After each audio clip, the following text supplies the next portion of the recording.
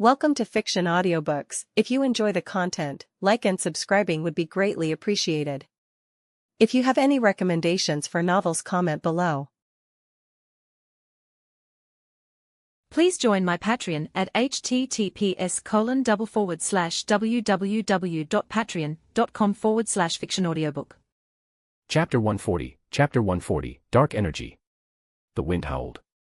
Orochimaru took the lead, provoking the battle with a standard C-rank wind release, Great Breakthrough. Yami raised one hand to his mouth and blew out two sharp wind blades in succession, easily slicing through the incoming whirlwind. The two of them formed the same hand seals at nearly the same moment. Fire Release, Great Fireball Technique. Fire Release, Great Fireball Technique. In an instant, two massive fireballs erupted from their mouths, colliding violently in midair. The scorching heat distorted the air, accompanied by crackling explosions. Although the speed was the same, Orochimaru's proficiency in fire release was clearly inferior to Yami's. His fireball was continuously devoured, fueling Yami's great fireball and expanding its size. Realizing he was at a disadvantage in the ninjutsu clash, Orochimaru snorted, and a clone formed from mud emerged from underground, launching another wind release attack in an attempt to suppress Yami using a combination technique. Yami changed hand seals, his great fireball intensified, and he charged forward directly against the wind. Forced to abandon his offense, Orochimaru dodged the massive fireball. At the spot where he landed, a special kunai flew out, and Yami instantly appeared, punching Orochimaru in the face. Crack! Orochimaru's body shattered into a clump of dirt, and his real body emerged from behind a large tree. What terrifying fire release, Yami-kun. I didn't expect you to have such mastery over the 5 elemental releases. Orochimaru's expression turned serious as he stared at the calm young man. Before the fight, Orochimaru had already assessed Yami's abilities. Sage Mode, Flying Thunder God, Dust Release, Scorch Release, maybe even more Kekkei Genkai. These were all within his intelligence scope, and Orochimaru had prepared countermeasures for each. For example, though he hadn't trained in Sage Mode himself, he knew it required time to activate and couldn't be maintained for long, so he only needed to prevent Yami from gathering chakra. Dust Release was fast and powerful, but its trajectory was predictable. Unless Yami released it in an extremely wide area, Orochimaru believed he could dodge it. The most troublesome was the Flying Thunder God technique, and Orochimaru had no solid countermeasure. Still, he chose to fight now to probe Yami's limits. Otherwise, fighting an enemy without understanding their depths would cause unnecessary mental strain. Winning wasn't the priority, he trusted in his own survival skills. But with just this brief exchange, Orochimaru realized he had underestimated Yami's strength. Even with just basic elemental jutsu, his raw power was monstrous. He wasn't one of those ninjas who relied solely on Kekkei Genkai or secret techniques to dominate the ninja world. Bang, bang, bang. A cloud of smoke burst forth. Several large snakes were summoned to block the line of sight. The rustling sound of movement came from the ground, and small lion head bombs shot out like sharp swords. Yami remained calm. Lightning flashed, and he raised the Kusanagi sword, slicing all the incoming projectiles in half. Orochimaru dropped from the sky, spitting out a large python. From the snake's mouth, a sword extended infinitely, shooting toward Yami. At the same time, fireballs, wind blades, and shuriken from clones flew in from all directions. Scorch Release, Hot Wheels. Several scorching fireballs spun rapidly around Yami, using offense as defense to eliminate the surrounding snakes and tools. At the same time, Orochimaru's sword attack was evaded with a simple sidestep. Boom. The ground shattered as another Orochimaru burst out from below, thrusting a kunai at Yami's throat. Since ninjutsu was ineffective, close combat was the next option. Among the Sannin, Orochimaru was perhaps the most versatile, capable of using almost any form of attack with ease. Yami clenched his right fist and struck out. Bang. A powerful punch landed on Orochimaru's body. His body twisted unnaturally, absorbing the impact into the ground. Boom. The earth crumbled, but Orochimaru himself wasn't seriously harmed. Yami felt as though he'd punched into cotton, the force dissipating without impact. Who knows how many times Orochimaru had modified his body. Whether against ninjutsu or brute strength, his endurance was far beyond that of a normal human. The two launched into a fierce taijutsu battle. Yami used fists, feet, shoulders, knees, and elbows as weapons, exuding lethal intent. Orochimaru was even stranger, twisting his body at impossible angles to counterattack unpredictably. They mixed in various ninjutsu without even forming hand seals, and their power was astonishing. Boom, boom, boom. Under the shockwaves of their clash, massive trees were felled, and the ground cracked with deep rifts. Sasuke, Naruto, and the others had to retreat continuously to avoid the deadly fallout. Sasuke had his Sharingan fully activated, yet he could only catch afterimages. This is what true strength looks like. I can't even follow their movements with my eyes, let alone with my body. Watching his first real Kage-level battle, Sasuke felt a deep sense of helplessness. They both used the Great Fireball, but what he cast was barely more than a flicker. Determined to learn, Sasuke forced himself to stay focused and observe as much as possible. Swish. Blocking Orochimaru's palm strike from behind, Yami's right hand landed on the hilt. With a flash of light, he unsheathed his sword and slashed Orochimaru in half. Countless thin snakes wriggled out from the split, trying to reassemble the body. That's enough, Orochimaru. I've figured out your capabilities. As he spoke, Yami grabbed Orochimaru's head with his left hand, pulled him in, sheathed his sword, turned his waist, and threw a punch. This punch was nothing like before. The force built up layer by layer, all converging into a single point, exploding precisely on impact. The power tunneled straight into Orochimaru's body. The punch vanished after 3 segments, it couldn't even be seen. Puff. Orochimaru's face twisted in agony, blood spraying into the sky. His body was blown away like a cannonball, crashing into a large tree. The force transferred into the trunk, and in the stunned eyes of everyone present, the massive tree crumbled into powder. Ugh. Coughing up more blood, Orochimaru's body finally dropped to the ground. Did we win? Sasuke asked in shock. Hinata had her Byakugan activated, scanning closely. His chakra is still faintly there. He's not finished yet. Yami didn't pursue. Instead, he focused on the punch he had just landed. He had tried to use dark energy through Steel Fist before, but always felt the technique was imprecise and wasted power. But this punch was instinctive. His body had naturally moved into the most efficient form, building and releasing power smoothly. Once back, he planned to further study and refine his taijutsu. He was certain it would lead to a new breakthrough. Yami placed high importance on taijutsu. In the coming Otsutsuki era, where everyone could absorb chakra, only pure taijutsu wouldn't be affected. After a pause, Orochimaru's upper body slowly lifted. Breathing heavily, he forced a smile. Yami-kun, I've lost 10 rounds. You won't get another chance. Yami threw several kunai, pinning Orochimaru to the ground again. Your ninjutsu isn't lethal enough to even itch. You're like an annoying fly. Orochimaru's smile vanished. The truth was a blade through the heart. Yami had pointed out his biggest weakness, his ninjutsu lacked decisive lethality. It might have looked like a fierce, evenly matched battle, but Orochimaru had never posed a real threat. Yami had been neutralizing every move calmly. The only reason the fight lasted so long was because of Orochimaru's bizarre body and vast battle experience. But once Yami grasped how to use dark energy, Orochimaru's modified body became completely ineffective. There's a long road ahead, Yami-kun. Orochimaru's body slowly dried and hardened. Eventually, I'll find a jutsu that can defeat you. Just wait. As his voice faded, his body turned into an empty husk and collapsed with a thud. Yami sneered, ignoring the threat. He jumped over to Hinata's side. Grab all the scrolls and head to the tower quickly. Elimination rounds are still coming.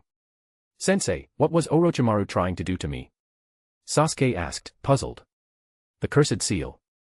It's a special ninjutsu that uses natural energy to amplify strength. It's effective, but the side effects are extreme. One wrong move, and you'll die. Can it really make you stronger? Sasuke ignored the warning and instead fixated on the potential of the Cursed Seal.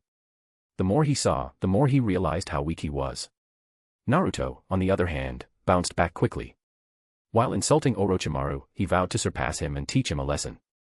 Glancing off into the distance, Yami didn't linger. He instructed the 3 to get to the tower, then moved northwest.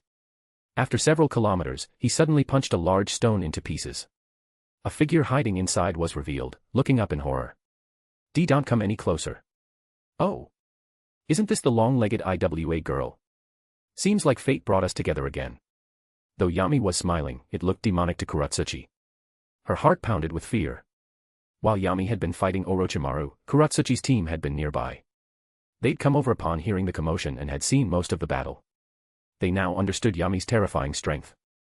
There was no way they could take him on. Kuratsuchi forced herself to stay calm. We're contestants, and you're the examiner. You're not allowed to attack us. What are you thinking? Are you 3 even worth bullying? Yami shook his head. I just came to say hi. The intruder has been dealt with. The exam will continue as scheduled. Kuratsuchi still didn't lower her guard. Okay, now that you've said your piece, can you leave? Yami glanced at her, then his body turned into a drifting leaf and disappeared. Her teammates sighed in relief, not noticing that Kuratsuchi's face had turned bright red. Bastard. He touched me again before leaving. That's it. I'm wearing stockings from tomorrow. No way I'll let this guy take advantage again. After teasing Kuratsuchi, Yami intercepted Anko on his way back, who was still chasing Orochimaru. Seeing him, Anko lit up with joy, like she'd found a lifeline. Yami. Orochimaru snuck into the forest. Did you find him? I beat him off. Yami recounted the events briefly, and Anko's emotions roller-coastered throughout. That bastard, what is he planning?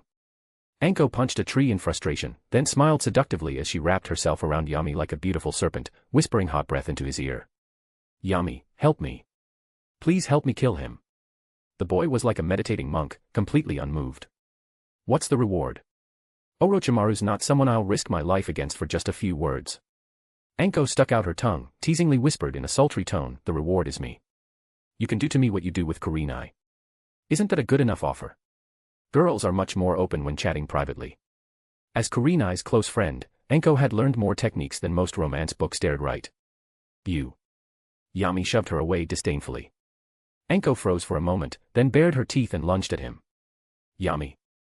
I'm going to kill you. To be continued. Just remove the hyphen to access normally. Chapter 141, The Final Indecision. Hokage Building. The news of Orochimaru's infiltration into Konoha reached the third Hokage, Sarutobi Hiruzen, at top speed. Not long after, Yami and Anko also arrived at the Hokage's office. Before entering, Anko glared fiercely at Yami, rubbed her sore butt, then straightened her expression and pushed open the door. Upon hearing that Yami had repelled Orochimaru, Hiruzen's expression relaxed slightly. The two of them sat down and waited. Soon, the two elders arrived, and even Danzō, who hadn't shown up in a long time, was summoned by Hiruzen. Seeing Yami present, Danzō immediately frowned. Do you still consider me your grandfather? It's been so long since you visited home or my base. Yami replied half-heartedly, I've been busy lately. Let's talk when I have time. As for when he would be free. Probably not until all his funds were spent. How could he not know what Danzō was thinking? He was clearly eyeing the money extracted from Gato. But once money entered Yami's pocket, there was no chance he would share it. Danzō glared at Yami with narrowed eyes, then reluctantly sat beside Hiruzen. If you've got something to say, talk properly to the boy. Don't always look so gloomy. Hiruzen, who didn't understand the situation, habitually tried to smooth things over. He didn't pay much attention to the internal conflicts of the Shimura family and began talking about Orochimaru's intrusion. As expected, Danzō and the two elders displayed the same grave expressions as Hiruzen. Of course, Danzō was pretending. As a former candidate for the fourth Hokage, Orochimaru's understanding of Konoha was no less than theirs. That's why traitors were more feared than enemies. The higher their rank before defecting, the greater the damage they caused. It's been so many years. Orochimaru's sudden appearance in Konoha must mean he's plotting something. Hiruzen, you must be on guard, Mitokado Hamura said with empty concern, and Hiruzen had to resist rolling his eyes. If Orochimaru wasn't here to cause trouble, was he here for sightseeing? To check on the development of Konoha's youth? I know Orochimaru. Even though he has fallen completely into darkness, he always acts with clear objectives. Hiruzen said seriously, since he chose the sensitive timing of the Chunin exam, it must be connected to it. He might even be trying to disrupt the alliance between Suna and the other two major shinobi villages. After speaking, he turned to Yami. Yami, when you encountered Orochimaru, was he targeting your students? Yeah. Yami nodded absent-mindedly, only thinking about getting home soon. His target wasn't Naruto. He's focused on Sasuke. Sasuke. Hiruzen nodded. That fits Orochimaru's pattern. He's always had a different attitude toward talented children. Yami, you need to keep a close watch on Sasuke from now on. Orochimaru can be very persuasive. Yami agreed with Hiruzen's assessment of Orochimaru. In this world, talk could be as powerful as action. Aside from Naruto, Orochimaru was one of the best at convincing others. Otherwise, he wouldn't have attracted so many talents to his side. But what would happen, would happen. He wasn't Sasuke's father. If Sasuke wanted to leave, Yami wouldn't stop him. After saying a few perfunctory words, Yami took Anko and left the Hokage building. The remaining elders discussed for a while and decided to suppress the incident and strengthen security. Even if they couldn't stop Orochimaru completely, they needed to respond as fast as possible, like this time, to minimize the damage. Family disgrace shouldn't be publicized. With shinobi from so many countries in Konoha, they couldn't act openly or interrupt the Chunin exam. That would only embarrass Konoha. Danzō used health reasons as an excuse and didn't involve himself in the defense arrangements. Hiruzen's handling of the situation didn't surprise him. It had always been like this for decades. Hiruzen had never changed his indecisive nature. He let things play out, allowing Danzō and the two elders to act freely. If they succeeded, great. If not, he waited for someone else to take over and bear the responsibility. Again and again. But, this might be the last time he could stay neutral, right? Danzō, leaving the office, suddenly stopped and looked back at Hiruzen, who happened to look up at the same time. The two old comrades locked eyes for 2 seconds before Danzō silently turned and walked away. Hiruzen's eyes were filled with doubt and confusion. Danzō had been too low-key in recent years. So much so that Hiruzen couldn't see through him anymore. After a refreshing night, the examination team received word that Anko had been injured on duty and needed a few days of rest. The chief examiner for the second stage of the Chunin exam was replaced. However, this didn't affect the participants. Those still in the Forest of Death focused on finding the necessary scrolls, while those who had reached the tower rested and prepared for the elimination round. 48 hours wasn't long, but constant tension was still a challenge for any shinobi. As time passed, the competition intensified. When Yakushi Kabuto's team entered the tower, they were the last to cross the line. Any team still outside, even with full sets of scrolls, were now too late. As the supervising Jonin, Yami still had to deal with the double pressure. Inside the tower's training ground, he happened upon Team 7 confronting Gaara's team. What's going on here? Yami smelled gossip and walked over immediately. Yami and I. Seeing him, Naruto loudly complained, "This Tanuki is so annoying. They already got their scrolls, but they still tried to steal ours. If he hadn't been pestering us, we would have been the first ones at the tower. He stopped us, said a bunch of weird stuff, and even said he wanted to kill Sasuke. That's all." Yami showed obvious disappointment. "Naruto, this one's on you. These are the rules of the second exam. They didn't break them. Of course, if you don't like him, you can just kill him outside the village later. Make sure none of them walk away alive." Huh. Naruto was stunned by how brutal that sounded. Kankuro and Temari, standing behind Gaara, stared at Yami in disbelief. This guy is way too murderous. Sasuke, one hand in his pocket, couldn't keep up the cool act and said seriously, "I'll take care of him in the match. He's just a genin. No need for you to get involved." Yami's words were more extreme than his, and he was supposed to be the avenger. "Konoha and Suna are allies. Are you suggesting that Konoha wants to break the alliance, Jonin?" From the shadows, Baki, the leader of the Suna team, stepped forward and stood beside Gaara. Even while plotting to destroy Konoha, he could accuse Yami of treason without batting an eye. Baki truly was a core figure of Sunagakure, thick-skinned and bold.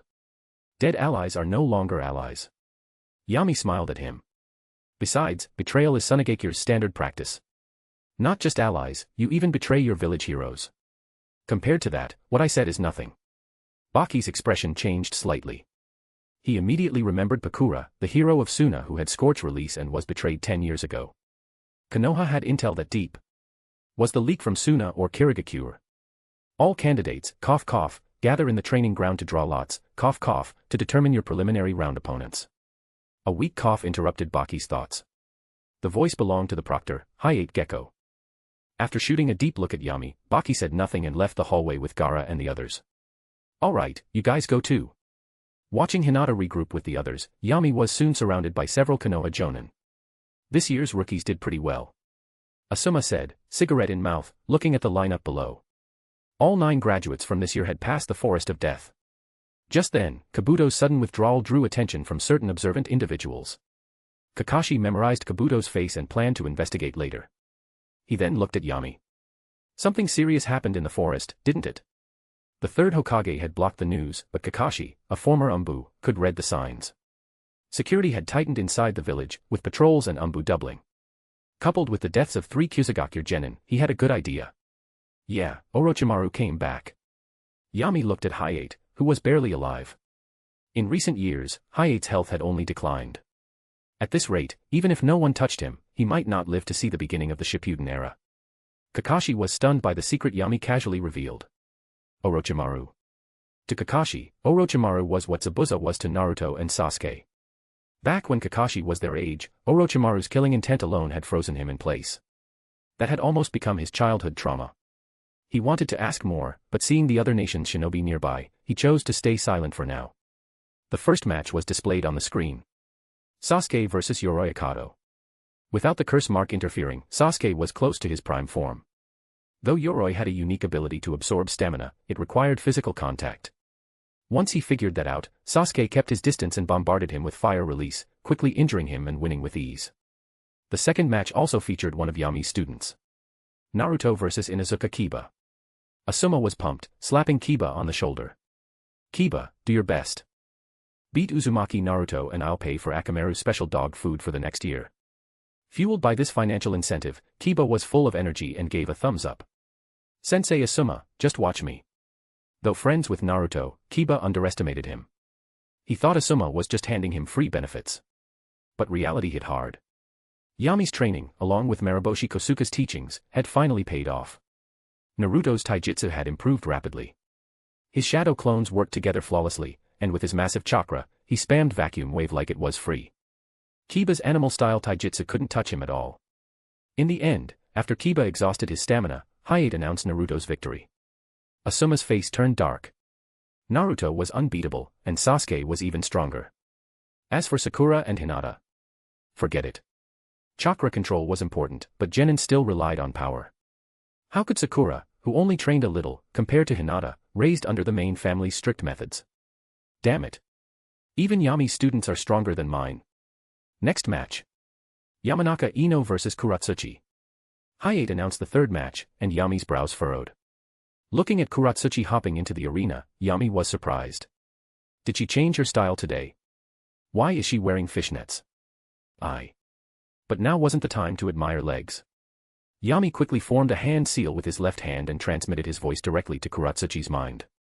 Don't go too far in this match. Just win. No need to go all out. Startled, Kuratsuchi realized no one else reacted, meaning only she could hear him. She looked toward Yami's direction and glared fiercely. You want me to go easy? I won't. Kuratsuchi withdrew her gaze and looked at Ino with a nasty expression, confusing Ino, who wasn't particularly hyped up. What's with this chick? Why so fierce? To be continued. Chapter 142, Heroes Come Back, Bonus. As the third Tsuchikige's granddaughter, Kuratsuchi's talent was undeniable. She possessed earth, water, and fire chakra natures and had even awakened the lava release bloodline limit. More importantly, she was the granddaughter of the third Tsuchikage and had received the best education from a young age, with full access to village resources. While Iwagakure had its share of problems, it wasn't as excessive as Konoha, so one could imagine Kuratsuchi's status. In truth, Kuratsuchi's strength had long surpassed that of a typical genin. She had simply never taken part in an official rank evaluation. As for Ino, Yami honestly felt she was better off staying a decorative flower. There was no suspense in the match between them. Yami gave a warning only to spare Ino from taking too much damage. But judging by Kuratsuchi's reaction, it seemed to have had the opposite effect. Still, Yami wasn't worried. If things got out of hand, he could always step in and stop the fight, or help Ino admit defeat. There would be plenty of opportunities to bully Kuratsuchi later. But someone had to pay for this loss. Yami turned and stared blankly at Kakashi, causing the latter to shift uncomfortably. Why are you looking at me? If Ino loses, you'll be my sparring partner for a week. Kakashi's uncovered eye widened. Hey now, what does this have to do with me? You're Ino's sensei. If she lost, it means you didn't teach her well. I'm already going easy on you. You're something else. Kakashi gave a helpless thumbs up and dropped the argument. He silently accepted his fate. With Hayate Gecko's announcement, the match officially began. Kuratsuchi had originally planned to be ruthless and beat the blonde beauty in front of her. But just as she launched a kick, she felt a gaze fixated on her. Her strength immediately dropped by half, and Ino barely managed to hold on. From that moment, Kuratsuchi's attack softened significantly. After just a few exchanges, she didn't even give Ino the chance to perform any ninjutsu. She pressed a kunai to Ino's throat and won the match. Of course, she hadn't gone easy because of Yami's threat. She was just hiding her true strength. Yes. That was it. Returning to the stands, Kuratsuchi glanced at Yami. Seeing that he showed no particular reaction, she sighed in relief, then sat stiffly behind Mongo with a sour face. After her loss, Ino threw herself into Yami's arms for comfort. The two whispered to each other, completely ignoring the rest of the matches. Those who were meant to win did. Those who were meant to lose, lost. Until Lee and Gaara entered the arena, drawing attention again. Sasuke, pay attention. That watermelon head is not as simple as you think. Sasuke was stunned. He wanted to say he had fought Lee before and could suppress him easily. But after several months of following Yami, the latter's authority in Sasuke's heart was absolute. So he nodded seriously and listened attentively. The match began quickly. It was destined to be the highlight of the day. Gaara's sand manipulation stunned the audience. Lee's explosive speed after removing his ankle weights left the scene dead silent. When he opened the fifth gate of the 8 inner gates, one thought echoed in everyone's mind: monster. Guy, you're too reckless, Kakashi said sharply. That forbidden technique isn't suitable for Lee at his age. He's still too young. No, Kakashi, you don't understand. Guy replied seriously, even for just a moment, Lee wants to shine with everything he has. It's his obsession with training and his youth. Yami remained silent, calmly watching the fight. In his current state, Lee's speed had surpassed most Jonin. Gaara couldn't counter at all. Neji, watching from the side, trembled. Lee had clearly said this move was originally reserved for him. He couldn't help but wonder if he even deserved such attention. Kakashi also felt his heart sink. If Lee was already this strong as a genin, what would Guy have prepared for his own rival? Sasuke clenched the armrests tightly. If Lee had shown this level of speed before the first exam, he definitely would have lost. No wonder Yami told him to pay attention. Unfortunately, Lee had drawn the worst opponent. Gaara's sand armor absorbed most of the damage. After using the lotus technique, both fighters crashed to the ground. The gourd on Gaara's back turned to sand, cushioning his fall. Lee, however, hit the ground hard. Gaara slowly raised his right hand. Sand wrapped around Lee's left arm and leg, squeezing tightly. Sand coffin. At that moment, Yami's eyes narrowed slightly. He wanted to see how far Lee could go uninjured. That familiar feeling returned again. The sand failed to crush Lee's bones, falling to the ground powerlessly. Gaara turned his ferocious eyes to Yami. You want to save him? I want him dead. But Guy didn't give him a second chance. He dispersed the sand mid-form. You've won this match. I forfeit on Lee's behalf. Opening the fifth gate had already torn Lee's muscles. He needed medical treatment immediately. Before leaving, Guy bowed deeply to Yami. Yami-kun, thank you for saving Lee. I'll thank you properly once things are settled. Several Jonin had sensed the chakra fluctuation just now. Yami waved his hand indifferently. No need to visit my place. Just help my Umbu team with a few missions sometime. We're short on people. No problem. Guy flashed his sparkling teeth. 10 missions. No, my youth will burn 100 missions. Having declared his flag, Guy quickly left. You seriously want Guy on your missions? Kakashi looked speechless. He could already imagine it. Enemy, who are you? Guy, I will never tell you. Leaf strong whirlwind. Kakashi shivered. Hey, everyone has their strengths. There's always a place for Guy. Yami planned to let Guy patrol Konoha while training. Though his IQ wasn't ideal for spotting spies, if Guy and Lee crawled around the village upside down every day, they'd scare a few into exposing themselves. After the Lee vs Gaara match, the final fight was the sibling clash, Hinata vs Neji. Without his fate-bound grudge, Neji respectfully bowed to Yami before the match and addressed Hinata as Miss, before the two entered a pure taijutsu bout. To be exact, this was more like a training match. Neji had learned rotation on his own. With guidance now, his gentle fist was nearly equal to Hisashi's. While fighting, he also quietly pointed out Hinata's weaknesses. Eventually, everyone got bored watching, and Rado raised his hand to declare Hinata's forfeit. I'm sorry, Yami. I let you down. Returning to Yami, Hinata poked her fingers together shyly. Her face was red, not from embarrassment, but from shame. She was the only one in Team 7 eliminated at this stage. You did great, Hinata. Yami rubbed her head gently. Winning or losing doesn't matter. Just keep working hard. I'll definitely work harder. Kakashi standing nearby suddenly felt stuffed full. Not from ramen. Who brings their fiancé on missions? This isn't a team, it's a honeymoon. Sasuke and Naruto had long gotten used to it. They were just the labor force. They did the grunt work while all the mission rewards got turned into delicacies for Yami and Hinata. Even Gato wasn't as corrupt as their teacher. Uzumaki Naruto, Uchiha Sasuke, Kuratsuchi, Gaara, Takeshi, Kuratsuchi's teammate, Tenten, Temari, To, and Nara Shikamaru. 9 total had passed the prelims. Tenten got a lucky bye and would join the third round automatically. Hayate Gecko coughed as he announced the third round details. The final exam will be held in 1 month. The Kage and dignitaries from various countries will come to observe. Use this month well. I hope you can all perform your best. With that, he dismissed everyone. Naruto and Sasuke looked eagerly at Yami, hoping for training arrangements. Ideally, some special training. There will definitely be special training, but not from me. I've found a new teacher for each of you. Yami, already knowing what they were hoping for, spoke directly. Naruto and Sasuke were disappointed but not surprised. Their teacher often vanished. Being handed off was expected. But Yami always made sure their training was well arranged. He was still a responsible sensei. Yami and I want to learn a cool jutsu like Chidori too. Naruto made his request. Yami had taught him several C-rank wind release techniques, but none matched Chidori in flashiness or power. Naruto, who always competed with Sasuke, was dissatisfied. Sasuke's mouth curled up when he heard it. Sure enough, he was Yami's favorite. Even the jutsu he learned was better. But the next second, his smile stiffened. There is a jutsu just as strong as Chidori that suits you well, Yami said to Naruto. But your chakra control isn't ready. Once it is, I'll teach it to you. Yami had always prided himself on fairness. Unlike Kakashi, who taught Sasuke Chidori and left Naruto to Ebisu, he would never favor one over the other. As for Jiraiya meeting Naruto later, that was just destiny.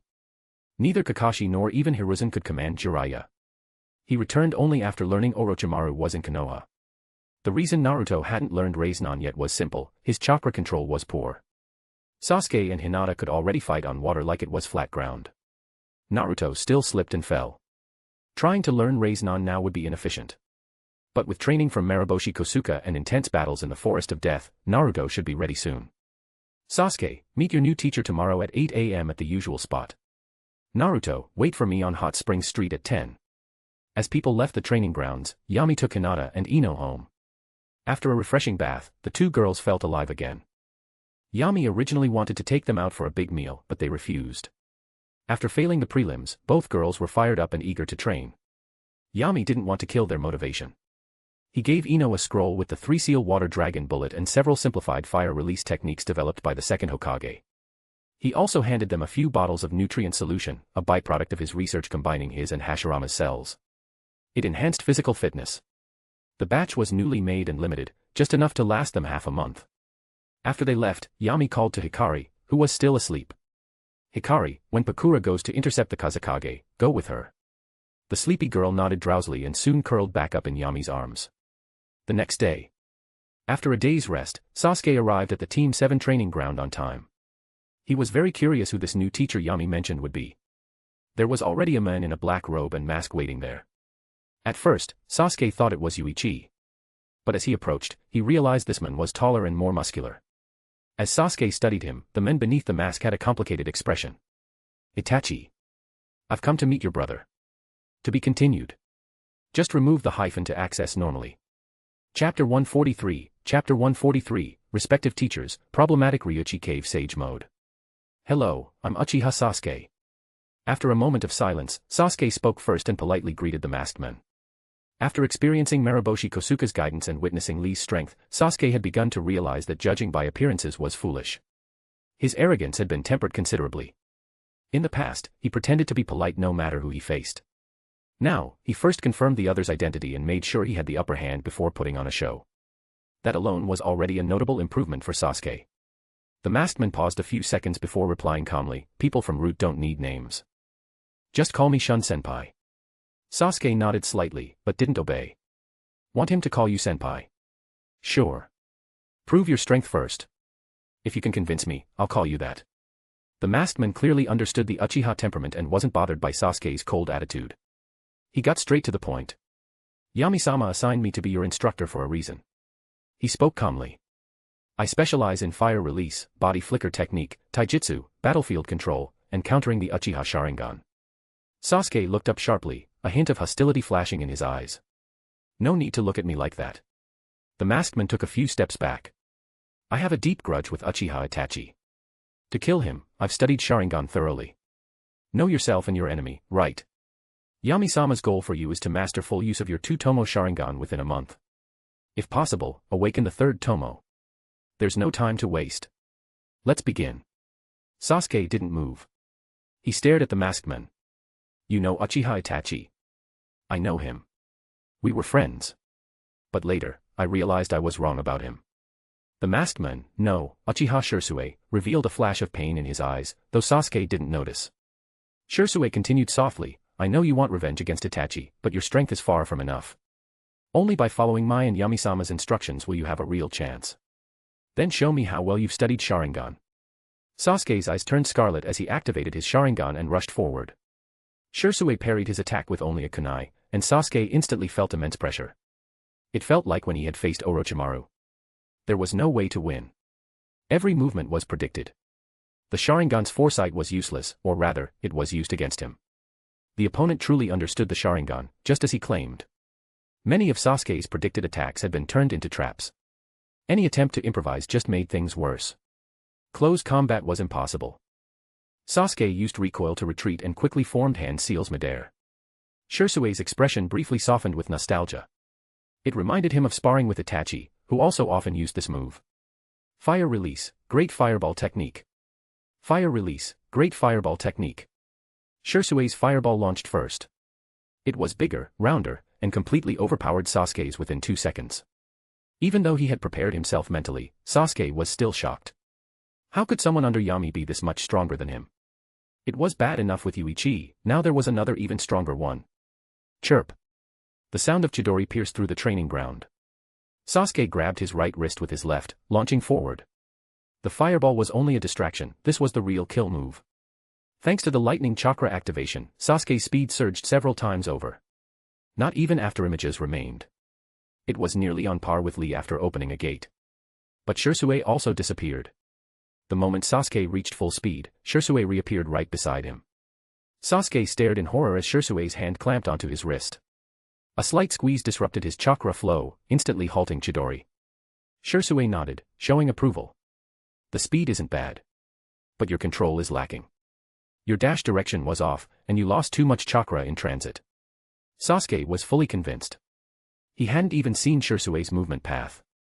The man had just appeared beside him and grabbed him precisely at top speed. No wonder his codename was Shun. He really lived up to it. Sasuke calmed down and began earnestly listening to Shisui's guidance. Meanwhile, at the hot springs district. Ah, this feels great. Jiraiya stretched his arms and relaxed against the pool edge, soaking in the warm water. Through the rising mist, he could see a boy with spiky blonde hair practicing water walking not far away. That bright color made Jiraiya feel nostalgic but also warmed his heart. Minato, your son has grown up. I heard from the old man that you fought Orochimaru. Jiraiya turned and looked at Yami, who was resting with a towel over his head. It was just a brief exchange. The boy didn't open his eyes. He didn't use his trump cards, and I didn't go all out. So there's no real value in analyzing it. If we joined forces, could we take him down for good? Jiraiya stroked his chin, considering how to land a heavy blow on his former teammate. Keep dreaming. You'll never know if the Orochimaru you're facing is even his real body. Yami rejected him outright. Unless it was a 6 paths level technique like Infinite Tsukuyomi, Orochimaru's survivability was absurd. Yeah. Jiraiya sighed. He knew that truth well. After leaving Konoha, Orochimaru's research had grown more taboo. His methods were strange and hardly even resembled ninjutsu anymore. Otherwise, Jiraiya wouldn't have chased him for over a decade without even catching a glimpse of his tail. Seeing Naruto fall into the water again, Jiraiya smiled knowingly. This kid's nothing like Minato, but a lot like Kushina. Minato had been the textbook perfect shinobi. Jiraiya loved bragging about him in front of Orochimaru and Tsunade. Naruto, by comparison, was a total goofball. My students are all geniuses. Yami, why don't you teach him yourself? Your techniques are more than enough for him to spend a lifetime on. Yami removed his towel and wiped his face. You think I don't want to? But you're the one underestimating Naruto. How can you claim to be Minato's teacher? But Jiraiya hesitated. He had returned to Konoha to pursue Orochimaru. Even if he did take Naruto as a student, it wouldn't be until after the Chunin exams. Yami wasn't surprised. Originally, Jiraiya hadn't planned to teach Naruto at this point either. It was only after the sexy jutsu broke through his defenses that he agreed. Yami had already prepared a proper reward. 10-year VIP card for golden foot impression massage chain. Leave Naruto to me. Don't worry. Jiraiya's attitude changed instantly. Orochimaru who? Foot massage was king. He cheerfully pocketed the card, face glowing. Yami, you've got some real goodies. I spent 1 million Ryo there last year and ran out in 6 months. If I'd had this card. Yami smiled. Golden foot impression is mine. Just some pocket money. Huh. Jiraiya's jaw dropped. Golden Foot Impression had dozens of stores across the Land of Fire. It was the ultimate stress relief spot for men. And it was Yami's business. Jiraiya now looked at Yami differently, with deep admiration. Not for his money-making skills, but for how deeply he understood men. Yami and I. Eh? Who's this white-haired old guy? Naruto walked over and broke the silence, ruining Jiraiya's plan to learn from Yami. This is the part-time teacher I found for you, Yami said. You'll train with him for the next month. The boy stood and stretched. His bathrobe flew from the shelf and landed on him. The rest is on you, Jiraiya. If Naruto can't learn Rasengan and the Mount Myaboku summoning technique in 1 month, I'll revoke your VIP card and blacklist you from all branches. Naruto, hit him with a full set of sexy jutsu. Consider it your tuition. What? Yami, don't do this. Jiraiya panicked when he heard the threat. But the boy didn't give him a chance to protest. He activated Flying Thunder God and disappeared. Naruto followed instructions and unleashed his jutsu without hesitation. Dozens of beautiful women surrounded Jiraiya. In that moment, he forgot all about foot massage. What a great apprentice. With his student settled, Yami began his own training. At this stage, he no longer pursued individual jutsu, but the essence of chakra itself, especially the integration of multiple attributes. Yami possessed 7 chakra natures and had a level of mastery far beyond ordinary shinobi. Yet, fusing more than 3 attributes remained extremely difficult. 3-attribute fusion formed a Kekkei Tota. Beyond that, the mutual contradiction and reinforcement among chakra types made stable fusion nearly impossible. The next level was the yin-yang-based Kekkei Mora, which integrated all 5 elements. In the shinobi world, only the Sage of 6 Paths and Otsutsuki Kagaya had ever mastered this. Abilities like Rinnegan, Emanamenaka, and Yamatsu Hirasaka, these terrifying techniques were all Kekkei Mora level. Yami was now mainly studying yin and yang chakra. Yin, the source of spiritual energy, governed illusions and creation from nothing.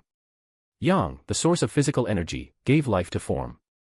Unlike the 5 elements, which had generations of clear research and development, there was far too little information on yin-yang chakra in the shinobi world. It was only vaguely understood that bodily powers fell under yang, while spiritual abilities were yin. The Uchiha clan's scrolls on yin chakra had fallen into Yami's hands. But the Senju clan's yang chakra techniques remained in Hiruzen's possession. He didn't know where it was hidden. Without that knowledge, he couldn't learn true several thousand hands. He had to rely on his own efforts.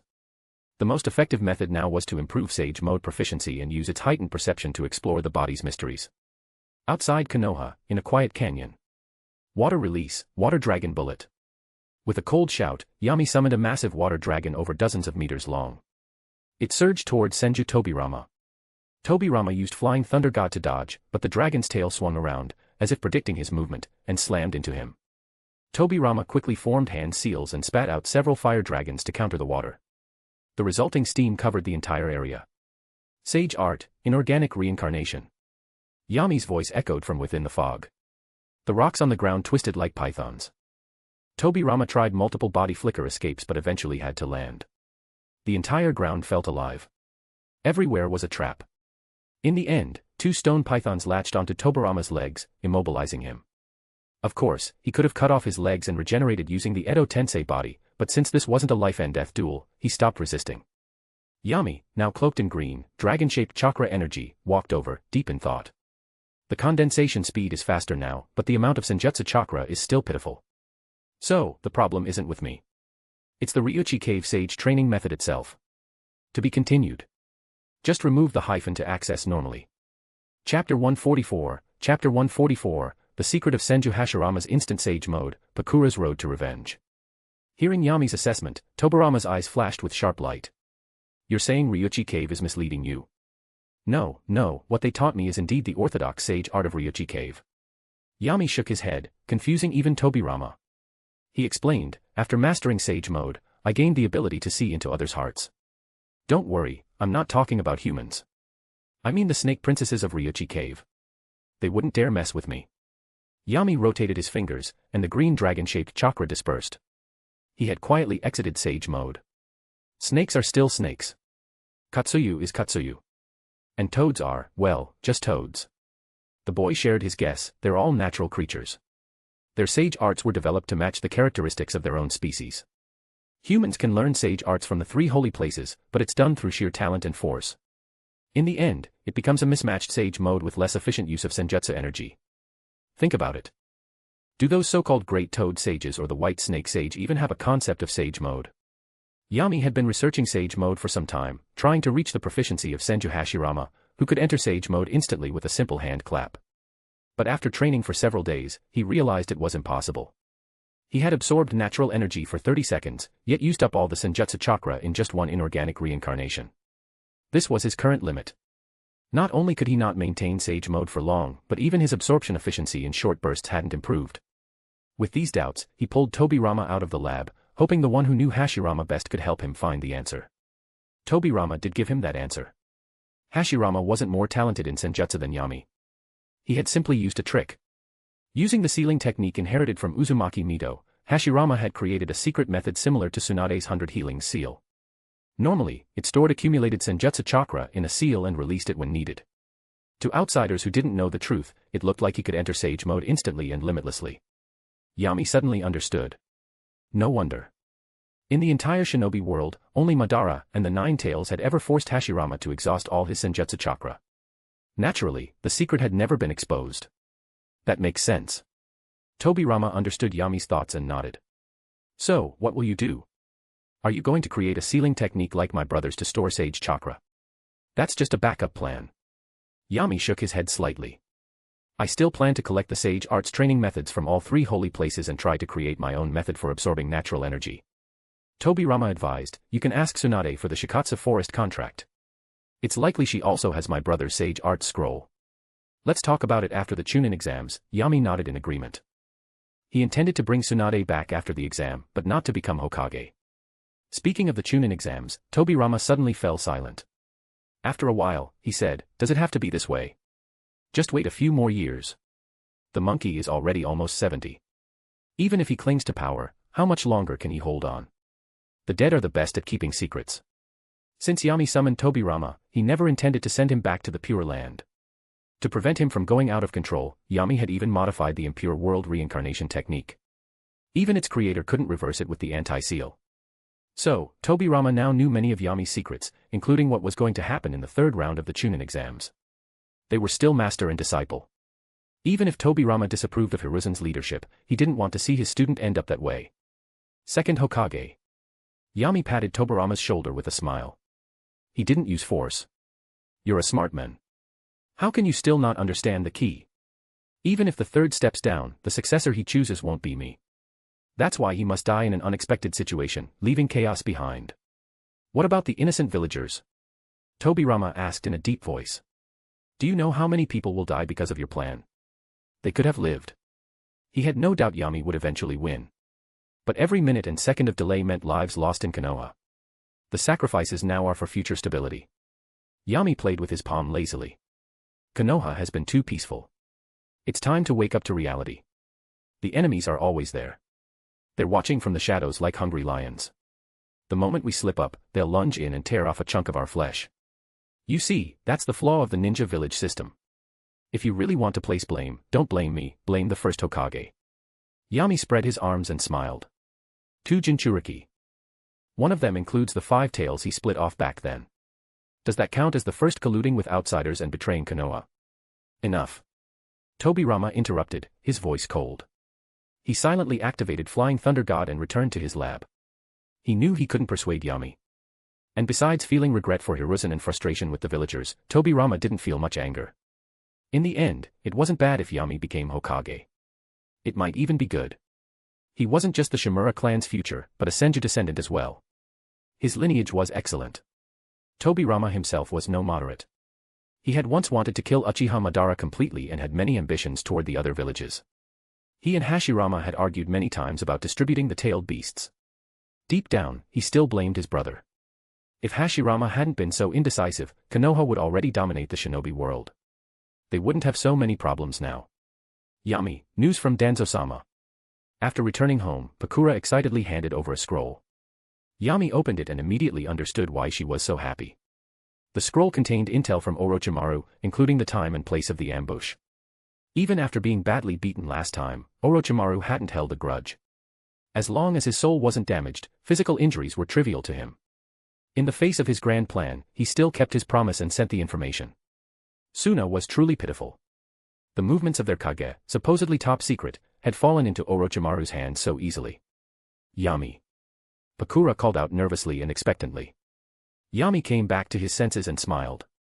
Still worried I'll back out. Since I promised you, I won't interfere. But. Yami changed the subject and gently stroked Pakura's back. Just in case, Hikari will go with you. Not just to guard against Raza, but also against Orochimaru. As long as nothing changes, she won't act. Okay. Thank you, Yami. Pakura kissed the boy and ran to her room to prepare. The next morning, Pakura dragged a sleepy Hikari out with her. Seeing Hikari's tired, groggy face, Yami sighed helplessly. What to do? She's supposed to be a powerful weapon capable of taking on the entire shinobi world, but he's raised her into a lazy otaku who just reads books and eats snacks all day. Land of Wind. A desert country covered in yellow sand. 90% of the land was desert, and the poor natural resources made the Land of Wind the weakest of the 5 great nations. Why was Sunagakure the only village that prioritized puppet development? Because the country was weak and couldn't afford to train too many shinobi. Puppetry was a way to supplement their forces. After becoming Kazekage, Raza had lofty ambitions and wanted to develop Suna. But in the end, his greatest contribution was extracting gold buried deep beneath the sands to relieve the village's financial crisis. It wasn't until Orochimaru proposed the Konoha Crush plan that he saw hope. Teaming up with the Wagakure to attack Konoha's command center, a move never done even in past shinobi wars, could severely damage Konoha and allow them to demand major compensation. But he had to be cautious, or he risked being sold out by Inoki. Among all the Kage, Inoki had the worst reputation and had betrayed almost every ally he ever had. 2 guards followed quietly behind Raza, not even making a sound with their footsteps, so as not to disturb the Kazekage's thoughts. Puff. Ah. A scream rang out. Raza spun around to see both of his guards stabbed through the throat by long swords. The blades spun, and 2 heads flew into the air. Then, the swords merged and stabbed straight toward Raza. Orochimaru. Raza's eyes widened in fury. He immediately recognized the attacker.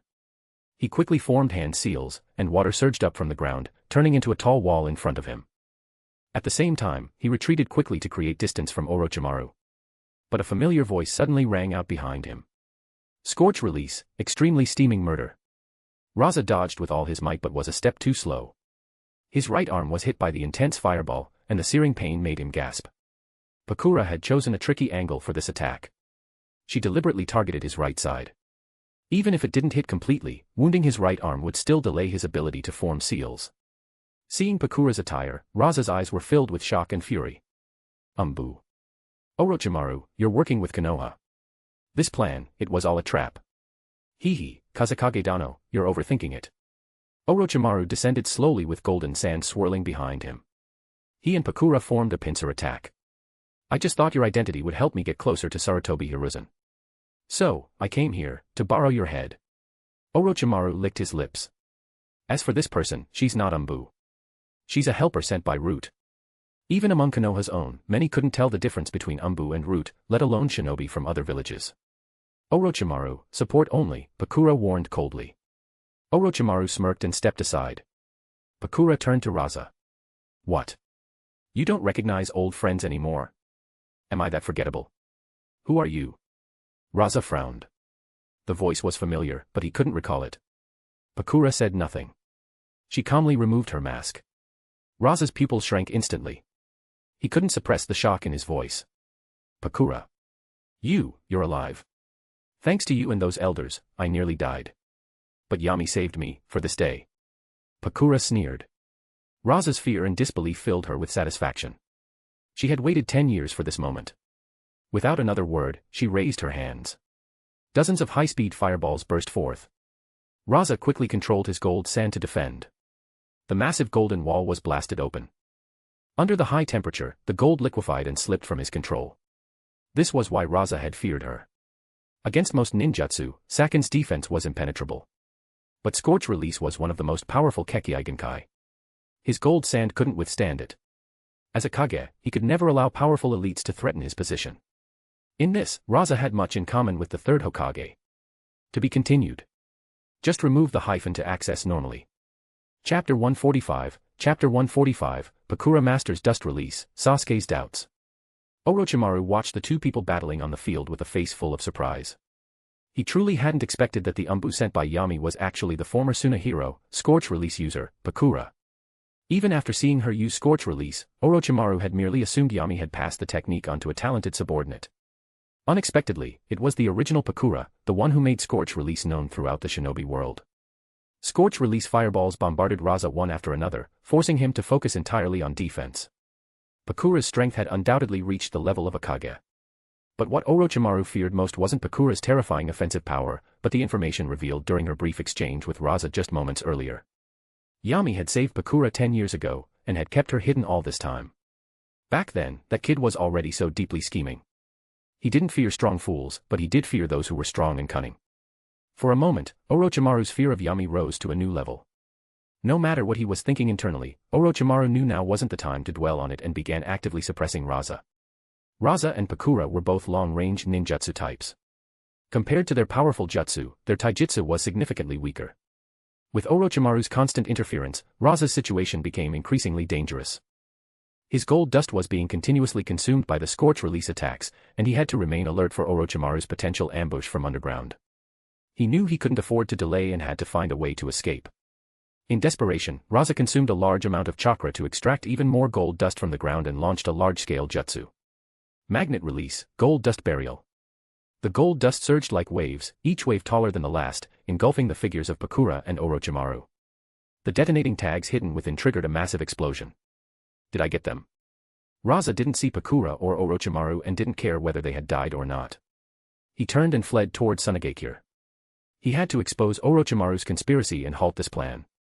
As for Pakura, he would demand an explanation from Konoha once everything settled. Dust Release, Detachment of the Primitive World Technique. A transparent conical barrier pierced through Raza's chest from behind, blasting open a large hole. He struggled to turn his head. Pakura hovered in the air and slowly lowered her hand. Much of her anger over being betrayed had faded, and her expression softened. Seeing that Raza was still clinging to life, she smiled faintly. Raza, go in peace. After you die, I'll personally deal with the old men who betrayed me. The grudge between you and me ends here. Plop. Raza collapsed to the ground and died with his eyes wide open. A giant snake slithered out of the sand and opened its mouth. Orochimaru crawled out once again, casting a wary look at Pakura. Dust Release. Yami-kun really trusts you, Scorch Release Pakura. Pakura wasn't interested in talking to him. According to the agreement, Raza's body is yours. With that, she put her root mask back on and flew off. After a short flight, she found Hikari hiding nearby and watching the fight unfold.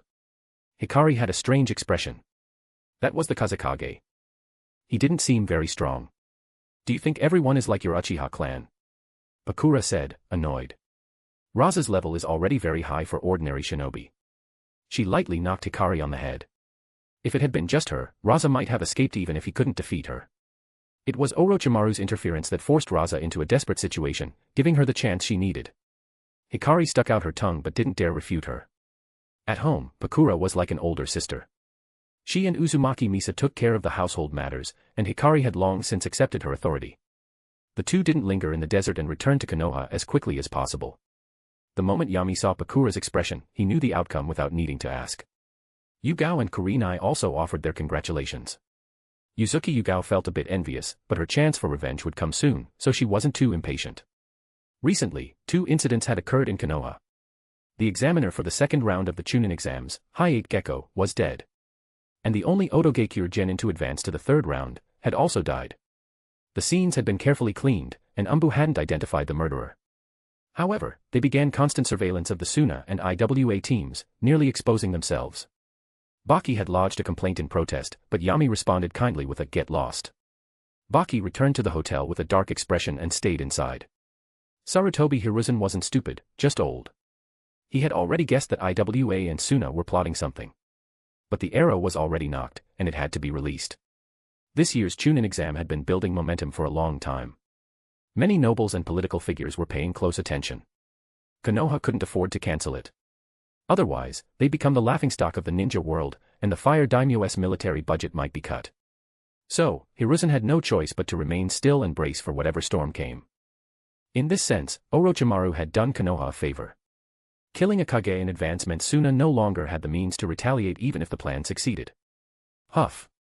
On the last day before the third round, Sasuke still failed to achieve Yami's ultimate goal, unlocking the 3-Tomo Sharingan. He sat on the ground, panting heavily, covered in sweat. Uchiha Shisui sheathed his kunai and handed Sasuke 2 soldier pills. That's enough for today. I've taught you everything I could. Rest well tonight and give it your all tomorrow. Sasuke accepted the pills and smiled. Thank you, Shun-senpai. To anyone who helped him grow stronger, Sasuke showed genuine respect. This past month, Shun-senpai had been both his teacher and sparring partner. But no matter how much he improved, Shun still felt like an insurmountable abyss. He couldn't touch him at all. There probably weren't many shinobi like him even in Konoha. Let alone someone willing to train personally with a genin for a whole month. So Sasuke was grateful to both Shun and Yami for the opportunity. He knew how far he had come and how his understanding of the Sharingan had evolved. After resting briefly, Sasuke stood up. Seeing Shisui leave the training grounds, he followed. Shun-senpai, can you tell me about your relationship with Uchiha Itachi? Shisui glanced at Sasuke but kept walking. There's nothing to say. I had many friends in the Uchiha clan. He killed them. So, he must pay. If you can't kill him, I will. Sasuke clenched his fists. I'll kill him with my own hands. He can only die by my blade. Then keep working hard. Shisui replied calmly. Perhaps dying by your hand is the best end for him. Otherwise, he'll face Yami. And several dozen more Uchiha. Shisui silently added in his heart. There wasn't a single Uchiha in Yukigekure who didn't want to kill Uchiha Itachi personally, even if it was just to carve off a piece of flesh. Sasuke frowned and finally voiced the question that had been bugging him for days. Shun-senpai, are you really not an Uchiha? Here, half is for you. In another part of the village, Jiraiya broke a popsicle and handed a piece to Naruto. Thanks, pervy sage. Naruto slurped it happily while sitting on a bench. It's finally over. Jiraiya let out a long sigh. This past month had been exhausting. Naruto had seemingly infinite energy, training non-stop. And with Yami breathing down his neck, Jiraiya could only grit his teeth and push through from morning to night. After Naruto mastered Rasengan, he hit a wall with the summoning technique. He had trouble controlling the chakra output. In the end, a life-or-death moment forced him to collect rent from the 9 tails for the first time, and he managed to summon Gamabunta. For the record, even Jiraiya was usually on the losing end when dealing with Bunta. It had taken a lot of coaxing to calm him down. In short, this month had been more intense than an entire year before. But during this time, Jiraiya also saw Naruto's shining qualities. Like the protagonist in Tales of the Utterly Gutsy Shinobi, Naruto had unwavering determination and a refusal to give up. In that sense, Naruto even surpassed Minato.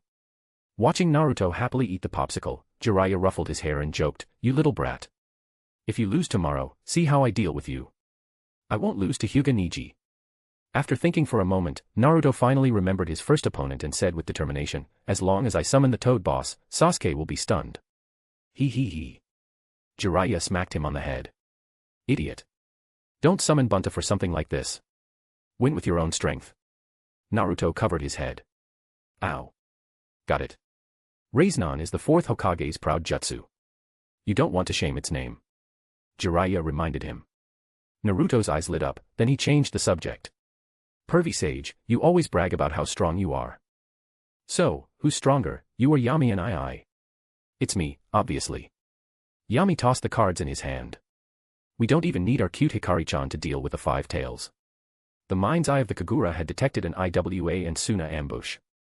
There weren't many of them, just a few hundred, but all were above Chunin level.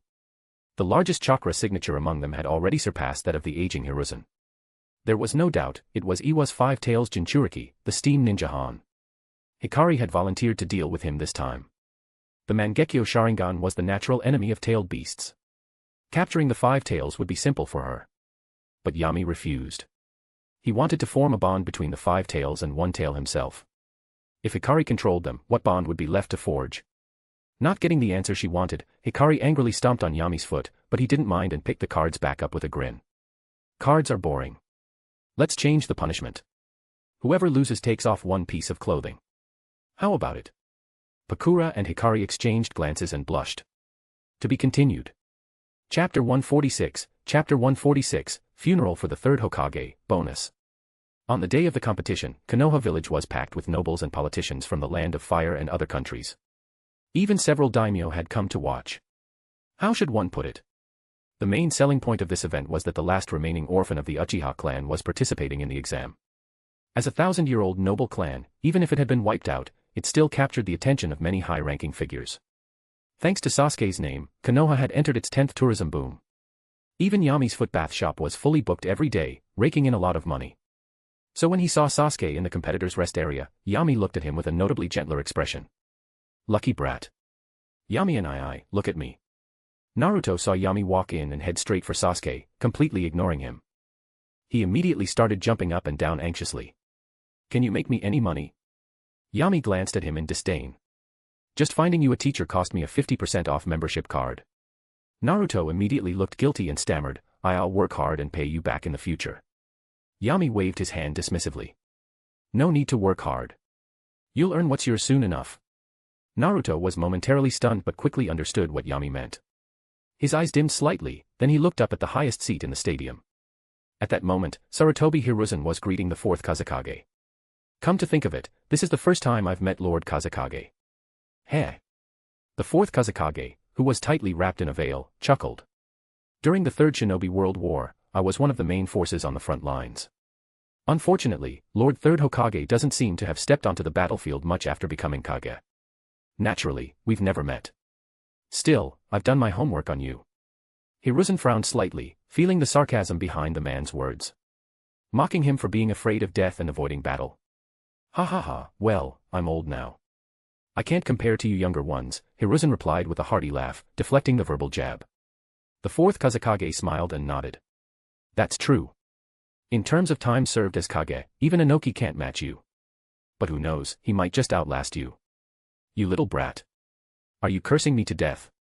Hiruzen cursed inwardly but shot back, it wouldn't be hard for Lord Inoki to outlast me. Konoha's outstanding young shinobi have already begun to rise. It's about time I retire. Oh. The 4th Kazekage feigned surprise. Then Lord Hokage must invite me to the abdication ceremony. Of course, of course. But let's enjoy the performances of the younger generation first. There are quite a few promising ones this year. That Gaara, for instance, has an incredible power sealed inside him. Hiruzen directly called out Gaara's Jinchuriki identity. The 4th Kazekage remained unfazed. Isn't it the same with Uzumaki Naruto? But I'm more optimistic about Uchiha Sasuke. Then let's wait and see, Hiruzen replied with a small nod and said no more. The host of the third round was Shiranui Ginma, who always had a senbon in his mouth and carried himself like a seasoned veteran. The first match was between Uzumaki Naruto and Hyuga Neji. Naruto, go for it. Yami patted Naruto on the shoulder, and Sasuke added, if you lose in the first round, it just proves you're not worthy of being my opponent. As expected, Sasuke's words had more weight than anyone else's, and Naruto instantly got fired up. On Neji's side, Hyuga Hayashi and Hisashi were also giving him encouragement. Soon, urged on by Ginma, the two stepped onto the field and the match officially began. If one were to describe Naruto and Neji's battle in one sentence, winning was frustrating, and losing would have been unfair. Even though Jiraiya had trained Naruto for a month and Naruto had developed his own fighting style, against Neji's Byakugan, he still came up short in strength. Shadow clones were like free targets, each one that popped out was immediately dispelled. But the difference between them lay in stamina and chakra. Naruto could afford countless mistakes. Neji, on the other hand, could only make one. In the end, Naruto used a large number of clones as cover to form a Rasengan. With Neji having consumed too much chakra earlier on sealing Naruto's chakra points, the revolving heaven he executed couldn't fully block the Rasengan's force. He lost. Rasengan. Sasuke remembered that Yami had said he'd teach Naruto a jutsu on par with Chidori. This must be it. Through the Sharingan, he could see the massive chakra condensed within the Rasengan. It was indeed powerful. But Sasuke remained confident. If this was Naruto's full strength, then he had the advantage. Still, something else had been bothering him. Yesterday, he asked Shisui whether he was an Uchiha. Although the answer was negative, Shisui had paused for 2 seconds before replying. That brief silence made Sasuke feel something wasn't quite right. He had considered asking Yami, but since Shisui refused to answer, Yami probably wouldn't either. He was stuck on both ends. Sasuke. It's your turn. Ginma shouted. Sasuke came back to his senses, realizing another match had ended. Gaara had already stepped onto the field and was glaring at him with killing intent. The final match had been between Kuratsuchi and Temari. Wind release was countered by earth release. Despite her efforts, Temari failed to significantly threaten Kuratsuchi and eventually conceded. In fact, Temari could have held on longer, but winning here wasn't her main objective. She opted to conserve her strength. Sasuke jumped down and landed opposite Gaara. Gaara was in a foul mood. He had wanted to kill Uchiha Sasuke directly this past month but had been stopped by Baki. Now, the enemy he'd been fixated on didn't even take him seriously and had kept him waiting. Feeling Gaara's murderous aura, Sasuke finally got into the zone.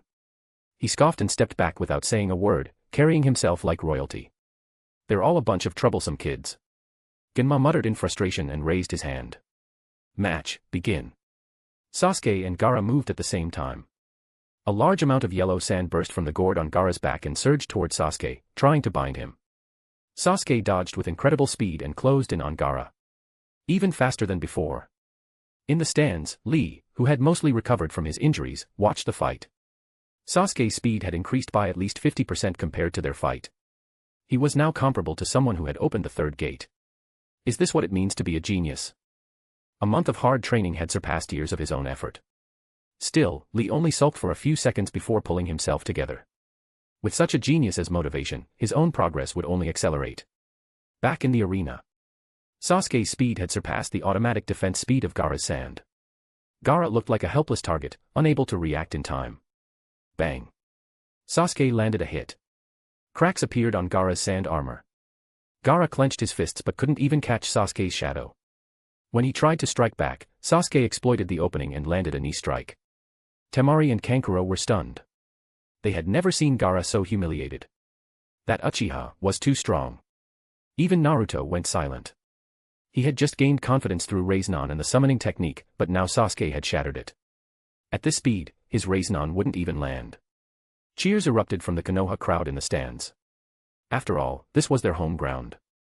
Seeing Sasuke's brilliant performance, both tourists and locals grew ecstatic. Nice hit. That's it. Crush that bumpkin. Land of Fire is the strongest. As expected of the Uchiha. The opponent can't even fight back.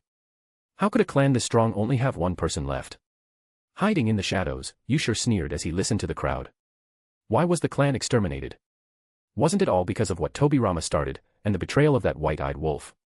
He glanced up at the fourth Kazekage and Hiruzen on the platform and cursed inwardly. Enough talking. Just get started already. Oh. I'll kill you. Treated like a sandbag, Gaara finally lost it. The gourd on his back exploded into a flood of sand, attacking wildly in all directions. The two Tomo in Sasuke's Sharingan spun rapidly, and the world slowed down. Sasuke easily dodged all of Gaara's attacks. He moved back a bit and sneered. Getting impatient now. Still far from enough, little raccoon. Blame your misfortune for not having a Sharingan. His teacher was a pervert. The teacher his teacher found was also a pervert. And there was a freak named Orochimaru lurking in the forest of death. Since graduating, Sasuke had met nothing but monsters. It had nearly made him question his life. Today's battle had finally restored some of his confidence and brought out his pride. The crowd roared in delight at Sasuke's words, but Yami twitched his lips. You idiot. Do you know what happened to the last guy who said that? Ah! Several sand hands lunged at Sasuke. Gaara had completely lost control. He forgot about the plan, and all he wanted now was to tear Sasuke to pieces. Sasuke moved again, kicked through the sand, and charged Gaara with a punch. Gaara formed a sand clone to block it, but Sasuke locked eyes with him. Buzz. A strange wave pulsed from his eyes. Genjutsu, Sharingan. After training with Shisui for a month, Sasuke's biggest gain wasn't ninjutsu or taijutsu but mastery of the Sharingan, especially in Genjutsu. Shisui understood Genjutsu too well, not just how to use it, but how to train it. That was also why Sasuke began doubting his true identity. Affected by the illusion, Gaara was dazed for a second before breaking free. Sasuke was slightly surprised by how quickly he recovered, but 1 second was enough. Sizzle. The lightning-infused kunai pierced through Gaara's sand armor and body. Blood splattered, and Sasuke followed up with a powerful kick that sent him flying. Gaara hit the ground hard. He looked at the blood on his hands, his whole body trembling. Blood. Blood. I'm bleeding. This is bad. Temari's face changed dramatically. On the battlefield, Gaara's transformation began. Half of his body turned into a monstrous form. Bang. A massive plume of smoke erupted on the platform. The fourth Kazekage suddenly took the third Hokage hostage and appeared on the roof. It was the signal. Countless Suna and Iwa shinobi leapt from the stands and charged toward the platform. Genjutsu, Temple of Nirvana. An Umbu activated a large-scale illusion. Feathers fell from the sky as many people's eyelids grew heavy and they fell asleep. The sudden ambush left many Konoha shinobi frozen in confusion. Only the Umbu guarding Hiruzen reacted in time and charged at the fourth Kazekage. But several Umbu suddenly turned traitor and quickly killed them all. Lord Kazekage, what is the meaning of this? Hiruzen tensed but didn't act rashly. He tried to reason calmly. Konoha and Suna are allies. I suggest you consider the consequences of your actions. I've thought it through. The fourth Kazekage, Raza, said slowly, it's too much trouble attending your abdication ceremony. I'd rather send you off now, with both your retirement and your funeral. Lord Hokage, what do you think? To be continued. Just remove the hyphen to access normally. Chapter 147, Chapter 147, the Hokage cannot. After hearing the fourth Kazekage's words, Hiruzen understood that today's battle was unavoidable. Still, he didn't want to rip off the last shred of pretense, so he tried again. Fourth Kazekage, peace in the ninja world has not come easily. I hope you won't make a grave mistake. Once war reignites, the result will only be mutual destruction. As Kage, we should protect our villages, not bring harm to other nations by abusing our power. Ha ha ha ha. Hearing this half-admonition, half-warning, the fourth Kazekage burst into laughter. As expected of the most eloquent third Hokage. You're still trying to convince me with your will of fire nonsense. But it's too late now. It's not just Suna that wants Konoha to fall. You only know how to compromise now that you're old, Sarutobi-sensei. You. Hiruzen stared in shock, instantly realizing the true identity of the person in front of him. As the two spoke, several IWA teams coordinated their ninjutsu to collapse parts of the wall. Stones rained from above. The disguised Umbu removed their masks, revealing the four sound ninjas under Orochimaru. The four simultaneously formed hand seals. Ninjutsu, 4 violet flames formation. 4 violet walls of flame rose, enclosing the entire rooftop. Orochimaru peeled off his human skin mask, took a few steps back, and looked at Hiruzen with a sinister smile. Sensei, are you satisfied with the funeral I've prepared for you? Humph. Hiruzen threw away his bamboo hat, and as the wind blew, a set of old-fashioned battle armor was revealed. Orochimaru, I will eliminate you here today, and rid Konoha of its cancer. In the stands, the ninjas who had been caught in the genjutsu had begun to fight back. Kakashi and Guy joined forces to destroy the falling stones caused by IWA ninjas. Guy tried to rush to the barrier to save Hiruzen, but Kakashi grabbed his wrist. Guy. Trust the Hokage. Kakashi's tone was serious. He's the Hokage. He'll be fine handling Orochimaru. What we need to do now is protect the villagers. The earlier smoke bomb had served not only to block vision but also as a signal flare. Even inside the gymnasium, the commotion and roars outside were audible. Guy nodded instinctively at Kakashi's words. Just then, a few Odanin caught his attention, distracting him from shouting to save the Hokage. Kakashi looked toward the platform with a complicated expression. What he just said was true, but deep down, he didn't actually want to save Sarutobi Hiruzen. Or rather, many people in Konoha felt the same. As soon as things went south, Hyuga Hayashi and Hisashi took Niji and likely returned to the Hyuga compound to take charge. Before leaving, Nara Shikaku kicked his son who was pretending to sleep, realized it was useless, and left on his own. Sarutobi Hiruzen could rot, but the Hokage could not. Konoha had become stagnant, even beginning to decay. Although the ninja clans were still stable, how long could a weakened Konoha protect them? The heads of the clans and elite jonin had reached a consensus. The village needed a brave and capable Hokage to lead its revival, not someone as worn out as Sarutobi Hiruzen. If things continued this way for a few more years, each generation would grow weaker than the last, until the decline became irreversible. Should they assassinate the Hokage directly, or try to persuade him to abdicate? Neither was a viable option for the clans. It would be no different from eating poison for breakfast and would very likely lead to civil war. Orochimaru's attack and the betrayal of Suna and IWA had caught them off guard, but it might be an opportunity. Let fate decide everything. Even if Hiruzen survived this battle, after such a monumental failure, he'd have no face left to remain as Hokage.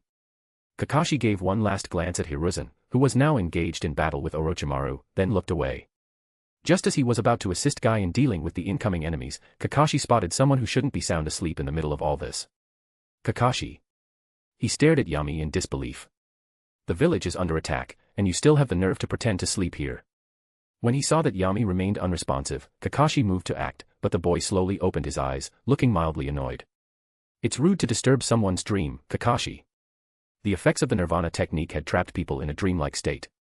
Yami had been about to enjoy a 1v5 battle when Kakashi woke him. Is this really the time to dream? Kakashi smiled bitterly. It's chaos outside. Get up and go take a look. What a hassle. Yami stretched, then casually threw a kunai, which pierced the throat of a nearby Odanin. Boo. Yami shouted. Swish, swish, swish. Over a dozen Umbu appeared behind him under Kurenai's lead. Yami quickly issued orders. Red Tiger Squad, guard the outside of the barrier. Fire Squad, protect the daimyo. Yuichi and Yushur, go assist inside the village. The others bring Kuratsuchi back to me. Although he couldn't enter the barrier to help Orochimaru, help the third Hokage, fight the enemy, he could still send Umbu to spectate and cheer. Everyone moved immediately after receiving orders. Before leaving, Kurenai pinched Yami's side in irritation. As if asking her to help him chase a woman wasn't enough. Such speed. Kakashi watched Yuichi and the others vanish, eyes filled with doubt. He didn't recognize any of these Umbu. Yami, are these all new Umbu? I don't know a single one of them. You've been gone from Team 3 too long. Isn't it normal you don't recognize them? Yami grabbed Asuna Ninja by the throat and slammed him against the wall. Boom. The ninja turned into a pile of mud, and Yami walked calmly down the passage. Kakashi shook his head, dropped the issue, and joined Guy in clearing out the remaining enemies before chasing after Shikamaru and Choji, who had already left. In the village, several snakes over 30 meters long were rampaging through the buildings. Konoha's shinobi tools were useless against their thick scales. Only attacks to weak points were effective. Over a dozen security guards surrounded one giant snake, but they were at a loss. It was clear how much Konoha's combat capabilities had degraded after years of peace. Yami took out a small bottle of blood, smeared it on his hand, then stored the bottle again. Constantly slicing one's palm made it easy to get infected. So he'd just drawn more blood in advance. Summoning technique. Yami pressed his hands to the ground and called softly. Bang. Bang. The smoke cleared, revealing the two massive snakes, Aogame and Garaga. Kill all of Orochimaru's snakes. Don't hold back just because they used to be comrades. Garaga raised half of his body, surveyed the village, and snorted coldly. A bunch of modified monsters. They're not worthy of being called Ryuchi cave snakes. Orochimaru had a ridiculous number of hybrid snakes. Though weaker than high-tier summoning beasts like Gamabunta, Manda, they were still above most Jonin in strength. This wasn't because Ryuchi cave was stronger than Mount Mayaboku. Rather, these snakes were biologically modified summons exclusive to Orochimaru. They had nothing to do with Ryuchi cave. Yami casually grabbed two shinobi to ride the snakes, so they wouldn't be mistakenly killed by Konoha's forces. Then he dashed southeast. He used body flicker alongside Flying Thunder God. Yami turned into a streak of blue lightning, tearing across the battlefield. Any enemy he encountered was taken down in just a few moves. The stunned Konoha shinobi finally had breathing room. Seeing Yami's overwhelming power, morale surged. Inside the four violet flames formation, after a brief test, Orochimaru revealed his true technique. 3 coffins rose from the ground. Sarutobi Hiruzen immediately realized what jutsu was being used but was too late to stop it. Luckily, one of the coffins collapsed halfway, making Hiruzen feel slightly relieved. Orochimaru frowned. Failed. What went wrong? But he didn't have time to investigate. The old man in front of him, though no longer at his peak, still couldn't be underestimated. The coffin doors slowly creaked open, revealing the identities of the two summoned. Shodai-sama. Hiruzen looked at the red-armored men in shock. As for the other one, based on his attire, it was clearly the 4th Kazekage Raza, who had been ambushed and killed by Pakura and Orochimaru. Orochimaru smugly inserted talismans into the back of their heads. Sarutobi-sensei, are you satisfied with this gift? You dare to toy with the dead, Orochimaru. You must die today. Although he spoke harshly, Hiruzen's expression grew graver. One Orochimaru was already a major threat. With 2 Kaga-level opponents now in play, if he wasn't careful, forget killing Orochimaru, he'd die here himself. Fortunately, it seemed Orochimaru hadn't fully perfected impure world reincarnation. The Shodai's presence lacked that overwhelming life force. If he had it, surrender would be the only option. Elsewhere. Senju Tobirama also felt a force trying to summon him. Someone's trying to use impure world reincarnation to summon me. Tobirama quickly figured it out and guessed it was Orochimaru's doing, his expression immediately turning cold. He'd originally planned to turn a blind eye and not meddle. But now someone wanted to use his power against Konoha. Unforgivable. Just as he was about to act, a force locked him in place. Yami's cold voice echoed in his mind. Don't get involved. Yami had acted, and Tobirama couldn't break free. He could only sigh. In just a few minutes, Yami had already fought his way out of the gymnasium and across the village. The barrier had been broken by Orochimaru's forces, and enemy reinforcements were pouring in. The majority were IWA forces, numbering in the hundreds. This was Iwagakiru's style. Every battle, they threw in as many shinobi as they could to crush the opposition with numbers. Crackle. Blue lightning exploded in front of the IWA troops, sweeping across them with snowflakes and screams trailing behind. In mere seconds, dozens fell. It was as if the Shinigami himself had descended to harvest lives. Han, the steam ninja stationed in the rear, roared in fury. Steam burst from the vents in his armor, launching him forward. He blocked the path of the blue thunder and threw a punch. Bang.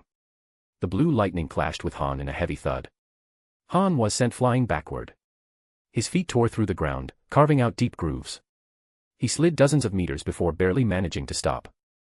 Yami reappeared, standing where he had landed. He casually shook his hands and spoke flatly. Steam ninja.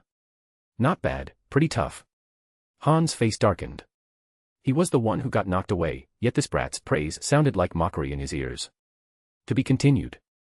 Just remove the hyphen to access normally. Chapter 148, Chapter 148, Humanoid-tailed beast. Stick to the plan. I'll handle Shimura. Outside Konoha village, Han issued orders to the IWA shinobi. As Konoha's most famous shinobi, Yami's existence naturally couldn't be ignored. The original plan was for Han to stall this high-level combatant, while the third Hokage and possibly Jiraiya would be handled by the Kazekage and Orochimaru. So Han had studied Yami thoroughly and knew that numerical advantage would be meaningless against him. Instead, those numbers would only interfere with his own jutsu. Without hesitation, he drove the others away. The IWA shinobi quickly moved around Yami from all directions, avoiding direct confrontation and slipping into Konoha in scattered formations, making it hard for Yami to catch them all. However, Yami didn't try to stop them. He let them break into Konoha. Do you realize you're sending them to their deaths? Yami said with a faint smile. Han, fully armored in red and even masking his face, snorted coldly. Without you or the third Hokage, who else in Konoha can stop them? Yami nodded in agreement. If my people weren't here, no one could stop Konoha from being defeated. Ha ha ha ha. Han burst into laughter. Yami, I know you lead an Umbu unit, but what do you think a dozen men can do in a battle like this? Yami smiled but said nothing. Ordinary Umbu indeed wouldn't be much help. But what about Uchiha Shursue, Pakura, and 6 Uchiha with 3 Tomo Sharingan? Boom. A powerful gust swept over from the forest, followed by a strange, sharp laugh. Both Yami and Han turned to look, seeing a huge figure in the distance. It appeared that Gaara's fake sleep technique had been completed. Shikaku had finally come out for some air. Since this has already begun, I won't waste time. I'll finish you quickly and head over. Yami clasped his hands together, a massive surge of chakra condensing. Earth release, splitting earth palm. The ground rumbled violently, then a massive fissure opened beneath Han. Losing his balance, Han fell in, and Yami clenched his right fist. The crack in the earth began to close, trying to bury Han alive. Crash. A white tail burst through the surface, smashing the ground and dragging Han out. You insidious little brat, you remind me of Inoki. Han and Inoki had a poor relationship. Han couldn't stand Inoki's stubbornness, while Inoki feared the danger of a Jinchuriki and kept him out of the inner circle. This time, Han participated in the Konoha raid not because of Inoki's order, but for Iwa's benefit. Boil release, unparalleled power. Han's entire body emitted steam as if his chakra were boiling. In an instant, he vanished and reappeared in front of Yami, concentrating all his power into a steam-boosted punch. Yami's fist lit up with blue light, and he met the attack head-on without flinching. Boom. The moment they collided, the accumulated power burst outward, forming a tangible shockwave that shattered trees and sent boulders flying. As the air surged, Yami took 2 steps back, while Han was sent flying. Before Han could stabilize, Yami appeared before him and launched a whip kick to his stomach. Ugh. Han's eyes widened as he coughed up blood and crashed into the ground, spiderweb-like cracks spreading instantly around him. The strength of a Jinchuriki varied, but they all shared one trait, staggering durability. A punch like that could turn an ordinary ninja into pulp, but Han only vomited blood, endured the pain, stood up again, and wasn't seriously injured. What power! Yami, if I didn't already know who the Nine-Tails Jinchuriki was, I'd suspect it was you. You must have never experienced Tsunade's fist to say something that ignorant. Yami formed a single-hand seal, and when he opened his mouth, 4 flaming dragons roared toward Han. Lava release, dragon flame singing. Han's pupils shrank. He understood the power of lava release well, After all, one of the four tails Jinchuriki in IWA also specialized in it. But the pain in his body slowed his movements. He couldn't evade the wide-range attack of the four fire dragons and was instantly engulfed by the magma. Roar! A beastly roar echoed from within the molten flames. The red-tailed beast cloak wrapped around Han, shielding him from the magma. He reappeared beside Yami with difficulty. The two clashed again at incredible speed. Shock waves burst in every direction, even shattering the clouds above into a sea of blue. Konoha shinobi noticed the massive battle in the distance, but they could only hope and pray that Yami would win. At the moment, they had no spare manpower to help. But the tide was slowly turning. Yuichi and the others intercepted Suna and Iwa's low-tier combatants. Relying on their three-tomo Sharingan and skilled fire release techniques, they handled things with efficiency. Uchiha Shursue secretly rescued endangered Konoha shinobi. When he saw a wave of IWA reinforcements, he cast Genjutsu from several kilometers away, throwing dozens of them into chaos and making them attack their allies. What made Uchiha Genjutsu terrifying was the Sharingan, but Shursue was different. Even without it, his Genjutsu talent surpassed all understanding. Combined with the Sharingan, it reached an unbelievable level. The two enhanced each other. He could affect dozens of IWA shinobi from that far away. Want to try it with Danzō? And the most eye-catching presence on the battlefield was Pakura. Several scorch-release fireballs circled around her, both defending and attacking. Any Suna or IWA shinobi who brushed past her was either killed or heavily wounded. The battle extended from Yami's residence all the way to the Hokage building. Some veteran Suna shinobi recognized her and looked stunned. Lady Pakura. You're alive. No way, why are you helping Konoha attack your own people? My own people. Pakura smiled at those familiar faces. Why didn't you say I was one of you when Raza and those old geezers betrayed me? Now, I only belong with Yami. Anyone against him is my enemy. After that, she lost interest in talking. Her hands moved rapidly, launching fireballs at her old acquaintances. Baki broke into a cold sweat when he saw this and quietly retreated from the battlefield. Something wasn't right. It was way too wrong. Not only had Pakura shown up unexpectedly, but those two giant snakes and the elite Umbu were also completely outside of their intel. According to their intelligence, Konoha shouldn't have so many top-tier forces. Where did these people come from? Baki returned to the arena, hoping to see the Kazekage fighting the Hokage, only to find the Kazekage's reanimated corpse being controlled by Orochimaru. His world collapsed. A giant toad in heavy armor dropped from the sky, landing squarely on a three-headed snake, nearly crushing it to death. Jiraiya then collaborated with the toad to roast the snake with an oil-fire combo. Jiraiya-sama. Jiraiya-sama's here. We're saved.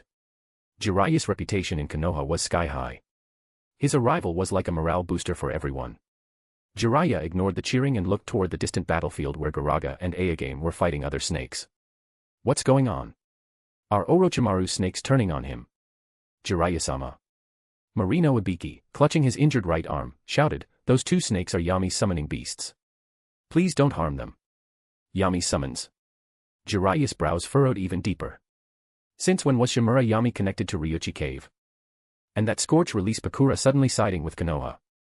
It all felt like a thick fog, hiding the truth. Jiraiya's heart skipped a beat. Could this chaos also be connected to him? Scanning the surrounding shinobi, he saw only scattered Umbu, but not a single root member. His sense of foreboding deepened. What exactly are you planning? Yami. Boom. Outside the village. Han, covered in the tailed beast cloak, was slammed into the ground again, as if embedded into it. He struggled for a long time but couldn't get up. Yami calmly took out a handkerchief and wiped his fist clean. The bloodstains vanished, revealing fair skin once more. Unlike Han's disheveled state, Yami's white robe remained spotless. His breathing was steady, showing no signs of having just fought an intense battle. But a look at the devastated forest around them revealed just how fierce that exchange had been. Right now, Yami was like a humanoid-tailed beast. Even with the cloak, Han was outmatched in raw strength and physical endurance. Realizing he couldn't defeat Yami like this, Han was left with only one option. Roar. A nearly 50-meter-tall beast, resembling a mix between a dolphin and a horse, appeared in front of Yami. It was Kokuo, the Five Tails. In terms of appearance alone, Kokuo was arguably the most elegant among the tailed beasts. Han fully transformed into the tailed beast, and without hesitation, opened his mouth to condense a black-tailed beast bomb. Unlike Kumo's killer bee, Han had mastered full transformation by brute force. He wasn't a perfect Jinchuriki, so his tailed beast bomb was slower to form. However, the attack had a massive area of effect.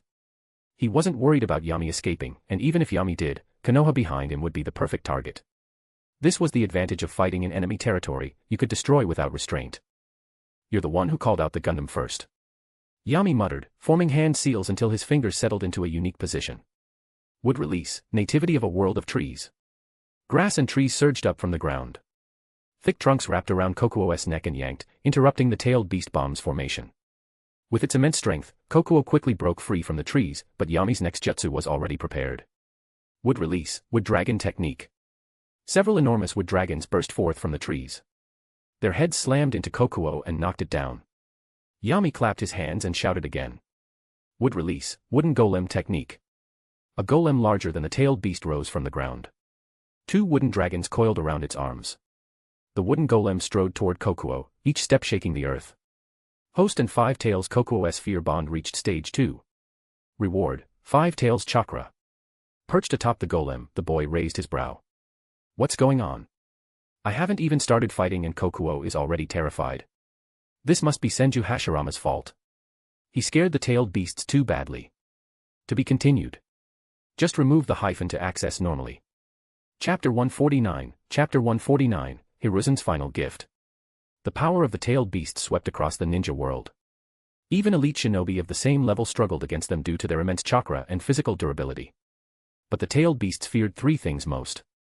Mangekyo Sharingan, the Uzumaki clan's sealing techniques, and finally, wood release. Especially wood release. Senju Hashirama had once caught tailed beasts like chickens. Except for Shikaku, who escaped by hiding in the desert, the other tailed beasts, including the 9 tails, had all been patted on the head by a wooden golem. Today, 5 Tails Kokuo had the honor of experiencing it again. Even though Yami didn't enhance the wood release with senjutsu, the weight of 4 wood dragons and a wooden golem was still more than the 5 Tails could withstand. With the dragons wrapped around him, the wooden golem didn't say a word, just ruthlessly stepped forward and punched Kokuo twice, making him dizzy. Then, with both hands, the wooden golem lifted the enormous tailed beast and slammed it back down with full force. Boom. The air trembled from the impact. Woo. Han's consciousness blurred from the blow. Kokuo's own consciousness took over, and his whimper carried another meaning. Senju brats are born evil. Yami chuckled in response and controlled the wooden golem to achieve the legendary head pat. See. Han insisted on driving the Gundam, and now you're unhappy that he actually did. As he patted Kokuo's big head, Yami warned, be good, or I'll string you up and whip you. Woo. Kokuo gritted his teeth inwardly but obediently stopped struggling. He allowed the 2 wood dragons to drag him behind the wooden golem. It couldn't win. It really couldn't. Those 2 punches had clearly triggered a memory from the last time it faced the wooden golem. The situation now was exactly the same. After being dragged for a while, Kokuo became a little excited again. It had sensed the presence of that stinky raccoon ahead. Alright, let's go find it. Last time, Shikaku saved it.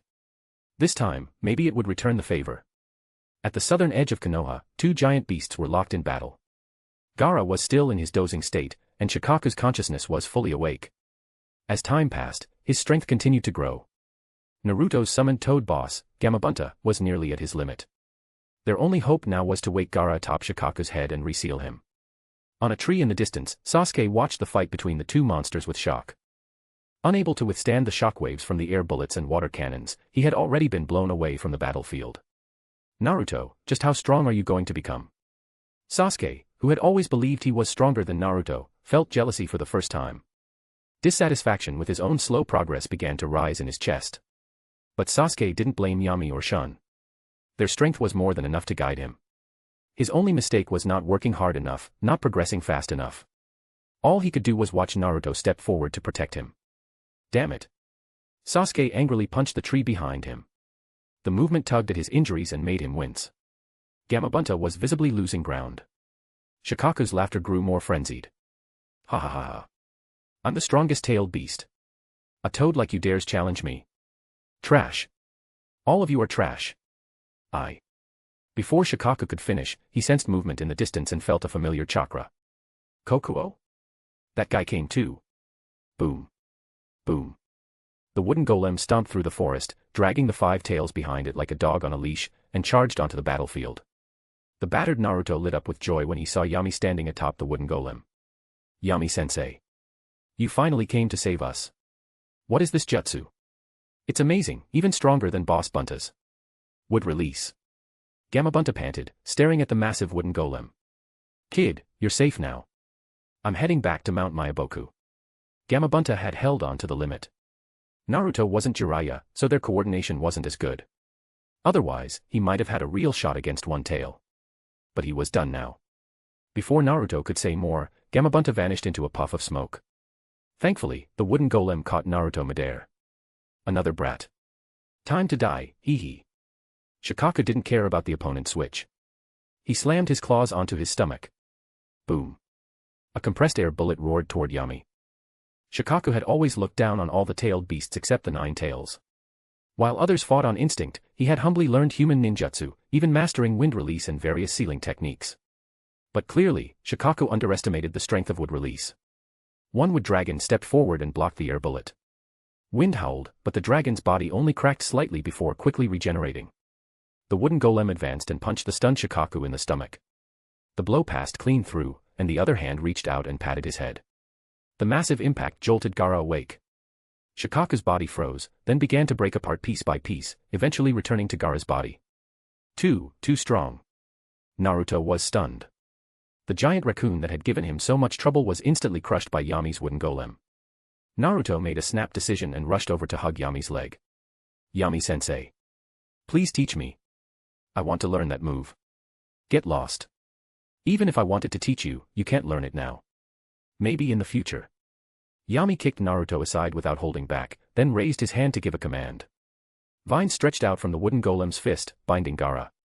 More vines burst from the ground to restrain the dumbfounded Temari and Kankuro. A wood dragon swept down and picked up Sasuke. Yami-sensei. Sasuke swallowed hard. He was much smarter than Naruto. He had read enough history to know that his ancestor Uchiha Madara had lost to the first Hokage's wood release.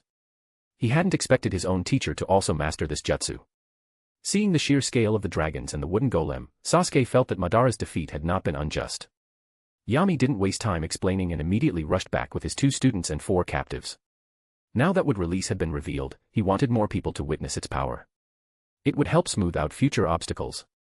So 2 titanic figures marched into Konoha village. Whether allies or enemies, everyone was shocked by the sight of the wooden golem, larger than even the tailed beasts, approaching. Is this wood release? Shodai-sama's would release. Konoha shinobi were filled with shock and awe. The legendary jutsu had reappeared in the world. The history books had failed to capture just how terrifying Senju Hashirama truly was. Now, they finally understood. The wood dragon's tail swept out. No matter what jutsu came its way, it could not be diverted. Even the surface of the dragon couldn't be scratched. Ninjas hit by the tail coughed up blood, and then vines sprouted from the ground, piercing their bodies. In seconds, countless sharp wooden spikes burst from inside their bodies. Their deaths were horrific. A monster. Get out of here. How can such a powerful jutsu exist? It's fake. It has to be fake. Ha ha ha.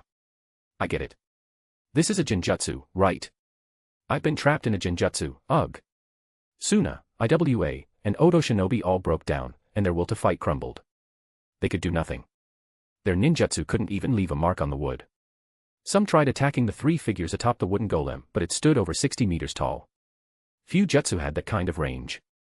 And even if they tried, the massive wood dragons would intercept them midair. Naruto felt the slaughter was too brutal and wanted to stop it, but this was war. Yami had taught him that clearly. He now understood the difference between enemies and comrades and wouldn't act naively again. Sasuke was trembling. Not out of fear, but excitement. Power. This was true power. If he learned the wooden golem and wood dragon techniques, he could kill Uchiha Itachi. Alright, you two, stop watching. Everyone else is risking their lives, and you're just standing around. Yami kicked Naruto and Sasuke down one after another, forcing them to experience the cruelty of battle firsthand. Then the wooden golem picked up its pace, heading straight for the Leaf Gymnasium. The purple barrier still sealed the area. Within the mind's eye of the Kagura, Sarutobi Hiruzen's chakra flickered like a candle in the wind, ready to extinguish at any moment. After working under Hiruzen for so long, Yami figured he should at least go send him off properly. Elsewhere in the village, Jiraiya stood on top of a toad and also spotted the towering wooden golem. Only one person in the village had the potential and strength to use wood release at that level, Shimura Yami. Seeing the direction the wooden golem was heading, Jiraiya dispelled his summoning and rushed toward the gymnasium. But he was soon blocked by a white-robed Umbu. Jiraiya-sama, we still need your strength here. Please prioritize the greater good. The bad feeling in Jiraiya's heart deepened. He growled, move aside. The white-robed Umbu stood firm. This is an order from Yami-sama. Jiraiya-sama, are you going to abandon Konoha's villagers? That's not the will of fire. Protecting them is your duty. As for the Hokage, he has his duty. You don't need to interfere. Swish, swish, swish. For more Umbu landed around him, subtly forming a circle. Fine, fine. Jiraiya shouted in frustration. Since when did Umbu start giving me orders? Shimura Yami has raised quite a bold bunch. If you won't let me through, don't blame me. With that, Jiraiya completed a hand seal. His hair stood on end. Ninjutsu, hair needle senbon. Thousands of hair needles shot toward the white-robed Umbu. Clang, clang, clang. The white-robed Umbu calmly blocked them all with a short sword. Jiraiya's eyes narrowed at the skilled swordsmanship. Still, the Umbu didn't attack, just silently blocked his path. Boom. The high wall of the gymnasium exploded, and the wooden golem crashed in. Yami leapt to the edge of the four violet flames formation. Inside, Sarutobi Hiruzen was performing the Reaper Death Seal, with the Shinigami tearing at the souls of 4th Kazekage Raza and the 1st Hokage. Orochimaru, no longer calm, was in a frenzy. Seeing Yami appear, he shouted, Sarutobi-sensei, do you know who helped me infiltrate? It was Shimura. He sent men to cooperate with me and the 4th Kazekage. The one who wants you dead most is him and Shimura Danzō. Sure enough, Sarutobi Hiruzen was shaken. He looked over at Yami, who now stood calmly before the barrier, surrounded by Umbu. The boy smiled faintly. Old man, rest in peace. I'll take care of Konoha and Konohamaru for you. Don't worry. Yami, you. Hiruzen's eyes widened. I had no choice. You were in my way. Yami sighed. Without you, Konoha will only grow stronger. The surrounding Umbu remained silent. After commanding the 3rd Umbu Battalion for years, Yami's leadership had made them completely loyal. Hokage. If Yami wasn't Hokage, they wouldn't acknowledge anyone else's orders. So, he wasn't afraid of anything being leaked to the grave. I really misjudged him. Sarutobi Hiruzen could no longer resist the pull of the Shinigami. Along with Orochimaru's arms, his soul was consumed. Even in death, his eyes remained fixed on Yami, filled with unspoken words. Host and Sarutobi Hiruzen have reached the 3rd stage of the die with unclosed eyes bond. Reward, talent, hard work pays. To be continued. Chapter 150, Chapter 150, This is the True Will of Fire, bonus. Yami hadn't expected Hiruzen to make one final contribution before his death. Perhaps this was when the will of fire shone most clearly in him. Hard work pays, all effort will be rewarded. Host's training in ninjutsu, physical exercise, and skill development will improve efficiency. When encountering a bottleneck, there is a chance to trigger a flash of inspiration. The longer the bottleneck lasts, the higher the probability of activation. Maximum duration, 100 days. It was rare for Yami to receive a talent more powerful than the person it was bound to, but each one he did receive was extremely practical. Just like Sarutobi Hiruzen's hard work pays talent, it was a much-needed gift. In the future, he would no longer have to worry about fumbling blindly while researching Sage Mode. While Yami felt satisfied, Orochimaru was losing his mind. His arms had completely gone numb. Without them, what ninjutsu could he study? Even if he could study it, he couldn't perform anything. What was the point? Even the god of shinobi might applaud the technique, but he himself couldn't even move his hands. Yami looked at Orochimaru, who was spitting curses at Hiruzen's corpse, and tilted his head. Orochimaru-sensei, why didn't you run when you saw me coming? Planning to follow your teacher to the afterlife. The cursing stopped abruptly. Orochimaru glared at the boy with gritted teeth, then snorted coldly. The 4-sound ninja sensibly deactivated the barrier. Yami raised his right hand and gestured casually. You've got 5 minutes. Only 5 minutes to escape. After that, my people will start hunting you. Yami-kun, don't get too full of yourself. Orochimaru's snake-like eyes narrowed, and he sneered. Do you think you can become Hokage now that Sarutobi-sensei is dead? Don't dream. There are still people in Konoha more qualified than you. I'll be waiting for the day you come crawling to me. With those parting words, Orochimaru didn't dare to waste another moment. Using the last of his strength, he activated the body flicker technique and fled. Their cooperation had now completely ended. If he lingered, he would genuinely be captured by Yami, becoming yet another achievement on the boy's record. As the 4-sound ninja prepared to follow, Yami suddenly called out, Tayuya, you stay. Yes, Yami-sama. To the surprise of the other 3, Tayuya actually stopped and stayed behind.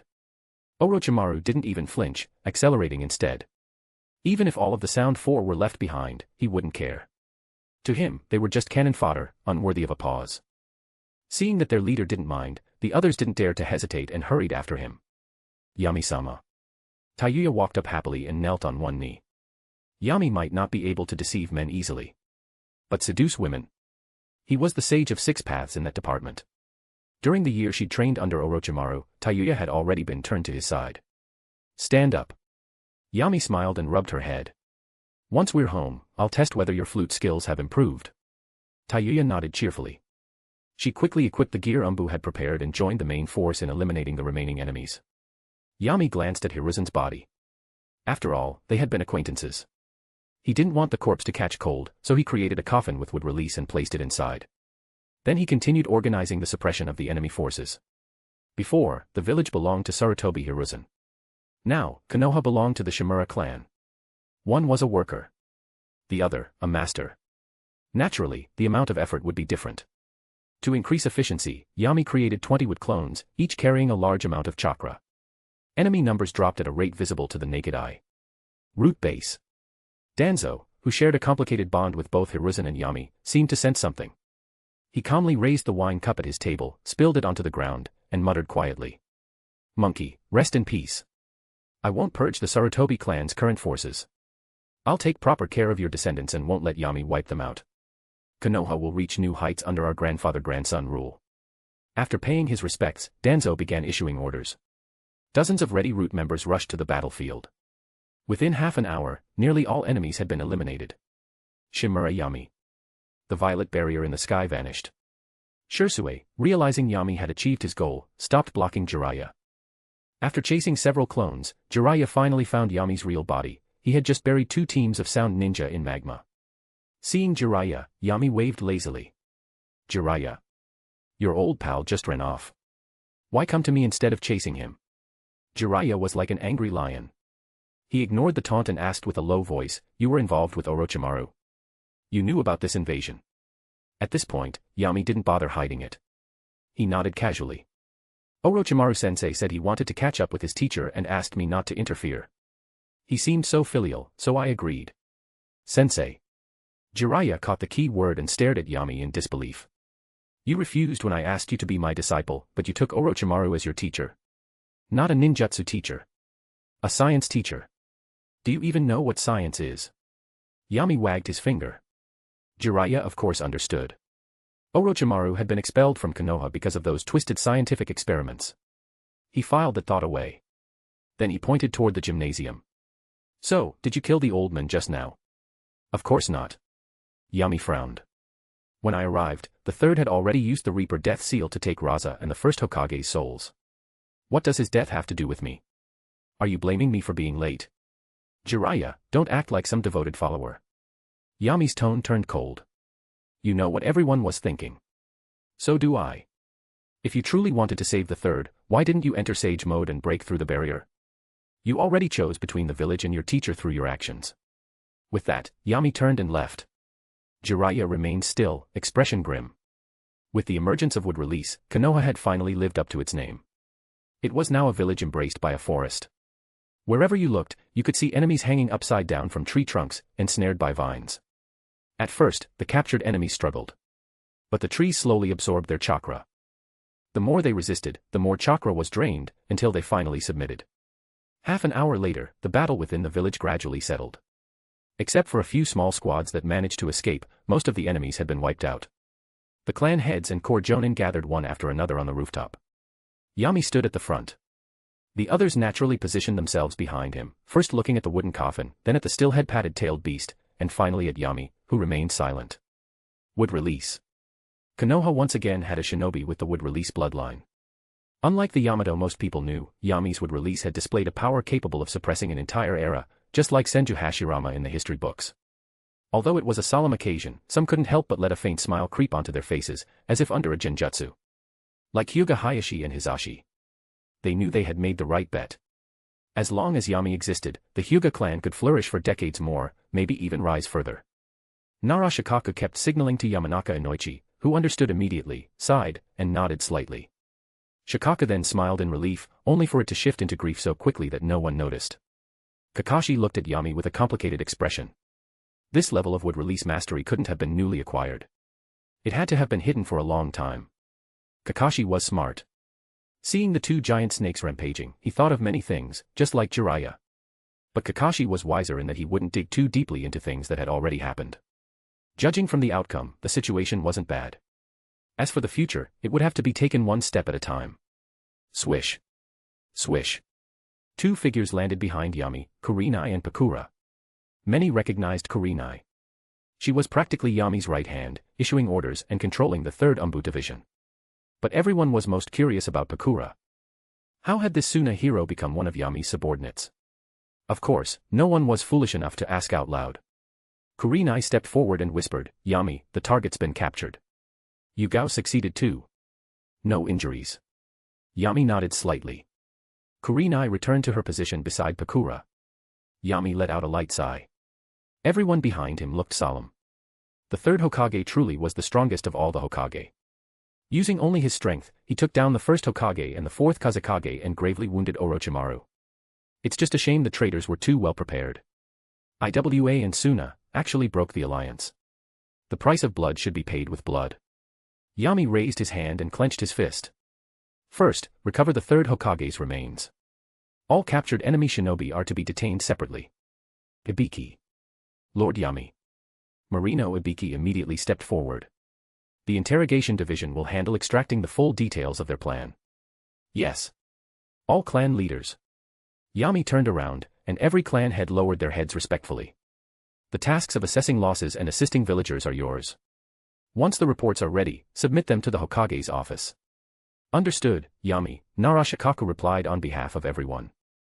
Yami then delegated duties to the medical, intelligence, and security departments, sending the assembled shinobi away one group at a time. No one questioned his orders. No one dared to challenge his authority for overstepping the Hokage. Soon, all the jonin were dismissed, leaving only Yami and his subordinates behind. Yami glanced at the coffin once more.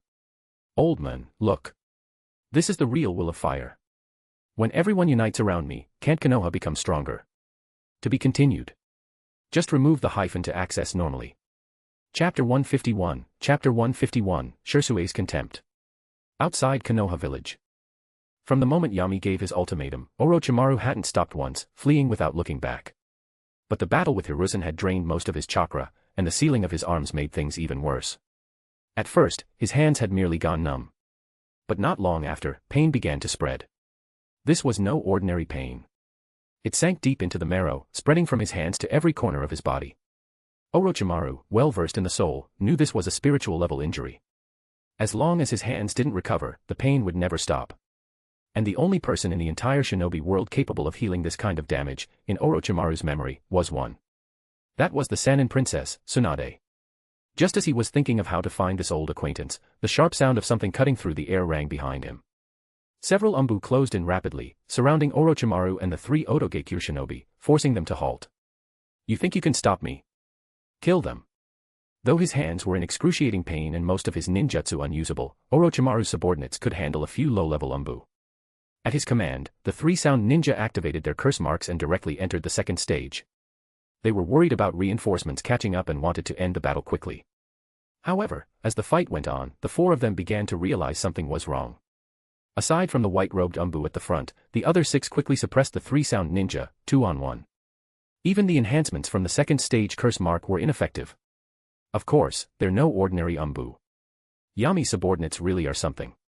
Orochimaru's sinister grin froze on his face. His gaze locked on the white-robed Umbu who still hadn't made a move. How could a gutter snake like you understand our methods? Shirsue's voice was calm and cold, showing no regard for Orochimaru, the legendary Sannin. Kids these days are getting cockier by the second. Do you really think I'm helpless just because I can't use my arms? Orochimaru's neck suddenly extended, and a sword shot from his mouth toward Shirsue's throat. Through the hole in the Umbu mask, he caught a flash of scarlet light. He hesitated momentarily, but quickly understood. Horror appeared in his eyes. Sharingan.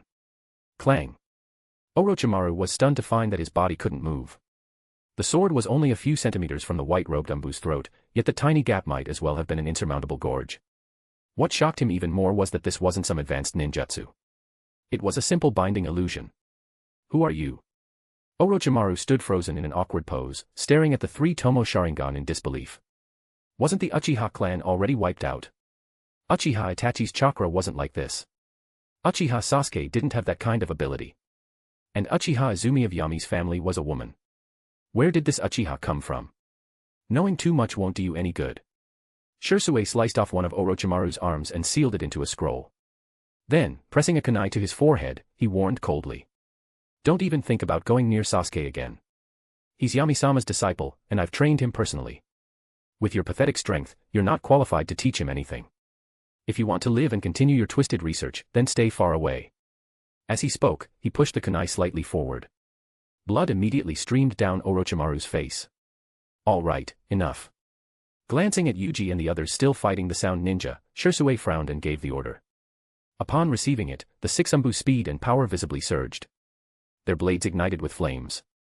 Uchiha Flame Blade. Faced with the sudden increase in intensity, the 3 sound ninja could only last a few more exchanges before being dismembered. After eliminating them, Shisui didn't spare Orochimaru another glance and led the team back. Orochimaru's eyes were bloodshot, his jaw clenched. Humiliation. An unbearable humiliation. The second time in his life he'd been this disgraced. And both times, it was at the hands of Uchiha. His obsession with Sharingan reached a whole new level. After a while, the paralysis wore off. Orochimaru glared toward Konoha with hate, then slowly sank into the earth and disappeared. Elsewhere, Yuji and the others were also discussing Orochimaru. Why didn't Yami-sama just have Shisui-sensei kill him on the spot? The Uchiha from the land of snow, having grown up under Shisui's guidance, always referred to him as sensei rather than senpai. Hearing Yuji's question, Shisui shook his head lightly. I don't know, but he must have his own reasons. It's not something we need to worry about. It's just Orochimaru. Dead or alive doesn't make much of a difference. Hearing this, the first unit also smiled in agreement. Uchiha would always be Uchiha. Unless someone had absolute strength to suppress them, they didn't see outsiders as equals. Orochimaru's strength clearly didn't meet that standard. His ninjutsu was certainly bizarre, but that eccentricity lacked the overwhelming power to dominate the battlefield. Compared to him, Jiraiya was far more respectable in their eyes. Having fought Jiraiya earlier, they could feel it, Jiraiya was solid. His skills in ninjutsu, taijutsu, and genjutsu were all well-rounded. Facing him was much more intense than facing Snake Maru. At the Shimura estate, Konoha was in chaos, but the Shimura mansion remained peaceful. With Izumi and Hikari guarding the place, even the Kazekage and Reikage combined wouldn't cause a stir. After delivering Hiruzen's remains to the Sarutobi clan, Yami returned home to check his spoils. When he arrived, Izumi, Hikari, and Karen were gathered around the bound Kuratsuchi. She's pretty, but not prettier than you. Hee, she's no match for you, Hikari. But those legs, wow. Damn it, why are her legs so long? Karen reached out enviously to touch them. Smooth and soft like butter, yet strong and athletic. Karen's eyes turned red with jealousy, matching her hair. Only Samui stood aside, arms crossed over her chest. Just a flat board. She wasn't going to be intimidated as a proud F-rank powerhouse. At that moment, Yami returned. The girls, who had been teasing poor Kuratsuchi, screamed and scattered, leaving Yami confused. Samui, what was that about? Samui covered her mouth and laughed. Izumi and Hikari were just about to figure out Kuratsuchi's skincare secrets when you walked in. Oh. Yami suddenly understood. Then he smiled and waved her off. Go rest. I'll talk to her alone. Yami-sama, remember to come find me tonight. Samui winked and left. Now, only Yami and Kuratsuchi were left in the room. Though the girls were gone, Kuratsuchi looked even more afraid. Her large, teary eyes trembled as she stared at Yami. Any man would feel some pity, and Yami was no exception. He removed the gag from her mouth and said gently. If you cry, I'll kill a rock shinobi. Every single time you cry. Hiccup. Kuratsuchi let out a strange sob and held back. Good.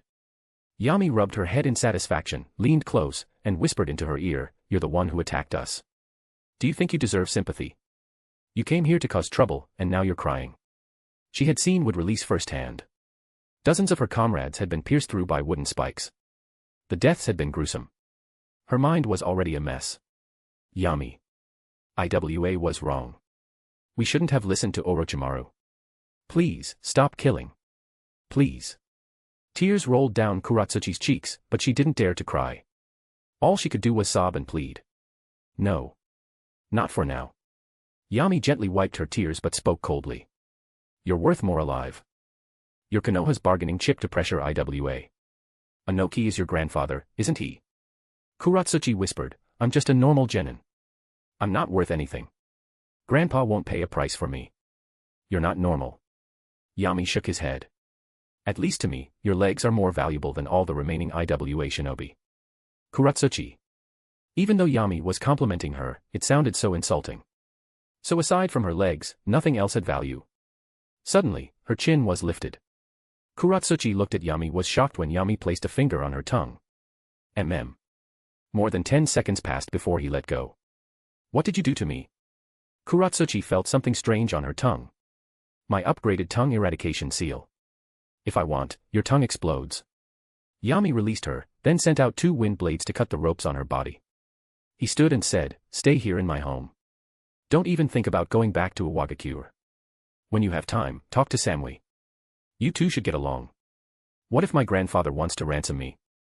Seeing that Yami truly planned to keep her, Kuratsuchi panicked. She didn't want to stay with this monster. Yami, already on the stairs, smiled and replied, if he truly wants to ransom you, then I'll go visit Iwagakure and discuss it with him personally. Leaving Kuratsuchi to spend a sleepless night on the couch, Yami headed out early the next morning. Umbu had received word that the 2 elders wanted him to join a meeting and had also summoned Jiraiya and Danzō. Naturally, it was about choosing the next Hokage. But Yami had no intention of attending. Mitokado Hamura and Utatane Koharu still hadn't accepted reality. They no longer had the authority to decide Konoha's Hokage. Let the old man go. He could experience some betrayal from his old friends. That way, he'd finally cut ties with them. It wasn't that Yami had a problem with the 2 elders. Truthfully, Utatane Koharu and Mitokado Hamura had treated him fairly well. They had even taken his side against Hiruzen a few times. But the future Konoha didn't need elders. He'd allow them to live out their retirement in peace, but they had to step down from power. As the morning sunlight filtered through the gates, Yami stepped outside. He hadn't walked far when a red-eyed Sasuke blocked his path. Sasuke hadn't activated his Sharingan, but his eyes were bloodshot. It was clear he hadn't slept all night. Yami-sensei, is Shun-sensei an Uchiha? Are there other Uchiha in your Umbu? I can feel it. That chakra, it's definitely Sharingan. To be continued. Just remove the hyphen to access normally. Chapter 152, Chapter 152, Extracting the Tailed Beast, Danzō is completely disappointed. Sasuke finished speaking in one breath, his body tense. The last time he questioned Yami like this, he had taken a heavy blow to the stomach. The pain was so bad he couldn't even go to the toilet that night. But this time, he couldn't hold back. During yesterday's village battle, he had clearly sensed chakra belonging to the Sharingan coming from several Umbu. Excited, Sasuke chased after them immediately, but a group of Suna shinobi intercepted him. By the time he and Naruto finally defeated them with great difficulty, the Umbu had already vanished. However, he remembered one of them very clearly, likely the only one in the entire Umbu unit wearing a pighead mask. He had asked Shun about it, and the men had happened to be present at the time. The moment he sensed the overwhelming chakra unique to the Sharingan, Sasuke's excitement was beyond words. So, even though he knew he might get beaten again for being reckless, he still rushed over without hesitation. To his surprise, Yami didn't seem angry at all. He showed no sign of his usual dangerous smile. Instead, he just stroked his chin and fell into thought. After a long moment, Yami finally said, "Oh, you mean her? That's your sensei's wife, Izumi. What's the issue?" Sasuke. A vein bulged on Sasuke's forehead, and he gritted his teeth. "Yami-sensei, that person is a man." Yami waved it off casually. "Well, once you're out on a mission, your identity and gender are whatever you say they are. The transformation technique can handle it, right?" Sasuke was nearly driven mad, but Yami's overwhelming strength forced him to stay calm. He could only take a deep breath and said helplessly, "Yami-sensei, this is really important to me. Please stop teasing me. Besides Izumi-senpai, are there other survivors who escaped from Uchiha Itachi? Is Shun-sensei one of them?" Sasuke hoped for a definite answer, but also felt conflicted. He feared meeting those survivors. As Itachi's younger brother, he felt ashamed to face any remaining Uchiha. Even if they shared the same hatred for that man, he still felt unworthy. That was why, even knowing Izumi had close ties to Yami, he had never dared to meet her. "Sasuke." Yami finally stopped joking, his smile vanishing. He spoke seriously, "I told you before. Sometimes knowing too much is a burden." Sasuke didn't flinch. "Even if I die, I want the truth." He stared straight into Yami's eyes, expressing his determination. Then I'll tell you one thing. Yami nodded at last. Yes, he's a survivor of the Uchiha clan. Sasuke's expression brightened. What about the others? You're not qualified to know about the others yet. Yami pushed him aside without force. If you want more answers, then defeat Yuichi first. He then tossed Sasuke a scroll. This is the contract scroll of Ryuchi Cave. The summoning beast inside is on par with Naruto's giant toad.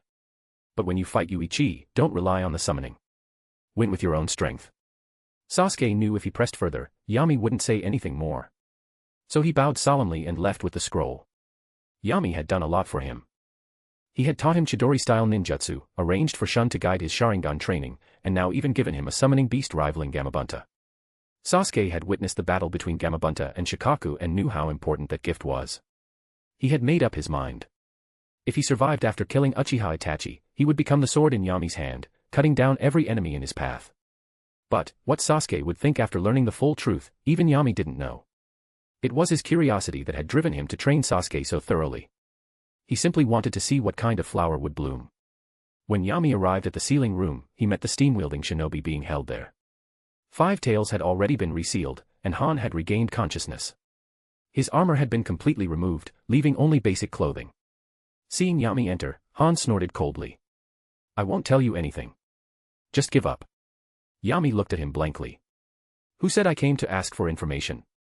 Then why are you here? To humiliate me? No. I'm here to extract the tailed beast. Han's expression changed dramatically. You can't. Does Konoha want to go to war with IWA? In shinobi history, there had never been a precedent of forcibly extracting a tailed beast after capturing a Jinchuriki. The value of a tailed beast to a village far exceeded that of a Kage. A Kage's power couldn't be inherited. But a tailed beast could be sealed into one Jinchuriki after another, continuously maintaining a village's top-tier strength. If Konoha tried to detain the tailed beast, Inoki would definitely go to war.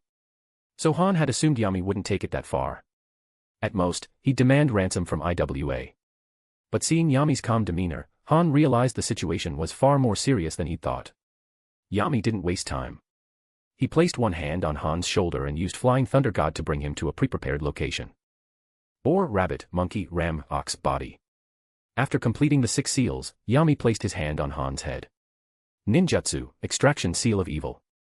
Green chakra radiated from his fingers. Han's body trembled uncontrollably, his eyes rolling back. Meanwhile, in the conference room near the Hokage's office. The two elders hadn't slept all night. Although Yami had already determined the overall strategy, there were many issues that still needed to be resolved: village losses, casualty reports, prisoner handling, all to be settled through discussion. They had handled the most urgent matters overnight and then invited Jiraiya and Danzō to the meeting. Other things could wait. The matter of Hokage succession could not. Even if no one immediately took up the position, they needed to establish a successor. The more chaotic things were, the more Konoha needed a spiritual pillar. Konoha needed a son. Danzō, why didn't Yami come? Udatane Koharu asked after a while. He's sealing the 5 Tails Jinchuriki, Danzō replied calmly. We old folks can decide everything else. Though he appeared calm, he was inwardly excited. Would release. With would release, wasn't Yami the rightful successor? After receiving such a huge surprise yesterday, Danzō found that his obsession with becoming Hokage had lessened. If Yami became Hokage, that meant he couldn't. But so what? Was there really such a strict divide between grandfather and grandson? But Mito Kado Hamura's next words made Danzo's face darken. Jiraiya, Hiruzen had already prepared for the worst before the Chunin exams. If anything happened to him, he hoped he would take over as 5th Hokage. Jiraiya, however, had no desire to become Hokage and flat-out rejected the idea. He believed that searching for the child of prophecy who could reshape the shinobi world was more important than leading one village. No matter how the elders persuaded him, Jiraiya wouldn't budge. In the end, Udatane Koharu sighed. If you won't accept it, then only Yami remains as a suitable candidate. No. Jiraiya blurted out. As the two elders looked at him, he explained, Yami is too young. A Hokage needs not just strength but also experience in handling village affairs. I think he's best suited to become the 6th Hokage. That was just a conventional excuse. The real reason was his unease about Yami's ties to Orochimaru. If Yami and Orochimaru had truly conspired to orchestrate the Konoha crush, then his goal was clearly to become Hokage. Someone willing to sacrifice his own village to achieve his ambitions must never hold that position. Otherwise, he'd lead the village into the abyss. The talk of a sixth Hokage was just a stalling tactic. Sure enough, Jiraiya's words made the elders hesitate. Mitokato Hamura frowned. Only you and Yami have the strength and reputation for the position. You refuse, and you say Yami is too young. What do you suggest? Kakashi. No. He doesn't have the prestige yet and would only make the other villages look down on us. Realizing they wouldn't let him go, Jiraiya racked his brain. Finally, his eyes lit up. Who says the next Hokage has to be from inside the village? The best candidate is outside. The two elders stared at him like he was an idiot. Tsunade. Tsunade. Jiraiya revealed his answer. Tsunade. Danzō lowered his head. His expression turned grim, but the two elders lit up with understanding. Jiraiya's idea wasn't bad. In terms of status, while all three were Sannin, Tsunade was the granddaughter of Hashirama. That noble lineage set her apart. In terms of prestige, Tsunade had established the medical system that saved countless lives. Nearly every kunoichi in the village idolized her. Many male shinobi had also benefited from her reforms. The only issue was that Tsunade had been gone for years. Unlike Jiraiya, she hadn't returned even once. She had left with Shizune and never looked back. Jiraiya, are you sure you can find Tsunade? Hamura asked. Of course. Jiraiya nodded, albeit reluctantly. He didn't know exactly where she was, but if he searched every gambling den, he'd find her eventually. Udatane Koharu, who had watched Jiraiya grow up, knew his personality. She snorted. You have 1 month. If you can't find Tsunade, you'll become 5th Hokage yourself. Seeing Danzō hadn't said anything, Koharu asked, Danzō, what do you think? You've already made the decision. Why ask me? Danzō answered coldly, then left the conference room with his cane, not even bothering to say goodbye. That old guy. Koharu frowned. Hamura understood and shook his head. Maybe he's just disappointed that Yami won't be Hokage. Elsewhere. Yami's process of extracting the 5 tails had come to an end. The pure white 5 tails reappeared on the ground. He was about to let out a roar of joy, but when he saw the wood dragon glaring at him, it became a soft whimper. And the Jinchuriki, no, the former Jinchuriki Han, had lost all signs of life and became a corpse. Yami took out a scroll and sealed away Han's body. The corpse of a Kekkei Genkai shinobi was valuable for research. Just as he was about to discuss the 5 tails' future role, a root shinobi appeared before Yami and knelt on one knee. Yami-sama, the leader asks that you come at once. To be continued. Just remove the hyphen to access normally. Chapter 153, Chapter 153, Surrender. Yami wasn't surprised at all when he heard the report from the root shinobi. He knew that those two elders, along with Jiraiya, had likely wronged Danzō again, so they came complaining to his grandfather. The boy waved his hand, I got it. You go ahead. I'll come over once I'm done dealing with things here. The root shinobi bowed his head and left quickly. Yami could still play the head-patting game with the tailed beast, but for ordinary shinobi, just standing still next to it was enough to suffocate them. He clasped his hands together, and the ground rumbled. A massive wooden golem rose from the earth, lifting Yami to a height equal to 5 tails Kokuo. He had some issues with his cervical spine and didn't like talking while looking up. 5 tails, forget it. I'll just call you Kokuo. How do you know my name? Kokuo's dolphin-like head widened its eyes in shock. I read it in an ancient shinobi scroll called the Hokage Chronicles, but that's not important. Yami sat atop the wooden golem, propping up his chin as he looked at Kokuo. What do you think I should do with you? Kokuo snorted, what else can you do? You're probably just going to give me a new Jinchuriki. Do whatever you want. I can't resist anyway. Kokuo sounded completely resigned. There was no anger at being sealed again. However, Yami shook his head. With your power, even if I make another Jinchuriki, at best they'd be like Han. That's useless to me.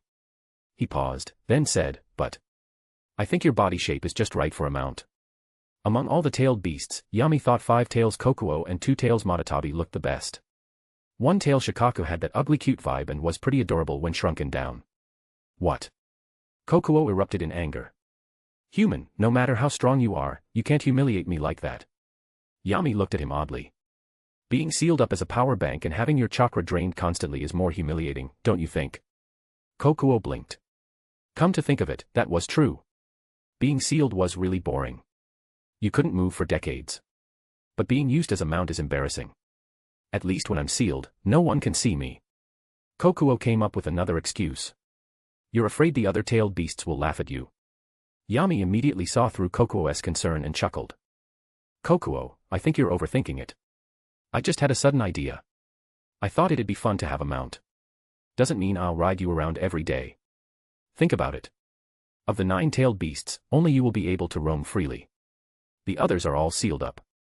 Who do you think should be embarrassed? I won't need you often. As long as you don't leave the area I assign to you, you'll basically be free, right? Kokuo mulled it over and found his reasoning convincing. Imagining himself rolling around on the grass while mocking the others through the tailed beast mental space, he suddenly felt that being a mount wasn't so shameful. Though the tailed beasts hated humans, they were fairly simple-minded. Plus, they couldn't beat Yami. Even if Kokuo disagreed, Yami could just suppress him with a wood golem. So a few words were all it took to trick him. Yami signed a summoning contract with Kokuo and sent him directly to the Dream Taper's habitat. Once that was handled, he headed straight for Root. At the Root base, in Danzō's office. The grandfather and grandson sat across from each other, sipping tea. Danzō stayed silent for a long time. Yami wasn't in a rush, slowly sipping his tea. He was grown now. His preference had shifted from milk to tea, especially the bitter kinds, like oolong or black tea. Danzō served green tea, lightly fragrant and pleasant. Finally, after Yami drank so much he needed to use the restroom, Danzō spoke. I didn't expect that, after thinking I was so clever my whole life, I'd still fail to see things as clearly as you. You were right. Udatane Koharu and Mitokado Hamura wanted Jiraiya to be Hokage. Jiraiya considered you after declining, but when he proposed Tsunade, they immediately agreed. Bang. Danzō slammed the table hard, shattering the fine walnut wood and knocking things to the ground. Do they really hate the idea of a Hokage from the Shimura clan that much? Is Tsunade's status more noble than the wood release you've mastered? Before the Konoha crush, Yami had told Danzō it was nearly impossible for them to obtain the Hokage seat through normal channels. Danzō didn't believe him then. Back then, even Namikaze Minato wasn't as powerful as Yami. With the prestige he'd earned, no one in the village had the qualifications to compete with him. But to those two elders, Yami was still just a backup among backups. Old man, you should have accepted reality long ago. Yami wasn't fazed by Danzō's fury. As he moved, he saved the teapot from falling and continued sipping tea. Since the era of the first Hokage, the Hokage succession has always been flawed. Namikaze Minato was the student of Sarutobi Hiruzen.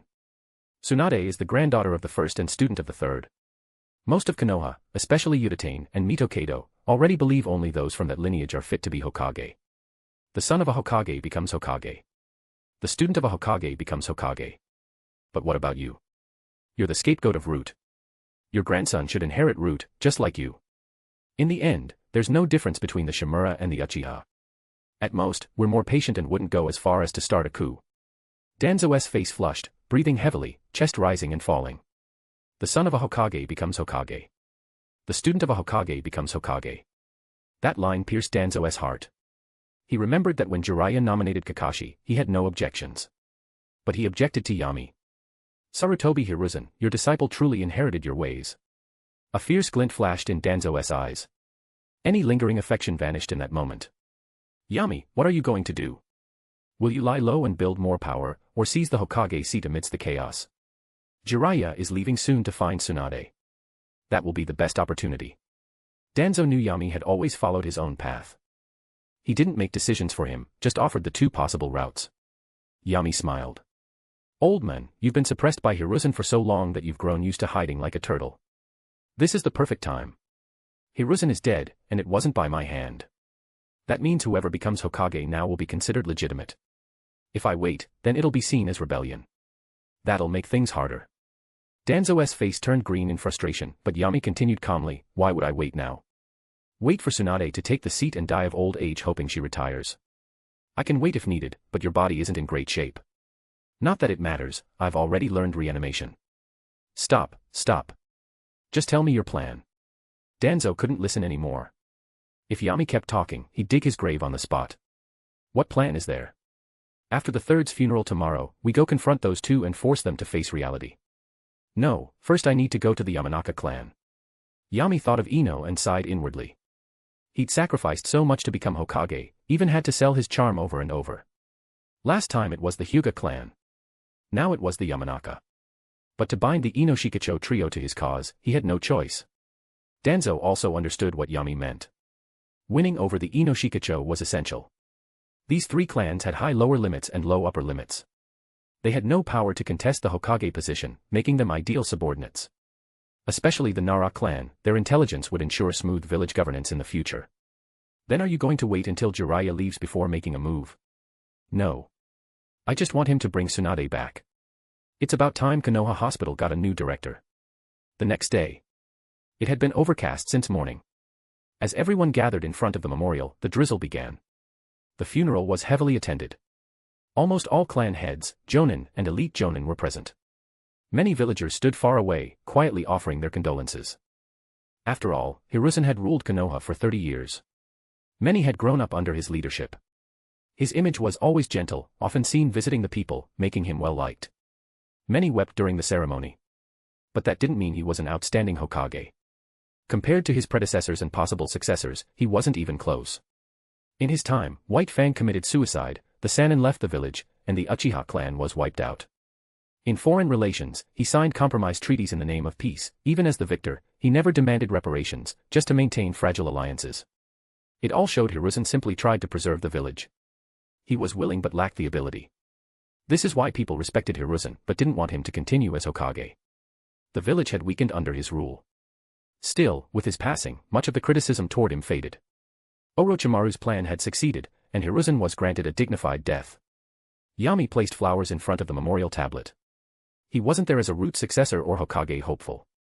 He was simply offering flowers on behalf of Danzō, as the grandson of an old friend. After the funeral, Yami followed Ino back to the Yamanaka estate. Soon after, the estate echoed with Ino's laughter and Yamanaka's angry curses. That night, the clan heads of the Hyuga, Ino Shikacho, and Abirame families were invited to Ino's house for dinner with Yami. When the dinner ended, Hyuga Hayashi wore a satisfied smile, Akimichi patted his belly, and Abirame remained expressionless. Only Nara looked conflicted. Looking back at Yami, who was holding the girl's hand, making her blush and smile, Nara wasn't sure if his choice was right.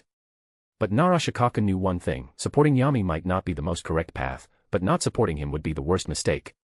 To prevent Konoha from falling into civil war and self-destruction, this Hokage must be Yami. One day later, Udatain Koharu and Mito Kado Hamura received an invitation from Danzō. But this time, the meeting place was not the usual office. It was the Hokage's office. When they entered, they saw Yami seated where Sarutobi Hiruzen once sat. Their expressions immediately turned grim. To be continued. Just remove the hyphen to access normally.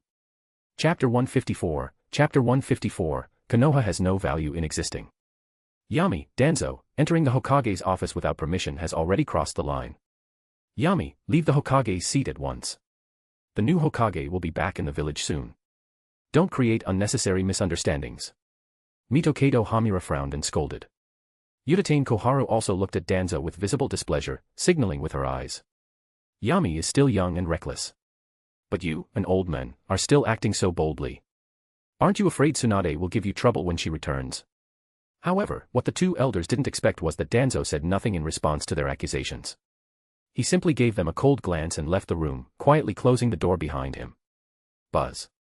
A strange sound echoed, and both elders' expressions changed. A barrier. Yami, what do you intend to do? Koharu shouted in alarm and anger. Yami spread his hands and smiled. Nothing. I just don't want anyone interrupting our conversation. I heard you chose Tsunade as the fifth Hokage. Is that true? Yes, Mito Kado Hamura replied in a deep voice, not mentioning anything about their earlier reproach. Yami, you're still too young. Taking on heavy responsibilities too early isn't a good thing. After Tsunade becomes Hokage, Koharu and I will recommend you as her assistant. Study under Tsunade for a few years. Once she steps down, there will be no one who can compete with you for the sixth Hokage position. Yami chuckled and shook his head again. Since when did the position of Hokage get decided by the elders? Let me be direct. I don't agree with Tsunade becoming Hokage. The boy picked up the Hokage had placed nearby and put it on his head. The Hokage seat belongs to me, Shimura Yami. No. To be exact, only when I, Shimura Yami, become the leader of this village can this position truly be called Hokage. If anyone else dares to lay a hand on it, then Konoha has no value in existing.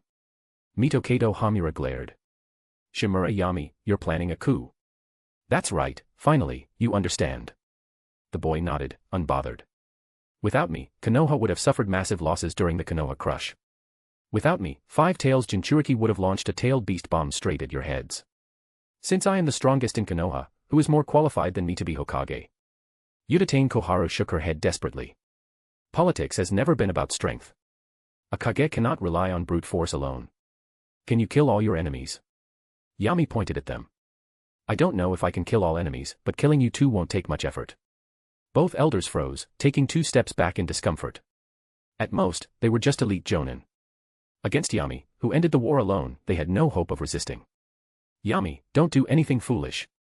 If you kill us, you won't be Hokage, Mitokado Hamura tried to reason. It doesn't matter. I can eliminate all opposition. The young man spoke coldly with a calm smile. And what are you relying on? Jiraiya. My subordinate Pakura can easily hold him back. What about the others? With Umbu under my control and the route left by the old men, who in Konoha can stop me?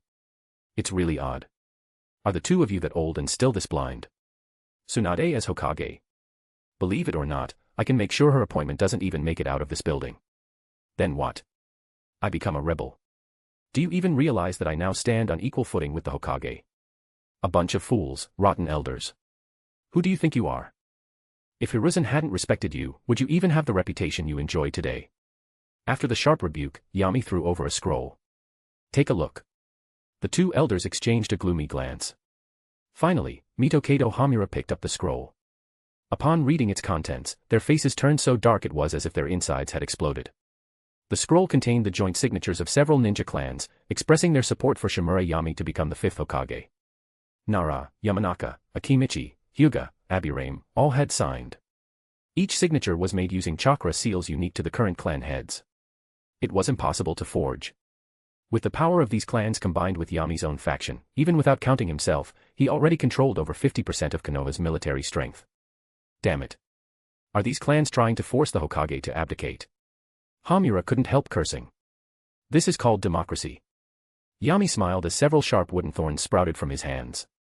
A group of elite shinobi with foresight and deep concern for Konoha's future have made the best decision for the village. You two, leftovers from Hiruzen's era, want to oppose public opinion. Elder Koharu. Elder Hamura. There are 2 paths before you now. Second, stick to your decision and support Tsunade. If that's the case, I'll bring out the wooden dragon today and flatten Konoha, then rebuild a new shinobi village on its ashes. The room fell silent for a while. Finally, Mitokado Hamura sighed. Yami, must it really come to this? Enough talking. The boy's brows furrowed. Clearly, he'd lost all patience. Though he hadn't released his chakra, the pressure was suffocating. Do we have a choice? Mitokado Hamura accepted reality and sighed again. I support you becoming Hokage. Koharu, what about you? Me too. Udatane Koharu had no other choice either. We'll convince Jiraiya ourselves. No need to find Tsunade. That won't be necessary. Seeing their cooperation, Yami's tone eased. Tsunade's medical ninjutsu is needed in Konoha. I have no objection to a Sannin returning to the village. Don't worry about the rest. I'll make the arrangements. Now that the line had been crossed, neither elder dared to push back. Facing Yami's near-commanding tone, they could only accept it. They both understood clearly that the elder's era had ended. Soon, news spread throughout the village that Shimura Yami would succeed as the 5th Hokage. To the villagers, it didn't matter much which big figure became Hokage. There wasn't much of a reaction. Many even found it natural. In the days following the Konoha crush, Yami's achievements had been widely publicized through Umbu and Root, leaving a strong impression on the public. Public opinion is very useful before seizing power. It represents democracy. But once Yami became Hokage. What? Fine. Starting now, you're a traitor. A spy sent by enemy villages. But Jiraiya, after hearing the news, was stunned. He immediately rushed to find the 2 elders. What's wrong with you two? Didn't you say Tsunade would be the next Hokage? Why did you choose Yami instead? Faced with his questioning, Mitokado Hamura gave a vague reply.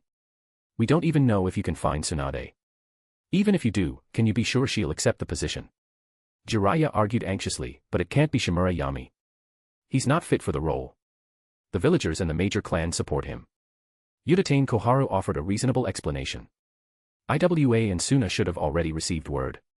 We need a strong leader to take charge of negotiations. This task can only be handled by Yami. 1 month. Mitokado Hamura added, if you can't find Tsunade within 1 month, Yami will officially succeed as the 5th Hokage. Jiraiya couldn't refute their arguments, so he could only agree and leave in a hurry to search for Tsunade. Just as Koharu had said, Iwa, Suna, and even other factions had already received news from Konoha. Iwagakure. Anoki sat behind his desk all morning, face full of gloom.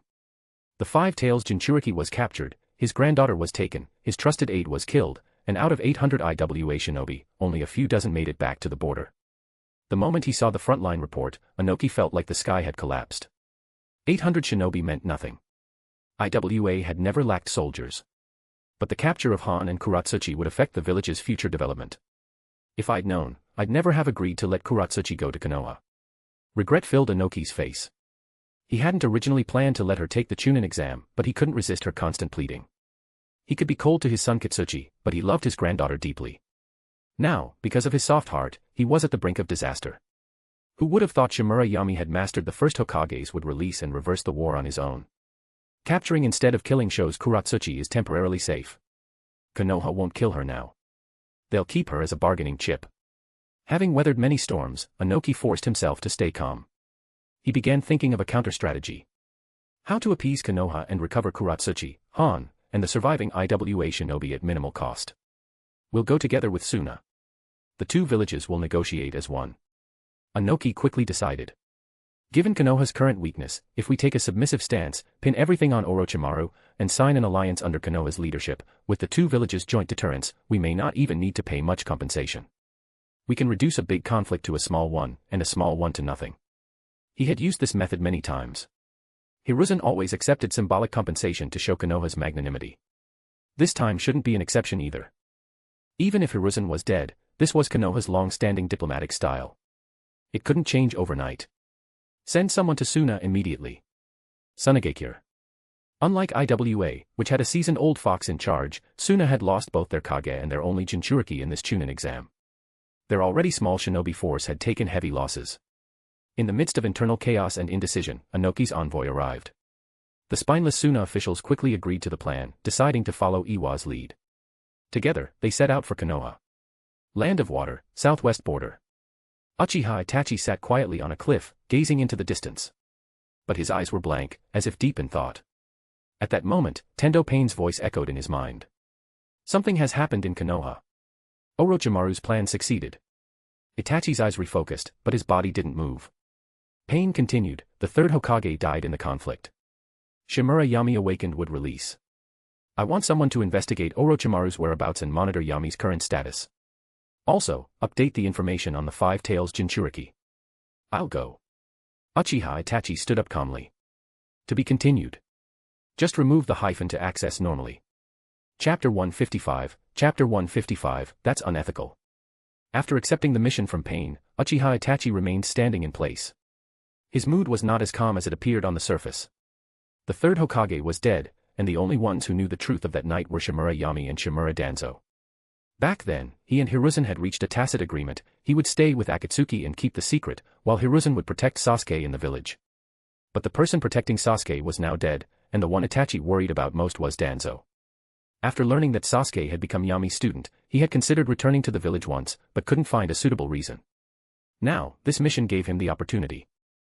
He had to show up, at least once, to remind Danzō and Yami that he was still alive. Not long after, Hoshigaki Kisame returned. His same hata was still wrapped in blood-stained bandages. Itachi-san, the mission is complete. To Uchiha Itachi, Kisame maintained a certain level of respect. This man was ruthless. Kisame had only killed his comrades for Kirigakure, but Itachi had killed his parents for Konoha and Sasuke. Good work, Kisame. Uchiha Itachi nodded slightly. Just now, the leader relayed a new mission. Orochimaru attacked Konoha, and Shimura awakened would release. We need to head to Konoha, gather intel, and confirm the status of the Nine Tails Jinchuriki. Konoha. Kisame's eyes narrowed slightly before returning to normal, followed by a grin. What a fine destination. I've heard Konoha is a land of outstanding shinobi, full of prodigies. Finally, I'll get to see it with my own eyes. In truth, it had been a while since he'd seen his boss. As a dedicated employee, Kisame felt it was time to remind his boss he still existed. Madara, things are becoming more troublesome. In a cavern, Zetsu delivered a more detailed report. Obito wore a grim expression and said nothing. A once overlooked genius had now become a genuine threat. Black Zetsu was even more unsettled. According to the intel from White Zetsu, Yami's wood release was nothing like Yamato's or Obito's. This wasn't someone growing a few wooden stakes and calling it wood release. This was real wood release, the kind that could calm the chaos of war. He could summon wooden golems and wood dragons at will. Uchiha Madara had been defeated by Senju Hashirama's wood release. Now, there was no Madara in the world, only a fake one. Who could stop this? Don't worry. Obito finally spoke with a dark expression. We remain in the shadows. The one who should be worrying now is Nagato. The Rinnegan can absorb all chakra. It should be able to suppress wood release. Besides, even with the God Tree's power, Yami is no match for Nagato. We'll wait until they both weaken each other, then I'll seize the Rinnegan and carry out the plan. Madara. Black Zetsu warned, you are not the real one. Obito gave him a cold glare. Everything is for the Eye of the Moon plan. Isn't reviving Madara the goal? Orochimaru even gave me an idea. Impure world reincarnation is also for that, right? Black Zetsu fell silent. Even that warning had been part of his act. In his heart, as long as someone could battle the tailed beasts and cast the infinite Tsukuyomi, it didn't matter who they were, Madara, Obito, or even Nagato. Early morning, Konoha village. Sasuke was locked in a fierce duel with Yuichi. Ever since learning that beating Yuichi would allow him to learn more, Sasuke insisted on fighting him once a day. Under Yami's orders, Yuichi no longer concealed his 3-tomo Sharingan. Though the gap between 2 and 3 tomo seemed small, the difference in ocular power was vast, and several genjutsu were exclusive to the fully matured eye. Yuichi was one of the strongest surviving Uchiha and had been personally trained by Shisui. His strength was on a completely different level from Sasuke, who had just left the greenhouse. But Yuichi could clearly feel Sasuke's growth. Back in the land of waves, he could beat Sasuke with his eyes closed. Now they were nearly equal, with Sasuke even gaining the upper hand at times. At this rate, it wouldn't be long before Yuichi could no longer win. Bang. Dodging Sasuke's Chidori, Yuichi caught him in the opening after the charge and struck him down. You're still far from beating me, let alone Uchiha Itachi. While he could still win, Yuichi never forgot to taunt Sasuke after each victory. Surprisingly, Sasuke never talked back. Facing one of the few remaining Uchiha, he always felt a sense of guilt. During the break. Yuichi, how old are you this year? 17. Then. You were only about 10 back then. I might have known you. Sasuke tried to gather more information, but Yuichi saw through him and snorted. I won't tell you anything without permission from Yami-sama. You were the clan leader's son back then and one of the few in the clan who went to the academy. I had no contact with you. With that, Yuichi left the training ground without pause. Sasuke's rapid growth had pressured him. The pride from awakening 3 tomo had vanished. Now, Yuichi had to do extra training daily just to hold Sasuke back a little longer. You're really tight-lipped. Sasuke muttered as he left. Yami had also arranged for Kakashi to help him train the lightning nature transformation of chakra. At the same time, Kisame and Itachi used a thick fog and Sharingan illusion to pass the 2 gatekeepers with ease. Standing on the wall, Kisame admired Konoha's view and sighed. Looks like this place has been through a lot. Even now, the village scenery was impressive, but scars from the war remained, unhealed wounds. Kisame didn't realize that only 30% of the destruction came from enemies. The other 70% was all Yami's doing. 2 massive summoned beasts, the overwhelming wooden golem, and the rampaging tree world advent, all wide-range AoE techniques. Of course Konoha suffered heavy damage. Thankfully, a little construction expert was working in the village. Yamato had been worked like a donkey and was already skin and bones. Uchiha Itachi didn't comment.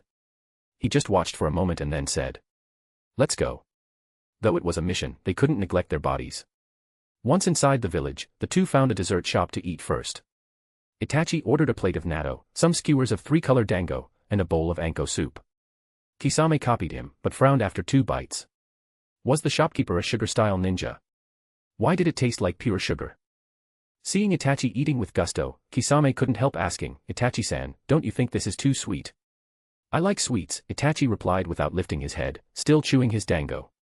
No amount of sweetness can erase the bitterness of reality. Kisame pushed the food aside. "And it's not good for your health. I can't enjoy it. People need some comfort, Kisame. Don't you have something you're interested in?" "Yeah." Kisame grinned. "I want to be a detective and uncover the truth behind everything." While they chatted, voices rose outside the shop. Neither person lowered their voice, and several names caught both Itachi and Kisame's attention. Outside the dumpling shop, Kakashi stood reading Ika Ika Paradise, unconcerned with passers-by's looks. Kakashi, what are you standing here for? Kurenai and Yugao appeared at the door hand in hand. Seeing the book in his hand, Kurenai's mouth twitched with regret for greeting him. It's you. Kakashi put the book away, gave the shop a glance, and said, I came to buy offerings and wait for Sasuke. Yami arranged for me to help train him for a while. Where are you two headed? Kurenai and Yugao understood Kakashi's hint and nodded slightly, but didn't stop chatting. We're buying some clothes for Yami and adding decorations to the house. TCH, how sweet.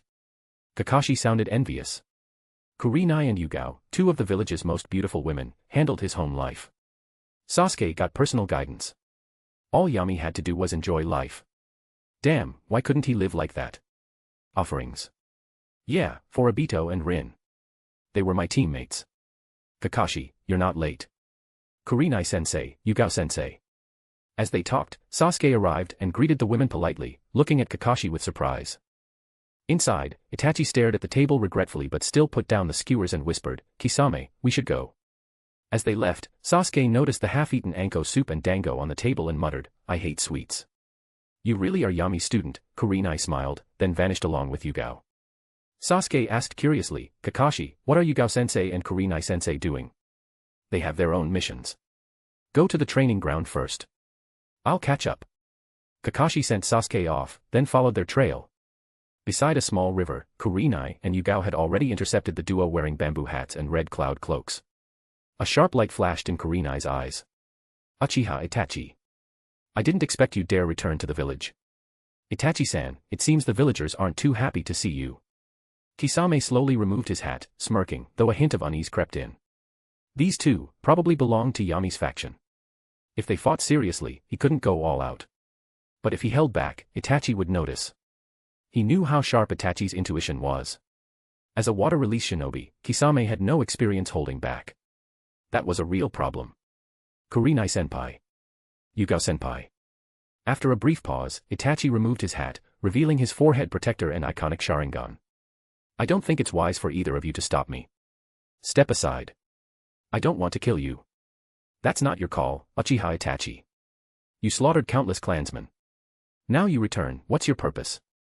As she spoke, a special kunai appeared in Kurenai's hand. Itachi and Kisame's eyes narrowed simultaneously. No way. Starting with a big move. That's seriously unethical. To be continued. Chapter 156, Chapter 156, Reputation Ruined. Itachi and Kisame were both growing uneasy. Especially Itachi. He still needed his body to stay intact, at least until Sasuke matured enough to inherit his eyes. But if Yami arrived, his already broken body would likely fare even worse. Kisame was equally flustered. He genuinely wanted to visit his boss, but not like this. If it turned into a full-blown confrontation, even if it was just for show, he would end up being beaten by Yami in front of everyone. Swish. Just as the two were considering whether to retreat for now, two more figures landed beside Kurenai and Yugao.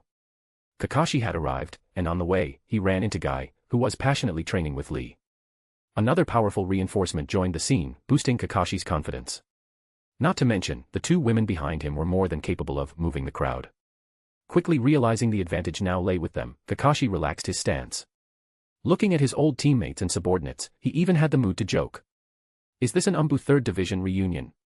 1 against 7. You've really aged, haven't you? Captain Kakashi, people always grow up. Itachi calmly replied, I've cut off meaningless attachments and drawn out the power hidden in my bloodline. What a unique perspective. I think bonds are what drive people to grow stronger. Kakashi casually tucked one hand in his pocket. But since you've cut off all those ties, why come back to Konoha? The legacy of the 4th Hokage. Itachi's answer startled Kakashi. I heard Orochimaru stirred up a mess during the Chunin exams. I came to make sure it doesn't interfere with my goal. Naruto. Kakashi's expression turned sharp with hostility. Sensing his rising chakra, Guy stepped forward immediately. Kakashi, if you've got questions, catch him first. Leaf strong whirlwind. Whoosh. Kisame raised same hata in front of him, catching Guy's powerful kick and sliding back several meters before stopping. Fast. Strong. Kisame commented genuinely. As expected of the strongest village, Konoha. Even a random guy with thick eyebrows is this strong. What's your name? Konoha's proud blue beast, Might Guy. Come, fight me.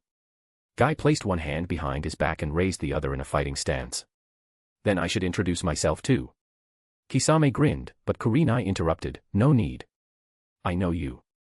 Former Kirigakura Umbu, wanted for assassinating the daimyo and threatening national security. Hoshigaki Kisame. After managing Umbu for Yami for so many years, Kurenai was well versed in the shinobi world's threats. S-rank rogues like Kisame were always on her radar. What an honor to be remembered by Miss Kurenai. Kisame smiled even wider. The boss's woman knew his name, wasn't that proof he'd been doing a great job? So he swung his blade harder, temporarily suppressing Guy in raw strength. Kisame's title, Tailed Beast Without a Tail, wasn't just for his massive chakra. His power was terrifying even without transformations.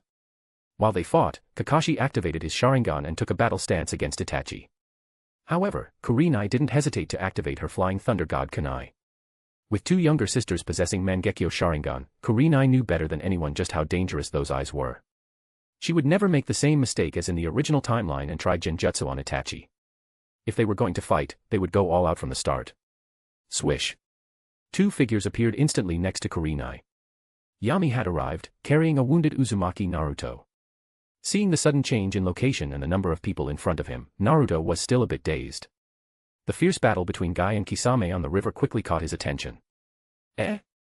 Who's the thick-browed guy fighting? Is he an enemy? Fire release, great fireball technique. Yami didn't answer. He yawned and casually exhaled a massive, searing fireball that lit up the sky. Guy, get out of the way. At Yami's reminder, Guy quickly leapt back to avoid the blast. Kisame discarded same hata and formed a hand seal. Water release, exploding water shock wave. The incoming torrent collided with the fireball, producing a thick wall of steam. Wind release, gale palm. Yami waved his hand, dispersing the mist instantly. Itachi also took the chance to retreat to Kisame's side. Looking at the solemn-faced Itachi, Yami smiled and waved, isn't this an old classmate? Why didn't you tell me you were coming back? I could have greeted you properly. Yami-sensei, who are they? Naruto was confused by Yami's tone. They had just been fighting, so why the friendly greeting now? What's their relationship? They. Yami pointed to the pair and introduced them. The sickly-looking one is the older brother Sasuke's always wanted to kill. The shark-faced one is Kirigakura's rogue ninja, Hoshigaki Kisame. Sasuke's brother? Naruto stared at Itachi in shock. On graduation day, Sasuke had said his dream was to kill someone. He hadn't said who, but Naruto later learned that his target was his own brother. Shimura, how are you? Itachi felt cornered. His expression turned solemn, and the tomo in his eyes began spinning faintly. Yami, Kakashi said urgently. Their target is Naruto. Why did you bring him here? I was giving the kid some special training. Yami waved lazily. I brought him because I sensed Kurenai's signal. Kakashi then noticed Naruto's injuries. His pupil shrank as he suddenly understood something, casting a hesitant look at Yami.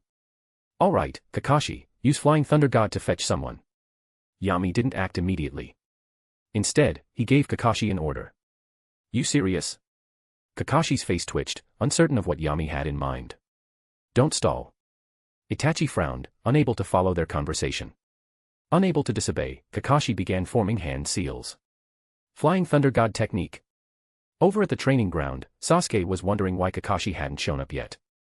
Suddenly, he felt a spatial pull. Rip.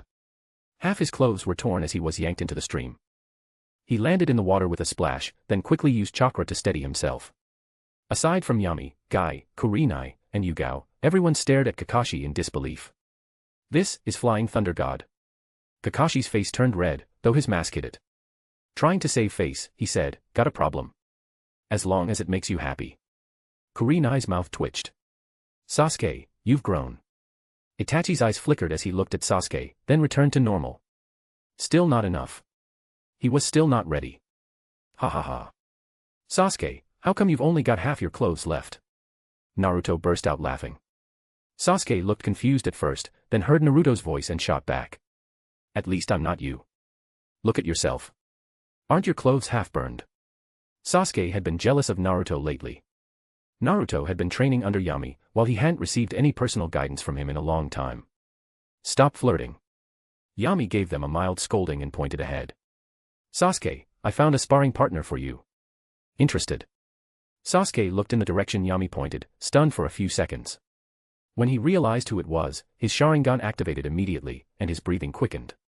Uchiha Itachi. Sasuke. Itachi remained indifferent. Volume does not equal strength. It seems you haven't spoken properly in years. Yami glanced at him. Are you questioning my teaching methods, Uchiha Itachi? Go, Sasuke. Show him what you've got. Yami didn't need to fan the flames. The moment Sasuke saw Itachi, his reasoning snapped. He had only one thought left. Kill him. Avenge the clan and his parents. Even if it meant dying together. Fire release, great fireball technique. Sasuke launched the fireball faster than ever. But it still couldn't compare to the one Yami used moments ago. Its heat, force, and density didn't come close. Kisame was about to step in, but Itachi raised a hand to stop him. He's still just a child. Let me help him understand fear. Itachi fired a fireball in return. After only 2 seconds of clash, Sasuke's flames were completely overpowered. Sasuke's control over fire chakra was far inferior. Chidori. The sound of chirping birds rang out. Covered in lightning, Sasuke pierced through the flames and lunged for Itachi's head. Itachi's 3 tomo spun, forming a strange Mangekyo pattern. He casually tilted his head, narrowly dodging, and caught Sasuke's hand in a palm lock. Too weak. Far too weak. Itachi stared him down with oppressive intensity. You, carrying the hatred of the clan, this is all the progress you've made. Or have you spent so long playing ninja games that you've forgotten the past? No matter. I'll help you remember. Sasuke panicked. Realizing what was happening, he closed his eyes to avoid Itachi's gaze, but it was too late. Tsukimi activated. Sasuke was forced to relive the massacre of the clan 10 times in an instant. In reality, only a second had passed, but Sasuke let out a sharp scream. Itachi hesitated, but still raised his foot, preparing to kick Sasuke away to prevent further damage. But before he could finish the motion, Yami appeared in front of him and kicked as well, clashing with Itachi. Bang. The powerful impact forced Itachi back. Yami caught Sasuke in midair and looked at his eyes, still only 2 tomo. He clicked his tongue. TCH. So your genjutsu isn't even real enough to trigger the 3rd tomo. He handed Sasuke to Kakashi and turned to Itachi, his once gentle smile fading into cold clarity.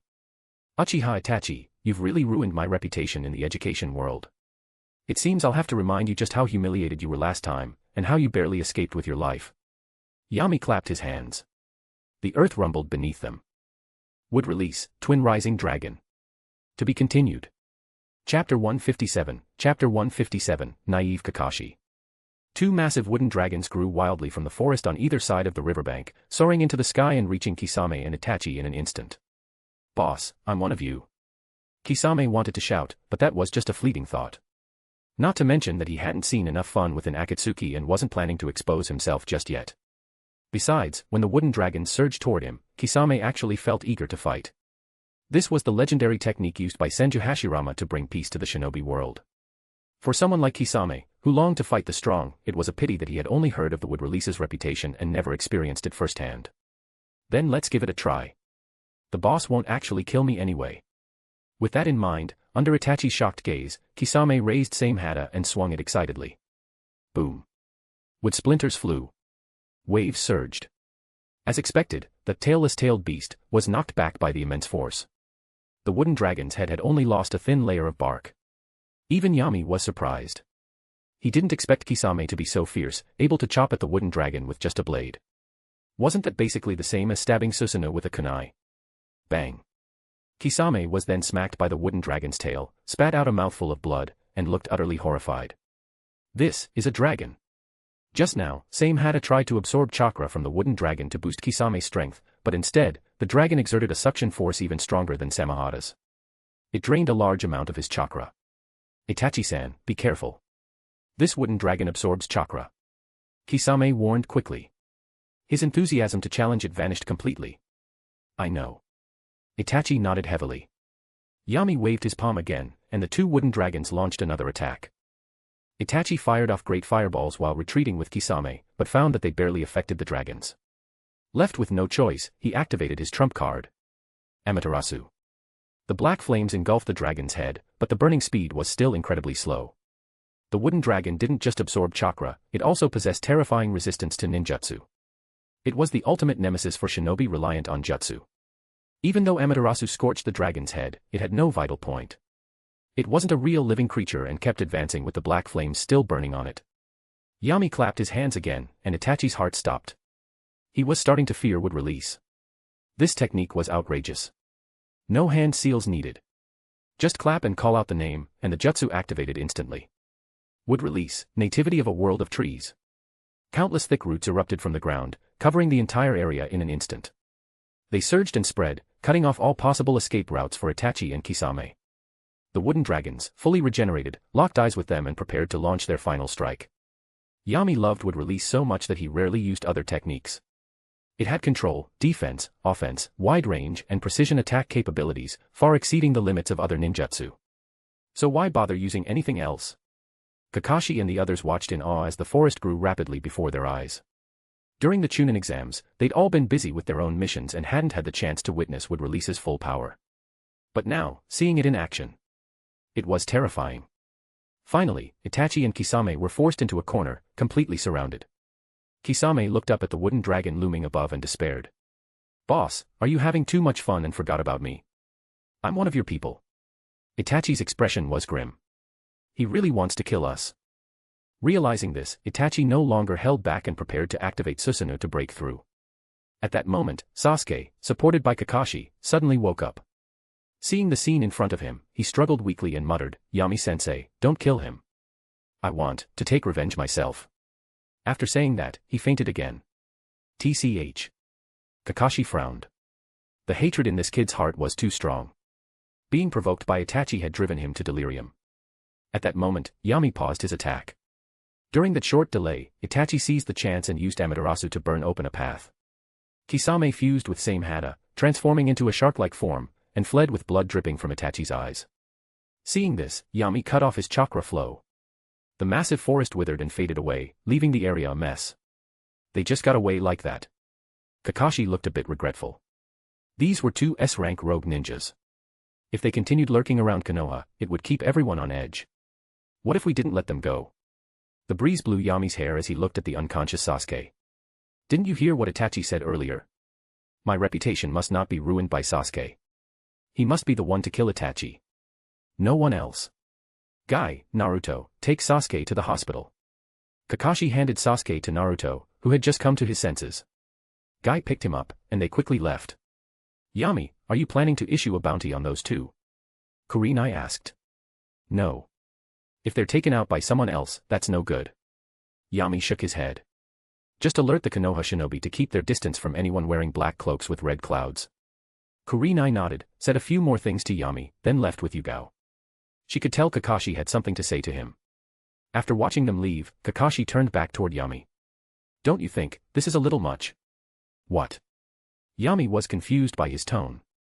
Life shouldn't be consumed by hatred. Kakashi sighed, speaking quietly. After this incident, Sasuke will definitely grow more extreme. To gain power, I'm afraid he might follow Orochimaru's old path. He's still a child. He should live a normal life. Are you serious? Yami stared at Kakashi like he was crazy. He couldn't believe Kakashi would actually say something like that. When did you ever think Sasuke was a normal person? His brother killed their parents and slaughtered their entire clan. And you want Sasuke to walk around every day smiling like a fool. Revenge must be taken. But that hatred shouldn't consume his whole life. Kakashi tried to reason with him again, but Yami remained unmoved. Then let him enjoy life after revenge. Yami smirked. Kakashi, you really are the third Hokage's disciple. You're sounding more and more like him, so righteous and idealistic. What's wrong with pursuing strength? Why do you assume that gaining power will make someone fall into darkness? Kakashi felt helpless. He only wanted to remind Yami not to be too extreme with Naruto and Sasuke. How did this become his fault? But the next moment, Kakashi's face changed. Yami's words pierced right into his heart. Your two teammates died during the war, didn't they? If you had your current strength back then, would Uchiha Obito still have been crushed under that boulder? Would Nohara Rin still have died on the battlefield and become the Three Tails Jinchuriki? Most of the world's pain comes from a lack of strength. Think about it. After saying that, Yami ignored the stunned Kakashi and vanished on the spot. Konoha Hospital. Yami stopped by a tailor to pick up the cheongsam he had custom-made for Kuratsuchi, then turned a corner toward the hospital. Itachi had still shown mercy toward Sasuke. In the original timeline, Kakashi had collapsed after a single glance from Itachi and remained unconscious until Tsunade returned to heal him. Sasuke had been struck by Tsukumi, and the hospital recommended 7 days of rest. After that, he'd be fine. No lasting damage. When Yami arrived, Sasuke was lying in bed, and Naruto was slumped in a chair, fast asleep. Naruto had been exhausted lately. Yami's training for him required triggering the Nine Tails chakra. Naruto had to keep pushing himself past his limits until the Nine Tails chakra leaked out on its own and he grew accustomed to its corrosive effect. That was why his clothes always looked like they'd been burned, just the chakra. Yami wasn't pleased to hear Sasuke needed a full week of bed rest. The current medical ninja in Konoha were basically useless. They couldn't handle severe injuries, and they were just as bad with minor ones. He needed to find Tsunade quickly and have her rebuild the medical system. Without waking Naruto, Yami began treatment, using the healing jutsu to stimulate chakra in Sasuke's brain and accelerate his spiritual recovery. At this rate, he would be fully healed by tomorrow. While Yami was treating Sasuke, someone quietly appeared beside him. Uchiha Shisui. After Yami stopped, Shisui asked softly, "Did Itachi return to the village?" Yami nodded. "I chased him off. If you leave now, you might catch up." "Why?" "You can't help it." "You want to kill him?" "No. Let Sasuke do it. And I'm not strong enough anyway." Shisui shook his head, his gaze falling on Sasuke in the bed with a hint of admiration. Compared to Itachi, Sasuke might not have the same level of talent, but his potential and determination weren't inferior. More importantly, Sasuke was a normal person, he didn't have the extremist mindset so common in the Uchiha clan. That alone made him rare. TCH. Yami sneered. "You can fool others, but you can't fool me. Just open the Mangekyo already. That pupil power is about to burst out of your 3 tomo. If you can awaken it, do it. You think I'll be afraid of you?" Under the mask, Shisui was startled. He quickly lowered his head and bowed. "Yami, I'll never awaken the Mangekyo. I'll never become a threat to you." I wasn't being sarcastic. Yami looked at Shisui helplessly. "I'm not my old man. I'm not scared of Uchiha." His current pupil power was already at the peak of the eternal Mangekyo. Even if Uchiha Madara were resurrected, he'd only be on equal footing. There was no way Yami would fear Shisui's dojutsu. Seeing that Shisui still had his head lowered and said nothing, Yami continued, "I'll be the 5th Hokage soon. You've seen Konoha's current state. There are barely any capable shinobi left. If you can awaken the Mangekyo soon, it'll help share some of the burden. Besides, I need your experience." "Don't worry, Shisui." Shisui saw Yami speak so sincerely and finally nodded, but made a solemn vow. "Yami, you can take these eyes from me at any time. I swear in the name of hundreds of Uchiha souls, these eyes will only ever fight for you." To be continued. Extra bonus chapter as a bribe today, so check out my new book, Marvel's FBI. Just check the author's thoughts or click on my profile for it, thanks, guys. Just remove the hyphen to access normally. Chapter 158, a massacre as a gift to my succession as Hokage. Uchiha Shisui was a true genius. If Uchiha Madara hadn't died before he was born, it was likely that Indra would have chosen him for reincarnation. Even after having his original eyes gouged out and replaced with another pair of 3 Tomo Sharingan, he still managed to awaken the Mangekyo again years later. Such a miracle might be unprecedented in the 1,000-year history of the Uchiha clan. If not for Yami's sensory techniques and his deep understanding of Uchiha ocular powers, even he wouldn't have noticed Shisui had reached that level. Yami had already sensed that Shisui's pair of 3 Tomo Sharingan had reached their limit 6 months ago. Yet over the past half-year, Shisui had been forcibly suppressing his ocular power. Yami understood Shisui's hesitation. Though his eyes weren't the root cause of the clan's destruction, they were the trigger. But there was one thing Yami couldn't understand. "Why are you so certain that the Mangekyo technique you'll awaken will still be Kodo Amatsukami?" Yami asked directly. Shisui gave his answer without hesitation. "The essence of the Mangekyo Sharingan is the unique chakra secreted by the brain, which stimulates the special evolution of the eyes. My original eyes were taken, but that chakra still resides in my brain." At this point, Shisui's voice took on a note of resignation. "It was fine in the first few years. I initially planned to use the chakra as a trump card, enough to barely activate Susanoo once. But starting 2 years ago, my body gradually adapted to this new pair of 3 Tomo, and that chakra began merging with my current eyes." "I see." Yami thought to himself.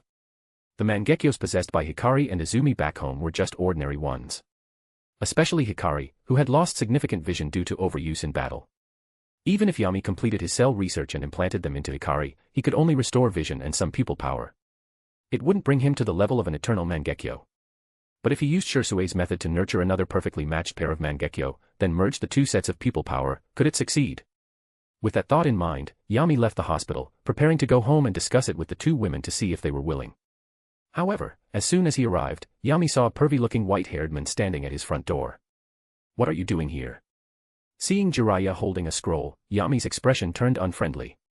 He looked like he wanted to kick him on sight. No one would feel comfortable seeing someone like this show up at their house. Jiraiya saw that look and quickly explained, "I came to see you, Yami. You just fought with Uchiha Itachi, didn't you?" "I did." "Did he reveal anything about the organization he's part of?" Yami shook his head decisively. "Itachi only said he came back for Naruto. So his target is Naruto, or rather, the Nine Tails." Jiraiya's expression turned serious. Noticing how indifferent Yami looked, he gave a stern warning. "Yami, I know you're strong, but don't underestimate the organization Itachi is part of. That organization is called Akatsuki, a mercenary group made up of dangerous rogue ninja from across the nations." "Oh, and..." Yami didn't react much. He simply gestured for Jiraiya to continue. Jiraiya finally got to the point. "That's why I want to take Naruto away." Yami chuckled. "You're going to find Tsunade, aren't you?" Jiraiya looked a bit awkward. After all, Yami and Tsunade were currently political rivals. Not only was he going to bring back a competitor, but he also wanted to take her opponent's disciple along. It was indeed a little underhanded.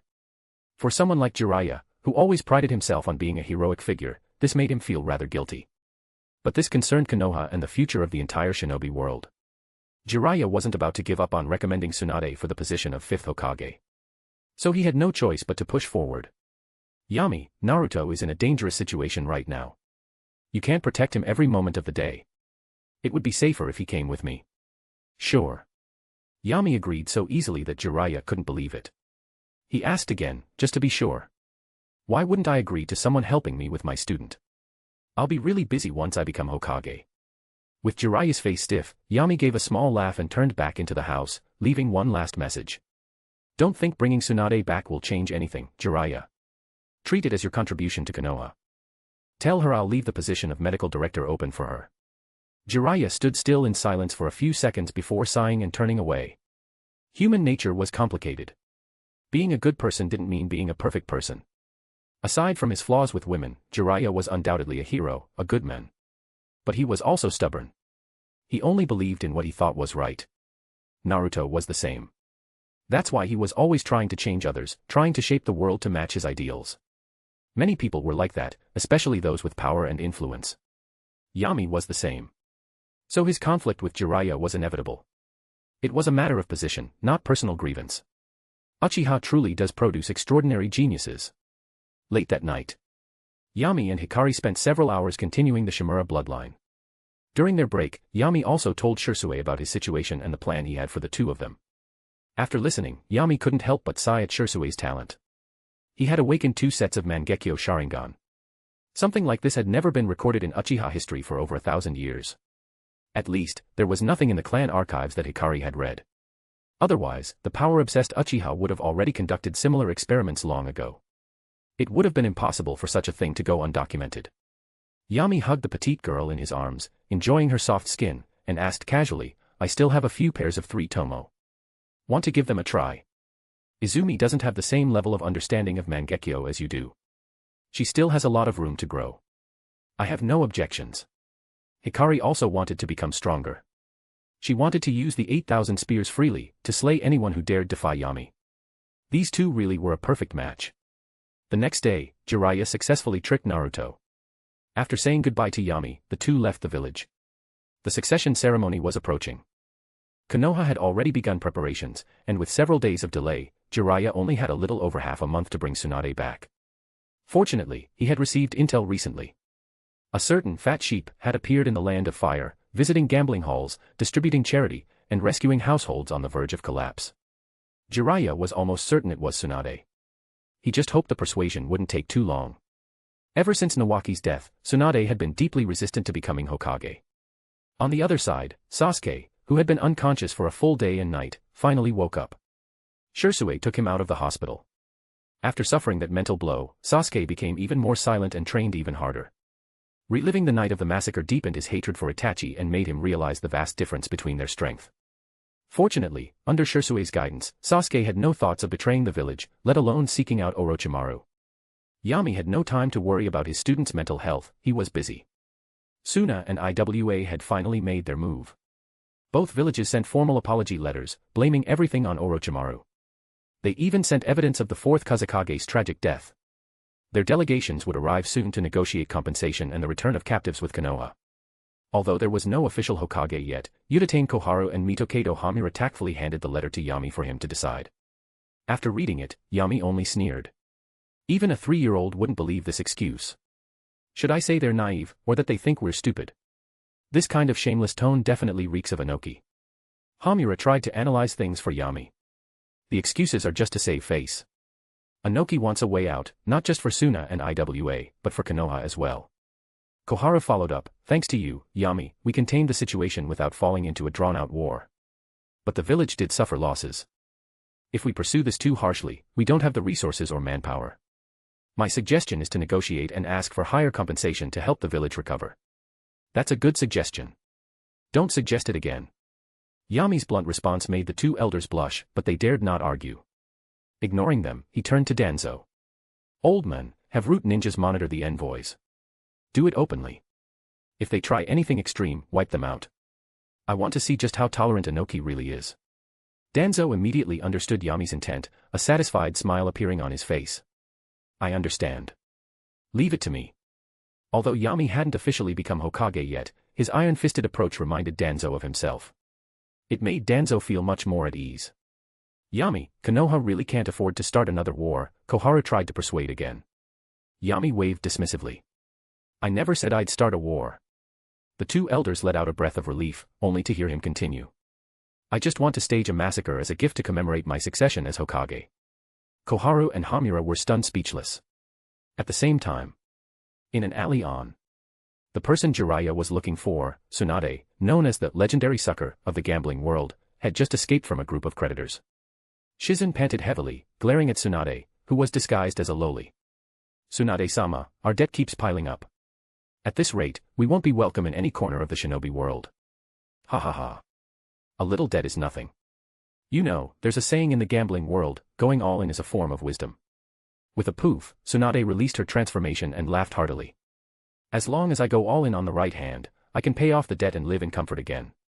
Hearing that Tsunade was planning to go all in, Shizen's face turned green. Just then, a cold chuckle came from the narrow alley entrance. Tsunade, you haven't changed at all over the years.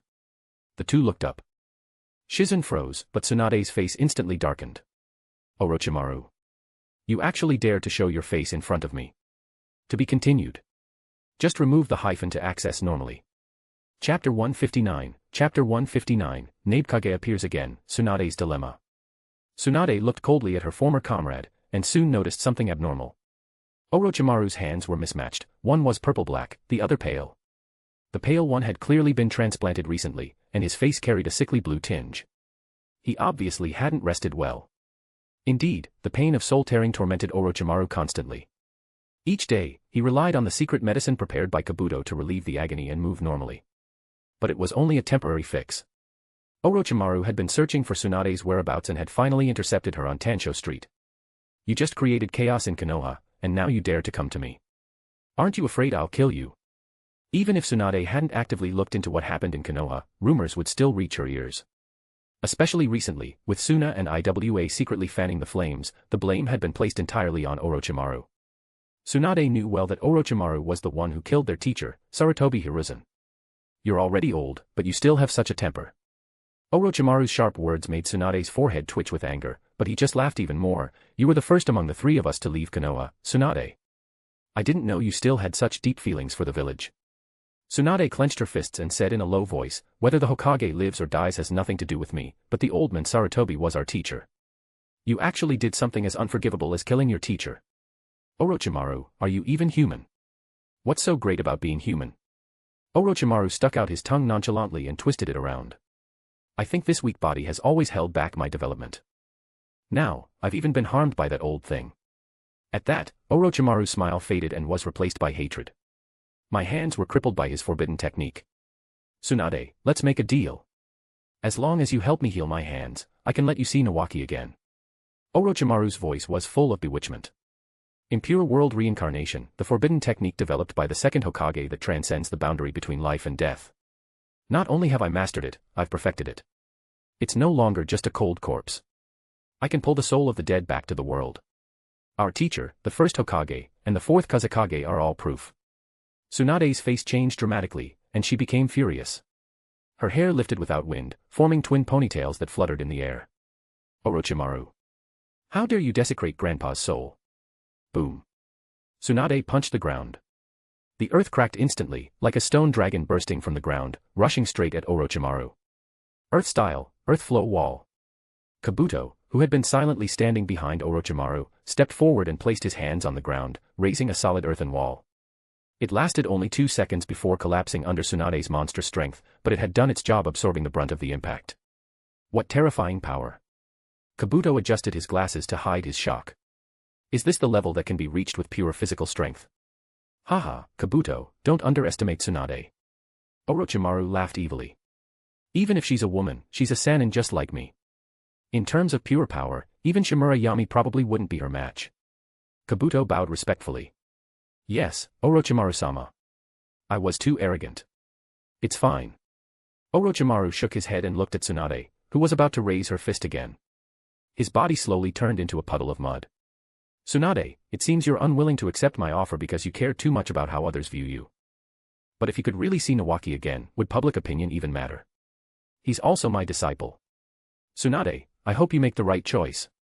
As his voice faded, Orochimaru had already escaped using an earth escape technique, and Kabuto also politely excused himself, vanishing from the alley in an instant. If there were no outsiders around, Orochimaru might have tried persuading her a few more times. But they weren't the only ones in this town. A troublesome person was following him, and Tsunade had just made a scene, so it was certain they'd been noticed. Orochimaru had no choice but to leave, tossing out a baited hook for Tsunade. Tsunade-sama. Shizun saw Tsunade's wavering expression and quickly advised, don't think too much about what Orochimaru said.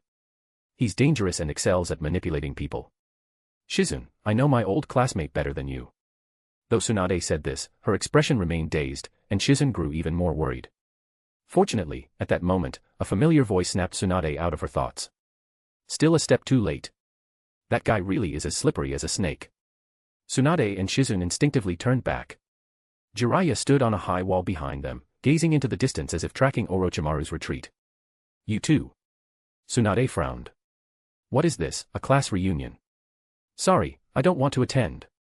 Don't be so cold, Tsunade. Jiraiya withdrew his gaze and smiled at her. By my count, it's been over 10 years since we last met. Including Orochimaru, the last time all three of us were together was even longer ago. You haven't changed at all, and I've become a middle-aged man adored by thousands of women, ha ha ha. His rogue laugh drew a look of disgust from Tsunade. I don't want to waste time talking. Don't delay me from earning money. You must be here to chase Orochimaru. He probably hasn't gone far, and you still might catch up. Forget it, I have more urgent things to deal with. Jiraiya shook his head slowly. Hunting down Orochimaru can wait. Some matters can't be delayed. Go. Just as he was about to speak, Shizun's stomach growled awkwardly, making her blush with embarrassment. Tsunade also turned away awkwardly. Jiraiya leapt down from the wall, smiled at the two disheveled women, and said, looks like your gambling luck hasn't been great lately. Let's eat and talk. There's a little brat waiting for me. Later, in a restaurant, Tsunade met the brat Jiraiya mentioned. Uzumaki Naruto. Jiraiya rubbed Naruto's head and introduced him. His sensei is busy lately, so I've taken him along for training. Tsunade gave a perfunctory nod and devoured the food on the table like a whirlwind. Naruto stared with wide eyes. Pervy sage, didn't you say you were looking for your old teammate? Why is she so young? Ha ha ha, Naruto, don't be fooled by appearances. Jiraiya laughed. She's from the same generation as me. She only looks young thanks to a special ninjutsu. Her real age is... He stopped mid-sentence, because Tsunade was already glaring at him murderously. He could only laugh sheepishly and shut his mouth. Finally, after eating her fill, Tsunade rubbed her stomach. All right, tell me. Who do you need me to treat? I'm warning you now, if the pay isn't good, I'm not going. As one of Konoha's strongest shinobi, Tsunade could roam the ninja world freely. Her medical ninjutsu played a key role in that. Nobles and daimyo often needed her help and would pay handsomely for her services. Naturally, they wouldn't allow their country's ninjas to offend her or her apprentice. No, Tsunade. This time, it's not just one person. Jiraiya's expression turned serious. We need you to become the 5th Hokage and heal Konoha. Not interested. Tsunade rejected him without hesitation. I've never thought about being Hokage. Besides, hasn't the kid Yami already mastered wood release? He's the most suitable candidate. You know Yami too? Jiraiya asked in surprise. We're related through the Senju line. I'm his sister, and we even bathed together in a hot spring a few years ago. Tsunade sighed. She missed Yami, or more precisely, his wallet. She still regretted it. She regretted selling the 100 healings mark for such a low price, which left her broke again. But Yami didn't like any other ninjutsu, which really gave her a headache. Jiraiya suddenly remembered, Yami's mother was from the Senju clan. Is Yami and I going to be Hokage? Naruto shouted excitedly. Then I'll be the Hokage's student, and I'll definitely become Hokage someday. Hokage is worthless. Tsunade took a sip of wine and sneered. Only fools want that job. Naruto glared at her. What, did I say something wrong? Tsunade burped and ridiculed, every Hokage has died protecting the village. None of them had a good end. After the first Hokage died, the ninja world wars broke out one after another and have never stopped. What did they even protect? Naruto, who was about to explode in anger, suddenly lost his momentum. Jiraiya was surprised. Wasn't Naruto the one most determined to become Hokage? Why didn't he get mad when Hokage was belittled? Naruto, go back and train for now. Jiraiya dismissed Naruto, then brought up something the boy shouldn't hear. He couldn't speak ill of the previous Hokage in front of a student. Tsunade, I won't lie to you. The old man's death this time may be related to Yami. Tsunade's expression changed. What proof do you have? Yami mastered Orochimaru's summoning technique. Jiraiya explained what he'd recently discovered. He seemed to know about the Konoha crush long before it happened. After the old man was trapped in the 4 Violet Flames formation, the Umbu loyal to him were suddenly reassigned. At the very least, Yami didn't stop it. Tsunade took another sip of wine. Go back. Don't say anything more. It's impossible for me and my brother to compete for the position of Hokage. Tsunade, this isn't about personal ties. Jiraiya wasn't one to give up easily. He said solemnly, Yami has the strength to be Hokage, no doubt about that. But his personality is paranoid and extreme. He especially prefers solving problems through absolute force. If he becomes Hokage, Konoha will inevitably go to war again, maybe even starting another ninja world war. Shizun was shocked by the speculation and interrupted, Jiraiya-sama, aren't you overthinking it? I've met Yami-sama. He's actually a good person. And very handsome. Shizun added silently. Because you're one of us, you can't see his extremes. Jiraiya understood Yami's character quite well. Yami is easy to figure out. He treats his own people very well. Naruto is his student. For Naruto, he even asked me to teach him the Rasengan. Before we left Konoha, he also helped Naruto control the Nine Tails power. Uchiha Sasuke has also improved significantly and respects Yami greatly. But that doesn't mean he'll make a good Hokage. Especially since, indirectly, he was involved in the old man's death. I suspect Danzō was behind this plan. After so many years, Nabekage had returned and taken everything on his shoulders once again. Tsunade, no one but you can stop him from becoming Hokage. Think about it carefully. After saying that, Jiraiya left, leaving Tsunade staring blankly at the table. To be continued. Chapter 160, Roasted, Bonus. After Jiraiya left, Tsunade remained silent for a long time. Eventually, Shizun couldn't help but ask, Tsunade-sama, are we going back to Konoha? Shizun sincerely hoped they would. If Tsunade agreed to Jiraiya's request, then after all these years of wandering, Shizun would finally find peace. Following Tsunade had brought little happiness, only hardship. Every time she saw a casino now, she wanted to charge in and destroy everything. Returning to Konoha meant no longer being chased by debt collectors. It meant having a stable home. For Shizun, it would be paradise. Why go back? Tsunade waved her hand dismissively, snatched the sake from in front of Shizun, downed it in one gulp, and staggered back to the bedroom. That night, her head was heavy and muddled, but she couldn't fall asleep. Her thoughts were a mess. Although she claimed to have no feelings for Konoha, deep down, it was more like she had been running away. Konoha was the village founded by her grandfather, a place where countless members of the Senju clan had fought and bled. What she truly hated was the endless cycle of war, taking one loved one after another. Jiraiya's words can't be fully trusted. Tsunade murmured to herself, he wouldn't lie to me, but what he said is still just speculation. There's no real proof that Yami colluded with Orochimaru. But he was right about one thing. That old man Danzō is trouble. If Yami becomes Hokage, Danzō's influence will definitely skyrocket. In the past, when he had no power, he tried everything to start wars. Now that he has such a powerful grandson, he'll become even more arrogant. Thinking of this, Tsunade began leaning toward agreeing with Jiraiya. In terms of kinship, Yami was the son of Senju, a direct descendant of the main Senju line, and her closest blood relative still alive. In terms of ninjutsu, he had already mastered the wood release, something only her grandfather had done. She couldn't let him go astray.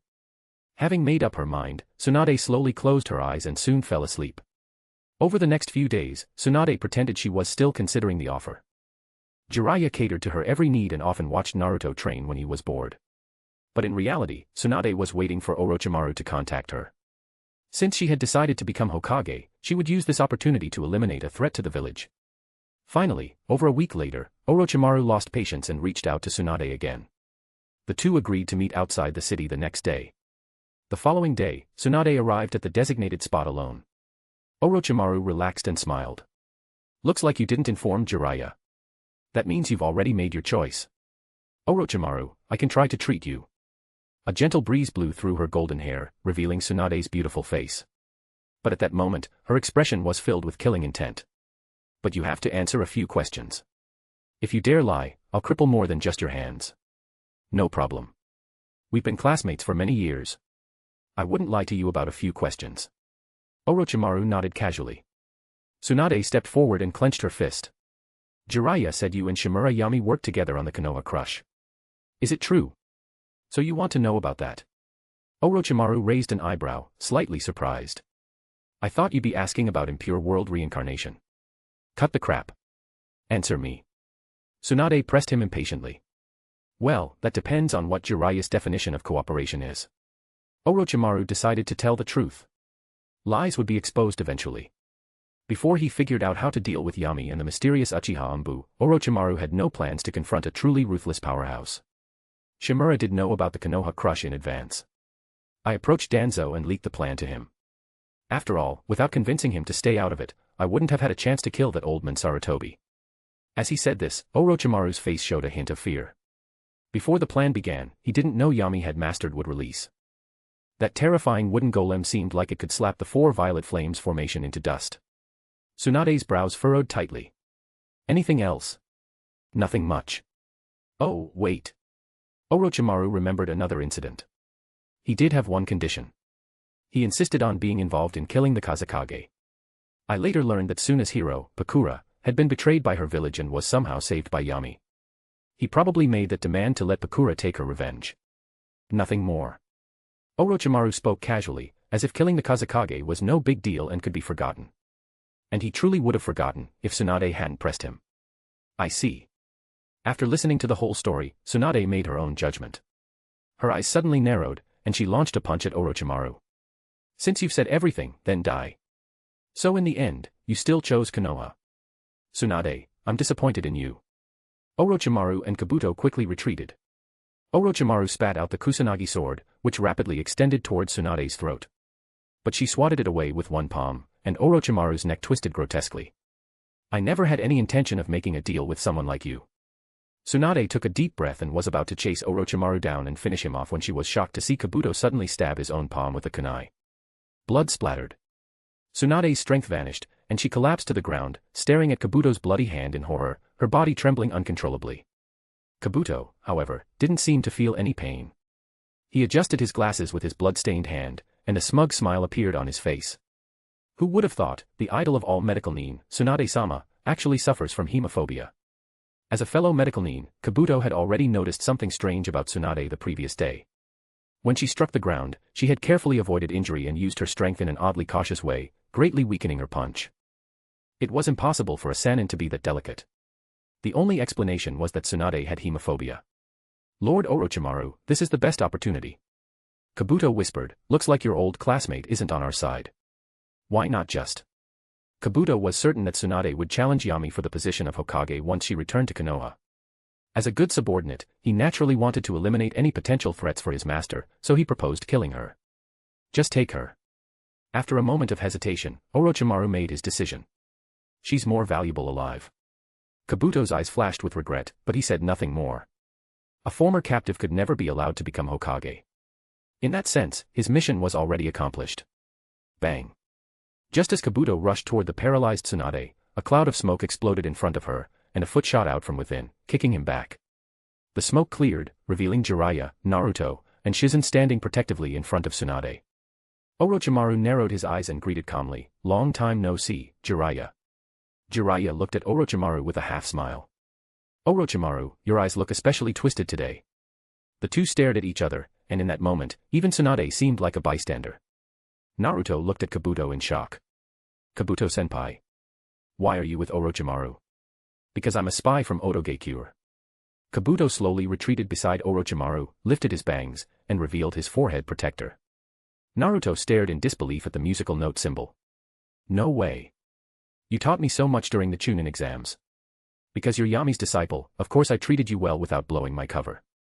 Kabuto silently answered in his heart, but on the surface, he only sneered coldly and said nothing. Jiraiya stopped looking at Orochimaru and turned to Tsunade, who was being supported by Shizun. He hadn't expected Tsunade to have hemophobia. "Shizun, take Naruto and Tsunade away." Jiraiya's aura turned cold and serious. His eyes burned with murderous intent. "From this moment on, there are no more Sannin. Orochimaru, I'll bury you here today." Orochimaru's expression completely darkened. No one knew Jiraiya better than he did. And right now, Jiraiya was serious about killing him. "You really want to kill me?" In the past, Jiraiya always wanted to bring Orochimaru back to Konoha. But this time, it was different, completely different. While speaking, Jiraiya bit his finger and began forming seals.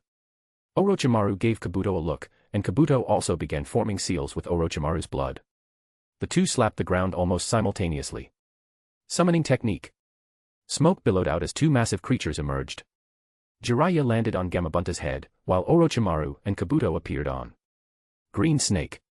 Orochimaru and Kabuto stared at the green snake beneath their feet in shock. Orochimaru immediately glared at Kabuto. "Why did you summon Green Snake instead of Manda?" Among the Ryuchi cave summons, aside from the three great snake princesses and the white snake sage, Manda and Garaga were the strongest.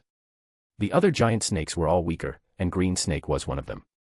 His hands were crippled, he was already at a disadvantage, and now Kabuto summoned Green Snake. Was this a joke? Kabuto looked aggrieved.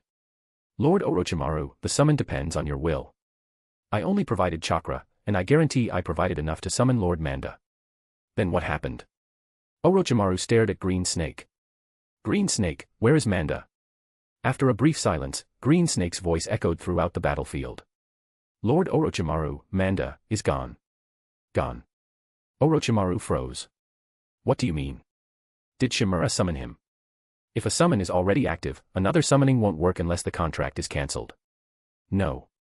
Green Snake shook its massive head, speaking with a fearful tone. 2 years ago, Master Yami had a small conflict with Manda. He blew up Manda's head and roasted the body for food. Orochimaru? To be continued. Just remove the hyphen to access normally. Chapter 161, Chapter 161, A Unique Welcome Ceremony. The reason Orochimaru didn't leave even after seeing Jiraiya appear was because of Manda. Snakes are the natural enemies of toads. Although Katsuyu also eats snakes, due to Tsunade's hemophobia, she couldn't summon it. Even if summoned, Katsuyu's role is more auxiliary than offensive. In actual combat, Manda had the strength to take on both of them alone. Orochimaru believed he could still handle Jiraiya without using his hands. But now that Manda had been roasted by Shimura Yami, and Yakushi Kabuto had only summoned the green snake, the situation had drastically changed. Gamabunta's strength was more than enough to suppress the green snake and support Jiraiya, turning the situation against them. Retreat. Seeing no hope of taking Tsunade away, Orochimaru decisively issued the order. Taking advantage of the moment when the green snake sprayed venom, he had Kabuto carry him away. Even Jiraiya was caught off guard. He hadn't expected the battle to end so dramatically and so quickly. "Thanks for your hard work, Bunta." After cancelling the summoning contract, Jiraiya looked at Tsunade, who had recovered somewhat, and without pursuing Orochimaru further, led the group back to Tancho Street. "Can your hemophobia be cured?" Back at the inn, as Tsunade returned to normal, Jiraiya asked softly. I'll try to overcome it." Tsunade took a deep breath and promised. Since she had decided to become Hokage, this problem had to be solved. Walk slowly on the way back. I'll do my best to overcome it completely before returning to the village. I understand. Jiraiya finally breathed a sigh of relief. After resting for a day, the group set off on their journey home. But none of them noticed the crow perched on the telephone pole, watching them leave Tancho Street, before flying toward Konoha. 5 days passed in the blink of an eye. Jiraiya watched how Tsunade dealt with her hemophobia and finally understood why she had never treated it before. Because for Tsunade, the method was too brutal. Her hemophobia was a psychological condition. To overcome it, her mindset had to change. She chose the most direct method, repeatedly exposing herself to blood, forcing herself to adapt. On the first day, she nearly fainted. On the second day, she trembled constantly. By the third day, she began to show signs of improvement. On the fourth day, she could endure the sight of blood and exert about 80% of her strength. By the fifth day, she was able to use 90%. The rest was just a matter of time. With that, Jiraiya was finally reassured. Now the only variable was how Shimura Yami would react when they returned. What he didn't expect, however, was that Yami had already acted before they even reached Konoha. As the tall walls of Konoha came into view, the group unconsciously sped up. After climbing the final slope, the main gate of Konoha appeared before them. And they were stunned. People. A massive crowd. Jiraiya suspected that nearly the entire village had gathered. And standing at the front of the crowd was Shimura Yami. Today, Yami wore a dark suit beneath a white robe embroidered with flame patterns along the hem. It fluttered lightly in the wind, making the boy look elegant and extraordinary. Behind him stood a formation of masked shinobi from the Umbu and Root divisions, clearly separated from the ordinary shinobi and villagers. Yami and I. Naruto lit up with excitement upon seeing Yami, waving vigorously. Pervy Sage, is Yami and I here to welcome me? Shizune, holding Tauntaun, couldn't help but complain, don't flatter yourself, Naruto. If anyone's getting welcomed, it should be Tsunade-sama, the next Hokage. No. This isn't a welcoming ceremony. Jiraiya and Tsunade's expressions gradually turned serious. Jiraiya looked at Yami's slowly raised right hand, eyes widening. Seal of confrontation. Tsunade gave the answer directly. He's here with bad intentions. Jiraiya had anticipated that Yami might react strongly, but not this boldly, not to the point of standing at the gate and preparing for battle. He turned to look at Tsunade. Tsunade paused for a second, then took a deep breath. If I get scared off here, where would I have the dignity to call myself his sister? Naruto, still confused, approached the village gate. Looking at Yami who was smiling while pointing his blade toward them, Tsunade suddenly smiled too. Brat, is this your idea of welcoming me back to the village? Yami chuckled. As my future director of medical affairs, you're worthy of this much. Tsunade didn't hold back either. Well said, my future Umbu director really has a good eye. She then glanced behind Yami and frowned. Where's Danzō? Why isn't he here? Tsunade assumed Yami's obsession with power came from Danzō's influence and was prepared to settle things with the old man, but he wasn't even present. The old man isn't in good health. He's resting at home. Yami stretched his arm and said calmly, come on, make your seal already. I'm being very kind by letting you keep your arms raised this long. What exactly are you trying to do, Yami? Jiraiya asked. Today was supposed to be the day I succeeded as Hokage. Ignoring their shifting expressions, Yami looked toward Konoha behind him and continued, the Jonin Council and advisors believe that, with Tsunade returning, she is my competitor. So let's have a duel right here. The outcome will decide who becomes the 5th Hokage. But I find that boring. So how about both of you come at me? It's a shame Orochimaru isn't here. Otherwise, I would have loved to recreate the fight against Hanzo and face the Sannin together. Jiraiya was about to speak, but Yami stopped him with a look. Don't even think about refusing. Refusal means fear. And anyone afraid of a simple duel isn't qualified to be Hokage. Yami's voice rang out powerfully, and the crowd of villagers and shinobi behind him erupted. Many cheered for their side, but no one objected to the duel. This was blatant pressure. No matter what the higher-ups said about experience or qualifications, the people had already chosen who they believed should be Hokage. Ordinary villagers cared only about strength. To them, only the strongest could be worthy of the title of Kage. This was an undeniable truth. If Tsunade refused, her credibility would take a major hit, and she would lose the right to compete. Jiraiya and Tsunade understood this well. They exchanged glances, recognizing that this battle was now unavoidable. Are we really fighting here? Tsunade stretched her wrist and asked, with our level of power, the destruction will be massive. It would be a shame to ruin the newly repaired wall. She never suggested fighting Yami alone. She hadn't trained much in recent years. Her techniques had dulled, and her hemophobia hadn't fully healed. She couldn't go up against Yami by herself. That's why Jiraiya had to join. Only together could they stand a chance. Don't worry, I've prepared the battlefield. Yami waved his hand, and a group of Umbu and Root operatives moved, guiding the villagers back into the village so they could observe from the walls. Idiot Naruto, hurry up already. Seeing Naruto still standing dazed at the entrance, Sasuke shouted from the crowd. Naruto finally came to his senses and followed Shizune inside the village. Once the area was fully cleared, 4 Umbu closest to Yami instantly vanished to the 4 corners, simultaneously forming hand seals and muttering. Ninjutsu, 4 Red Yang formation. Under Tsunade and Jiraiya's stunned gazes, a massive red barrier rose from the ground, creating a perfect arena. This really is the 4 Red Yang formation. Jiraiya was visibly shaken. They say its defense far surpasses that of the 4 Violet Flames formation, and it takes 4 shinobi with Kage-level chakra to cast. Yami has 4 Kage-level Umbu under his command.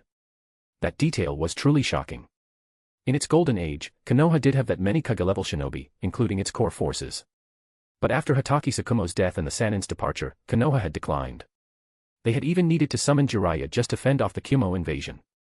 So who were these 4 Kage-level Umbu that had suddenly appeared? But for Yami, this wasn't a problem. Even without others, he could cast it by splitting 4 clones.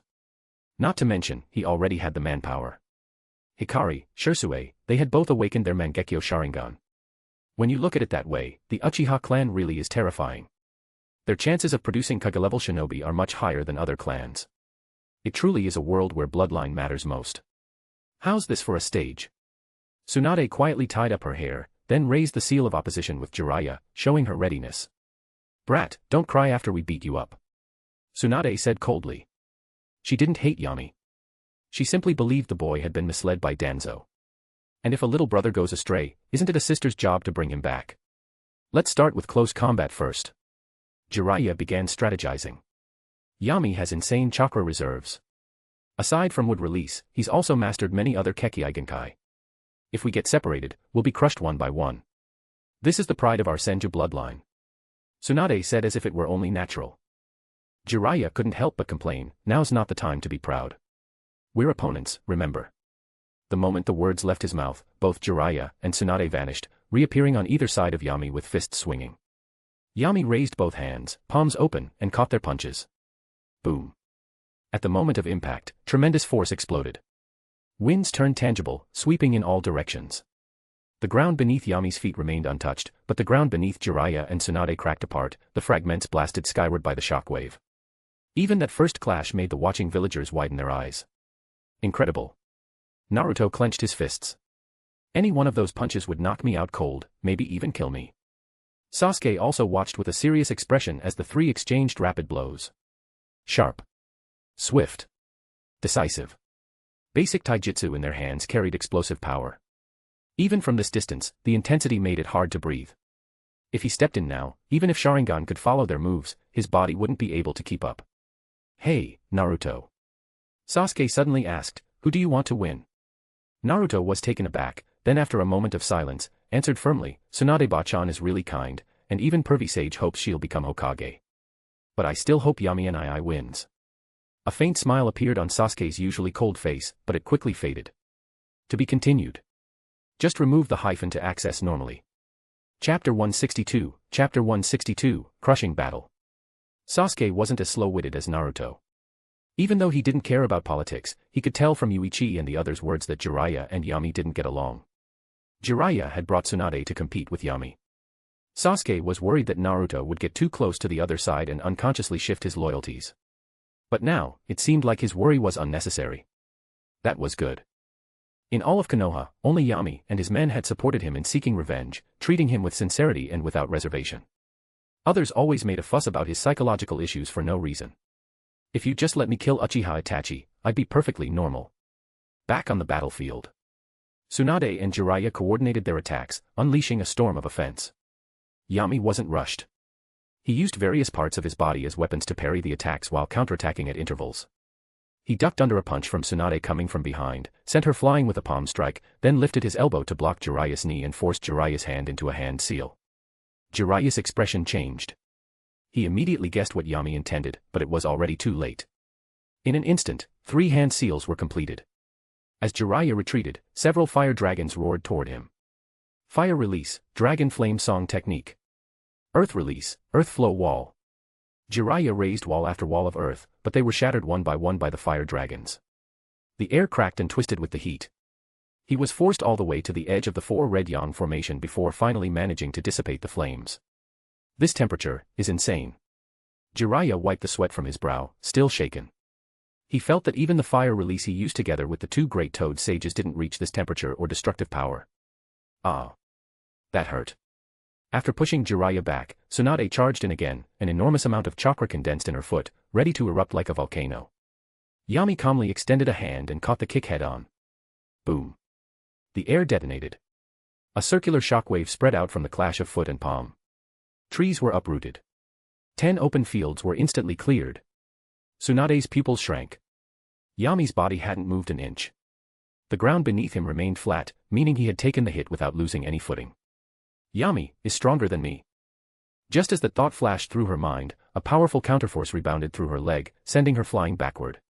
At the same time, Yami's indifferent voice reached her ears. Is this the legendary strength that once ruled the ninja world?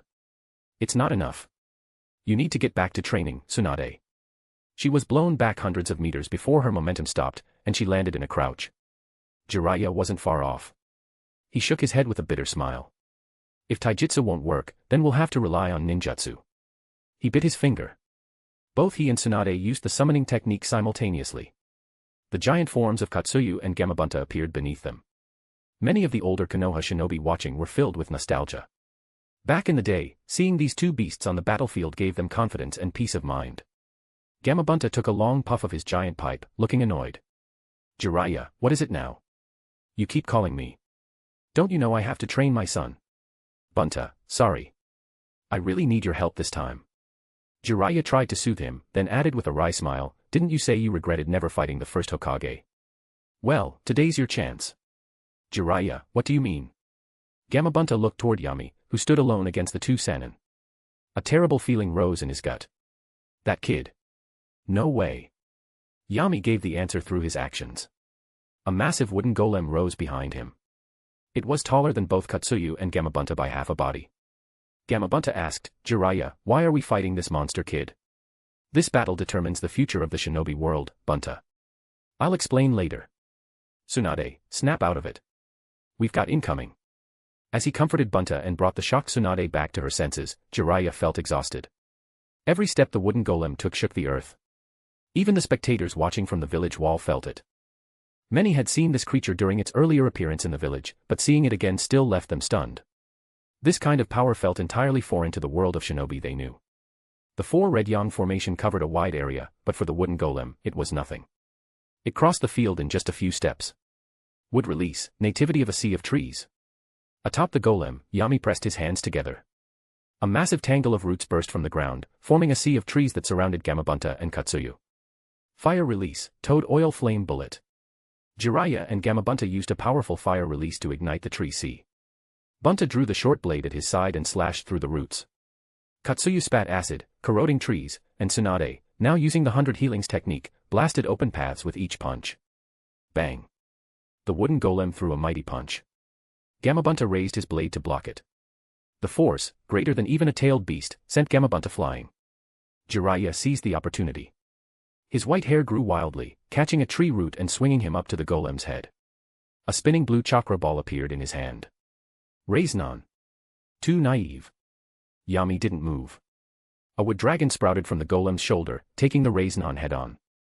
It left only a small crater. You've used Raisnon for years, but you've never tried to improve it. You just coast off the fourth Hokage's legacy.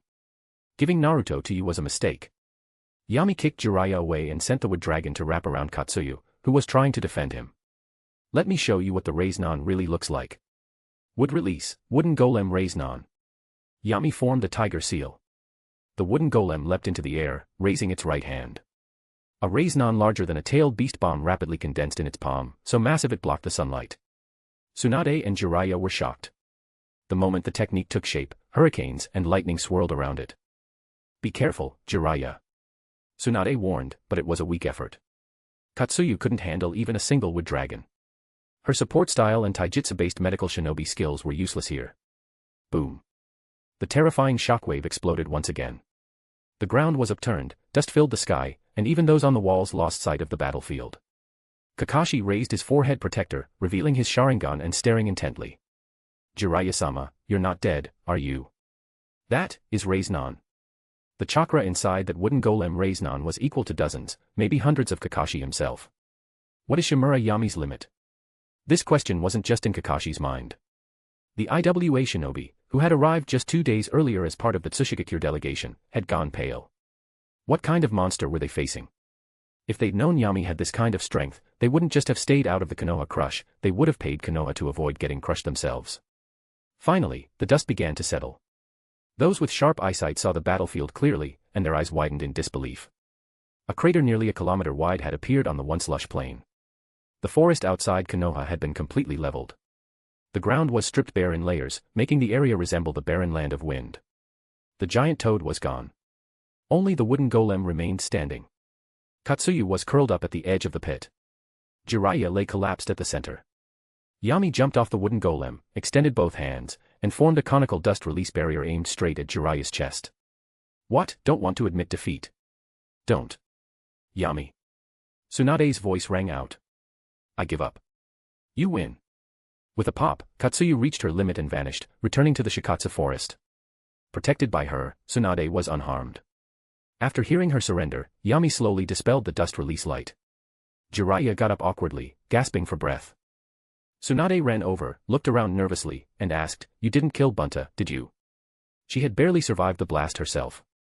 If Bunta had taken the full force. No. Yami shook his head. Jiraiya summoned another iron wall toad. The two of them blocked it together, but they'll need a few months of rest. That's good. Tsunade sighed in relief. The last thing she wanted was for Yami to offend Mount Myaboku right after becoming Hokage. Seeing Jiraiya alive but in a daze, she let it go. She looked at Yami with a mix of disappointment and resignation. As promised, I'll no longer compete for the position of 5th Hokage. I'll leave Konoha. She had wanted to stay and guide her younger brother, hoping to free him from Danzo's influence. But all her hopes were crushed before she could even enter the village.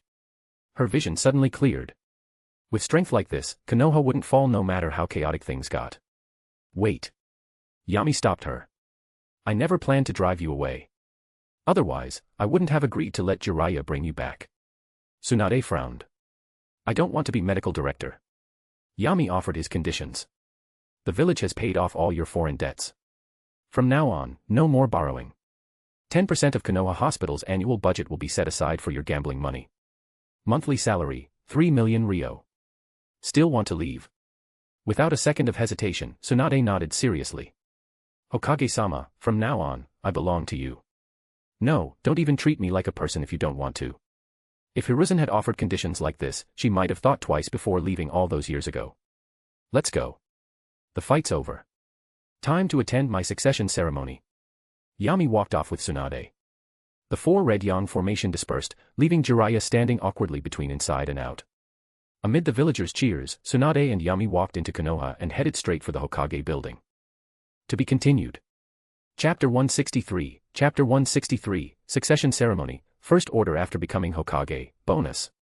As Yami entered the village, a large crowd of onlookers surged toward the Hokage building as well.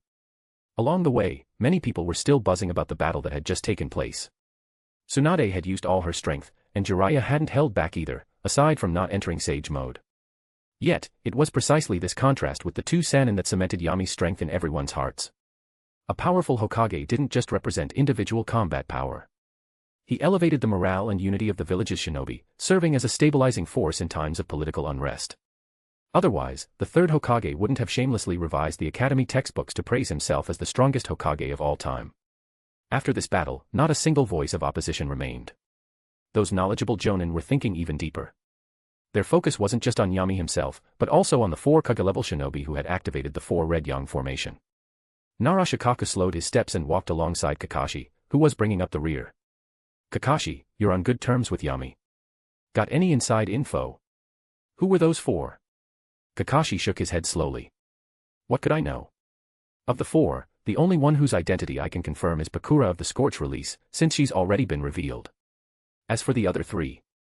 Kakashi glanced at Shikaku. If you're really curious, why not ask Hayashi-san? He's Yami's father-in-law, so their relationship is definitely closer than mine. News of Yami and Ino's engagement had already spread. It finally made Utatane Koharu and Mitokado Hamura understand why the Ino, Shika, Cho trio, who had always followed Hiruzen's lead, suddenly turned to support Yami. Hyuga. Ino, Shika, Cho. That was a solid foundation.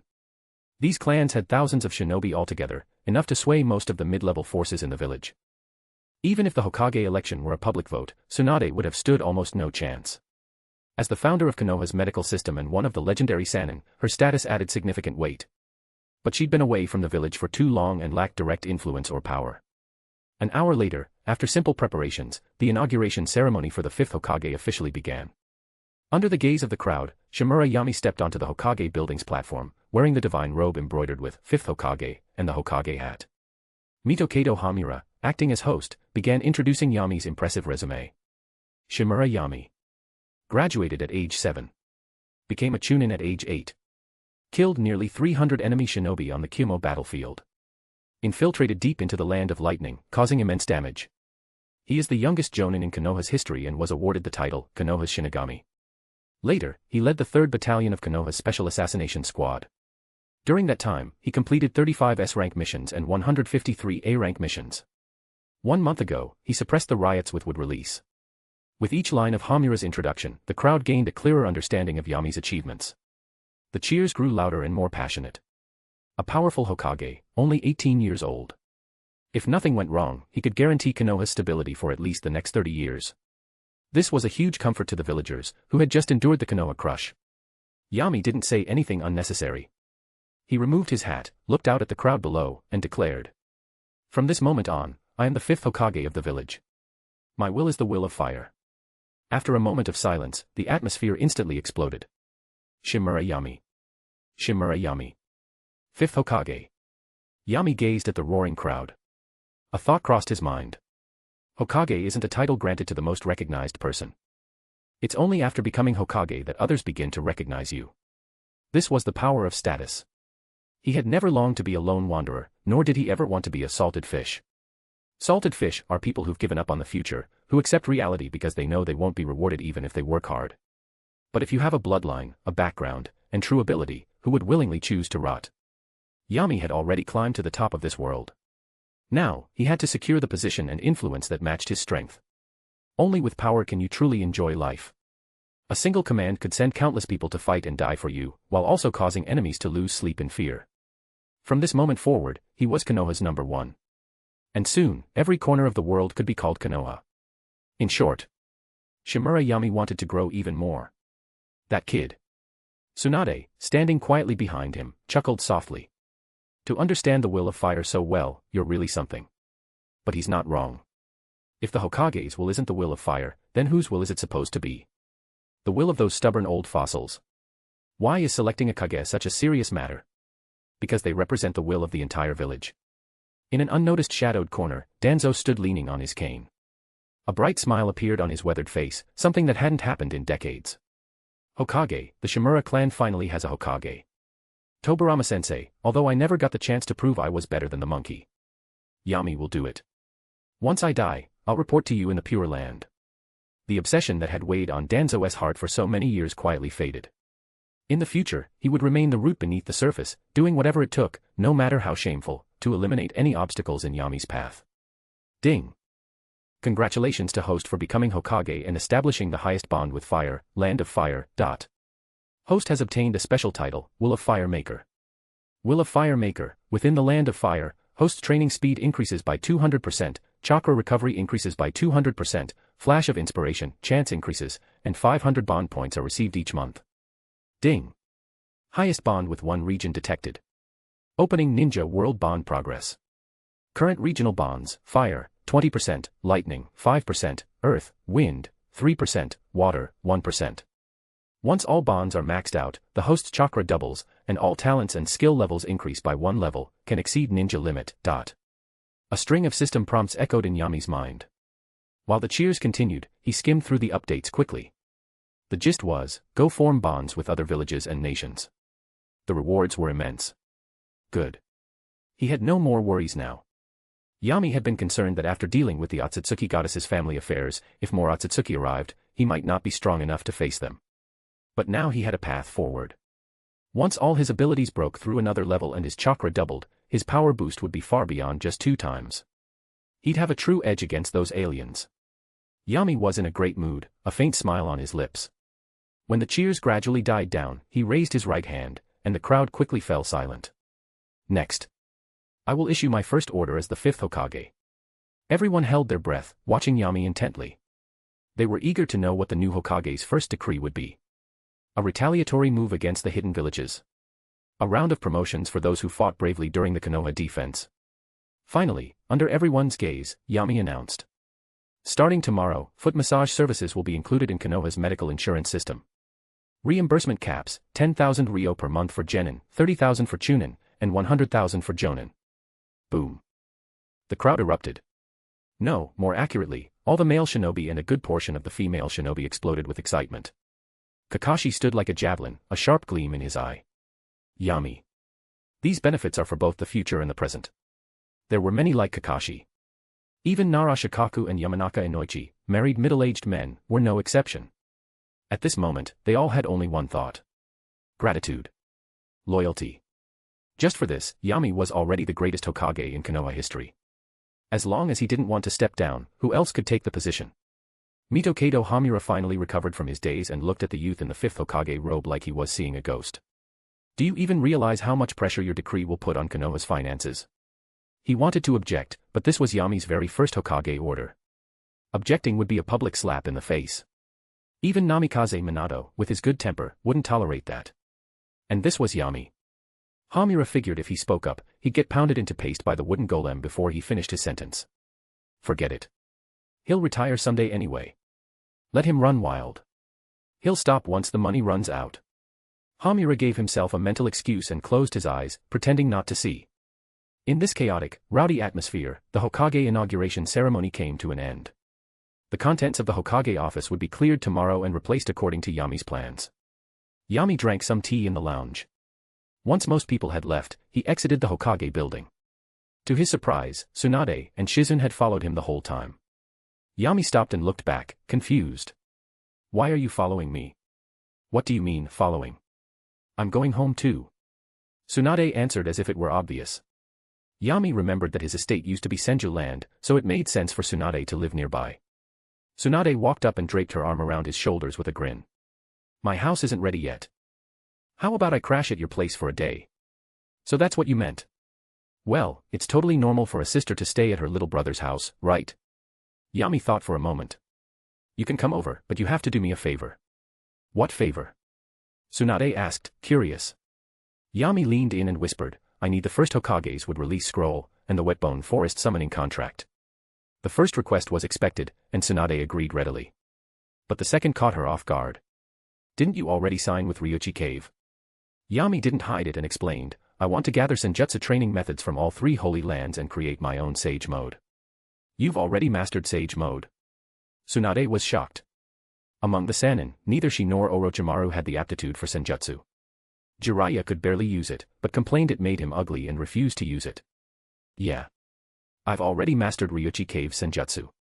Now I need the ones from the Wetbone Forest and Mount Myaboku. Yami didn't plan to contract with Mount Myaboku, but he had alternatives. The Wetbone Forest, however, was different. Only Tsunade in the entire shinobi world had access to its summoning technique. So you really held back during our fight. Fine, I'll give you the scroll when we get back. Realizing how strong Sage mode made a shinobi, Tsunade suddenly felt a bit disheartened. Even after going all out, she still couldn't win. What a monster. To be continued. Just remove the hyphen to access normally. Chapter 164, Chapter 164, Yami, where's the money? Where's my money? After returning home, Yami used the heart-shaping technique to conceal Hikari, then brought Tsunade into the main villa. Currently, only he and Izumi knew about Hikari's existence. Even Anko hadn't been told. Yami only planned to let her know after testing her thoroughly several times following the Chunin exams. He could feel Tsunade's genuine care toward him, and she also had her reasons for returning to compete for the Hokage position, probably out of fear that he would pick up bad habits from Danzō. But the relationship still wasn't at that level. Aside from Hikari, other key information, like the activation of the Mangekyo, would never be shared with her. Unless the Shimura clan. Uzumaki clan. Tsunade was surprised when she saw Uzumaki Karen and Uzumaki Misa. Judging by their hair color, their bloodline purity was undeniable. In all her years traveling the shinobi world, she had rarely seen such a pure Uzumaki bloodline. Especially Karen.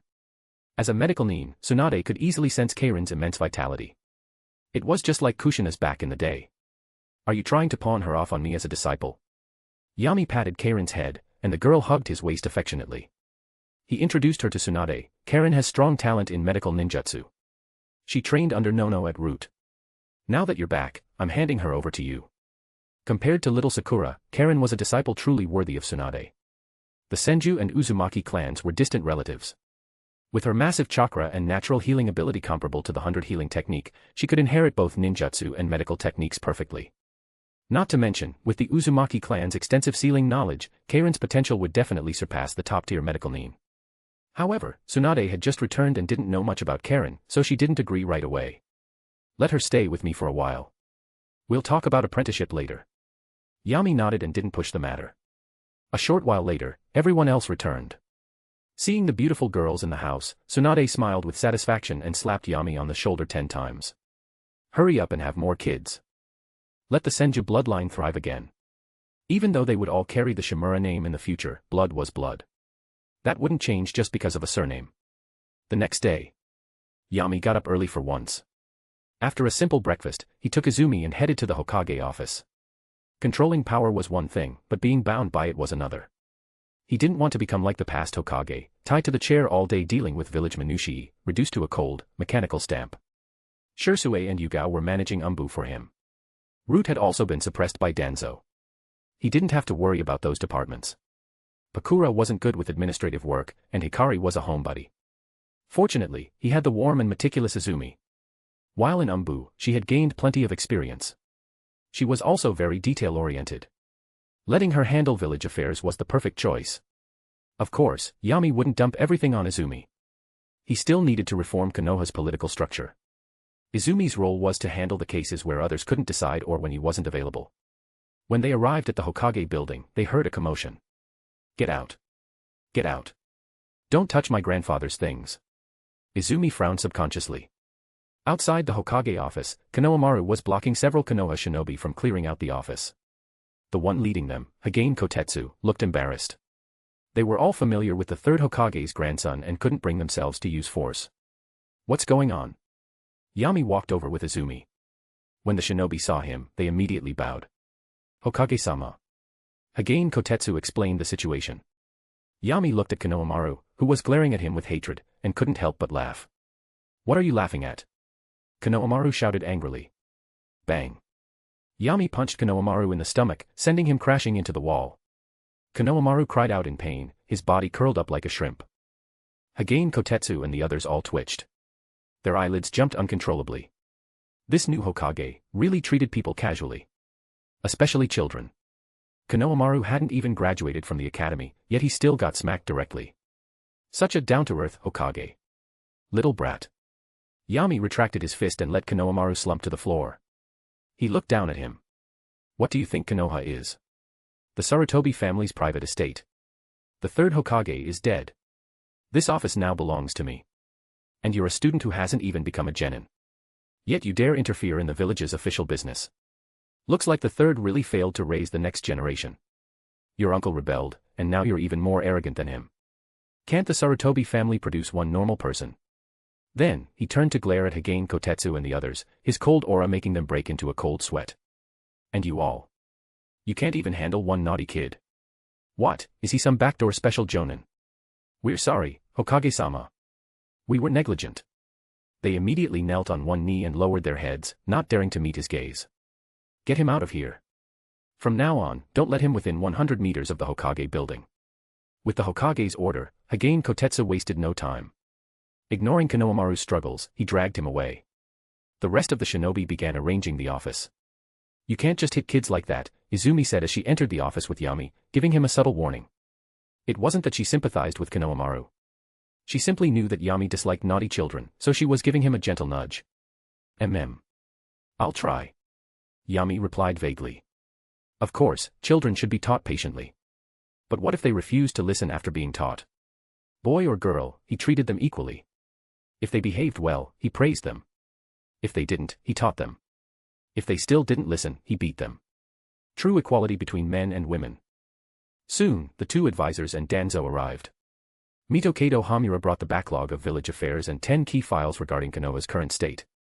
Yami took them and began reading. Before long, his brow furrowed.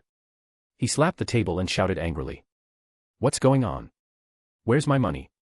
For such a huge village like Konoha, there's only 500 million ryo on the books. Where did all the money go? Ahem. Danzō coughed twice to remind him, Yami, that's Konoha's money.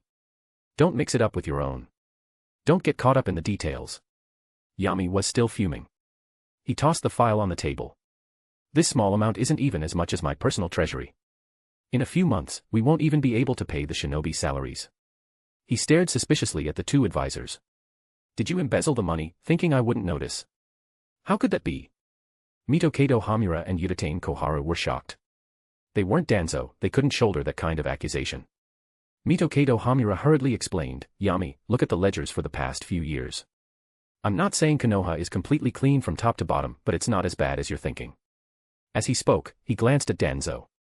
That old man was the most ruthless of them all. Even Hiruzen had no idea where some of those funds had gone. Yami snorted coldly. Izumi had already pulled out the ledgers and handed them to him. Only the sound of pages turning filled the office. After a while, Yami found the problem. Part of the funds had gone toward post-disaster reconstruction, and another large chunk had been spent on renovating the stadium and building new spectator stands during the Chunin exams. Those were the major expenses. The problem wasn't where the money went. It was that annual revenue kept decreasing. What's going on? Why is the village earning less and less even though the workload is increasing? Because of the daimyo, Mitokado Hamura sighed. Every year, the daimyo reduces our military funding. Meanwhile, the number of missions issued keeps rising. Since shinobi can't go unpaid, the village has to cover the difference. Didn't the third go to the capital to ask for more military funds? Yami asked in confusion. Wasn't that one of the Hokage's primary duties? To secure funding for the village, improve shinobi welfare, and train future talent. Udatain Koharu replied, he did. At first, Hiruzen went to the capital several times, but the negotiations always failed. The daimyo claimed the Land of Fire was in financial difficulty, and that the current peace meant there was no need to bolster the military. Only Hiruzen would believe that, Danzō suddenly sneered. Yami, the daimyo actually siphoned off part of the military budget to train those 12 guardian ninja and a bunch of shinobi stationed at his mansion. He already had Hiruzen figured out because of his weak nature. Yami's eyes glinted coldly. He had long wanted to kill the daimyo. But if he killed the current one, his sons would take over. If he killed them too, nobles from other nations would swoop in. To kill one, he had to uproot the entire ruling class. But the current ninja world situation wasn't stable enough yet. There were still too many unresolved issues. That was why Yami had pretended to send an umbu squad to protect the daimyo last time. And now the daimyo dared to pull this kind of stunt and steal his money. He was tired of living. Fine. He'd start by killing one to relieve some stress. Most shinobi didn't dare kill daimyo because they were used to the current social structure. A bunch of civilians without any power could still boss shinobi around. During the Fourth Shinobi World War, a kage had even been sent to protect a daimyo. Yami decided to let Hikari handle it. The two of them were the craziest lunatics in the world. They wouldn't hesitate to destroy the world, let alone a daimyo. He turned to Danzō. Old man, I'll leave this to you. Head to the capital next week and demand the funds. I want not only this year's budget, but also everything they've shorted us in the past. I understand, Danzō replied calmly. Just as Yami was about to say more, a knock came at the door. Hashtag. After being granted permission, a Konoha shinobi entered and knelt on one knee. Hokage-sama, the envoys from Iwagakure and Sunagakure request an audience. Yami thought for a moment, then asked Danzō and the two advisors to leave first. He then ordered someone to bring the envoys in. The envoys had arrived days ago, but they'd been stalled with the excuse that there was no Hokage to meet them and no one else had the authority. Soon, the two representatives were brought in. The envoy from Iwa was Kitsuchi, son of Inoki and father of Kuratsuchi. From Suna, it was an old acquaintance, Baki. Baki was a smart man. The moment he realized the fourth Kazekage was dead and the plan had failed, he took his people and fled back to Suna. On the way, he had even retrieved the fourth Kazekage's remains. Yami didn't bother with diplomatic pleasantries and pointed straight at the couch. Sit. Let's hear the compensation terms you prepared. If I'm not satisfied, go home and prepare for war. Hearing this, Kitsuchi and Baki's expressions both changed. To be continued. Just remove the hyphen to access normally. Chapter 165, The Condition for Peace Talks. Kitsuchi and Baki sensed the tension the moment they heard Yami's cold and firm tone. This wasn't what they had expected. No matter which village it was, every past peace talk with Konoha had ended without Konoha taking serious losses. And this wasn't just a policy from the era of the third Hokage. It had long been a tradition of Konoha. Ever since Senju Hashirama sold the tailed beasts to other villages at incredibly reasonable prices, Konoha had always shown a gentle and accommodating attitude in foreign diplomacy.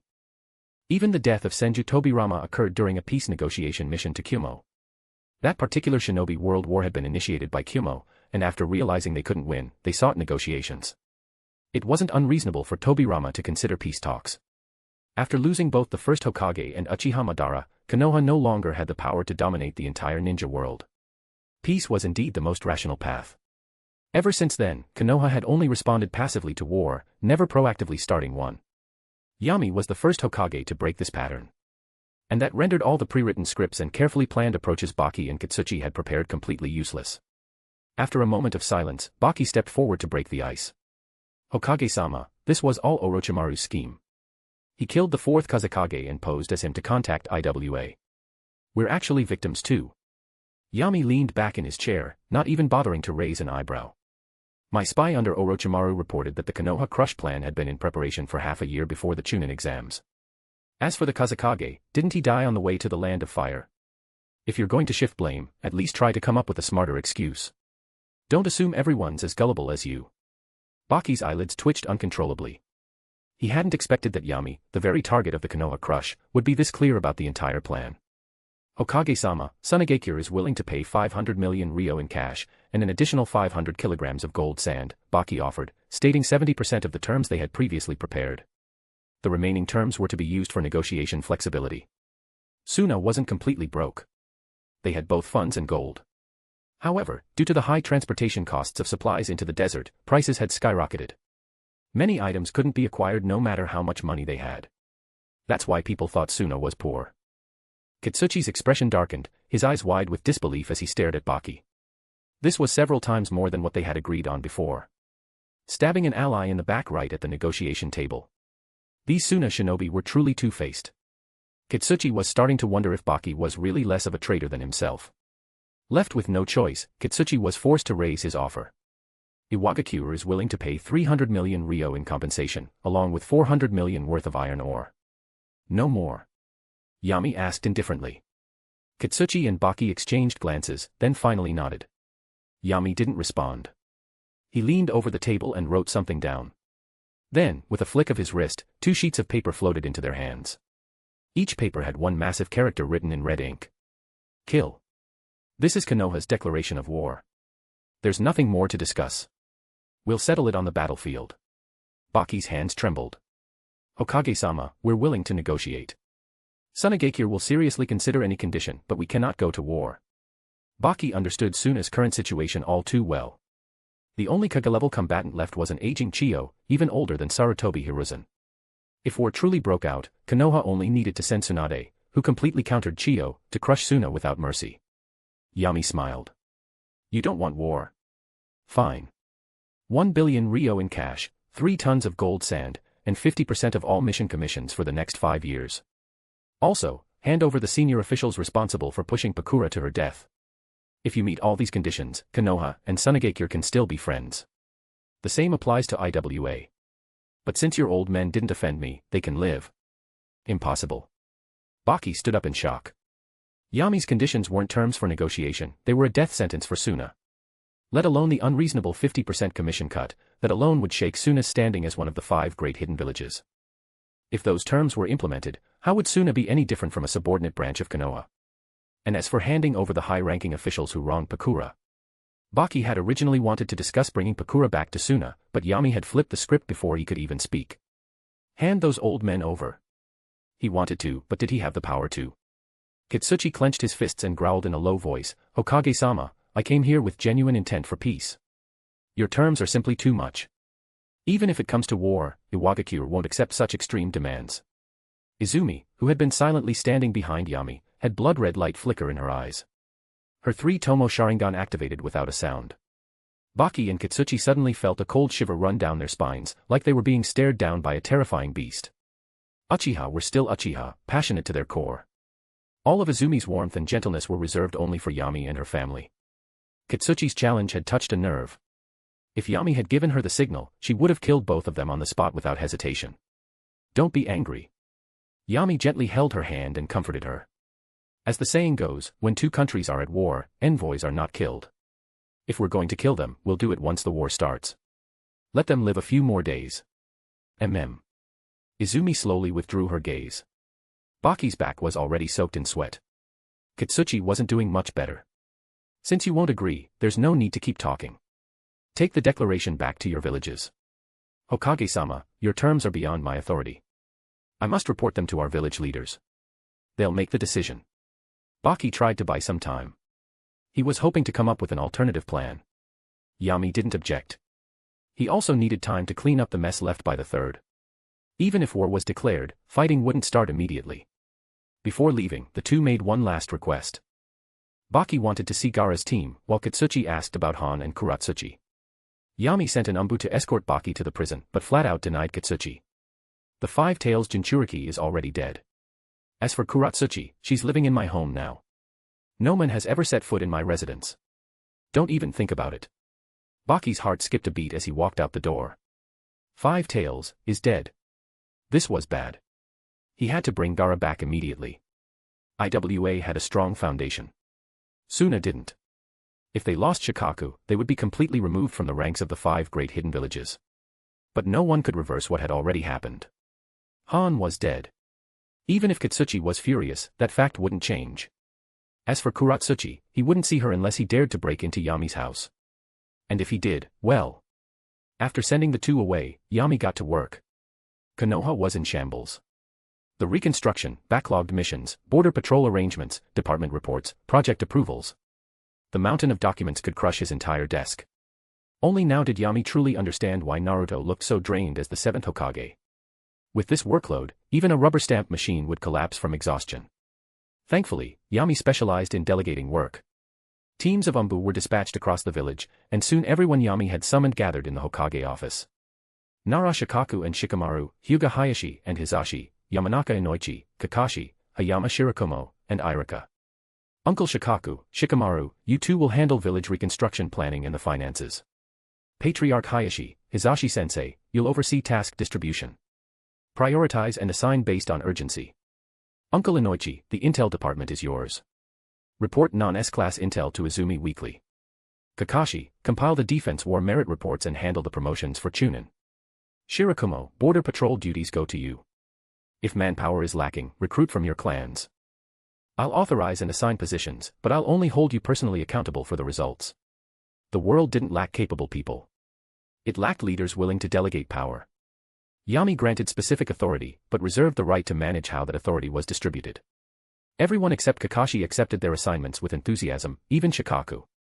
Back when the third had asked Shikaku to help with village affairs, real authority still lay with the Hokage and his advisors. It wasn't like Yami, who just cared about results and didn't micromanage the process. With the Nara clan's intelligence, managing a reconstruction project was nothing. The Hyuga clan had it even worse under the third. Despite their high prestige and status as Konoha's foremost clan, Hayashi hadn't even been included in decision-making. That was no longer the case.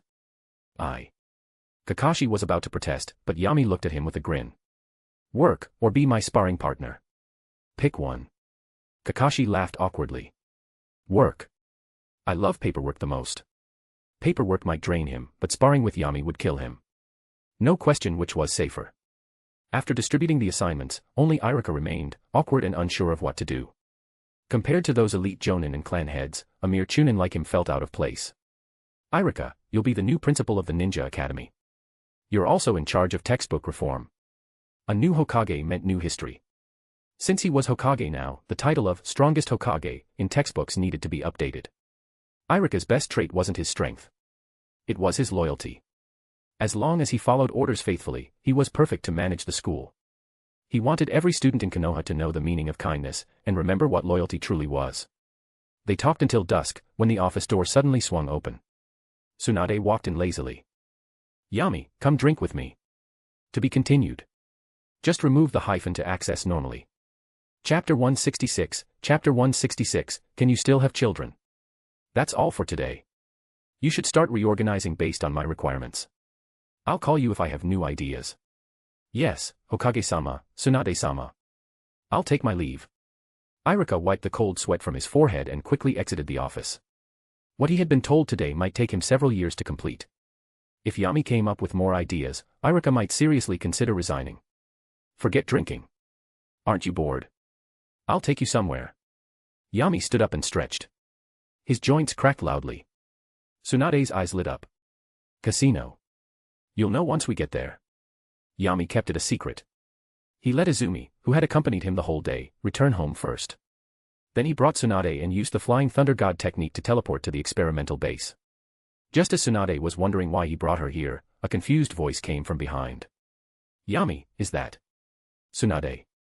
Tsunade instinctively turned around, and when she clearly saw who it was, she froze as if struck by lightning. Second Grandpa. It's really Tsunade. Senju Tobirama smiled gently. He had been wondering why Yami brought someone here. In all of Konoha, only Yami and Pakura knew about his existence. After the shock passed, Tsunade immediately became angry. Her gaze toward Yami turned harsh. Yami, why did you use a forbidden technique to blaspheme Second Grandpa's soul? Konoha isn't in a life-or-death crisis. Are you abusing forbidden techniques now? If it had been Orochimaru who summoned Senju Tobirama, Tsunade would have already punched him into the wall. Because it was Yami, she managed to hold back and only scolded him. So what? Yami didn't feel he did anything wrong. He walked over and patted Tobirama's shoulder. You always say this forbidden technique is a violation of the dead's peace, but have you ever asked the people involved what they think? The second Hokage died with regrets. I'm giving him a chance to fulfill what he left unfinished. You can call me a dream maker. Tsunade immediately refuted, but you've blurred the boundary between life and death. That's exactly why impure world reincarnation was classified as a forbidden technique. Forbidden technique doesn't mean it's forbidden to use. Otherwise, they could have just erased it from the scroll of seals instead of preserving it for future generations. That's to keep it as a last resort during Konoha's most critical moments. I think now qualifies as critical, Tsunade. I'm the Hokage. You'll regret this, Yami.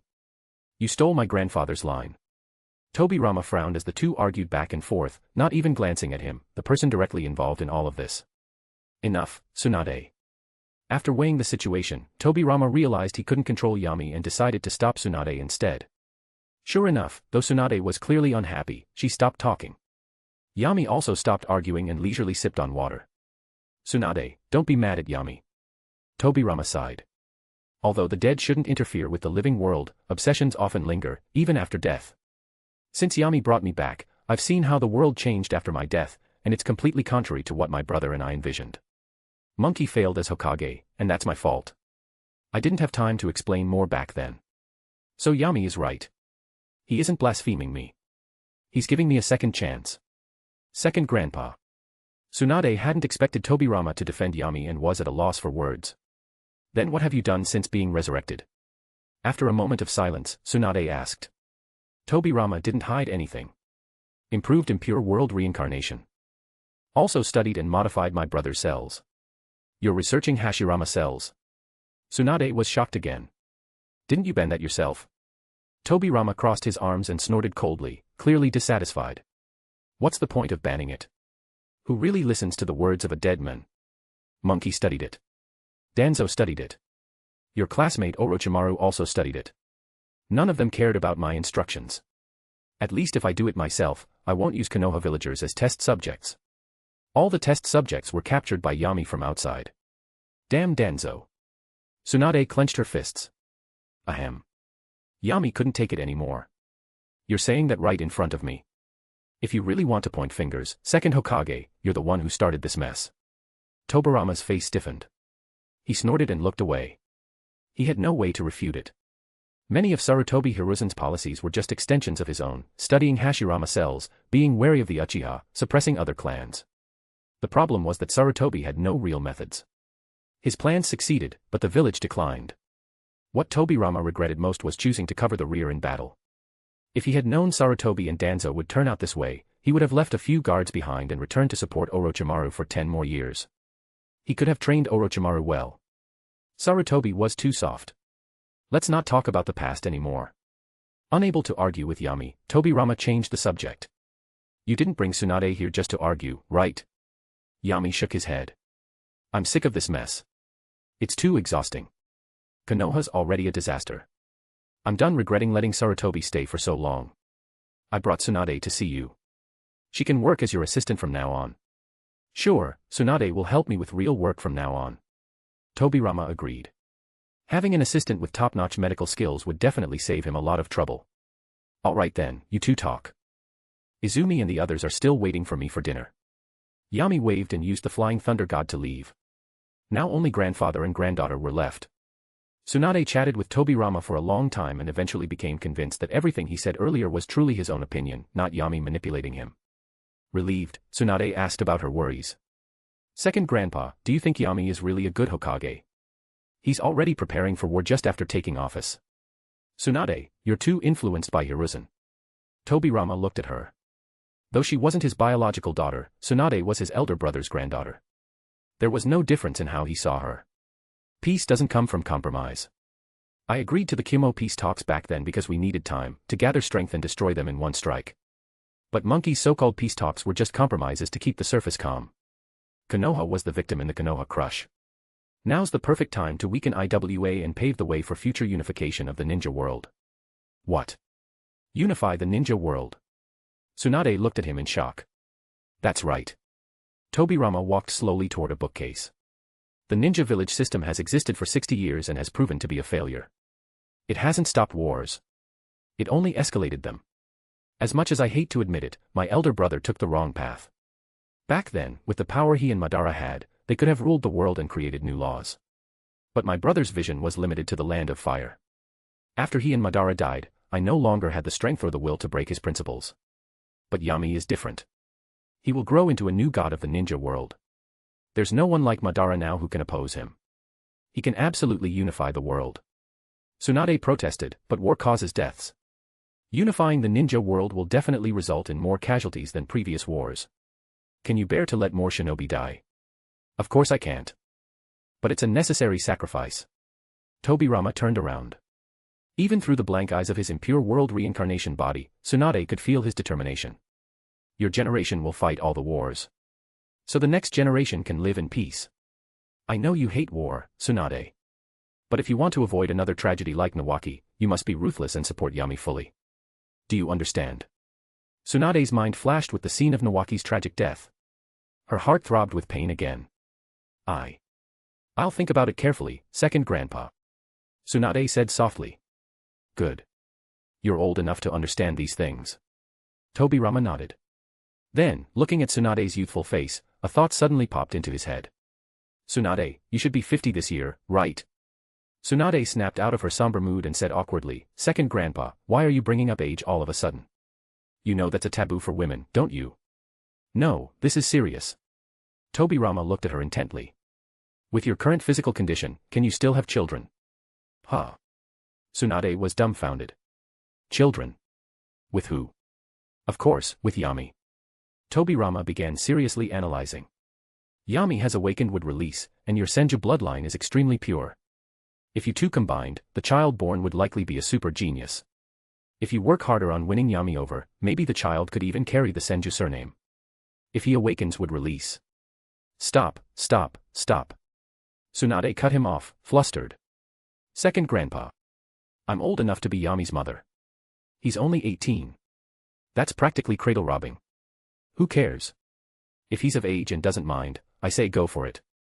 Tsunade couldn't take it anymore and fled. Maybe it was Tobirama's words that hit her too hard. She felt too embarrassed to face Yami for the time being. The next day, she handed over the summoning scroll and would release secret technique to Yami and moved back to the old house with Shizun. But someone else came knocking. Jiraiya arrived at the Hokage's office. Unlike when he used to climb in through the window to meet Hiruzen, this time, he walked in properly. What is it? Yami really didn't want to see Jiraiya. There was nothing worth discussing. I'm leaving Konoha. Jiraiya knew he wasn't welcome, but he still needed to say it. I'll gather intel on Akatsuki and send it back. No need. Yami shook his head. I'll keep an eye on Akatsuki.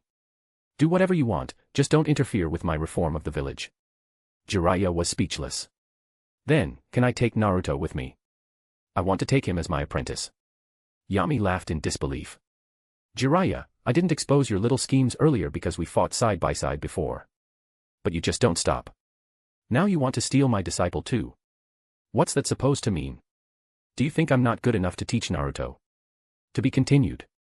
Chapter 167, Chapter 167, No one understands bonds better than me, bonus. Inside the Hokage's office, facing Yami's questioning, Jiraiya fell silent for a while. He had thought this would go as smoothly as when he went to find Tsunade, but he didn't expect Yami's attitude to be completely different this time. If Yami knew what he was thinking, he would have snapped. I only agreed to let Naruto go with you to convince Tsunade to return to the village. What does that have to do with you? Yami. Call me Hokage. Yami didn't even spare him a glance. It's working hours. Don't get personal. Alright, Hokage-sama. Jiraiya sighed. Did you tell Naruto about Minato? So what if I did? Yami leaned back in his chair and closed his eyes. As the one involved, Naruto naturally has the right to know the truth. What does that have to do with you trying to steal my student? Naruto hates his father. He even resents the villagers. Jiraiya revealed the most shocking discovery he had made in the past few days. He had found something off when Tsunade referred to Hokage as a fool. After returning to the village, he had dinner with Naruto twice. It didn't take much for him to coax Naruto into revealing what was really on his mind. Naruto's dream of becoming Hokage wasn't about gaining everyone's recognition, but about proving himself to those who had always discriminated against him as the Jinchuriki. Though not as extreme as Yami, there were definitely traces of resentment. And that's a problem. Yami didn't even flinch. So now you want to control even my students' emotions. That's your idea of a Hokage's duty. Jiraiya frowned. Yami, you're the Hokage now. Shouldn't you help correct Naruto's mindset? If you won't do it, then let me. Yami opened his eyes slowly, his tone playful and full of mockery. Jiraiya, do you really think the Hokage's job is to fix these petty emotional issues? Where were you when the villagers shunned him? And now you want to play the good guy. You want to take him. Fine. I'll give you the chance. If Naruto agrees, I won't stop you. Yuji. Swish. An Umbu appeared instantly in the office and knelt on one knee. Yami-sama. You should know where Uzumaki Naruto is, right? Yuji responded firmly. Most likely with Uchiha Sasuke, training with Shun. Then bring both of them here. Yes. Yuji moved quickly and returned just as fast.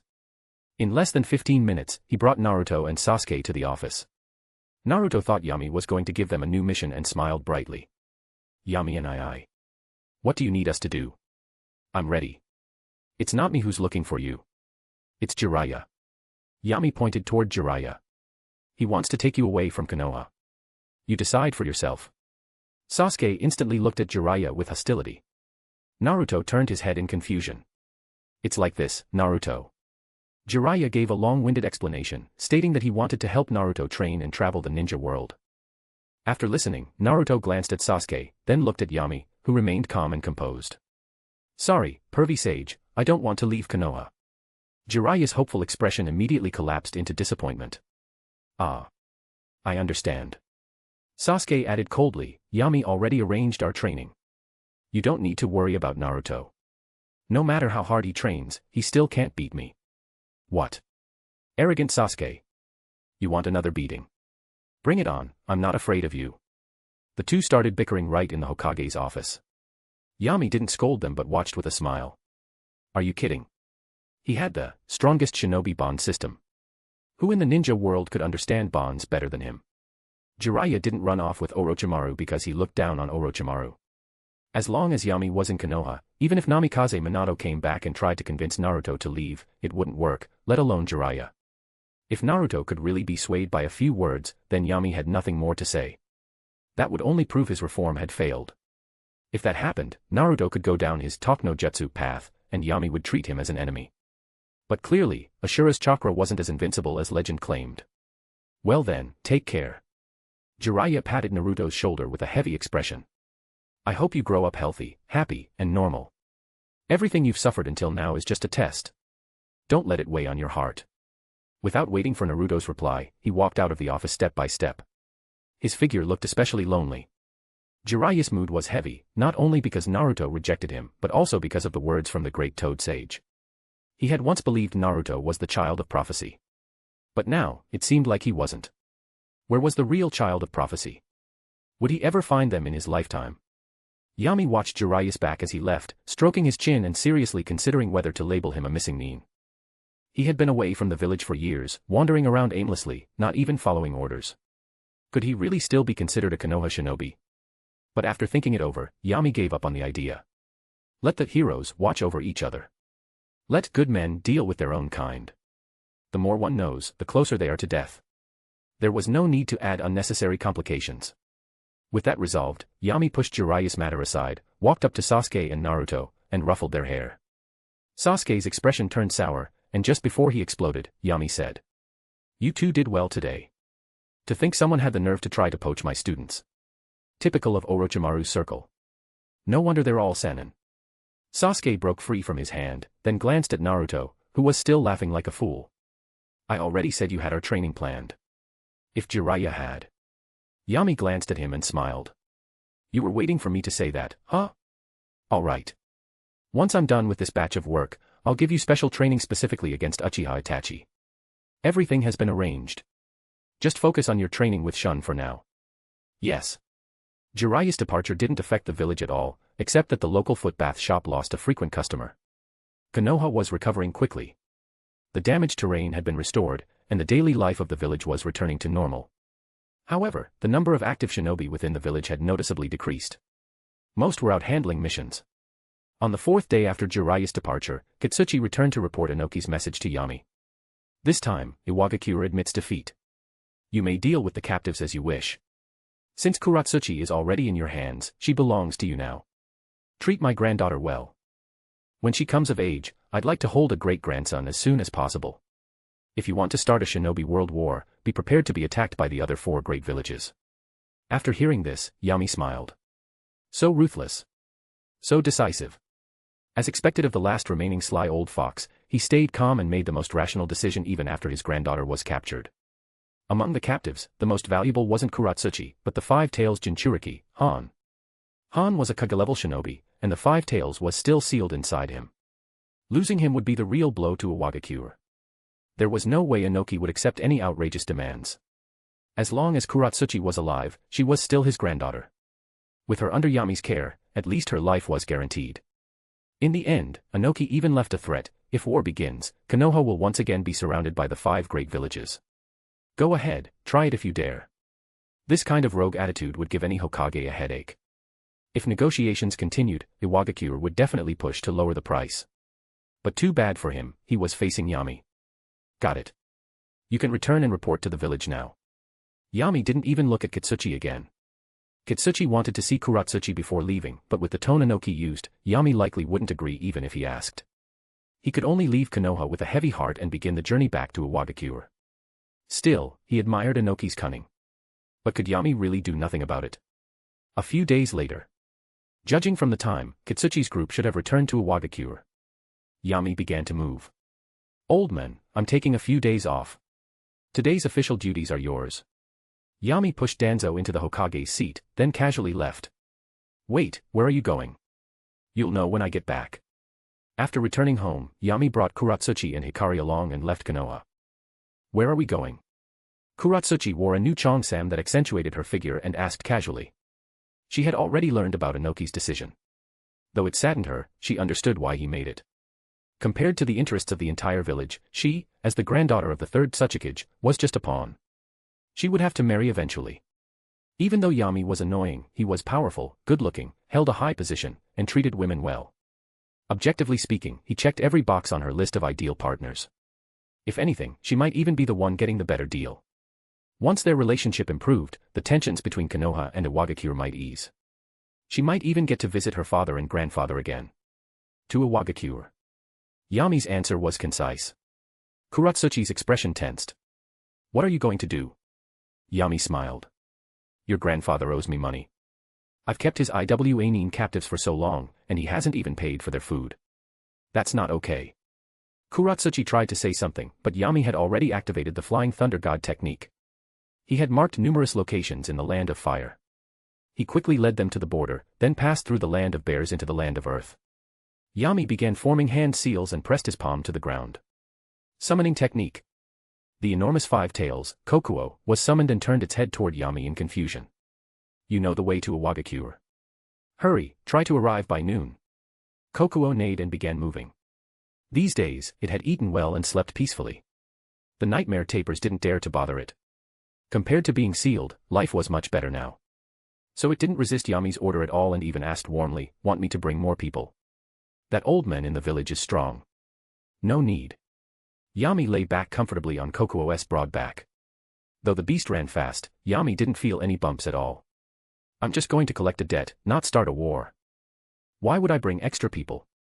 Kokuo stayed silent after that. Meanwhile, in Iwagakure, Kitsuchi didn't rest after returning. He went straight to the Tsuchikige's office to report to Inoki. To be continued. Just remove the hyphen to access normally. Chapter 168, Chapter 168, A Parting Gift. Just a young brat who happened to awaken would release by luck. Does he really think he can meddle in politics? In Iwagakure, inside the Tsuchikige's office, Inoki sat with a smug smile after hearing Kitsuchi's report, his tone full of disdain for Yami. The rivalry between nations has never changed because of one or two powerful people. Wasn't Namikaze Minato strong? He died just a year into being Hokage. Yami still has a long way to go. What Inoki was most proud of in his life was earning the title, both scales. It wasn't his surname, but a title given for always securing the greatest advantage for IWA in diplomacy. Father, is this matter really settled? Kitsuchi stood opposite Inoki, his expression tinged with hesitation. That Hokage is young and impulsive. He even talked about killing the Jinchuriki. I doubt he'll just let this go. Of course he won't. Inoki was actually pleased that his rock-solid son was finally thinking ahead. He patiently explained. But starting a war isn't so simple. Once Konoha makes a move, Suna and we will immediately respond. And due to past tensions between Konoha and Kumo, we'll quickly gain 2 more allies. Yami will find himself surrounded. Waging war against 3 nations at once is not something a newly appointed Hokage can handle. Konoha's higher-ups will definitely oppose it. So all we need to watch out for is secret retaliation. He might send a small elite squad to strike. Kitsuchi, start reinforcing the border defenses, and raise the alert level in the village. Understood. Kitsuchi was reassured by his father's calm and logical analysis and went to carry out the orders. Once he left, Inoki's smile faded slightly. Kuratsuchi, sorry about this. If I get the chance, Grandpa will bring you home. Inoki had a plan in mind. He would let Kuratsuchi escape with the child once she was pregnant with Yami's offspring and bring her back to IWA. Who knows? Maybe the child would be another would-release user. That would be a huge win. While Inoki was still imagining the future, a shinobi from the recon team burst in. Tsuchikage-sama. The Five Tails has appeared in the land of Earth and is headed straight for the village. Impossible. Yami didn't kill Han. Inoki's words froze in his throat. A chilling possibility crossed his mind, had Yami extracted the Five Tails before Han died. Evacuate the civilians immediately. Prepare for battle. Put the whole village on high alert. Inoki shouted the orders and flew out the window, his short frame soaring. The entire Iwagakure mobilized instantly. As the village with the most shinobi among the 5 great nations, IWA was massive, 5 or 6 times the size of Konoha, built into the endless mountain ranges. From Inoki's vantage point, the moving villagers looked like swarming ants, which gave him a slight sense of relief. Yami, this must be his retaliation. Inoki ground his teeth and quickly flew to the outskirts of the village. There, a large number of IWA shinobi had already gathered, with information flowing through hawks and scrolls. 15 minutes later, rumbling echoed across the vast Gobi Desert. The earth trembled. The Five Tails, Kokuo, blazed forward like a streak of white light, rapidly approaching the village. On its back, Kuratsuchi was desperately trying to stop Yami, but he had enough of her complaints and casually stuffed a handkerchief into her mouth.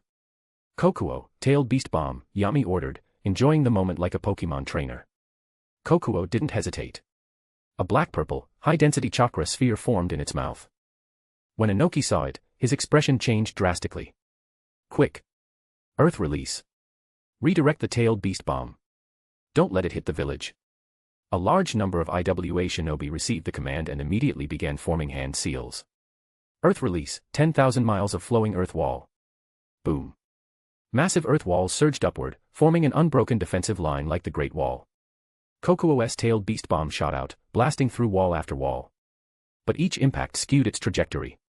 By the final collision, its path was completely off course, and it soared into the distant mountains, exploding in the distance. Kitsuchi.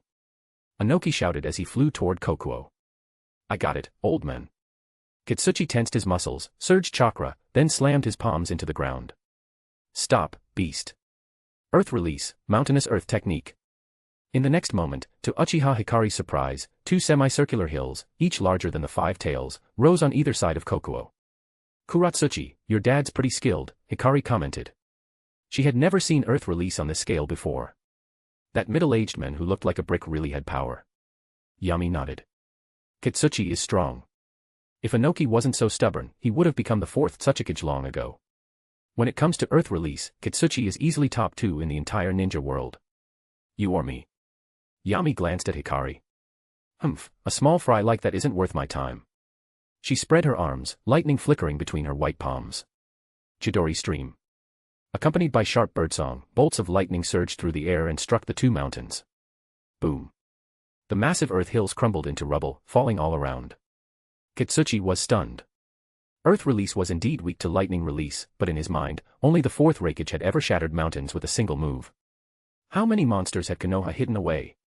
But Hikari didn't stop there. That wasn't her style. The shattered earth trembled, rising into sharp, swirling spears. Earth release, Earth Dragon Spear. Hundreds of earth spears shot toward the IWA shinobi. From the sky came Anoki's voice. Dust release, detachment of the primitive world technique. Using Kitsuchi's earth wall as cover, Anoki had flown into dust release range. A white cube rapidly expanded between his palms, targeting Kokuo. He originally planned to kill Yami, but as he closed in, he saw Kuratsuchi standing beside him. Those shameless Konoha rats were using his granddaughter as a shield. With dust release's range, if Yami died, Kuratsuchi would die too. Gritting his teeth, Anoki redirected the attack toward the five tails. Whoa. Kokuo panicked. He had felt the dust release before and tried to dodge, but his massive size made him an easy target. Fortunately, Yami acted. A beam of white light, even larger than Anoki's dust release, blasted out. The two beams collided midair in a spectacular explosion. The shockwave sent Anoki flying like a balloon. You call that combat, Kokuo? Yami didn't chase, just looked down at Kokuo. A bunch of average shinobi stop your tailed beast bomb. Anoki and a few umbu can seriously injure you. Kokuo lowered its head. The old man's dust release is a monster. Even we tailed beasts can't combine 3 chakra natures. He did it. And, well, so did you. You're the bigger monster. Bang. Yami smacked Kokuo's forehead, making it close its eyes in pain. Hey, what was that for? Talking back. You're a tailed beast. The 9 tails would have countered dust release with its own tailed beast bomb. But you just wanted to run. Kokuo shut down. No tailed beast could escape being compared to Kurama. But seriously, how was this fair? Wasn't Kurama just the only one who cried when the Sage of 6 Paths died? Yami saw that the beast was dazed, so he unsummoned it, then summoned a wooden dragon to carry Hikari and Kuratsuchi, soaring toward Iwagakure. Yami, I didn't expect you to have mastered dust release, but I won't press charges for stealing Iwagakure's secret technique. What are you really trying to do? Anoki looked extremely tense. But as the Tsuchikage, he still stepped forward to protect his village. Yami tilted his head, confused. You wanted war. I'm giving you war. What more is there to ask? Anoki's face was dark. Yami, do you understand the brutality of war? Do you know what this will cost Konoha? As soon as the war starts, I guarantee at least 3 nations will attack the Land of Fire. Really? I don't believe it. Yami laughed. Haven't you realized yet? The war has already begun. Just the 3 of you. Anoki scoffed. Don't be overconfident. The third Reikage had the strongest body and still died surrounded. You can't shake the will of stone. Enough talk. Yami stepped hard on the wooden dragon's back, launching himself like a cannonball. In a flash, he appeared in front of Anoki and slammed a punch at him. Rubble flew. Anoki activated rock armor in desperation, but it shattered instantly. He was sent flying. My back. My waist. Pain surged through Anoki's entire body. It felt like his upper and lower halves were being torn apart. Puffed. Old man. While flying backward, Anoki coughed up blood. Kitsuchi quickly jumped up, catching him mid-air and cushioning the fall. Old man, are you all right? Medical team. Get the medical team here, now. Kitsuchi was frantic, trying to assess the damage while shouting for the medics. I'm fine. Stop him. Don't let Yami into the village. Inoki said, blood still dripping from his mouth. But it was too late. Yami soared even higher, standing above all of Iwagakure. His voice echoed like a divine proclamation, emotionless yet thunderous. The war has begun. But it also ends here. This is a parting gift. Big ball raised on. A dark, high-density chakra ball formed in Yami's hand, surrounded by bright, pure white rings. As he closed his palm, the sphere slowly descended, picking up speed with every passing moment. To be continued. Just remove the hyphen to access normally. Chapter 169, Chapter 169, Iwagakure feels the pain in advance. What is he trying to do? As Yami ascended into the sky, Inoki's heart rang with alarm bells. An unprecedented sense of crisis surged through him, making him tremble. Crack! His injured waist healed instantly as adrenaline flooded his system, and Inoki roared out. Be alert. Stay alert. But it was too late. The big ball raised on, like a miniature planet, descended faster and faster, expanding continuously. By the time it hovered several dozen meters above Iwagakure, it had grown even larger than a tailed beast bomb. It was as if a miniature sun had come crashing down from the heavens. For a brief moment, time seemed to pause. Then, the pent-up power detonated in a blinding flash, unleashing devastation like a cosmic explosion. Light. Blinding, endless light. The IWA shinobi instinctively shielded their eyes, unable to bear the intense brightness. In that moment, the world fell silent. Everything froze, locked in absolute stillness, until the energy storm from the big ball raised on expanded into a hemispherical dome and began to spread outward. Then, reality shattered. Those at the heart of Iwagakure were vaporized into dust. Buildings were tossed like paper. Nothing could resist. All anyone could do was wait helplessly for the force of destruction to descend. No. Inoki screamed, but his voice was lost in the roar. Even Kitsuchi and the medics closest to him couldn't hear it. They stared, dumbfounded, at the catastrophe unfolding before them. When the expanding dome of energy reached its limit, it ballooned upward, forming a towering mushroom cloud. Pop. The bubble burst. Violent wind swept the wreckage, launching debris across the land like trash caught in a storm. Everything in its path was flattened. Dust release, limit stripping technique. Inoki's mouth bled as he forced out chakra, erecting a barrier of dust release to shield against the shockwave. Seeing this, Kitsuchi and the others snapped out of their daze and frantically launched earth release jutsu to help build additional walls. Come on, you can do it. Yami, standing in the sky, clenched his fists as if cheering them on. Back atop the wooden dragon, Hikari pulled the handkerchief from Kuratsuchi's mouth. Let me go. I need to save Grandpa. Yami, you bastard. You devil. I'll never forgive you. Kuratsuchi screamed, breaking down the moment she could speak. Hikari, still patient toward those Yami had chosen, waited for her to pause before speaking calmly. Kuratsuchi Kohai, why are you so emotional? Wasn't all of this started by your grandfather? If he hadn't provoked war and attacked Konoha first, none of this would have happened. After losing, he tried to be clever and reject Yami's demands for compensation. What else could he expect? But the villagers were innocent. There's no such thing as innocence in this world. Hikari snorted coldly. When you invaded Konoha, did you consider Konoha's civilians? This is a world ruled by strength. We're shinobi who live with a blade to our throats. No one is cleaner than anyone else. If you want to protect people, then stay close to Yami and earn his favor. Only then do you get to protect others. Kuratsuchi collapsed to her knees and wept bitterly. After an unknown amount of time, the apocalyptic storm finally passed. Yami admired the aftermath calmly, mentally silencing the constant dinging from his system notifications. A massive crater now scarred the heart of Iwagakure, taking up 1/3 of the village. Maybe it should be renamed Hidden Pit Village. Outside the crater, piles of debris formed hills. From within, bloodied survivors staggered out. Except for the epicenter, where nothing remained, the further from the blast, the weaker the destruction. A few strong or lucky shinobi had survived, but they were few and far between.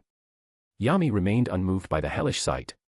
Instead, he reflected on the shortcomings of the big ball Raiznon. His chakra control was still too crude. The blast had been released all at once. It would be better to release it in waves, building momentum, forcing the enemy to think they had survived, only to be crushed by the next burst. Maybe next time. With Sage Mode enhancing chakra control, he could achieve it. But which village should he test it on? Lost in thought, Yami slowly descended to the ground. The screams and chaos couldn't shake his composure. A shinobi charged him with a kunai, but Yami didn't even look. He raised his hand and snapped the attacker's neck. A hail of shuriken was blown back by a gust of wind. Stop. Inoki, still lying on Kitsuchi's back, rushed over. No words could describe Inoki's emotions now. regret, grief, rage, murderous intent, fear, hatred. But above all else, hatred. A hatred that would never fade. Yet Inoki knew he couldn't act on that hatred now. Just blocking the last shockwave had drained his chakra. Kitsuchi and the others were also barely standing. And Yami? According to sensory ninjutsu, Yami's chakra hadn't even dipped. It was as if he had cast a single D-rank technique. His reserves were still vast and bottomless. How could they dare hate him? When Yami saw Inoki arrive, he waved with a smile, as if greeting an old friend. That one gesture made the surrounding IWA shinobi freeze. Inoki, did you enjoy the gift? Yami. You're not human. You're a demon. A monster. Inoki floated upward with effort. The ruins below tormented his soul. What's wrong? Isn't this what it means to inherit the will of stone? You wanted to minimize rock suffering, right? I ended the war quickly. Are you not satisfied? How am I doing, Inoki? Still think I'm not qualified to be Hokage. Inoki was silent for a moment, then said hoarsely, Yami, you've killed so many people. Aren't you afraid of becoming the enemy of the entire shinobi world? Of course not. Yami answered plainly. Why don't you try it? Round up 10,000 IWA shinobi and see if I get tired. He almost laughed. Inoki was trying to guilt-trip him with morality, calling him a villain to appeal to higher ideals. If Yami feared being seen as inhumane, why would he become Hokage at all? He might as well just find a hole to crawl into and live quietly. Inoki realized Yami truly didn't care about such things. He was terrified. How do you defeat someone with no weakness and no humanity? Hokage. Inoki took a deep breath and bent his back, a back that had stood tall his entire life. I surrender on behalf of Iwagakure. But, it's impossible to give up 50% of our mission commission revenue. Even if you killed all of Iwagakure, that would make us Konoha's vassals. The daimyo would never approve. I'm willing to offer 30% and sign a unilateral strategic alliance with Konoha. From now on, Konoha's enemies are Iwa's enemies. It was his final line in the sand. If Yami pushed further, they'd take everyone and die on that hill. Better to die standing than live kneeling.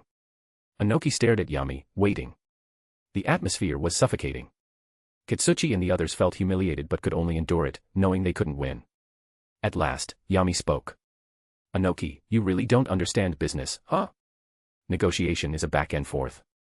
I offer, you counter. Why go straight to your bottom line? Fine. For Kuratsuchi's sake, I accept the 30%. But what about the captives?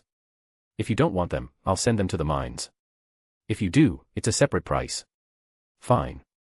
Inoki forced out a word through gritted teeth. 1 billion. I want every single living person, even those missing limbs. Once, IWA could afford to lose hundreds of shinobi. Not anymore. These people were desperately needed back. Send the money to Konoha within a month. One hand for the money, one hand for the prisoners. Yami waved and rose into the sky. No need to send me off. I'll invite you to the wedding when Kuratsuchi and I get married. Watching Yami disappear into the clouds, Inoki finally couldn't hold it in. He spat out a mouthful of blood and fainted. Father. Father. Ugh, what happened to Kuratsuchi? Back aboard the wooden dragon, Yami looked at the unconscious girl. Hikari rolled her eyes. What do you think? You nearly killed her grandfather and father. She fainted from the shock. Yami chuckled and shook his head. I wasn't trying to kill them. If I really wanted to kill Inoki and Kokuo, wouldn't I have just dropped the big ball Raiznan right on their heads? Only by sparing these symbolic figures and crushing them again and again could the will of the other nations truly break. The wooden dragon flew swiftly toward the land of fire. In terms of speed, it couldn't match Kokuo, but Yami was too lazy to switch mounts. After half an hour, Kuratsuchi stirred awake. When she found out Inoki and Kokuo weren't dead, she relaxed a bit, but still glared at Yami with hatred. Yami ruffled her hair. I know you hate me. But what can I do? This is the game of nations, either you kill or get killed. We never got to this point before because there wasn't someone like me. But now there is. Unification is the best outcome, don't you think? You want to unify the entire shinobi world? Kuratsuchi ignored the hand messing with her hair and muttered, the daimyo would never agree. Thanks for reminding me. Yami turned to Hikari with a smirk. It's been days. Why haven't you killed the fire daimyo yet? Kuratsuchi's eyes widened in shock. Hikari blushed and muttered, I've been reading your novels lately. I forgot. Yami withdrew his hand from Kuratsuchi and started playing with Hikari's soft black hair. You just stay at home all day. When we get back, I'll give you something to do. Okay, I know I was wrong. I'll go now, alright. Hikari knew she was guilty and could only let Yami tease her. Once they entered the land of fire, Yami used Flying Thunder God to send Hikari to the capital. Then he returned to Konoha with Kuratsuchi. Elsewhere, the unconscious Inoki finally woke up. Seeing Kitsuchi sitting at his bedside, Inoki whispered wearily, Kitsuchi, from now on, you are the fourth Tsuchikage. I have no face left to meet Lord Ishikawa or Lord Mu. To be continued. Just remove the hyphen to access normally. Chapter 170, The Death of the Daimyo, Bonus. Bonus, keep pushing with PS. That night, while the daimyo of the Land of Fire was enjoying the company of his 19th concubine, the guardian ninja stationed outside suddenly stormed into the bedroom and hacked the still-connected pair into a bloody pulp. It wasn't unusual for the daimyo of a minor country to be assassinated, those were common occurrences. But this was one of the 5 great nations. The Land of Fire was the most powerful among them, and its daimyo was considered the most prestigious figure in the entire shinobi world. Yet he was killed by his own guardian ninja. The guardian ninjas assigned to the daimyo were elites from the Fire Temple, known for their unwavering loyalty. When the other guards arrived, they tried to capture the killer alive to extract information. However, in a brutal trade of lives for injuries, the murderer took down several of his former comrades before biting through his own tongue, severing all possible leads. Lying on the bed in a luxury hotel, Uchiha Hikari curled her lips slightly. With that level of skill, they call themselves guardian ninja. What a bunch of trash. Muttering her complaints, she used the last of her ocular power to destroy the guardian ninja's brain.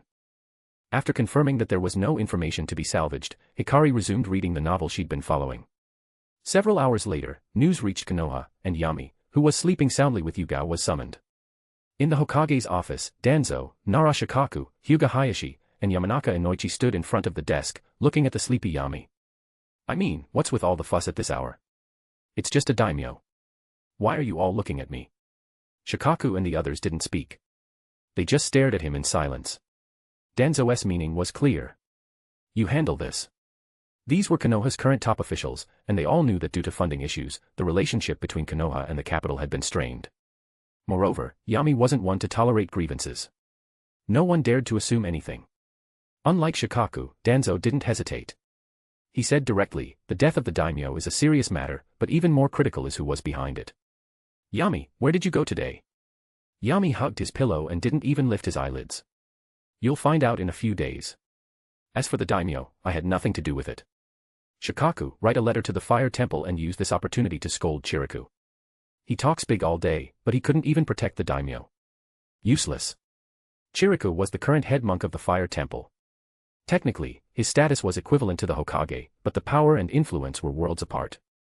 The relationship between the Fire Temple and Konoha had always been tense. The two sides were in a constant state of rivalry. Given the chance, the Fire Temple would no doubt mock them endlessly. Before Shikaku could finish, Yami activated Flying Thunder God and vanished from the office. The others exchanged glances. Eventually, Danzō gave the order. What, are you going to disobey the Hokage's instructions? Planning a rebellion? Just follow Yami's orders.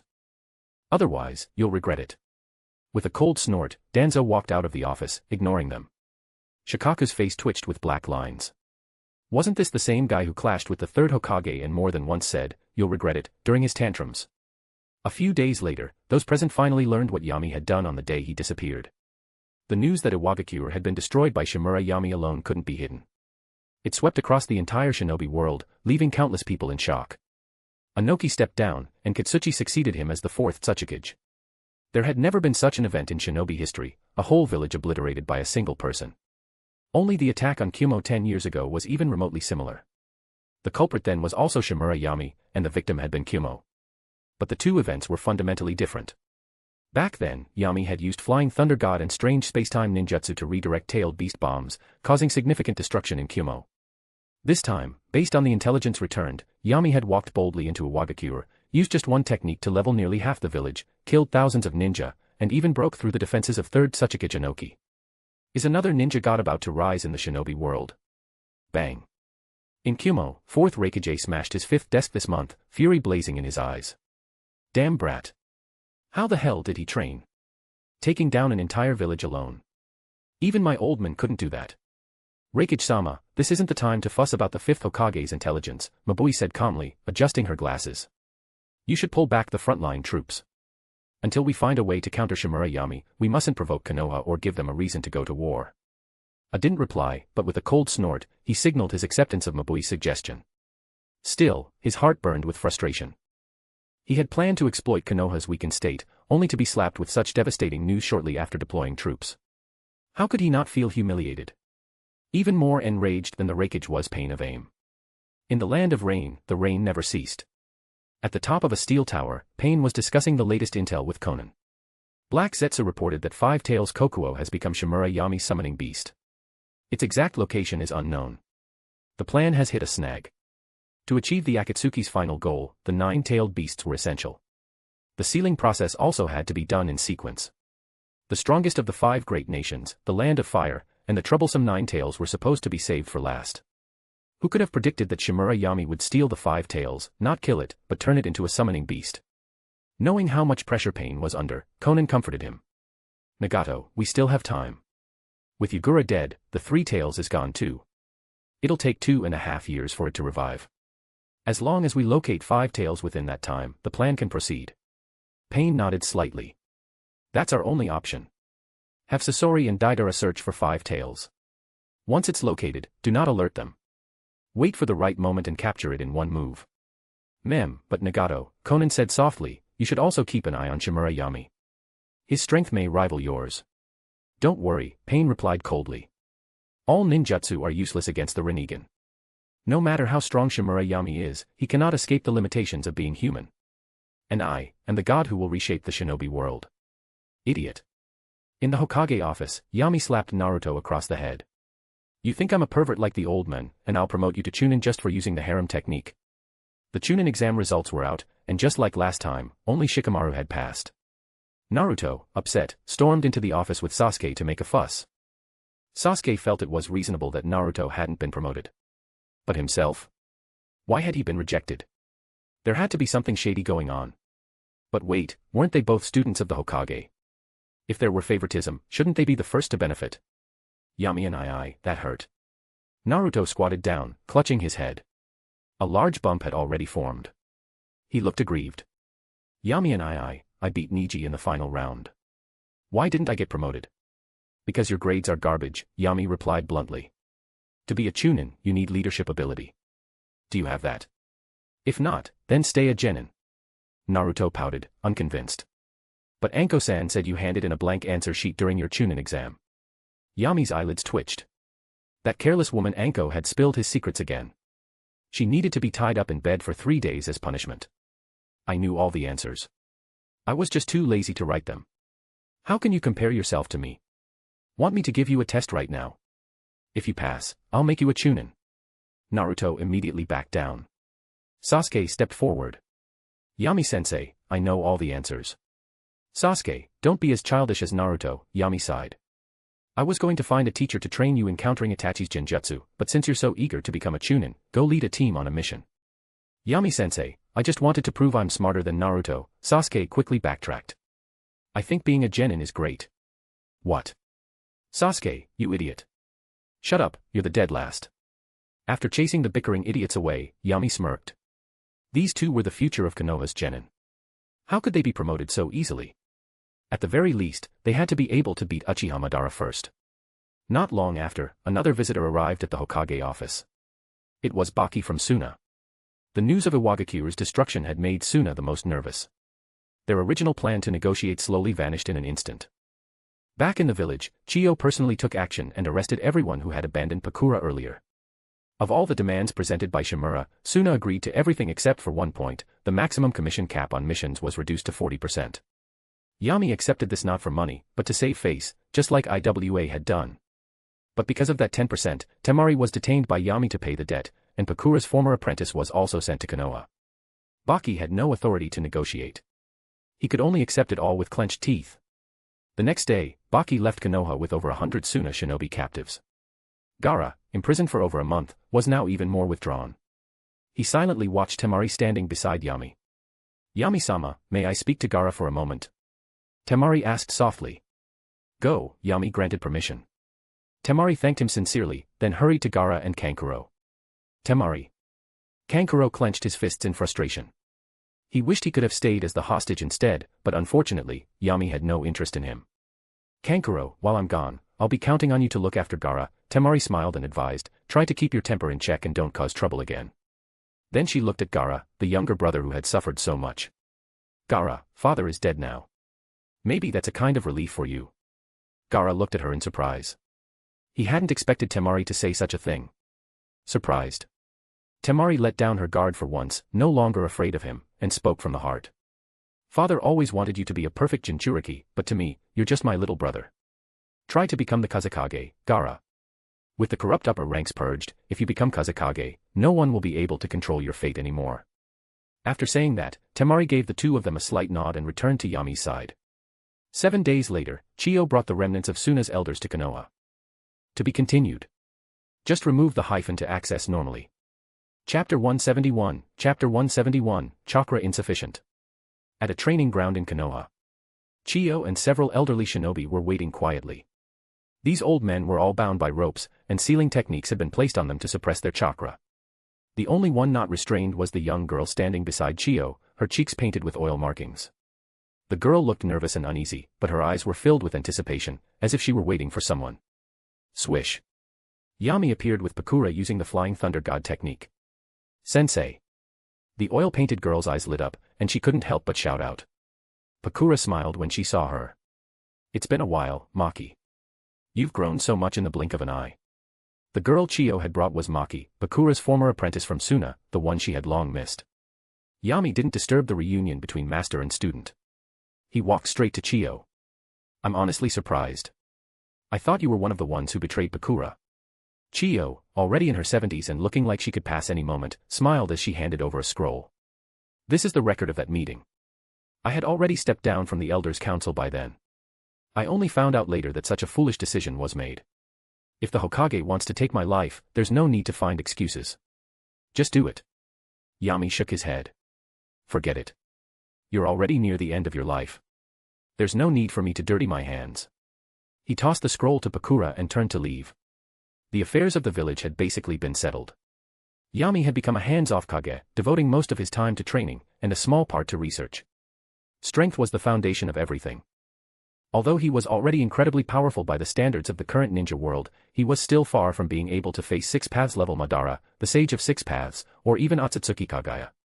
In fact, the most brutal shortcut was to directly kill Nagato, Obito, and others to steal the Rinnegan and force the collapse of the Eye of the Moon plan. But this would be no more than drinking poison to quench his thirst. The benefit was far too small.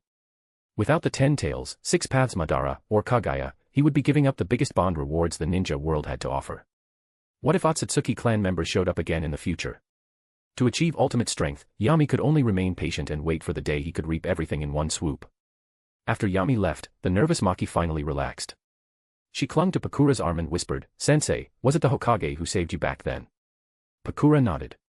He intercepted Kirigakuru's intel and sent someone to rescue me. Then, have you ever thought about going back to Suna? Maki asked hesitantly. What would I go back for? Pakura glanced at the people who had betrayed her, her eyes full of disdain. Was there anything worth loving in such a village? Maki, one day you'll understand. Yami is the one who can truly bring peace to the ninja world. She gently patted Maki's head. Don't hold on to thoughts of Suna anymore. Don't make things harder for me, okay? Step. Chiyo slowly walked over. Pakura, the people who betrayed you are all here. Do with them as you wish. Pakura looked at her without speaking. She raised her hand and formed a scorch-release fireball, tossing it toward the traitors. Screams echoed through the training ground. Pakura deliberately controlled the fireball's temperature to ensure they'd feel the agony of being burned alive. After more than a minute, the screams died down. Several bodies were reduced to charcoal. Maki cowered behind Pakura in fear, but Chiyo's expression remained unchanged. She didn't speak until the crease between Pakura's brows finally eased. Pakura, Raza is dead, and now these traitors are dead too. The only ones left in the village are shinobi who see you as a hero. I even questioned the captives brought back during the Konoha crush. You only targeted Iwa Nin, which means you still have feelings for Suna. Chiyo's cloudy eyes were filled with a pleading look. Pakura, please come back. Suna needs you. You can become the 5th Kazekage. With your relationship with Yami, Suna will never become an enemy of Konoha. That benefits both villages. So this is your plan. Pakura immediately saw through Chiyo's intention and shook her head firmly. After what happened, there's nothing left between Suna and me. Who you choose as Kazekage is your own business. Don't involve me or my student again. With that, Pakura took Maki and left. Their conversation was not overheard by Chiyo. Maki, remember, from now on, you're one of Yami's people. If anyone from Suna comes looking for you, you must tell me. If you don't blame me for forgetting our master-disciple bond. Yami will go to Suna personally. The arrival of her beloved student brought Pakura joy, but it could not compare to Yami's. If she had to choose between the two, she would pick Yami without hesitation. She made herself clear now to prevent future trouble that might force her to kill her own student for the greater good. She was also warning Chiyo not to entertain any ideas she shouldn't. Chiyo understood the message and sighed helplessly. Knowing her plan to make Pakura Kazekage had collapsed, she didn't linger in Konoha and left. In the large training room exclusive to the Hokage, Yami was reviewing his gains from the IWA operation. Status panel. Name, Shimura Yami. Gender, male. Age, 18. Date of birth, April 1st, year 46, Konoha calendar.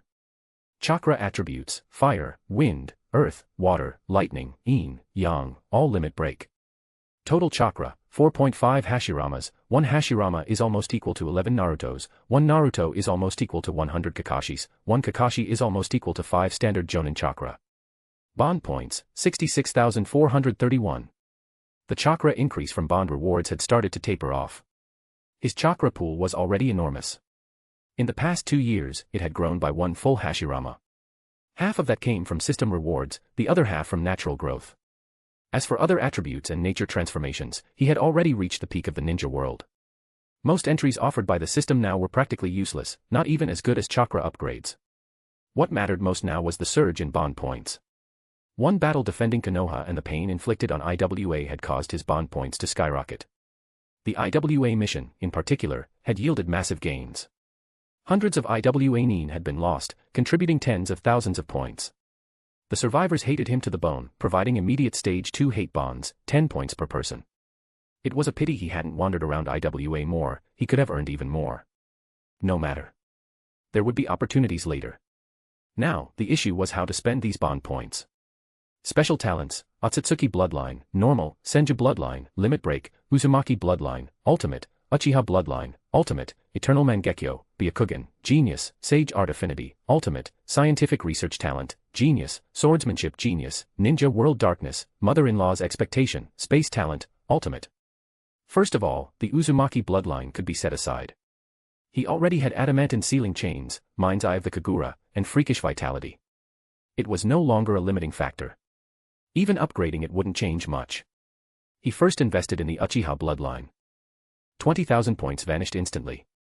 Yami immediately felt a change. His stagnant pupil power suddenly surged, breaking through a bottleneck. Very good. For now, he could only place Susanoo on the wooden golem. But in the future, he hoped to place it on the Buddha. For the remaining points, Yami decided to upgrade the Otsutsuki Bloodline by 1 level. Just as he made that decision, the system that had always been cold and mechanical finally responded. A blood-red alert flashed in his vision. Warning, current chakra insufficient. Forcibly upgrading Otsutsuki Bloodline may cause unpredictable bodily damage. Yami was stunned. What? Are you serious? I've got 4.5 Hashiramas worth of chakra, and you're telling me it's not enough. The system responded coldly. Only when chakra exceeds 5 times that of Senju Hashirama will bloodline evolution be safe. Helplessly, Yami had to abandon the upgrade. After some thought, he spent another 20,000 points to raise Sage Art Affinity to its highest level. In an instant, his perception of natural energy became much sharper.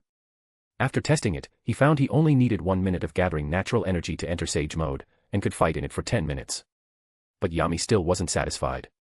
What he wanted was permanent Sage mode, absorbing natural energy while fighting and maintaining it indefinitely.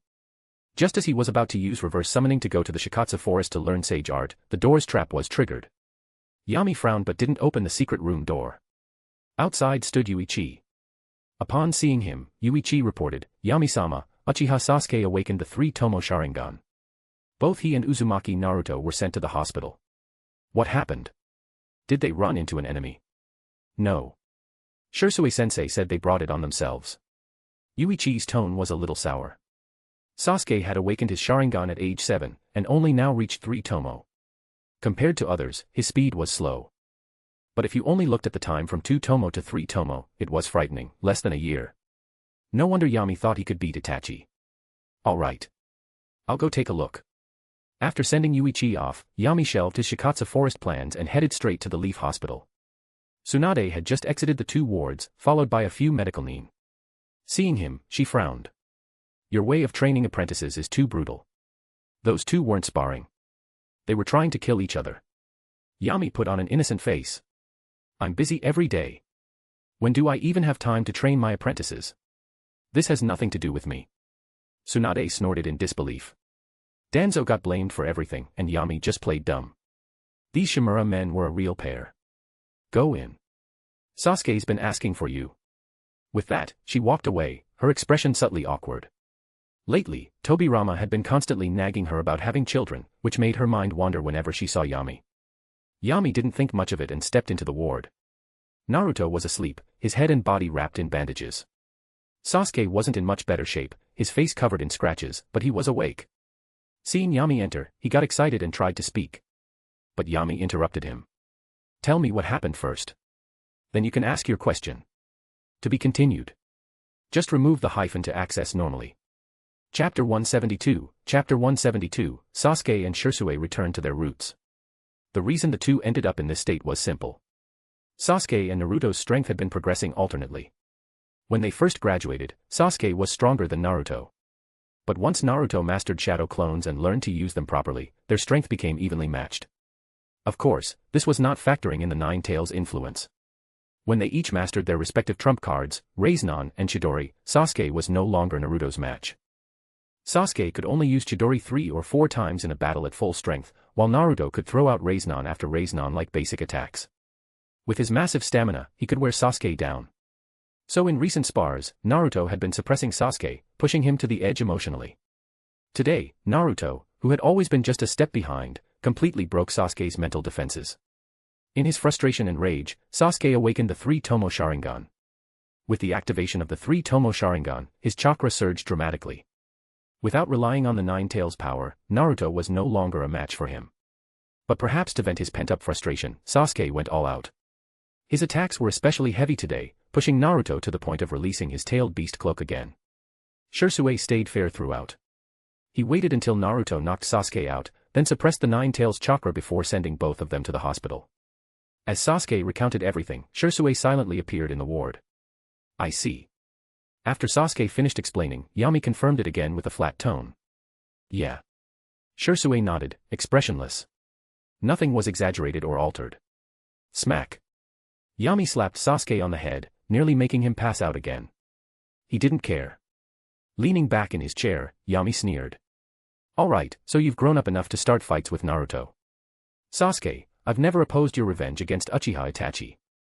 I've given you favorable conditions, haven't I? But what exactly did Naruto do to provoke your hostility? You're just like Uchiha Itachi in this regard. Messed up in the head, dragging innocent people into your issues. Shisui lowered his head in embarrassment behind Yami, while Sasuke's face flushed red, though not from his Sharingan. I'm not like him. There's nothing similar between me and Uchiha Itachi. Then tell me. Why are you jealous of Naruto? With things reaching this point, Sasuke didn't want to hold it in any longer. He finally spoke the truth he'd been suppressing. I just can't accept it. Every time I feel like I've surpassed Naruto, he always catches up and even overtakes me. My bloodline is clearly stronger than his. But he gets stronger and stronger just by relying on the monster inside him. If I can't even fully defeat Naruto, how am I supposed to kill Uchiha Itachi? Idiot. Yami gave a cold verdict. Whether or not you can defeat Naruto has nothing to do with killing Uchiha Itachi. Jealousy only proves your incompetence. If you really think the Nine Tails is what gives Naruto the edge, I can seal the 5 tails into your body instead. Hearing that, Sasuke was actually tempted for a second, but in the end, he shook his head. Yami-sensei, Uchiha power is definitely stronger than the Nine Tails. Smack. Another slap landed on his head. You know that, yet you're still jealous of Naruto. If you're not strong enough, train harder. If I find out you're sulking again, I'll send you straight to Uchiha Itachi. Once he kills you, I'll go kill him myself. Shisui inhaled sharply. That was harsh. Sasuke wouldn't get his revenge, and Itachi would end up killing his own little brother. The two brothers would never rest in peace. Sure enough, after hearing this, Sasuke's face turned pale and he quickly promised to behave from now on. Yami waved him off. All right. I'll judge you by your actions, not your words. Shisui, keep an eye on him. I'm leaving. Sasuke became anxious. Sensei, you promised me. You said if I could defeat Yuichi, you'd tell me more about the survivors. Yami thought about it. Sasuke's strength was already close to Yuichi's, and now with the 3 Tomo Sharingan, he'd surely win with some more training. Remembering a letter from a few days ago, an idea formed in Yami's mind. Tomorrow morning, meet me at the old training ground. I'll take you back to your roots. Shisui, you're coming too. If you want to know more, you'll have to pass my final test. Although Yami had only told Sasuke that Yuichi was a fellow Uchiha, Shisui had been assisting Naruto with tailed beast control lately, so it was impossible to keep his identity a secret anymore. Might as well bring both of them. After saying that, Yami left, leaving Shisui and Sasuke both confused. Back to our roots. The next morning, unsure what morning meant to Yami, Shisui and Sasuke arrived at Team 7's usual training ground at 8 a.m. It wasn't until 10 a.m. that Yami finally showed up, with Hikari in full ANBU gear. Shisui immediately recognized her. She had formed the 4 red yang formation with him during the last mission. Sasuke also stared at her, thinking of what Yami said yesterday about returning to your roots. Could she also be one of them? An elder of the Uchiha clan. Hikari, take off your mask. At Yami's command, Hikari slowly removed her mask. Sasuke's eyes widened in shock, and even Shisui, though masked, reacted visibly. That hairstyle, that face. If she's not Uchiha, he'd eat his own headband. Uchiha. Hikari?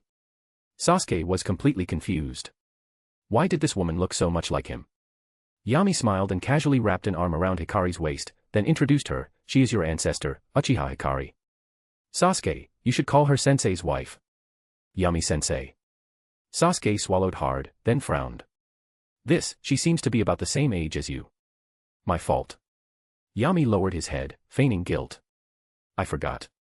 You were only 6 when the massacre happened, and most of the clan's scrolls were destroyed. You're no different from a dropout.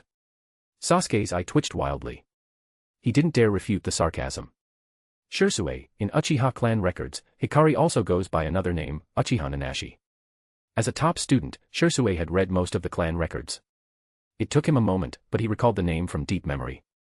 Uchiha Nanashi, a legendary weapon, eye transplantation techniques. Shisui's voice changed. Yami-sama, are you joking? That was hundreds of years ago. I rescued Hikari from her seal a few years ago. Why would I lie? Right on cue, Hikari revealed her Mangekyo Sharingan. The immense pupil power, even when restrained, pressured Sasuke intensely. Thud. Shisui dropped to one knee. Seeing that Sasuke was still frozen in place, he tugged him down as well and said respectfully. Shisui of the Uchiha, it's an honor. Sasuke quickly shook off his shock and followed suit. Uchiha Sasuke, it's an honor to meet you, Ancestor Hikari. Don't call me old. Hikari scrunched her nose. Sasuke, from now on, call me Sensei's wife. I like that title. And you, Shisui, call me Hikari-sama. Get up. Yes. Neither of them dared protest. They stood up again. Yami continued, Sasuke, Hikari's Mangekyo abilities include Tsukuyomi and Amaterasu, or rather, an advanced form, Flame Control. But Flame Control damages her eyes. I won't let her use it to spar with you. In the future, she'll cast Tsukuyomi on you once every 3 days. If you can perfectly counter Tsukuyomi, then you'll have a chance at defeating Uchiha Itachi. Sasuke agreed excitedly. He had been defeated twice by Tsukuyomi already and had no way to resist it. Gaining an ancestor's guidance was well worth it. Yami-sensei, was this the test you mentioned? Sasuke asked. No. Yami shook his head. You'll find out in a few days. Hikari, go ahead. Tsukuyomi activated, and Sasuke, who had only just recovered, collapsed instantly. From then on, Sasuke and Naruto practically treated Konoha Hospital as their second home. One was repeatedly exposed to Tsukuyomi, the other had to endure rampaging Nine Tails chakra. Since they'd be alone at home anyway, they decided to just live in the hospital together. At least they had company. While Naruto and Sasuke bunked together, Yami spent most of his time in the Shikatsu forest, learning its unique sage arts. The sage arts of the 3 sacred places were indeed different. Each species interpreted natural energy in its own way. The Ryuchi cave focused on controlling the world, giving inorganic beings lifelike qualities.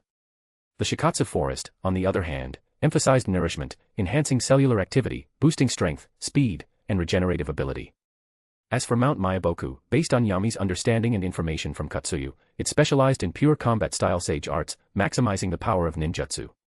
Yami preferred chatting with Katsuyu. Among the three sages, Katsuyu had the gentlest personality and didn't interfere with ninja development like the old snakes or toads. Most importantly, she had a nice voice. Half a month passed.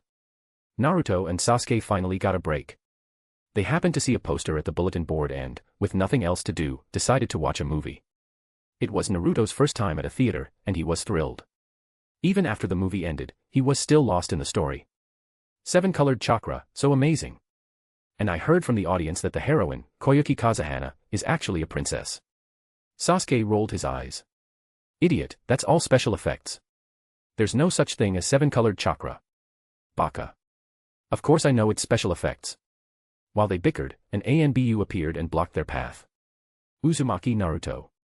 Uchiha Sasuke. Hokage-sama has summoned you to the office immediately. Naruto and Sasuke exchanged glances, their eyes lighting up. It was so urgent, was there a mission waiting? 5 minutes later, they arrived at the Hokage's office. Niji. Why are you here too? Seeing Hyuga Niji standing silently with his hands down, Naruto was a bit surprised. But then his attention was immediately stolen. His jaw dropped when he saw the elegant girl chatting with Izumi. Why you? You're the seven-colored chakra princess. Koyuki Kazuhana was taken aback by the strange title. Then she glanced at Yami with a strange expression. Yami-sama, you sure have a unique eye for disciples.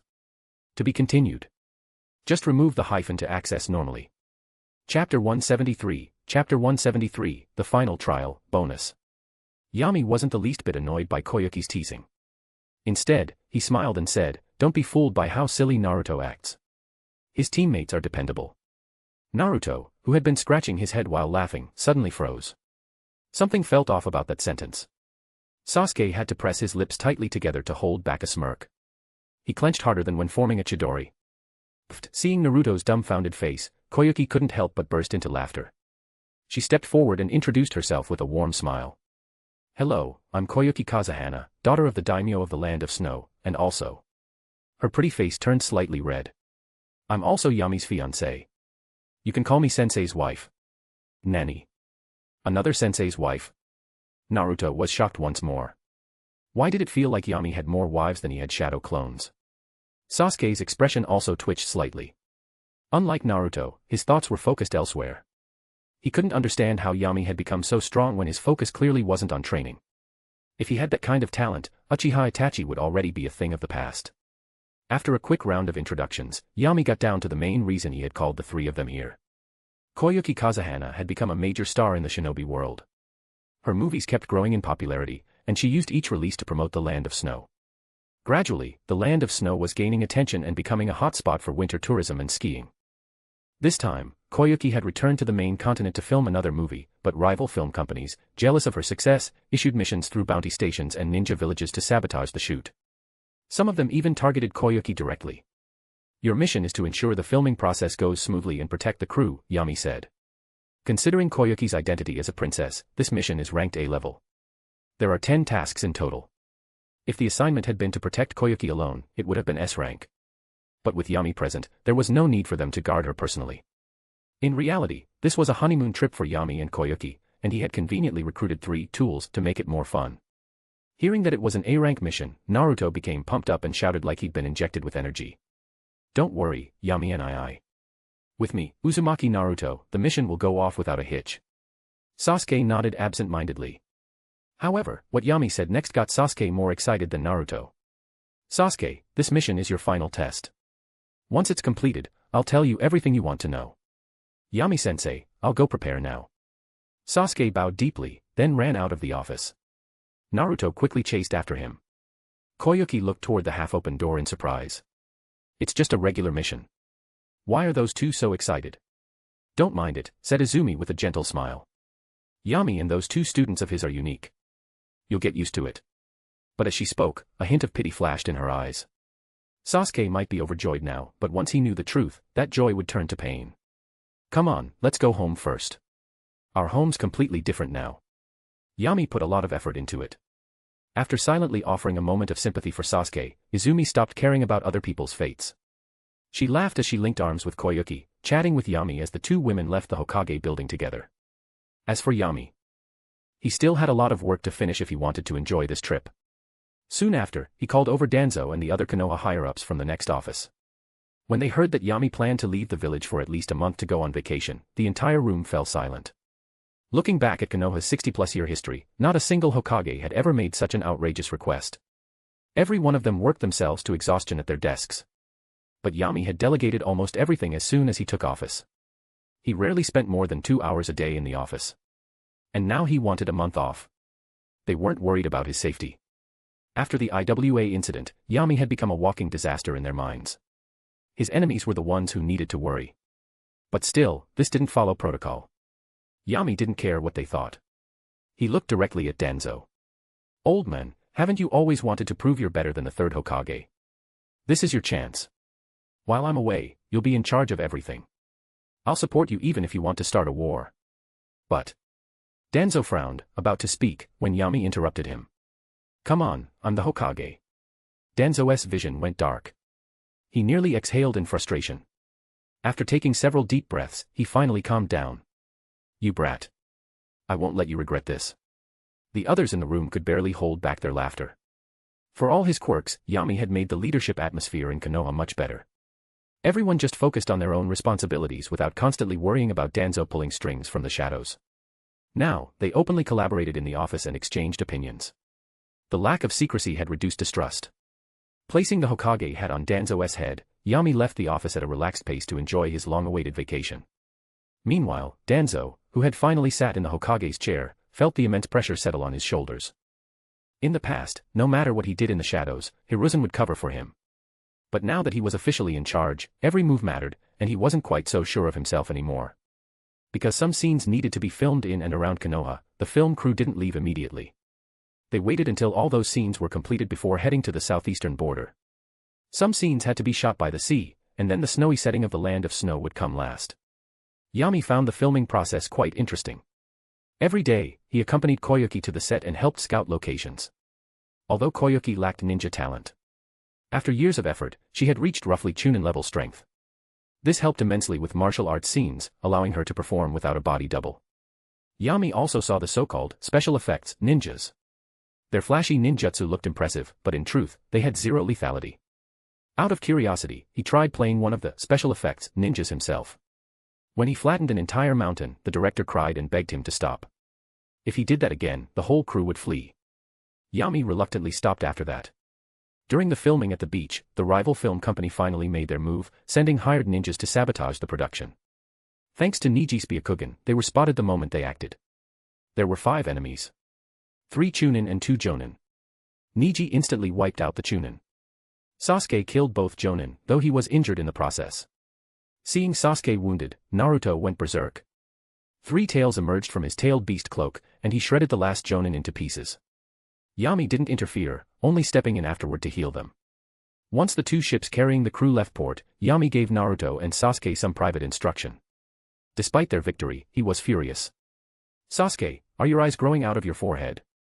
You didn't even assess the enemy's condition, and you still charged in like a fool. You exchanged injury for victory, what are your 3 Tomo Sharingan even for? You couldn't see that his chakra was nearly empty. And you, Naruto. What are you grinning for? You seriously can't tell how much stronger Sasuke's taijutsu is now. You've got dozens of shadow clones, but you went in with your real body to test the enemy. Didn't you bring the brain back from Konoha?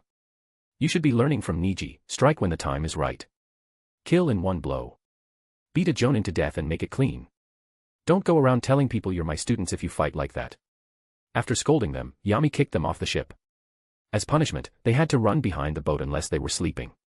Water walking wasn't hard for Naruto and Sasuke anymore, but the challenge was maintaining it for days at sea, and dodging sudden giant waves. Naruto fell several times and had to be rescued by Sasuke. Finally, after 7 grueling days, they reached the Land of Snow. The 2 collapsed in relief. Yami stretched as he stepped off the boat. Finally.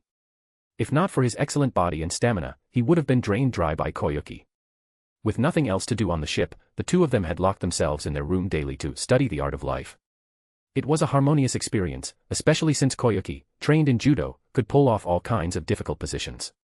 Yami had almost forgotten about Konoha. The port had changed drastically since the last time he'd come to the land of snow. What was once a tiny village had developed into a city. The town now buzzed with tourists.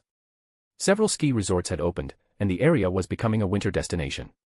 Without stopping in the town, the film crew went straight to a pre-reserved ski resort for the final scenes. Now that they were in the land of snow, Yami's home turf, enemy ninjas had no means of interfering. The remaining scenes were completed smoothly. A few days later, filming wrapped up entirely.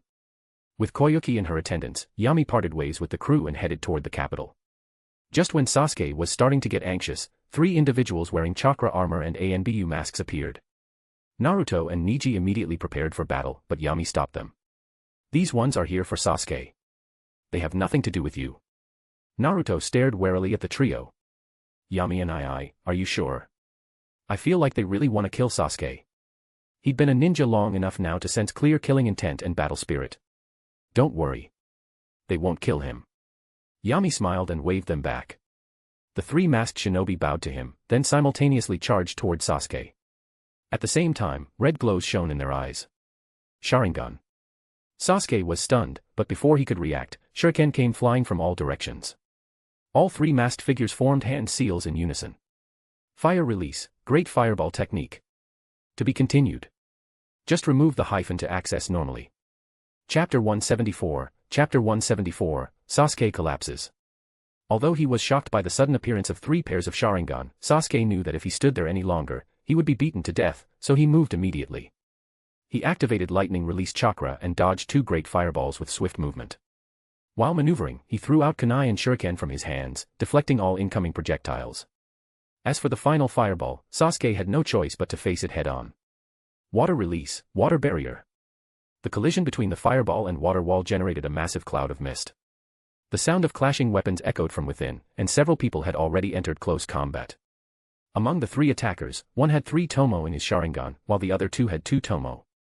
Sasuke saw them activate their Sharingan right in front of him, unlike Kakashi who kept his Sharingan always active, so he was certain they were true Uchiha by blood. Because of this, he hesitated slightly at the start of the fight. But after nearly being blinded by a kunai, Sasuke knew he couldn't afford to retreat. His moves grew fiercer and more aggressive. The Uchiha were a clan favored by talent. Once they awakened the Sharingan, their ability to learn ninjutsu and taijutsu improved drastically, making their battles particularly dazzling. Yami used this opportunity to teach Naruto. Naruto, do you see now? A simple numbers advantage is actually useless. You can't neglect taijutsu training just because you've mastered multiple shadow clones. On the contrary, you should focus more on taijutsu, because all your shadow clones will benefit from it. I understand, Yami and I. Naruto nodded seriously, but his gaze never left Sasuke. Compared to the dazzling taijutsu of those Uchiha, Naruto felt that his own taijutsu seemed dull. He could only rely on shadow clones to fight Sasuke. Naruto made up his mind to train hard in taijutsu once they returned to the village. At the very least, he didn't want to be toyed with by Sasuke anymore. 10 minutes passed. Sasuke stood panting, facing the Uchiha with 3 tomo in front of him. The other 2 had already been defeated and had voluntarily withdrawn from the fight.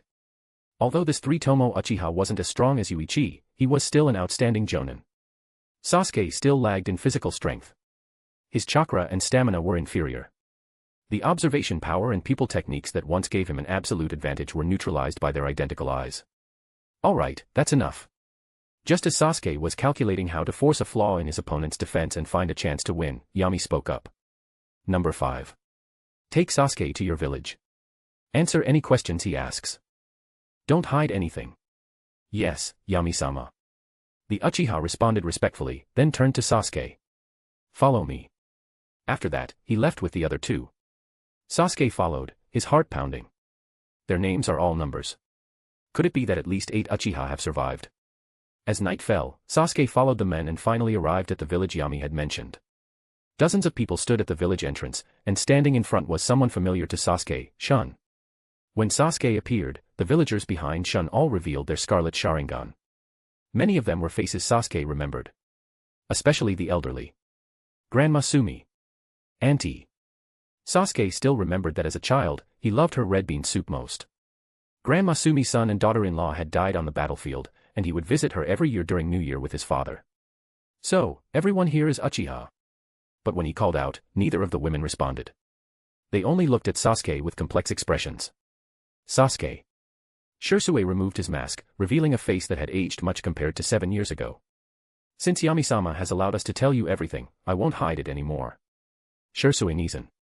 Because of Itachi, Sasuke had strong memories of Shisui. He had even been jealous of him before, thinking Shisui had taken his Nizan away and made him too busy to practice throwing shuriken with him. So the mysterious Uchiha who had been teaching him was actually Shisui. Shisui Nizan, didn't you die? What's going on? Did you save everyone? Shisui corrected him. Strictly speaking, it was Yami-sama who saved me first, and then helped me save the others. What really happened back then? Why did Itachi do that? Why didn't everyone return to Konoha, but instead live here under aliases? Sasuke fired off all his questions at once. Shisui glanced at the other Uchiha behind him. Let's go into the village first. I'll answer all your questions. Sasuke suppressed his excitement and followed Shisui into the village. The complex looks from the villagers made him uneasy, and his hatred for Itachi deepened. They arrived at a modest, single-family home. Shisui prepared a simple meal and invited Sasuke to eat with him. Then, he began to answer. Sasuke, if you want to understand everything, you must first understand the relationship between the village and the clan. Sasuke nodded. He wanted to know everything. The more detailed the better. Shisui continued, ever since our ancestor Uchiha Madara and the first Hokage Senju Hashirama founded Konoha, the Uchiha clan's position has always been awkward. Why? Sasuke asked in confusion. Didn't the textbook say Uchiha Madara and Hashirama were close friends? Even if they later went their separate ways, someone as broad-minded as the first wouldn't target Uchiha, right? It wasn't the first Hokage who targeted Uchiha, but everyone else after him. Shisui shook his head, seeing Sasuke's stunned expression. There was no helping it. Uchiha made too many enemies during the Warring States era. Most of the shinobi who joined Konoha held grudges against the Uchiha. Even our old allies, the Hagoromo clan, were wiped out. Within Konoha, Uchiha was isolated and resented by others. And the one who feared the Uchiha the most was the second Hokage Tobirama. Before the village was founded, Tobirama killed Uchiha Izuna, the younger brother of Madara. Since then, they were mortal enemies. After taking office, Tobirama established the Konoha police force and gave it entirely to the Uchiha clan to manage. But this also cut off communication between the Uchiha and the other clans, forming a closed-off faction within the village. Sasuke, think about it. How many Uchiha graduated from the academy, and how many of them formed the standard three-man squads and progressed as regular shinobi? Sasuke lowered his head and thought carefully. Then he realized that what Shisui said was true. In those days, the elders of the clan trained the younger generation. Except for a few who voluntarily entered the academy, most stayed within the clan. After growing up, they followed their fathers and joined the police force. So, Konoha excluded the Uchiha. Sasuke hit the core of the issue. Shisui slowly nodded and took a sip of water. The village excluded the clan, and the clan didn't try to integrate either. It was mutual. When neither side tries to reconcile, the conflict only grows deeper, until it eventually explodes into chaos. The trigger was the Nine-Tails Rebellion. The Mangekyo Sharingan has the power to control tailed beasts, and the one who released the Nine-Tails was a mysterious Uchiha. This was Sasuke's first time hearing such a secret, and he asked in shock, who was it? I don't know, Shisui shook his head. He appeared on the night of the genocide, calling himself Uchiha Madara. But I can confirm he was an imposter. So Itachi didn't act alone that night. Sasuke quickly followed up, his hopes rising. Could it be? But Shisui quickly shattered his hopes. The elites of the police force were all wiped out by that fake Madara. Your parents and the other civilians were killed by Itachi. It was during that time that I got Yami-sama's permission to secretly save some of the elderly, women, and children. Even so, Itachi noticed. Fortunately, Yami-sama diverted his attention at the critical moment. Wait. Sasuke sharply noticed a contradiction. You secretly saved people. Since you weren't dead, and Yami was also there that night, why didn't you stop Itachi? Sasuke realized the truth wasn't as simple as he thought. Shisui didn't answer directly. He muttered to himself, I told you. The one who feared Uchiha the most was the second Hokage. And the third Hokage and Danzō inherited that will. Do you know why I was reported dead? It was because I revealed my Mangekyo ability, Koto Amatsukami, a technique that can change a person's will. I originally wanted to use it to rewrite Fugaku and the Elder's will, to stop the coup. But the higher-ups got scared. Danzō stole one of my eyes. I entrusted the other to Itachi, hoping for a peaceful resolution. But Sasuke's face went pale. Yami saved you. That's right. Shisui admitted frankly. After that, I was sealed by him until the night of the genocide. At that point, Uchiha had already begun preparations for the coup. Danzō gave Itachi two options. Sasuke's pupils dilated. He understood without needing to be told. Shisui continued, either join Uchiha and launch the coup, or exterminate the entire clan and you alone would be spared. These people survived only because Yami-sama allowed me to rescue them. Otherwise, Sasuke, you would have been the only one left. Boom. Sasuke's mind exploded and went blank. For me. So Uchiha Itachi killed all those clan members, even his own parents, just to let him survive.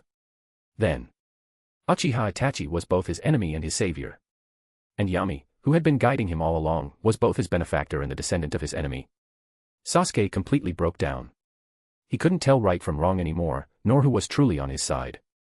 At that moment, the three tomo in his eyes quietly appeared and began spinning rapidly. Shisui watched Sasuke in surprise, holding his breath, afraid to disturb his state. But to his disappointment, the three tomo didn't evolve into a new form. Sasuke rolled his eyes and fainted. To be continued. Just remove the hyphen to access normally. Chapter 175, Chapter 175, The Shrewd Old Woman. Sasuke had a very long dream. In the dream, both his parents were alive. The Uchiha wasn't an ancient, thousand-year-old clan but just an ordinary bloodline family. It was just them. They lived happily together as a family, including Uchiha Itachi. Itachi was a proper older brother who wholeheartedly taught his little brother. After graduating, the two of them went on missions together. During one mission, they were ambushed. Itachi blocked all the enemies alone, then turned back and said to him, "Forgive me, Sasuke. This is the last time." The dream ended abruptly. Sasuke suddenly opened his eyes. The glaring sunlight forced him to squint instinctively. After a long while, he recalled what Shisui had told him the previous night. He sat on the bed in a daze for a while, then walked out like a zombie. Outside the village, in an open field, over a dozen Uchiha were training. "You're awake." Shisui appeared behind Sasuke. "Yami-sama is here. He wants to see you." Upon hearing that, Sasuke hesitated for a moment, but still followed Shisui into the neighboring courtyard and entered the house. Inside, Yami was sipping tea leisurely. As Sasuke stepped in, a system notification rang out. Host and Uchiha Sasuke's complex bond has reached the third stage. Reward obtained, Indra Chakra. The corners of the boy's mouth curled slightly. That's right. It's extremely difficult to reach the third stage with purely positive or negative emotions. Only in these complex, entangled situations, where love and hate coexist, does the emotional resonance form more easily. He discovered this when telling Naruto about the fourth Hokage. Naruto's love and hate toward the fourth stemmed from him. So the system credited that emotional bond to Yami.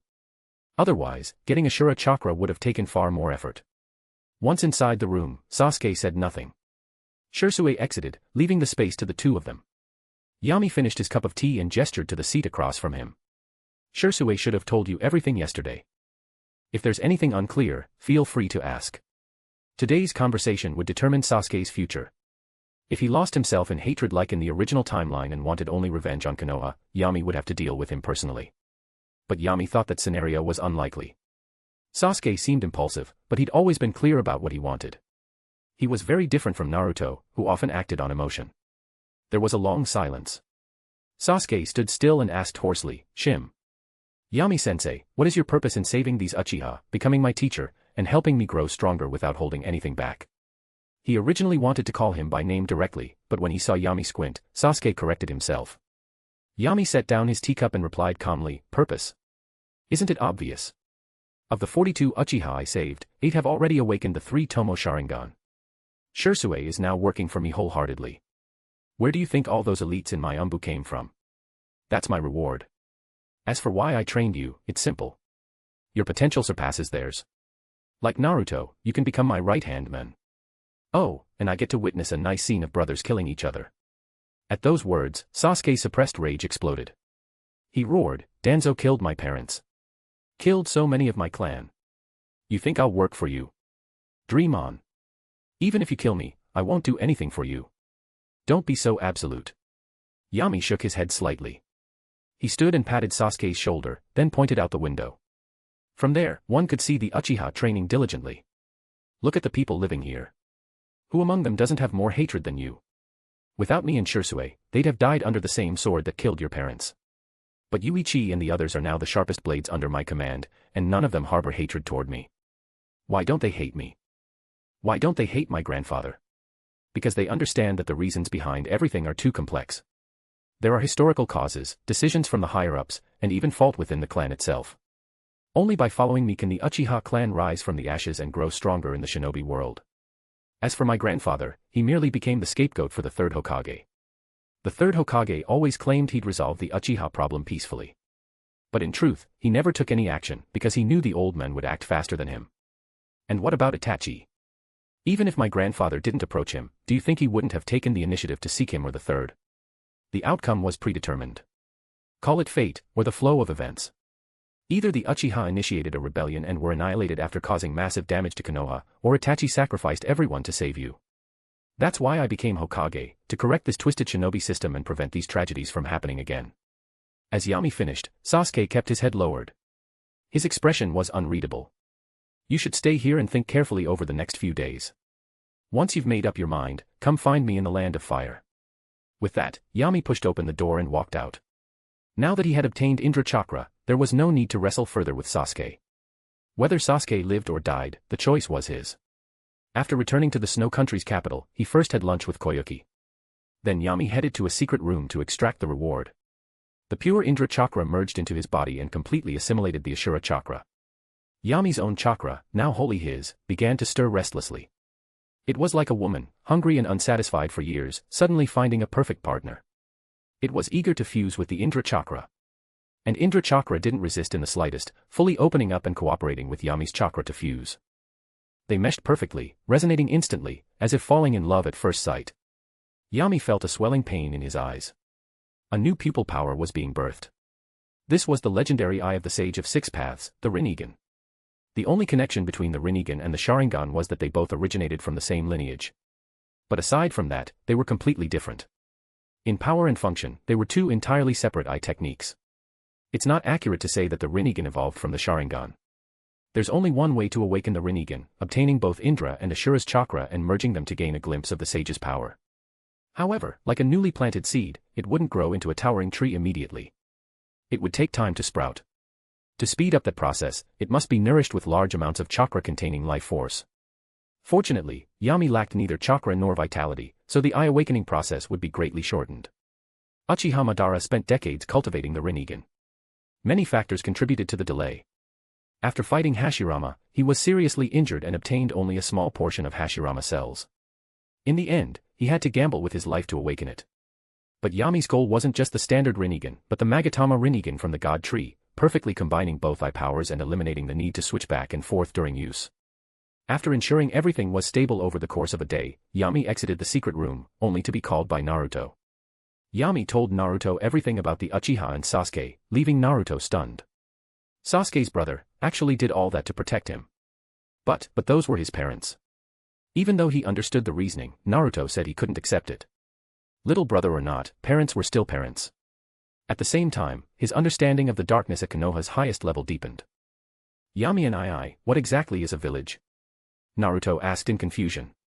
His father sacrificed his life to protect the village and turned his own son into a Jinchuriki hated by all. Uchiha Itachi killed even his parents to protect the village. I don't have the answer either. Yami shook his head. My life's been smooth sailing. I've never had to make a difficult choice to protect one side over another. Naruto's mouth twitched. What a narcissistic thing to say.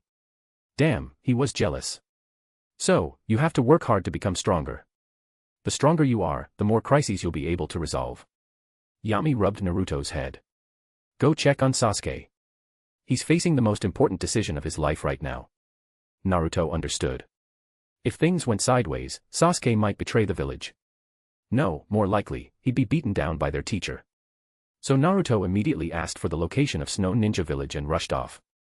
Sasuke's normally level-headed nature, paired with Naruto's talk no jutsu, was second only to Koto Amatsukami. Yami felt he'd done all he could, so he let it go and enjoyed his honeymoon with Koyuki Kazahana. On the other hand, Sasuke had visited every household in the Snow Village. Some cursed him. Others gave him cold looks. A few sympathized and offered comforting words. But none of them expressed any dissatisfaction with Yami. The eldest, Grandma Sumi, looked at Sasuke and said sincerely, "Sasuke, the grievances of the past are too complicated to explain. There are too many reasons the Uchiha ended up like this. You can't dwell on the past. You must look to the future. Where will the Uchiha go from here? If you sever ties with Yami-sama, what will happen to us survivors? As the son of the clan head, you will one day become the Uchiha's leader. You can't let hatred cloud your judgment. I believe you're not as indecisive as Fugaku. You'll give us a good future, right?" To live to 70 years old, Grandma Sumi was indeed sharp and experienced. She could tell Yami valued Sasuke. These words, though half sincere, were also meant to help Yami achieve his goal. Sure enough, after hearing this, Sasuke felt a weight on his shoulders, and the hatred in his heart slightly eased. "Sasuke! Sasuke!" Just then, Naruto's voice came from outside. As soon as Sasuke stepped out, Naruto spotted him and ran over. "Why are you here?" Sasuke asked coldly. Naruto opened his mouth, but the words got stuck in his throat. Just as Sasuke was about to turn and leave impatiently, he finally spoke. "Sasuke, the fourth Hokage, is my father." Sasuke turned back, shocked. To be continued. Just remove the hyphen to access normally. Chapter 176, Chapter 176, The Born Evil Uchiha Kid and the Useless Senju Old Men.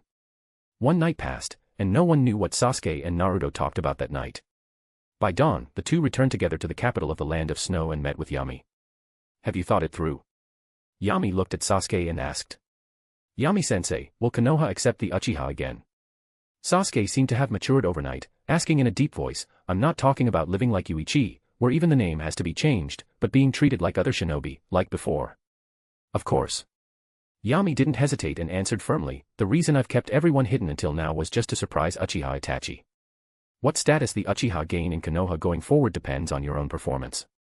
What if I want to become Hokage?" "What?" Naruto stared at Sasuke in shock, looking completely betrayed. "That's not what you said last night, Sasuke." Sasuke ignored him and continued looking at Yami. "The village owes the Uchiha a Hokage. That was the old village."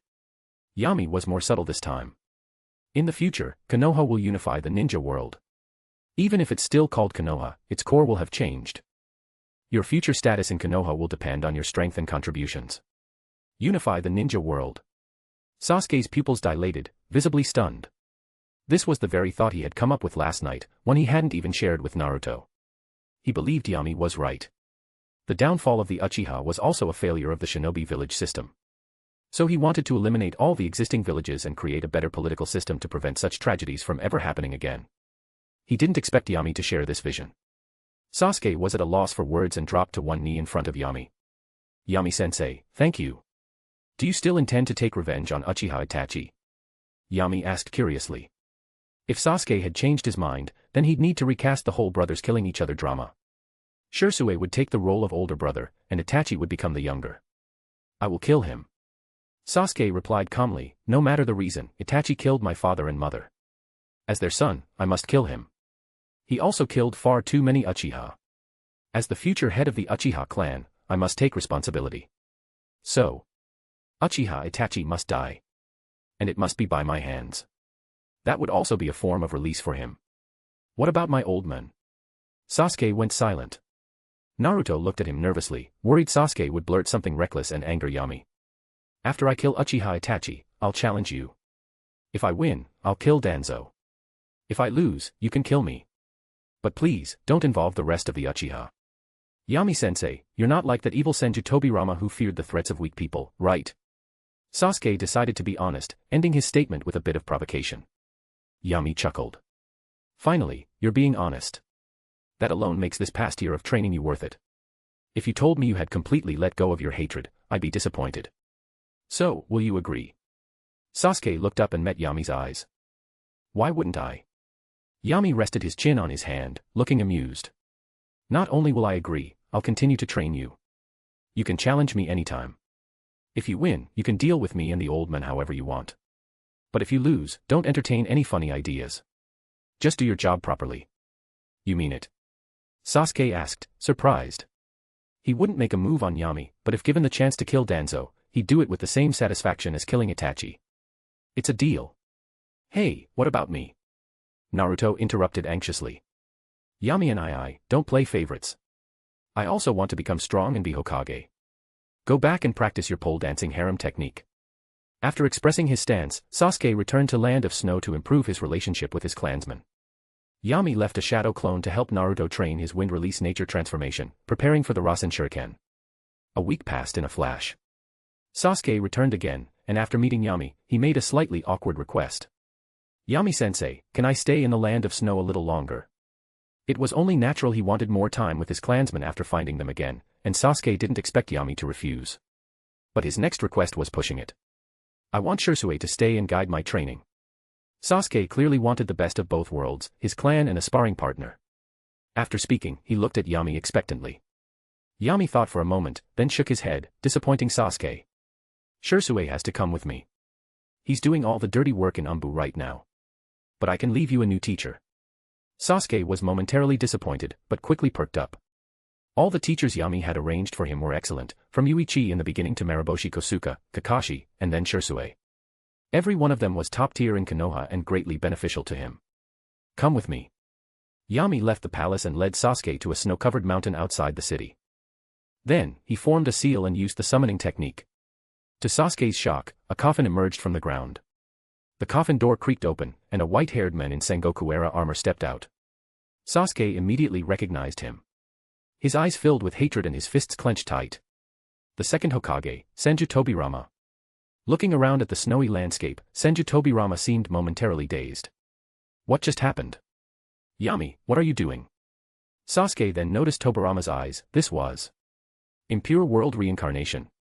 After the Konoha Crush, the Impure World Reincarnation technique became infamous throughout the shinobi world. But this version looked different. Aside from his lifeless eyes, Tobirama showed almost no signs of decay. Put your research aside for now. I have a more important task for you. Senju Tobirama's expression turned serious at those words. Then he noticed Sasuke standing behind Yami. His expression shifted from serious to grim. This face makes me want to perform a Flying Thunder God slash on sight. Sasuke also gave Tobirama no courtesy. The people he hated most now were Itachi, who did the killing, the fake Uchiha Madara behind the Nine Tails Rebellion, and Senju Tobirama. If not for Tobirama's precedent of targeting the Uchiha, things would never have reached the point of a coup. He was the root of all evil. Uchiha kid, born evil, what's with that look in your eyes? Senju Tobirama grew more irritated as he looked at Sasuke's face, his fingers twitching. Boom. An immense pressure instantly descended. As a hero of the Sengoku era, the men who built the Konoha system and filled 80% of the Scroll of Seals, Tobirama's aura was no joke. In that moment, Sasuke felt like even the slightest movement would get him killed. Damn you Tobirama. Bullying the weak with power. Enough.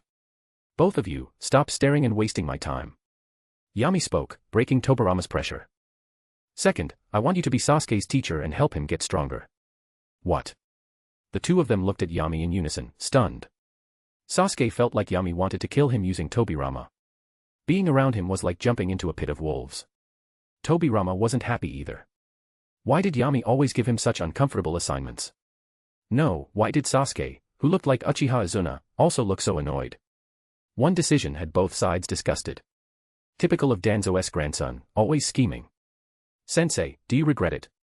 Sasuke asked directly, his eyes clearly implying, if you want to kill me, just do it. Don't make it so complicated. Senju Tobirama sneered. Yami, I have nothing to teach an Uchiha. Yami's face darkened. Do you have a problem with my arrangement? Sasuke, if you're not going to kill Itachi, then off yourself early and stop bothering me. And you, second, are you really going to judge someone just by their face?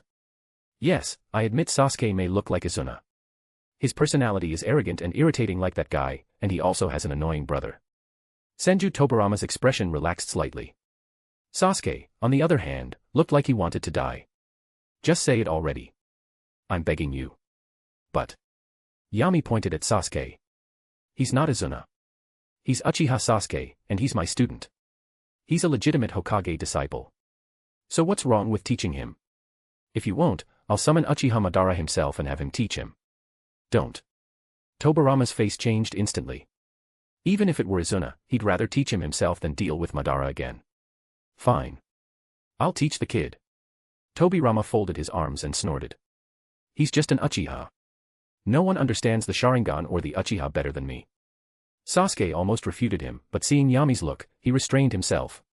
He didn't know that what Tobirama said was true. Sometimes, it's your enemy who understands you best. To fight the Uchiha, Tobirama had studied the Sharingan more than almost anyone else. Other than Madara, no one surpassed him. Don't just teach him about the Uchiha. Teach him your techniques too. Yami added, like the darkness style. And Flying Thunder God. Are you sure? Tobirama frowned. Letting an Uchiha learn Flying Thunder God could be a huge problem. Not to mention, talent in time-space ninjutsu isn't common. I trust my judgment. Yami looked at Sasuke, who was visibly shocked. He likely has talent in time-space ninjutsu. Learning Flying Thunder God won't be an issue. Your concern is unnecessary. If Sasuke ever betrays me, I'll kill him myself. After obtaining the 6 Magatama Rinnegan, Sasuke awakened heavenly hand power, proving his talent in time-space techniques. Yami had no concerns. Sasuke also fully believed in Yami's previous promise and sighed internally. Even Flying Thunder God. If only Danzō didn't exist, he wouldn't have to worry so much. You two go get acquainted. I won't bother you any longer. After securing Tobirama's promise, Yami vanished in a flash. Atop the snowy peak, Senju Tobirama gave a wicked grin. Izuna, no, Sasuke, let's see what you're made of. To be continued. Chapter 177, Returning to the Village, Bonus. Yami didn't know how Sasuke was doing, but since he had agreed, Senju Tobirama wouldn't kill him. In any case, no one would die, so he let them do as they pleased. On the first day, Sasuke was carried back unconscious by Senju Tobirama. On the second day, it happened again. On the third day, he was dragged back. It wasn't until the 6th day that Sasuke returned with wounds all over his body. Sasuke, what happened to you? Naruto was shocked at the sight and quickly rushed over to ask. It's nothing. I just need to sleep. Sasuke didn't even have the energy to argue with Naruto. He responded weakly, then returned to his room. Lying in bed and gasping for air, Sasuke was still thinking about Senju Tobirama's teachings. Although he didn't like this old Senju fossil, Sasuke had to admit that Tobirama was the best teacher he had ever met. His understanding of the Sharingan was no weaker than Uchiha Shirsue's. Especially his darkness technique, which naturally countered all Sharingan users below Mangekyo level. When Shirsue taught, he mostly focused on how to improve in battle, how to handle various situations, and used the simplest sparring and basic drills. But Senju Tobirama was different. He broke down battle into precise disciplines, analyzing and studying from multiple perspectives. Whenever Sasuke made a mistake, Tobirama could clearly explain why it was wrong, what the correct approach was, and why it worked. After several rounds of this type of analysis, Sasuke found himself gradually keeping up with Tobirama's thought process, and his rate of improvement was rapidly increasing. Is this what Yami meant by a scientific ninja? It was terrifying. Should Naruto join too? That thought flashed through Sasuke's mind, but he quickly dismissed it. It wasn't because he was afraid Naruto would surpass him. Naruto's simple brain couldn't handle the complex theories Tobirama taught. That teaching method simply wasn't suited for him. Thinking about this, Sasuke drifted off into a deep sleep from exhaustion. In the blink of an eye, another week passed, and Yami realized his vacation was over. It was time to leave the land of snow. Although Koyuki was reluctant, the fact that she had monopolized him for nearly a month was already a luxury, and she sensibly accepted it. The day before departure, after training, Senju Tobirama brought Sasuke to find him. How long do I have to keep training this evil kid? At least give me a timeline, Tobirama grumbled. Yami didn't respond immediately but turned to look at Sasuke. Sasuke fell into deep thought. Over these days, he had tasted the benefits. Although he got cursed out every day and even had his entire family tree insulted, Tobirama didn't hold anything back when it came to teaching. In Konoha, very few people were qualified to be taught directly by the second Hokage. Even Hiruzen, Danzō, Mitokedo Hamura had only served as his guards, not true disciples. Most importantly, even though being yelled at was frustrating, Tobirama wasn't having a good time either. On one hand, he had to follow Yami's orders and teach Sasuke seriously. On the other hand, he had to constantly look at a face that reminded him of Izuna. It was pure torture. He should really be dragged to Snow Ninja Village and shown how many Uchiha were still alive. That would make them utterly speechless. In any case, Sasuke had suffered enough. One more bite wouldn't make a difference when you're covered in lice. It was better to keep Tobirama around. Not only would it help him grow, but it would also annoy others. Having made up his mind, Sasuke looked toward Naruto's place with a trace of reluctance, then turned to Yami and said, "Sensei, I want to stay in here a little longer." Is 1 year okay? Yami had no objection, but Tobirama instantly exploded. No. How do I have time to waste on your brat's drama? Yami, you can't agree to this. My research is at a critical stage, and compared to that, this kid is nothing. Yami ultimately sided with Sasuke. He wasn't lying. Now that his scientific research talent had been enhanced, his work on bloodlines and Hashirama cells had made massive progress and would soon be deployed. Tobirama's face turned pale. He never thought Yami valued Sasuke so highly. Having the former Hokage train a single kid for a whole year, and a Uchiha at that. He really wanted to die. Seeing him fall silent, Yami added, don't just focus on your research all the time. Your own strength is what matters. Flying Thunder God is a strange technique, but it lacks damage. Your water release is too basic and easy to counter. You won't be teaching Sasuke 24/7 anyway. Take the rest of the time to work on your own improvement. Tobirama fell into thought. Even though Yami had just pointed out all his flaws, Tobirama couldn't deny them. Whenever he encountered someone beyond the scope of conventional shinobi, like his older brother, or Uchiha Madara, his techniques could only guarantee survival, not victory. With a long sigh, Tobirama finally agreed. I'll help train Uchiha Sasuke, but only until he reaches Kage level. After that, I'm done. But I have one more condition. He tilted his chin slightly, signaling for Sasuke to leave. Once Sasuke was gone, Tobirama spoke in a low voice. Kid, I've been slaving away for you for years. Now I'm even training your students, and I've never asked for anything. But you have to agree to this, or I'll go on strike. What is it? Yami was curious. Hurry up and take down Tsunade. The granddaughter was unreliable, so now the grandfather had to step in. I don't have any other requests. Tsunade's not young anymore, and while you're different in age, you're still the same generation. The Senju bloodline has to be continued by you. Yami instantly understood why Tsunade had looked so uncomfortable when she saw him the other day. These were probably Tobirama's words being echoed in her head. All right. Yami pretended to ponder for a moment, then agreed with a slightly embarrassed look. For Konoha's sake, I'll give Tsunade a proper home. Tobirama finally smiled. The next day, Yami and the group headed to the port and boarded the ship to return to the main continent. Before leaving, Naruto shoved his toad wallet into Sasuke's hands, then ran onto the ship, ignoring Sasuke's shouts, and urged the sailors to lift the anchor. Why did you give Sasuke money? Yami asked curiously. Naruto explained easily, Sasuke has so many clan members to support. He's really short on money right now. I don't need it myself, so just consider it a loan. Yami's gaze grew complicated. These two, or rather, the reincarnations of Indra and Ashura, if one were a girl, they could have just married and saved everyone centuries of trouble. Dumpling making and happy endings would have been so much easier. Yami decided to fan the flames a bit. The village has finished calculating your parents' inheritance. You'll get it when we return. Really? That's awesome. Naruto was overjoyed. He knew Sasuke was planning to buy a new settlement for the Uchiha within the village. But Sasuke didn't want something at the edge of town, and that cost a lot. With this money, things would be a lot easier. Naruto didn't know that the fourth Hokage had been a true mission expert. He completed 39 S-rank missions and hundreds of A-rank missions. Combined with their house and Kushina's inheritance from Uzumaki Mido, the total came to around 300 million ryo. All that money had been used by Hiruzen to rebuild the village after the Nine Tails attack, so technically, it wasn't embezzled. Yami looked toward the land of fire, and a trace of killing intent flickered in his eyes. He planned to ask the Sarutobi clan for that money. If they handed it over quickly, they'd be considered sensible. If not, then it'd be the perfect excuse to crack down on them. Everything Hiruzen had consumed over the years under the guise of his position, he would cough it all up.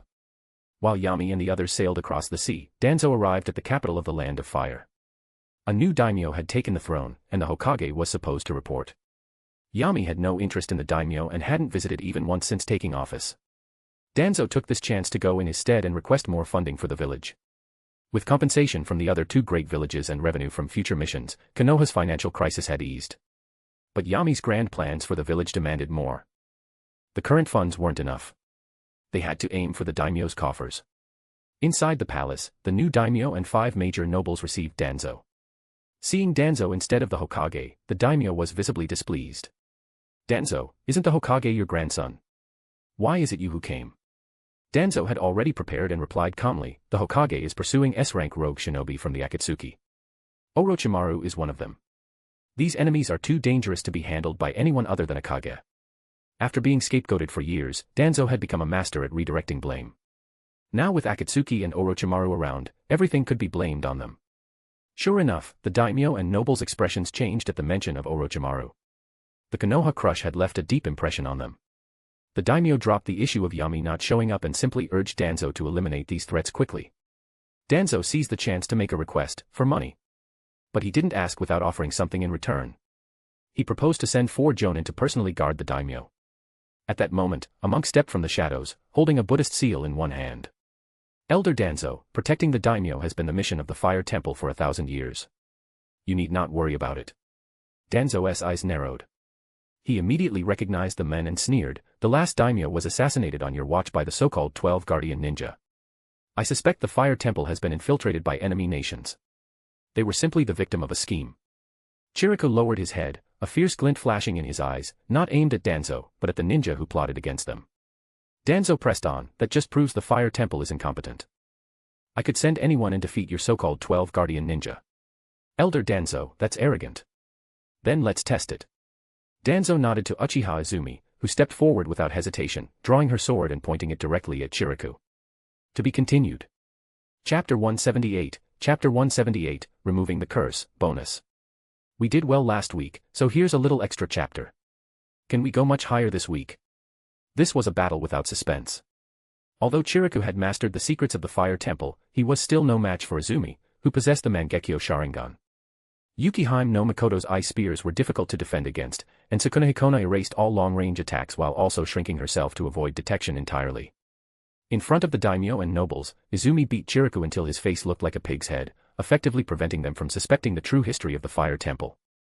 In the end, the daimyo of the Land of Fire settled the long-overdue military payments all at once and even gave Konoha an additional 10 billion ryo in exchange for the 4 Chunin teams who had taken over. 4 jonin and 12 Chunin were definitely not worth that much money, but the daimyo also took the opportunity to repair relations. He wasn't a fool. He noticed the new Hokage didn't seem to have any fondness for the capital, and assumed it was due to the overdue funds. What he didn't know was that whether they owed money or not, when the time came, they'd all be heading to the Pure Land to accompany the Sage of the Six Paths. The goal was achieved, and a rare smile appeared on Danzō's usually stern face. Izumi, you did well this time. After they left, Danzō offered praise. At first, he hadn't been satisfied with this granddaughter-in-law, but over time he realized Izumi was truly devoted to Yami, and his dissatisfaction disappeared. Danzō understood the Uchiha clan and their highly emotional nature, so he had been able to exploit Itachi's weakness and use Sasuke as leverage. What he hated was the unstable kind of Uchiha, not those who belonged to the Shimura family. Uchiha Izumi gave a shy smile. Grandpa, you're flattering me. Chiriku's strength wasn't that great. If it had been Pakura, she could have taken care of him easily. Yami's judgment is much better than mine. Even Danzō, who had never been one to admit defeat, praised him. From childhood to adulthood, Yami had made almost no mistakes in judgment, while Danzō himself had made plenty. He couldn't help but acknowledge it. Let's go. There's still a lot to handle in the village, and I don't know when that kid will stop messing around. Meanwhile, Yami and his companions had returned to Konoha. Seeing the familiar village gates, Naruto's face broke into a wide smile. Although Sasuke hadn't returned with him, it was different from the original timeline where Sasuke defected. This time, Sasuke was officially allowed to study abroad, so Naruto naturally didn't feel sad. He just felt a little reluctant. The most important part was that Yami had promised him that upon returning, he would be able to meet the 4th Hokage. Even though Naruto didn't know what method would be used, he never doubted anything Yami promised him. Yami headed straight toward the Hokage building. Not to work, but to check on the progress of his Hokage rock. Becoming Hokage meant having your own Hokage rock. Although Yami personally opposed the idea of personal worship, if it was worship directed at himself, he could accept it. So after taking office, the thing he cared most about was the construction of his Hokage rock. He not only hired skilled craftsmen from Konoha, but also brought in artisans from other nations to speed up the process. Not only did he want to build it, he wanted it built faster and bigger. It had been a few months since he became Hokage, and so far, only the rough outline had formed. But it was clearly 2 circles larger than the previous 4 Hokage statues. What a shame. He couldn't tear down the previous Hokage statues to claim half the mountain for himself. But in the future, he could build one in every hidden village, letting ninjas from other nations witness the true will of fire. Naruto followed behind Yami, staring enviously at the statue. Suddenly, he noticed something and said with a hint of dissatisfaction, Yami and I, why is your head so big? Will there be room for me in the future? Bang. Yami slapped him without hesitation. You're dreaming about being Hokage before you've even beaten Sasuke. Then, as if remembering something, Yami pinched Naruto's ear and warned, if you ever splash paint on my statue, I'll make you use the sexy technique to attract customers at a red light district. Understand? Naruto had the guts to vandalize his own father's Hokage rock, so he had to be extra cautious. Naruto scratched his head awkwardly and said, I'm an adult now. I wouldn't do something that childish anymore. Puffed. A burst of laughter rang out as Anko landed beside Yami, casually slinging an arm over the boy's shoulder. You're already acting full of yourself just after returning to the village. And your students aren't any better, already reserving the Hokage seat. This must be your influence, huh? Yami grinned. He hadn't even gotten around to settling the score with Anko for spilling his black history to Naruto, and now she came right to his door. He waved his hand. Naruto, head home first. I'll come find you tonight. Okay. Naruto responded and left. Yami instantly teleported Anko back to the supersized master bedroom at home. Anko's face turned slightly red as she began removing her gear. Why are you in such a rush? Yami's mouth twitched. Do you not see who's rushing here? He reached out to stop Anko's actions and looked at her neck. Let's put off chatting for now. We need to handle something more important. Anko instinctively covered the mark on her neck, slightly embarrassed. Why are you staring at that? Yami reached out and touched her neck. A large seal formation emerged in a circle around it. I've completely finished studying the curse seal. It's time to remove it. So soon? Anko was a little surprised. Then what are you waiting for? Let's do it. The red-haired kunoichi wrapped herself around Yami like a beautiful snake, exposing her snow-white neck. The curse mark Orochimaru had left before leaving the village had become Anko's nightmare. Even though Yami had sealed it, she wouldn't feel truly at peace until it was completely removed. Yami condensed natural energy and entered Sage mode, then placed his hand on the curse seal and gently pulled. A stream of purple chakra emerged, and upon seeing it, Anko's face immediately showed hatred.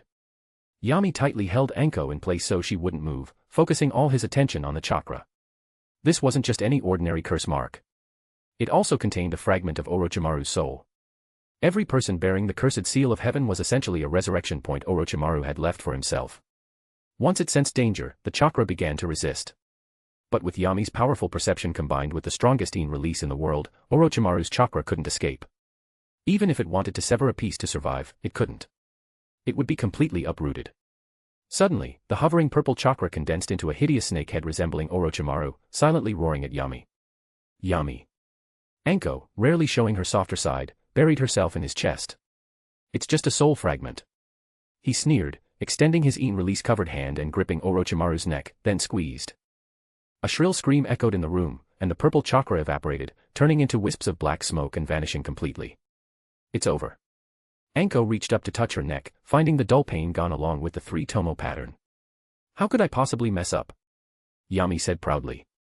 Anko stared blankly for a moment, then her expression turned fierce and she pounced. Take it off, now. At the same time, in a secret base in the Land of Frost, Orochimaru, who had been conducting experiments, suddenly felt as if his head had been split open. The moment of his fragment's destruction played out vividly in his mind. Shimura Yami. His shrill scream echoed through the base and soon drew Yakushi Kabuto over. Lord Orochimaru, what happened? Seeing Orochimaru slump to the ground, Kabuto's eyes flashed with something strange, but his hands remained quick as he fed a pre-prepared medicine into Orochimaru's mouth. Not long after, the unconscious Orochimaru awoke to find himself lying in bed. Lord Orochimaru, are you feeling better? Kabuto asked with concern. I'm fine, Orochimaru replied coldly after taking a deep breath. The destruction of the soul fragment inside Anko wasn't a major loss, since it had been separated long ago and the pain had faded. What truly irritated him was the emotional outburst that triggered his old injury from the Reaper death seal. And of course, the growing threat that was Shimura Yami. Lord Orochimaru, what happened? Kabuto asked curiously. I heard you yelling Yami-sama's name. Did he find our base? Not yet. Orochimaru frowned at Kabuto calling Yami-sama, but still replied, he destroyed the cursed seal of heaven I left on Anko. I've now lost 10 spies in Konoha. Unable to reveal the resurrection secret to Kabuto, he could only offer this excuse. As expected of Yami-sama. Kabuto pushed up his glasses and sighed. No ninjutsu can stop him. Even your technique was broken. The more he listened, the angrier Orochimaru became. He wanted nothing more than to kill Kabuto. But he knew the current situation. Kabuto's medical ninjutsu was still useful, and as a double agent, he still had value. He could only suppress his anger and dismiss him. After leaving the room, Kabuto's fake smile faded. He muttered to himself, it seems Lord Orochimaru's hatred for Yami-sama is only growing stronger. He needed to redirect Orochimaru's focus, get him to concentrate on studying impure world reincarnation. He couldn't keep getting distracted like this. What should I do? Kabuto recalled news he had received days ago. Jiraiya, one of the Sannin, had begun traveling the ninja world again, looking into Akatsuki. If he leaked Orochimaru's whereabouts to him, Jiraiya would surely come knocking. At that point, Orochimaru, already in poor shape, would panic again. Then he would channel his rage and failure into pushing forward with impure world reincarnation, and Yami's plan would succeed. Having made up his mind, Kabuto didn't hesitate. He quickly exited the cave and sent a scroll via a fierce eagle. To be continued. Just remove the hyphen to access normally. Chapter 179, Chapter 179, Capturing White Zetsu. Late at night, in Konoha. Yami stepped out of his house looking refreshed. Anko, who had finally removed a burden from her heart, had gone wild. Especially the tongue longer than a snake's, it really gave Yami a unique experience. Among all the women in the family, Anko's personality was the most special. Originally, Yami hadn't had any bad intentions toward her and only treated her like a female version of Naruto. Who would have thought that she was the one with bad intentions? With meat delivered to the door, how could he not take a bite? But every time he had a deep communication with Anko, Yami always felt a strange illusion, like it was his own buddy giving him a good time. That alone made it a unique experience. In any case, it was quite exciting. Besides the one who's always crazy in bed, Anko was easily the most fun. Stretching his back and enjoying the cool night breeze, Yami entered Sage Mode again. When he activated Sage Mode during the day, he had sensed something interesting. So before going to find Naruto, he decided to investigate the uninvited guests in the village. Several wood clones shot out from behind him, each rushing to different locations in Konoha. Soon, sounds of movement could be heard in those places, drawing the attention of the Umbu. But when the Umbu arrived and saw that it was the Hokage, they looked confused for a while. It wasn't until several white humanoid monsters were captured that they realized what Yami was doing. One Umbu from the 3rd Division couldn't help but ask, Lord Yami, what are these things? There was an interesting trend in the village. Those directly under Yami's command called him Lord Yami, while regular subordinates called him Lord Hokage. From the way they addressed him, you could tell how close someone was to him. A creature called White Zetsu. Yami didn't kill them but instead sealed them using a sealing technique. He then explained to the surrounding ninja, they use a technique called the Mayfly technique, which even the Byakugan cannot detect. Everyone present was shocked. In their understanding, the Byakugan was the strongest perception jutsu. If even it couldn't detect these things, then what kind of monsters were they? Don't worry about it. I'll regularly check the village for more of these monsters. With that, Yami left, leaving behind a group of dumbfounded ninja. White Zetsu's combat power was negligible, but their research value was immense. They weren't just perfect impure world reincarnation sacrifices, they were essentially diluted versions of Hashirama cells. In fact, they were even closer to the essence of chakra than ordinary shinobi. Yami had never found any White Zetsu in Konoha before, but this time he finally caught some suitable test subjects. After collecting his spoils, Yami was in a great mood as he arrived at Naruto's house and knocked on the door. 2 seconds later, it opened. Naruto stood there with an excited face and quickly made way. Yami and I, you're finally here. Since returning, Naruto had been anxiously waiting for Yami to show up. Every minute felt like torture.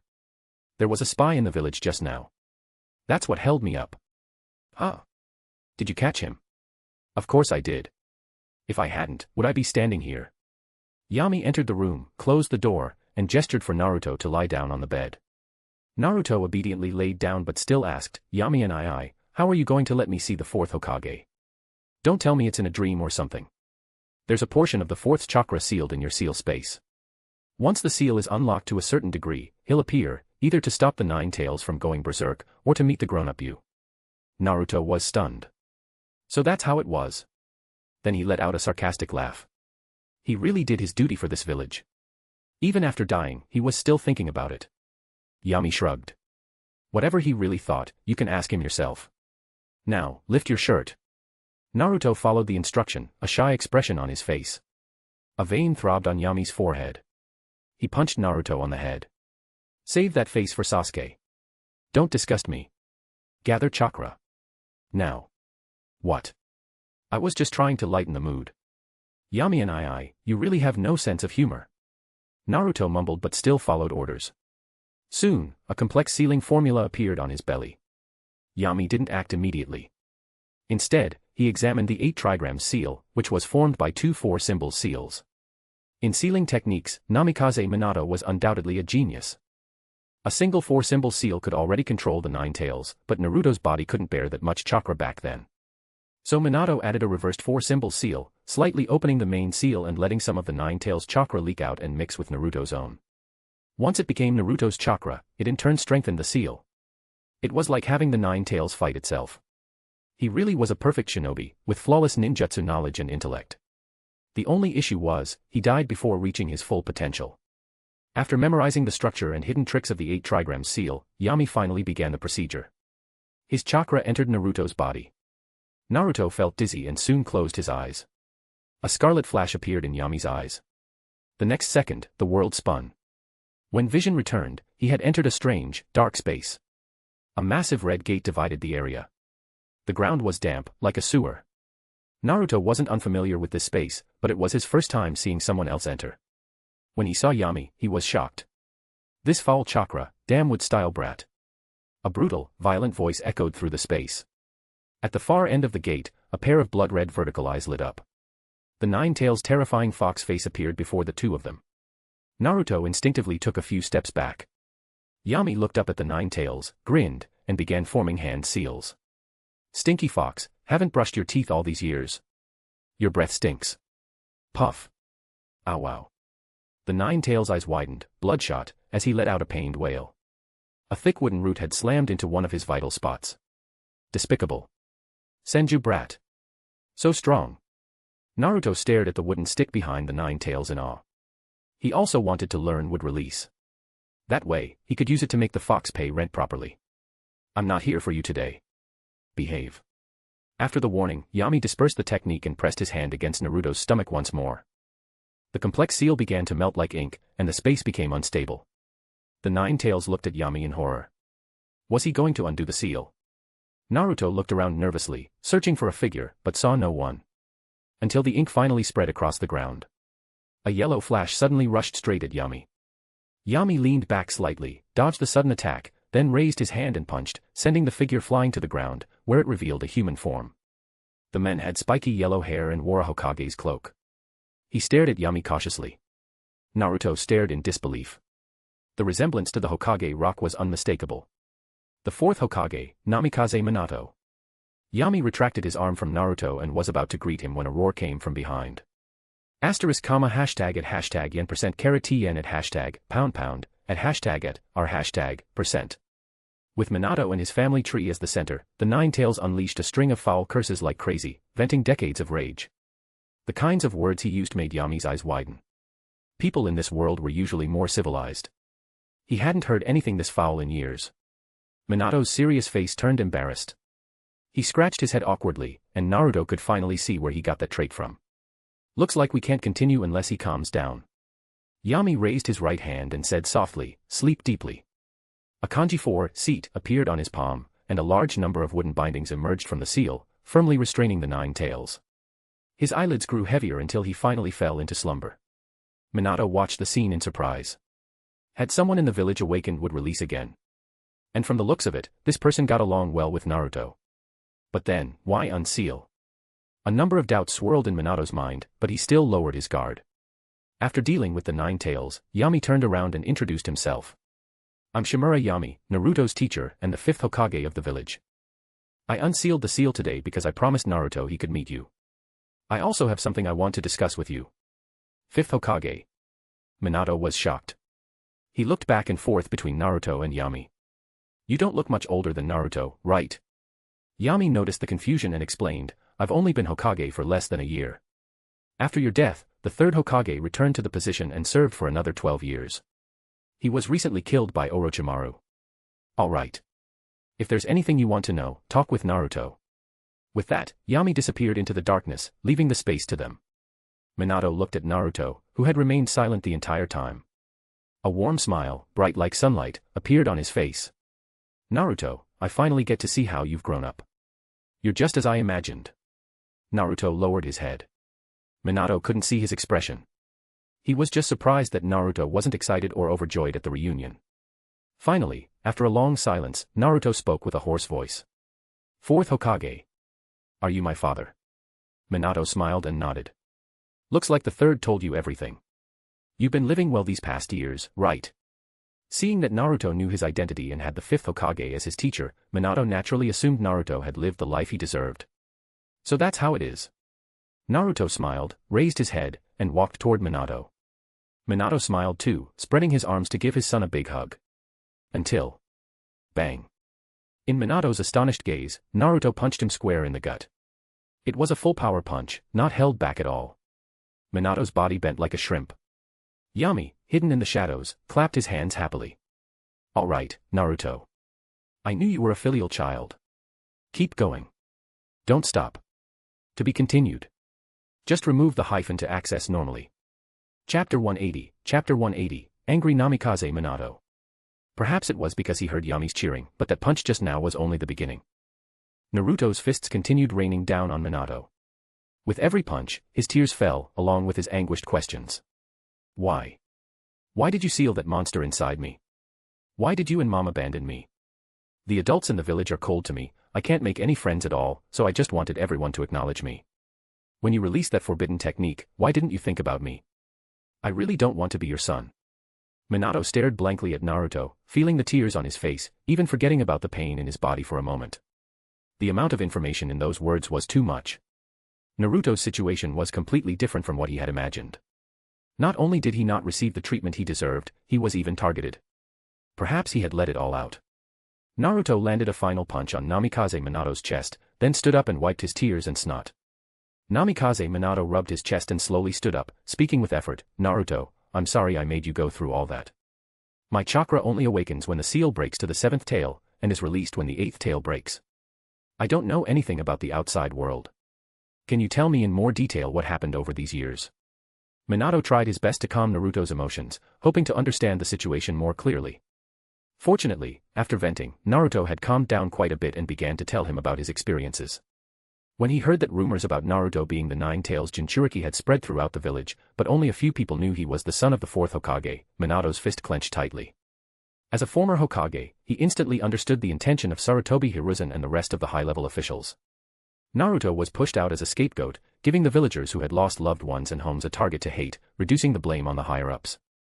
If it had been publicly known that Naruto was the son of the Hokage, then the village would have had to treat him as the son of a hero. The villagers would never be allowed to direct their hatred at him so casually. But even though he understood the logic behind Hiruzen's actions, that didn't mean Minato could just accept it. Instead, he became even angrier. "You didn't want to be blamed, so you let my son take it all instead." In the original timeline, Minato didn't dwell on these things much. The situation was too urgent, pain was attacking from the outside, the Nine Tails inside, and Naruto had already found companions and was being recognized more and more. Stirring up hate at that time would have served no purpose. But now, Naruto had clearly expressed his resentment. How could he remain calm? For the first time, Minato regretted not letting Hiruzen perform the Reaper death seal himself. Why did he only think of Kushina's death? There was no point in him surviving. "Naruto, I'm sorry." Minato pulled Naruto into a hug. Naruto, who had just finished speaking, couldn't hold back his tears anymore. Minato's nose also turned sour as he said, "I wasn't a qualified father. I originally wanted the Nine Tails to be your helper and protective charm during your childhood, but I didn't expect you to suffer so much. This is all my fault." Minato's body had started becoming faint. He was just a chakra remnant, and as long as he remained active, his chakra would continuously be consumed. If possible, he really wanted to stay with Naruto for a little longer. But unfortunately, Naruto noticed his body becoming transparent and suddenly felt reluctant to part. At that moment, Yami appeared. He placed his hand on Minato's shoulder, and a steady stream of chakra flowed in to help him maintain his form. Transferring one's chakra into someone else's body to maintain it was a technique only top-tier medical ninja could perform.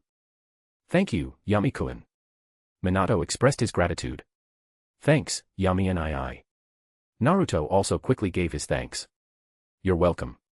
Yami retracted his hand and said, "Fourth, one of the higher-ups who spread those rumors is my old man. Consider this an apology for him. I'll help you stay for a while longer. I should be the one thanking you for taking care of Naruto all these years."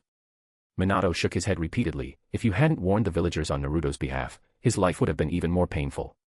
You also helped him become a fine ninja. If I were still alive, I'd definitely treat you to a drink. It's fine. Yami grinned, I'll just pour a couple of bottles at your grave when the time comes. Minato's mouth twitched. Naruto was also happy at this moment. No matter what, being able to feel fatherly love for the first time in a long while and having Minato stay a little longer was good enough. However, Naruto hadn't forgotten what Yami said earlier. He asked, Yami and I, didn't you come here for something too, to find the fourth? Minato's eyes dimmed slightly, but he looked at Yami. It's nothing serious. Yami stated his purpose, I just want to learn the sage art of Mount Maiboku. Fourth, you should have mastered the training method, right? Minato nodded, although I'm not very proficient in using sage mode, I do know the training method. But then, he kindly reminded him, Yami-kun, the process of learning sage mode is extremely dangerous. If you want to master it, you still have to go to Mount Maiboku. There, you can use toad oil to assist in sensing natural energy, and there's also Fukasaku-sama, who can help disperse the excess natural energy if you lose control. Both Jiraiya-sensei and I trained under his guidance. I came to you precisely because I don't want any connection to Mount Maiboku. Yami cut off Minato's further persuasion. Jiraiya has been indoctrinated. The most important meaning of his life isn't to live, but to find that so-called child of prophecy the toads talked about. Besides, he and I have very different philosophies. He tried to make me learn the third's ideals, so I kicked him out of the village. Oh, right. Yami suddenly looked at Naruto, he wanted to take Naruto with him when he left the village, but I refused. You're not mad, are you? Why would I be? Minato smiled, Jiraiya-sensei is a good person, but he's too obsessed with some things. Both you and he are excellent mentors. It's Naruto's fortune to have either of you guiding him. Minato knew about the so-called child of prophecy, but he didn't believe in it. A person's fate could be predicted, but more importantly, it depended on the choices made at crucial moments. If one followed a set path too rigidly, they would naturally walk into the prophecy. That's not living, but becoming a tool. After hearing about Naruto's hardships, Minato no longer wanted his son to be some destined child. He just wanted Naruto to live safely and happily. So, following Yami, the strong and decisive Hokage, was the best choice. Just from Naruto's few sentences, Minato had already figured out Yami's personality. Strong, domineering, decisive, and not very patient. He'd be a nightmare as an enemy and not very relaxing as a comrade either. Minato said, I'll teach you Mount Maiboku's sage mode now. Yami-kun, you must be careful. Don't worry. I've already mastered the sage arts from the other two sacred lands. There's no danger. Hearing that, Minato finally felt relieved and began to pass on the training method. After noting everything down, Yami injected some chakra into Minato again and resealed him. He then told Naruto. Naruto, you need to learn how to actively enter this space as soon as possible. Even if I can supply chakra, his source is finite. One day, it'll run out. You have to be mentally prepared. I understand, Yami and I. Naruto nodded solemnly. The next day. Hokage's office. Two girls stood in front of Yami, both in the same situation. One was the Kazekage's daughter. The other was the Tsuchigage's daughter. Not only did they share similar backgrounds, but they also shared the same fate, both were detained by him and were destined to become future bed companions. But it's not good to just sit around at home all day. I'm not going to feed you for nothing. Yami looked at the two girls with disdain. Temari couldn't help but retort, I don't eat that much. How could I eat you out of money? Yami raised an eyebrow. Temari, haven't you noticed that you're quite a bit chubbier than when you first came to Konoha?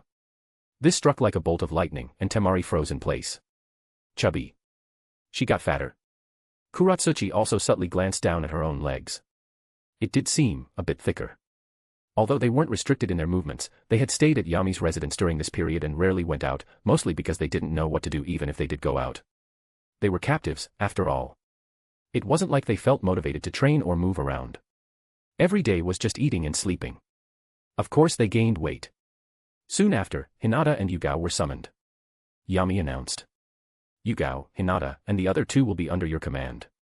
Treat them as regular shinobi and have them carry out missions. Yugao nodded in acknowledgement.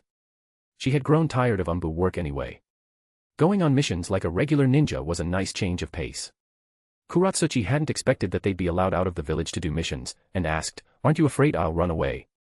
Really? Yami didn't get mad, just looked surprised. That's great.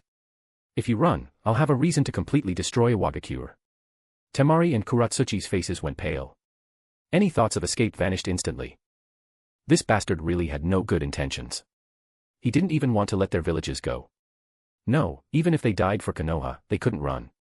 Temari and Kuratsuchi looked at each other, and silently reached the same understanding, nodding in unison. To be continued. Just remove the hyphen to access normally. Chapter 181, Chapter 181, Changes in Konoha Village, Completion of the Research on the Yami Cell, Bonus. After leaving the Hokage building, Yami headed to Tobarama's laboratory. Yugao's strength was decent, but in Yami's eyes, she was still far behind, barely at the level of an elite jonin. That was basically Yugao's limit, a level most shinobi couldn't reach even in a lifetime. If they wanted to improve further, it wasn't something hard work alone could achieve, they'd need to rely on external methods. So the research on Yami cells and curse seals had to be completed quickly, in order to enhance the combat strength of Yugao and the other women. Arriving at the lab, Yami first released a white Zetsu. After the seal was undone, the white Zetsu quickly woke up and found himself strapped to a bed, dazed and confused. What are you planning to do? Nothing much. Just using you for an experiment. Yami explained while preparing his tools and materials. Ah, death. White Zetsu wailed emotionlessly, I haven't even experienced the joy of taking a dump yet, and now I'm going to die. I might be able to grant that wish. Yami walked over with a scalpel and tweezers. I finally caught a few white Zetsu, I need to make full use of them. You seem to know a lot about us. White Zetsu asked, but got no response, because Yami had already begun the procedure. There were two types of white Zetsu, one made by Kagaya, and the other created by Madara using the Geto statue and Hashirama cells. The one Yami captured was the latter type, highly sensitive to wood-release energy. As the universal sacrificial pawn in the shinobi world, with external armor and versatile adaptability, white Zetsu had excellent experimental value. What Yami wanted to understand was why white Zetsu could perfectly integrate with Hashirama cells without suffering backlash or growing Hashirama's face. As long as he unraveled this mystery, his research would be a complete success. While Yami was hard at work, Konoha Village had basically stepped out from the shadow of the Konoha Crush and began developing according to his vision. Changes had occurred across all areas. First was the academy. New textbooks had been issued. The content about the third Hokage was drastically reduced, and he was treated the same as the previous Hokage. Decades of so-called reform achievements were brushed aside. Because of this, Konohamaru was extremely dissatisfied and stormed into the Hokage office. He was kicked out by the gatekeeping Umbu. If Asuma hadn't passed by at that time, he probably would have been dragged back to school for public criticism. That would have been truly humiliating. The Ninja Academy's enrollment policy had also changed. This first year would be a trial period. 30% of students would be eliminated and transferred to regular schools to pursue ordinary careers. No matter how many cannon fodder there were, they were still cannon fodder. Yami had no intention of imitating Iwagakure's human wave tactics. What he wanted were efficient elites, the cream of the crop among civilians. This would not only ease the village's financial burden but also allow more manpower to enter business and agriculture, boosting the economy. Warmongering never ended well. On another front, the size of the village had changed. The city walls that had protected Konoha for decades were being torn down. Forests and hills outside the village were also being cleared on a large scale. After visiting Iwagakure, Yami realized that Konoha's area was too small, restricting its development. This time, he directly expanded the village's size by twice as much. Once complete, it could accommodate many more residents. Past Hokage weren't very interested in economics. But with more people came more value, and the wealth they generated would grow with it. As someone who once relied on system bonuses, Yami deeply understood the value of population. Public transportation had also been introduced to accommodate the village expansion. Electric trains already existed in the shinobi world, but weren't widely used. Now, railway tracks were being laid throughout the village. No wonder Danzō brought Izumi to the capital to protest for funding. If Yami continued like this, it wouldn't be long before the village went bankrupt. The changes in the village were visible every day, making many villagers feel a subtle sense of novelty. It had been decades since Konoha experienced such drastic reform. The surging vitality was practically visible to the naked eye. Even Tsunade admitted that letting Yami become Hokage was indeed the right decision. If it had been her, she wouldn't have even thought about it, let alone carried it out. 3 months passed in the blink of an eye. Yugao's team returned from their mission and were stunned to find the city wall gone, and even the city gate surrounded by newly built houses. What was even funnier was that even though the gate was now useless, Kamizuki Izumo and Higane Kotetsu were still guarding it, expressions of despair on their faces. Puffed. Kuratsuchi burst out laughing at the sight. Once she started laughing, the other 3 women joined in. Yugao chuckled and asked, Izumo, Kotetsu, your jobs seem pointless now. Haven't you considered switching roles? Yugao Jonin, how about you speak up for us? Kamizuki Izumo sighed, Hokage insisted we continue guarding the gate. He said as long as the gate is here, and until the new city's gate is built, we can't change jobs. Yugao knew this was just Yami's bad sense of humor. She had heard him mention the gate gods of Konoha before, and how even the sage of six paths wouldn't dare use the main gate. But she didn't object, simply nodding in agreement. After a few words with them, Yugao led the three girls through the now lonely gate. They had been away for 2 months. During that time, their relationships had improved significantly. Kuratsuchi and Temari were now much more talkative. When they arrived home, Yami was lying on Hikari's soft belly, holding a book in each hand and reading intently. Hinata, with her sharp vision, immediately noticed the book in Yami's hand was the newly published Makeout Paradise, and her face flushed red. "You're finally back. I thought you weren't coming home, Yugao." Yami put the book away without changing expression, stood up and greeted Yugao with a hug and a passionate kiss, then hugged Hinata too. The shy Byakugan princess let out a small moan, but didn't faint. Yami looked at Kuratsuchi and Temari but didn't embrace them. He simply told them to shower and prepare for dinner. This made them feel both relieved and slightly disappointed, a complex and subtle mix of emotions. They both understood that the reason Yami kept them wasn't because they were stronger than others, but purely because of their appearance and figure.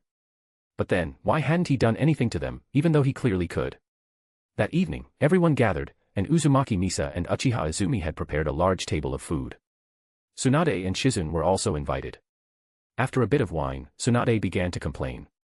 How did Konoha train medical ninja these years? There are barely any who can perform healing jutsu. It's all a bunch of useless quacks. Yami, I don't care. You have to give me a raise. Dream on. Yami, sipping his drink, didn't even look at her.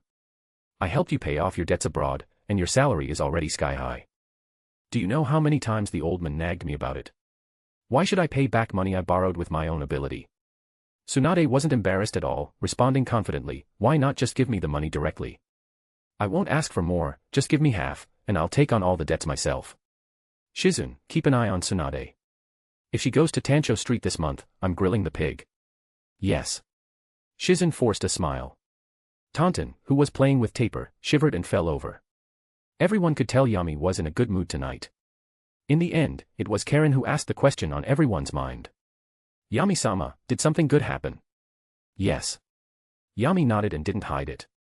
The research on the Hashirama cells is complete. I'll inject you all once it's prepared. He used Hashirama cells to refer to his own modified cells.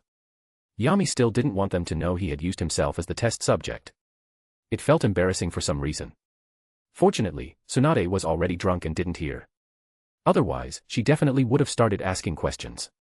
After the meal, the girls cleaned up, and Shizun helped the completely drunk Tsunade back to the Senju estate. After resting a while, Yami entered the room with Hikari and pulled out a vial of medicine.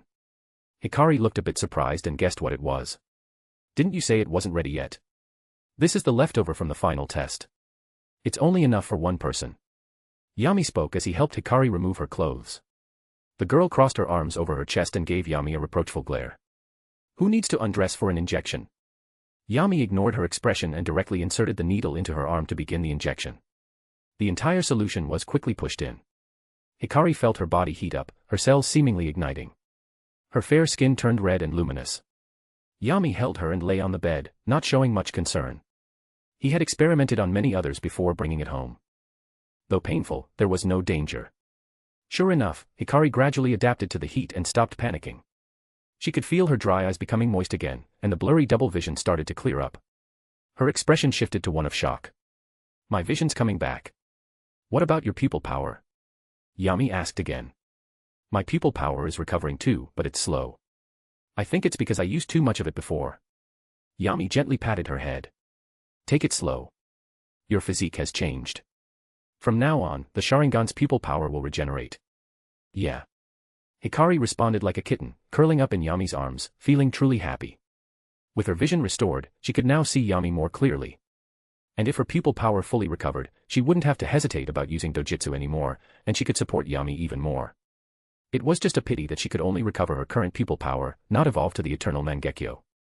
If she could awaken the Eternal Mangekyo, she'd be able to break the limitation of transplanted dojutsu and use her full power to summon Susanoo. Thinking of this, Hikari suddenly looked up. Yami, last time you mentioned breeding Mangekyo again. To be continued. Just remove the hyphen to access normally. Chapter 182, Challenge the Fire Temple. In the following days, Yami prepared more Yami cell solutions and administered injections to Yugao and the others. During his study of white Zetsu, he finally discovered a way to eliminate the corrosive nature of wood-release energy. The most crucial element was natural energy. In the Nine Tails perception, the God Tree is a massive aggregation of natural energy. It essentially acts as a converter, turning natural energy into chakra. Wood release can be seen as a miniature God Tree. Losing control of wood release is like losing control of natural energy within the body, leading to unpredictable consequences. After realizing this connection, Yami adjusted the ratio of natural energy in each solution to form a stable state. All hidden dangers were naturally eliminated. However, the trade-off was that the stability rendered the solution unable to awaken wood release. Still, it retained the benefits of increasing chakra reserves, physical vitality, and life force. For a time, the strength of the women in Yami's household entered another phase of explosive growth. An increase in total chakra means a higher upper limit. Why did Yugao and Kurenai use swords and genjutsu instead of high-powered jutsu? Because their chakra reserves were too limited. They couldn't afford to use chakra-intensive techniques or forbidden jutsu. Now, they finally had the foundation to learn them. Bakura became even more powerful. With her potent dust release and abundant chakra, she could now stand against someone like Inoki without being at a disadvantage, truly stepping into the Kaga level. Yami's research on the curse seal was not yet complete. The curse seal could be considered a degraded version of Sage Mode, but since he hadn't fully mastered Mount Myaboku's Sage Mode yet, the curse seal project had to be postponed. 2 months passed in the blink of an eye. Outside Konoha, near a waterfall. A group of Naruto clones stood on trees created by Yamato, continuously striking the waterfall with their palms. Sweat and water splashes mixed in the air. On the ground below, Yamato watched Naruto nervously, ready to act if he sensed any sign of losing control. Kakashi was instructing Choji and Shikamaru in their training. But while the other two rested, Naruto didn't stop for a moment, repeating the same movement endlessly. He's really something. Shikamaru wiped the sweat from his brow, looking at the line of Naruto's and sighing. Naruto's training volume alone exceeded that of him and Choji combined. And since the fatigue from shadow clones returns to the original body, Shikamaru was worried Naruto would collapse from exhaustion right here. Then Kakashi would be blamed for murdering the Hokage's apprentice. Are you all that busy? Just as Shikamaru was silently complaining, a voice came from behind. Turning around, he saw the 5th Hokage, Yami, followed by several Umbu. Kakashi put away the book in his hand and walked over to greet him. What brings someone like you, so busy, all the way out here? I was worried you'd run Naruto into the ground, Yami said, glancing over at Naruto, who hadn't noticed him at all. Yamato, bring him here. Yamato flinched and leapt onto the waterfall in a few quick steps, retrieving Naruto and bringing him to Yami. Even now, the psychological shadow left by Yami hadn't faded. So when Yamato was assigned as Naruto's training partner, he didn't dare slack off at all. In fact, he had been getting thinner by the day out of stress. Naruto, I'll be away for a bit. Try to conserve chakra and don't completely drain him. Yami gave Naruto a reminder. Okay, Yami-sensei, Naruto agreed cheerfully. Now, Naruto wasn't just the Nine Tails Jinchuriki, but also carried Namikaze Minato's chakra. He had mastered the technique to access Minato's chakra, but still didn't know how to replenish it. Lately, the two had been chatting frequently at night, and their father-son relationship had improved significantly. However, since Naruto didn't know how to recharge someone else's chakra, every few days Yami had to come and supply Minato with chakra. After Yami left with his guards, Kakashi asked curiously, Naruto, why did the Hokage suddenly tell you to save chakra? Naruto looked back and explained, it's not my chakra. It's my dad's. He sealed a portion of his chakra inside me. Aside from the Uchiha secret, Yami didn't restrict Naruto from sharing anything else, so he simply told them the truth. Nani? Kakashi's eyes widened, Sensei's chakra. Naruto, can I go see him? Naruto shook his head and refused, you can, but not today. Who knows when Yami and I will be back. I don't plan to unseal him for now. Alright, then I'll wait until Hokage comes back. Although disappointed, Kakashi understood Naruto's caution. Land of Fire, Northwest Region. Though the Land of Fire is mostly fertile plains and gentle hills, the Northwest is one of the rare mountain ranges. It was also the most underdeveloped region in the country. Did those monks have something wrong in their heads? Why would they build a temple in such a remote place? Yami complained to Samui as they trudged along a rugged mountain path. Samui rubbed her sore shoulders and sighed, Yami-sama, this is your Land of Fire. How would an outsider like me know the answer? But I do know, if I keep walking, my shoulders will break. Don't send me on long-distance missions like this again. It's exhausting. How long has it been since you left the village? At this rate, you'll end up in the Akimichi clan. If you get kicked out of the house, don't blame me. Yami-sama, you're so cruel. This is what sincerity looks like. The two bantered back and forth, while the Uchiha members behind them slowed their pace, keeping a respectful distance. In terms of talent, Yuichi and the others might not be as impressive as the Uchiha elites of the past, but their emotional intelligence was far superior. That's right. Yami's destination this time was the Fire Temple. As a shinobi organization with official status in the land of fire equal to Konoha, the Fire Temple naturally had its own unique strengths. The ninjutsu they practiced was also vastly different from typical shinobi techniques. This was a conclusion Yami reached after comparing the battle between Izumi and Chiriku. Chiriku's chakra resonated with nature, manifesting as an invisible force for offense and defense. Izumi's explanation piqued Yami's interest. He had already mastered the Sage mode of the three great holy lands, but creating a Sage mode uniquely his own was no simple task. So, on this trip, he wanted to explore methods of using natural energy that were native to humans. The Fire Temple was the first stop. Half an hour later, Yami and his group arrived at the gates of the Fire Temple. A large iron gate was firmly shut. Two towering Dharma statues stood on either side, forming a barrier. Only monks with the gift of the hermit group chakra could pass through, otherwise, one would have to force their way in. Yami waved his hand. The three Uchiha immediately understood and began forming hand seals. Soon. Fire release, great fireball technique. Three massive fireballs blasted toward the iron gate, only to be stopped by a crimson barrier. The two forces clashed, but eventually, the fireballs fizzled out while the barrier remained intact. Yami's eyelids twitched. He turned and shouted, "Useless trash. You boast about your Uchiha bloodline every day, but you can't even break a barrier. Go back and tell Shursui to double your training." Yuichi and the others lowered their heads in shame, not daring to argue. Not that they could argue even if they wanted to. Yami was absolutely right. "Yami-sama, let's try again." One of them said weakly. "What are you trying for? I didn't bring you here for testing. If you don't like it, come back and try again on your own." Yami had already activated dust release. As it passed, not just the barrier and sealing techniques, but even the gate and the two statues were disintegrated into dust. He casually walked into the temple. When the Uchiha fired their great fireballs, the monks had already been alerted. Now that the gate had been destroyed, dozens of monks rushed out. Yami squinted. The sunlight reflecting off their bald heads was blinding. This had to be some kind of genjutsu, right? "Who are you?" They broke the barrier and disturbed the peace of Buddhism. They must be detained. Form up. Capture them. A group of bald monks glared at Yami and his team. Just as they were about to attack, a voice came from behind. "Stop. Don't act rashly." At those words, the angry monks halted and stepped aside, clearing a path and putting down their belongings. The speaker slowly walked over. It was Chiriku. Chiriku looked at the destroyed gate, then finally fixed his gaze on Yami. He spoke slowly, his tone solemn. "Lord Hokage, coming here in this manner is unbecoming of a village leader." "What?" The monks were stunned. The one who attacked the Fire Temple was the fifth Hokage. "You got one thing wrong, Chiriku." Yami spoke under the stares of dozens of bald heads. "I didn't come here to visit. I came to cause trouble. You were quite bold in the capital, attacking the Hokage's woman. Who gave you that courage?" "These bald guys." "What, you think you're Saitama or something?" Even with Chiriku's monk-like composure, he was shaken by Yami's words. What the hell? He was the one who got beaten up, okay. Now, after Yami twisted the story, that terrifying Kunoichi became the victim. Taking a deep breath, Chiriku said firmly, "Please, Lord Hokage, don't stir up trouble. It was just a contest to determine who was more suitable to protect the daimyo, not some ideological conflict. It's all in the past." Yami shook his head. "Go ask around. Do I seem like someone easy to talk to? Hand over all scrolls related to the gift of the hermit group in the Fire Temple, and seal this place for 1 year. Then we'll consider the matter resolved." Chiriku's face darkened.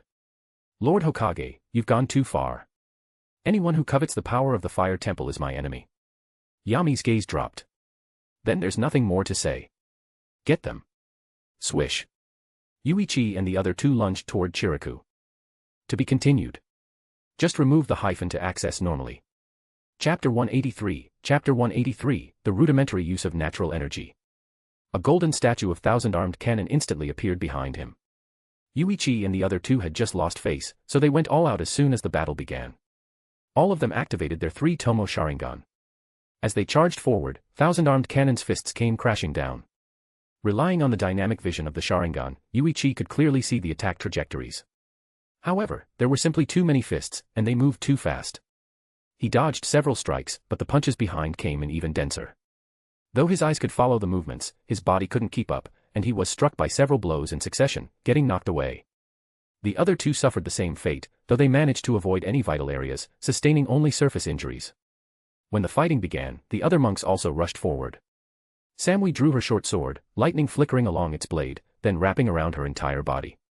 She turned into a bolt of lightning and charged into the crowd. Any monk she touched instantly fell into paralysis. Alone, she restrained dozens of opponents. His technique is strange, but it looks like he can't move while using it, so it's long range. Yuichi noticed that Chiriku had no intention of pursuing after repelling them, and quickly deduced the technique's weakness. He immediately adjusted tactics. Fireballs rained down from the sky as Chiriku frowned slightly. The thousand-armed cannon behind him moved again, forming a tight defensive net. Though it appeared mysterious, Chiriku's actual strength was just at elite Jonin level. He was a little stronger than Yuichi and the others, but only barely. He relied on the strange technique to hold his ground. Yami made no move. He simply stood quietly, observing the thousand-armed cannon statue behind Chiriku. Izumi was right. This power wasn't pure chakra.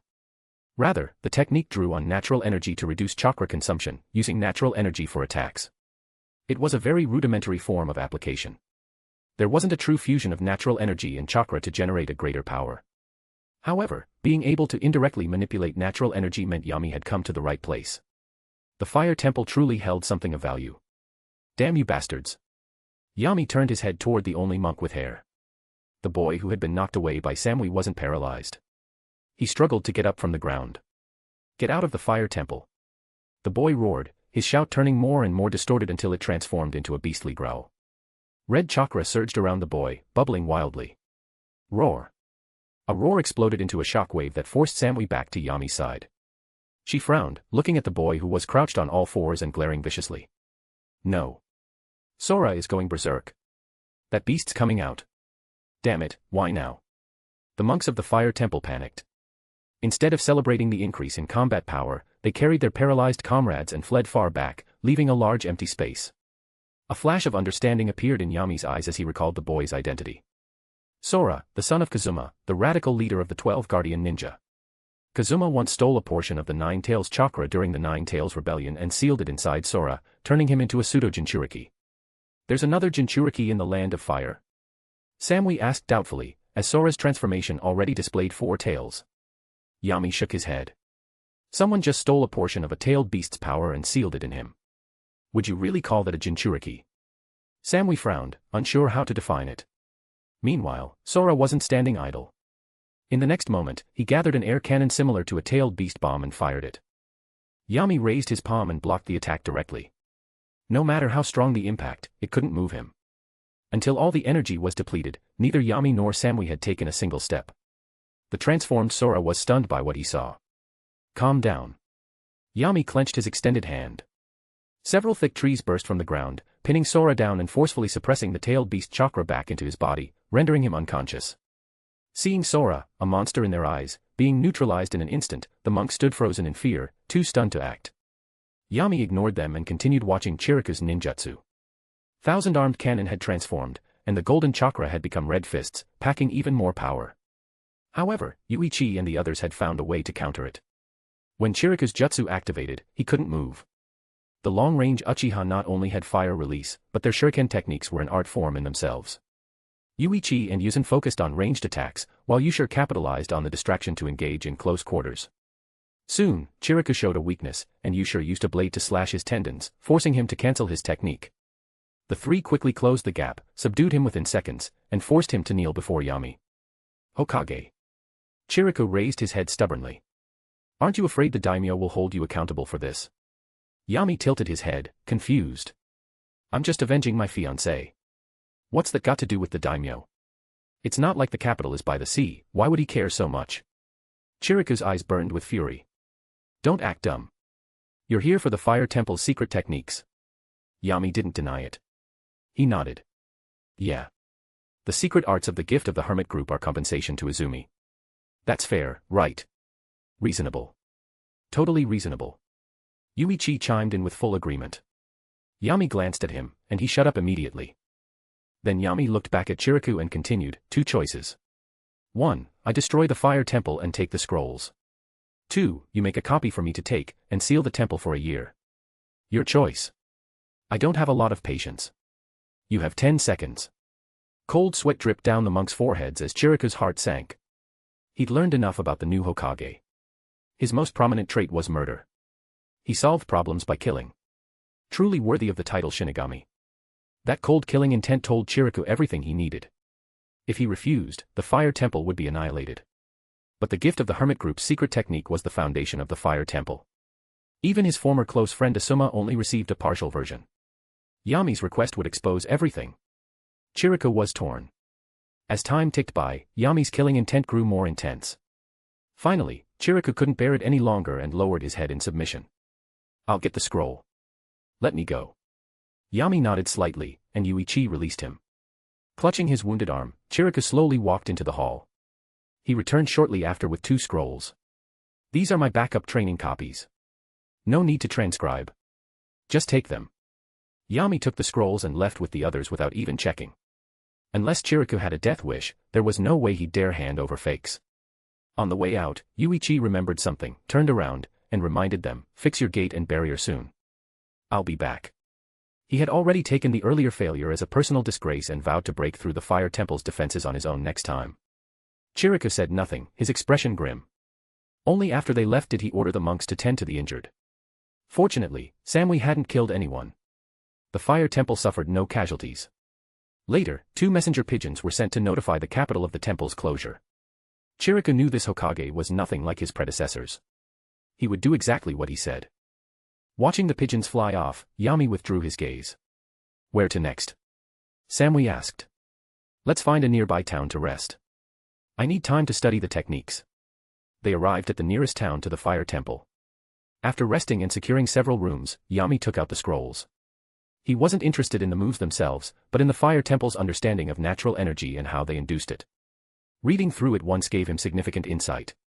Humans and animals viewed nature differently. Animals sought to blend into nature, while humans tried to harness it. The level of control humans required was much higher. Using this as a foundation, he could integrate the strengths of all 3 sage arts and craft a sage mode that suited him best. Still. Yami raised his finger, and an invisible chakra arm extended, bringing a teacup to his hand. Quite convenient. In the future, no need to go downstairs just to grab something. 3 days later, Yami's group left the town and traveled through the land of earth before entering the land of birds. At the border between the land of birds and the land of wind, nestled among the mountains, stood an abandoned fortress atop Mount Katsuragi. Few knew that this abandoned fortress was the self-sealed home of the Tsuchigumo clan. After passing through several mountains, Yami told everyone to follow him closely and match his steps. The area was riddled with barriers and traps. After walking several hundred meters, they arrived at a cliff. Looking down, it was bottomless. Yami closed his eyes and sensed the barrier ahead. Soon, he located several weak points, but still found it troublesome. He raised his right hand. A sharp buzzing sound rang out, followed by intense heat. Lava release, spiral shuriken. The shuriken was hurled into the abyss, revealing the invisible barrier. Under the force of the spiral shuriken, the barrier twisted at the center of the vortex and expanded outward. After a few seconds, the barrier shattered. On the opposite mountain, a lone fortress was revealed, with a quiet path leading into it. Yami formed a seal and built a wooden bridge across. At the same time, inside the fortress, the Tsuchigumo clan noticed the barrier had been broken. The current clan head, and no Jyoja, turned pale and immediately ordered Tunbi. Hurry. Request help from Konoha. Someone has broken the barrier. To be continued. Chapter 184, Dohatsuten. Crossing the canyon, Yami and the others headed toward the fortress. A ninja hawk soared into the night sky, but before it could fly far, it suddenly turned and landed on Yuichi's shoulder, raising its leg to reveal a tied scroll. Yuichi, what does this mean? Is this ninja hawk asking me for help? Yami-sama. I am a loyal Konoha shinobi. Yuichi's thoughts spun rapidly, and the words burst out of his mouth. Yuji and Yushir looked at him with shocked expressions and instinctively took a few steps back. As if afraid their IQs would drop by standing too close to him. Idiot. Yuji scolded him on the spot. That hawk is sending a request for help to Konoha. It landed on you because of your Konoha forehead protector. What are you thinking? Yami sighed and held his forehead helplessly. This is what happens when basic education isn't in place. Another consequence of skipping the academy. He doesn't even know how a ninja hawk finds its target. Yami regretted bringing Yuichi along and getting embarrassed like this. Aren't Uchiha supposed to be smart? Even Obito had a brain after turning evil. So why are these underlings of his so clueless? In the bushes, Tunbi, who had released the ninja hawk, was also stunned. The enemy who destroyed the barrier and invaded the Tsuchigumo clan was a Konoha shinobi. Then why ask for help? Just as Tunbi was panicking, Yami pressed his hands to the ground. Earth release, tremoring core. Boom. A massive stone platform erupted behind the fortress. An elderly man and a beautiful young girl with a graceful figure were pushed up from underground, looking around in panic. Yuichi and the others immediately pursued. Tunbi tried to stop them but was halted by Samui. Before he could even throw the shuriken in his hand, lightning stunned him into paralysis. The surrounded old man gave a bitter smile and gave up any thought of escaping. You're en no Gyoja, right? Yami stepped in front of them. Though he phrased it as a question, his tone was resolute. En no Gyoja didn't deny it. It was clear they came for them. There was no point in denial. You're a Konoha ninja. Has Konoha forgotten the covenant with the Tsuchigumo clan? Decades ago, the Tsuchigumo clan had made a pact with the third Hokage, Hiruzen. The Tsuchigumo clan would seal away their forbidden technique and live in seclusion in the mountains. In return, Konoha would protect them in times of crisis. What does a promise from the third Hokage have to do with me, the fifth Hokage? Yami shook his head calmly and looked at the girl. Besides, the agreement clearly stated that the Tsuchigumo clan must protect the bearer of the forbidden technique. With just you two old folks, can you protect your granddaughter? The girl covered her chest and stepped back, her eyes full of fear. Fifth Hokage. En no Gyoja's face shifted, as if realizing something. You're the fifth Hokage. That's me. Yami confirmed without hesitation. I came here for the Dohatsuten forbidden technique. The girl froze, then glanced around. 3 masked men had already sealed off every escape route. Don't be afraid, Yami reassured her. I'm not going to use you as a weapon. Even if you detonated, the resulting power would be mediocre at best. I'm just very interested in how the Dohatsuten activates and accumulates power. Really? The girl asked hesitantly. Hataru. En no Gyoja called in a low voice, feeling utterly helpless. His granddaughter was far too innocent. That question alone revealed the forbidden technique was inside her. Hokage, En no Gyoja tried to reason, the Tsuchigumo clan is still safe. There's no need for Konoha's assistance for now. Then I'll make you unsafe. Yami playfully twirled his palm. If I kill everyone in the hidden village, then to preserve the Tsuchigumo clan's inheritance, you'll have no choice but to come to Konoha for protection, right? Hataru's face went pale. En no Gyoja coughed heavily. Too ruthless. Old man, there's a saying, a wise man submits to circumstances. Yami continued, because of the forbidden technique, you and your granddaughter were exiled and forced to live in this fortress. A man's guilt lies not in his crimes, but in his treasure. Have you never considered that it's because of the forbidden technique that other villages covet the Tsuchigumo clan? En no Gyoja fell silent. He hadn't expected Yami to know so much about the Tsuchigumo clan, even their exile. After all, they were a clan that had existed since the Warring States era. There were more than just the 3 of them. Beyond Mount Katsuragi, the other side of the mountain held the secluded hidden village of the Tsuchigumo. Due to differing views on the forbidden technique, En no Gyoja and Hataru had been exiled to this place. Yami continued his persuasion. Hataru, you haven't even learned ninjutsu yet, have you? Come back to Konoha with me. I'll not only guarantee your safety, I'll also take you as my apprentice and teach you powerful ninjutsu. After speaking, he formed hand seals. In the shocked gazes of Hataru and En no Gyoja, a towering wooden golem tens of meters tall rose from the ground, its immense pressure suffocating them. Gulp. Grandpa. Hataru looked at En no Gyoja nervously, hope in her eyes. Finding a strong ninja as a sensei to help her grow strong had always been her dream. Sigh. En no Gyoja let out a long sigh, eyes soft with relief. Hokage-sama, the forbidden technique is within Hataru. She should go with you. He had already been hesitating. If he were to die, Hataru's future would be bleak. The village rejected her, and beyond lay rebel shinobi and enemy villages. Sending her to Konoha, the strongest ninja village, was the best option for her safety. Grandpa, you're not coming to Konoha? Hataru asked, puzzled. I'm old. I just want to stay in my homeland. En no Gyoja gently patted her head. If you ever get the chance, come back and visit me. Of course, he knew this was likely a final farewell. Yami and his team temporarily stayed at the fortress. That night, as requested, Hataru knocked on Yami's door and stepped inside. "Master, I'm here." Hataru's voice was soft and barely audible. Entering a man's room in the middle of the night was deeply embarrassing for her. But what followed was even more shameful. Hataru walked over shyly, and Yami extended his hand, pulling her shirt open, revealing her pale skin and proud figure. Feeling his gaze fall on her like a weight, Hataru's face flushed red like fire. She bit her lip and whispered, "Master, master, it's all on the back, not the front." "I know," Yami nodded. "But the front's more appealing. I'll look a little longer." If it had been Hinata, she might have fainted on the spot.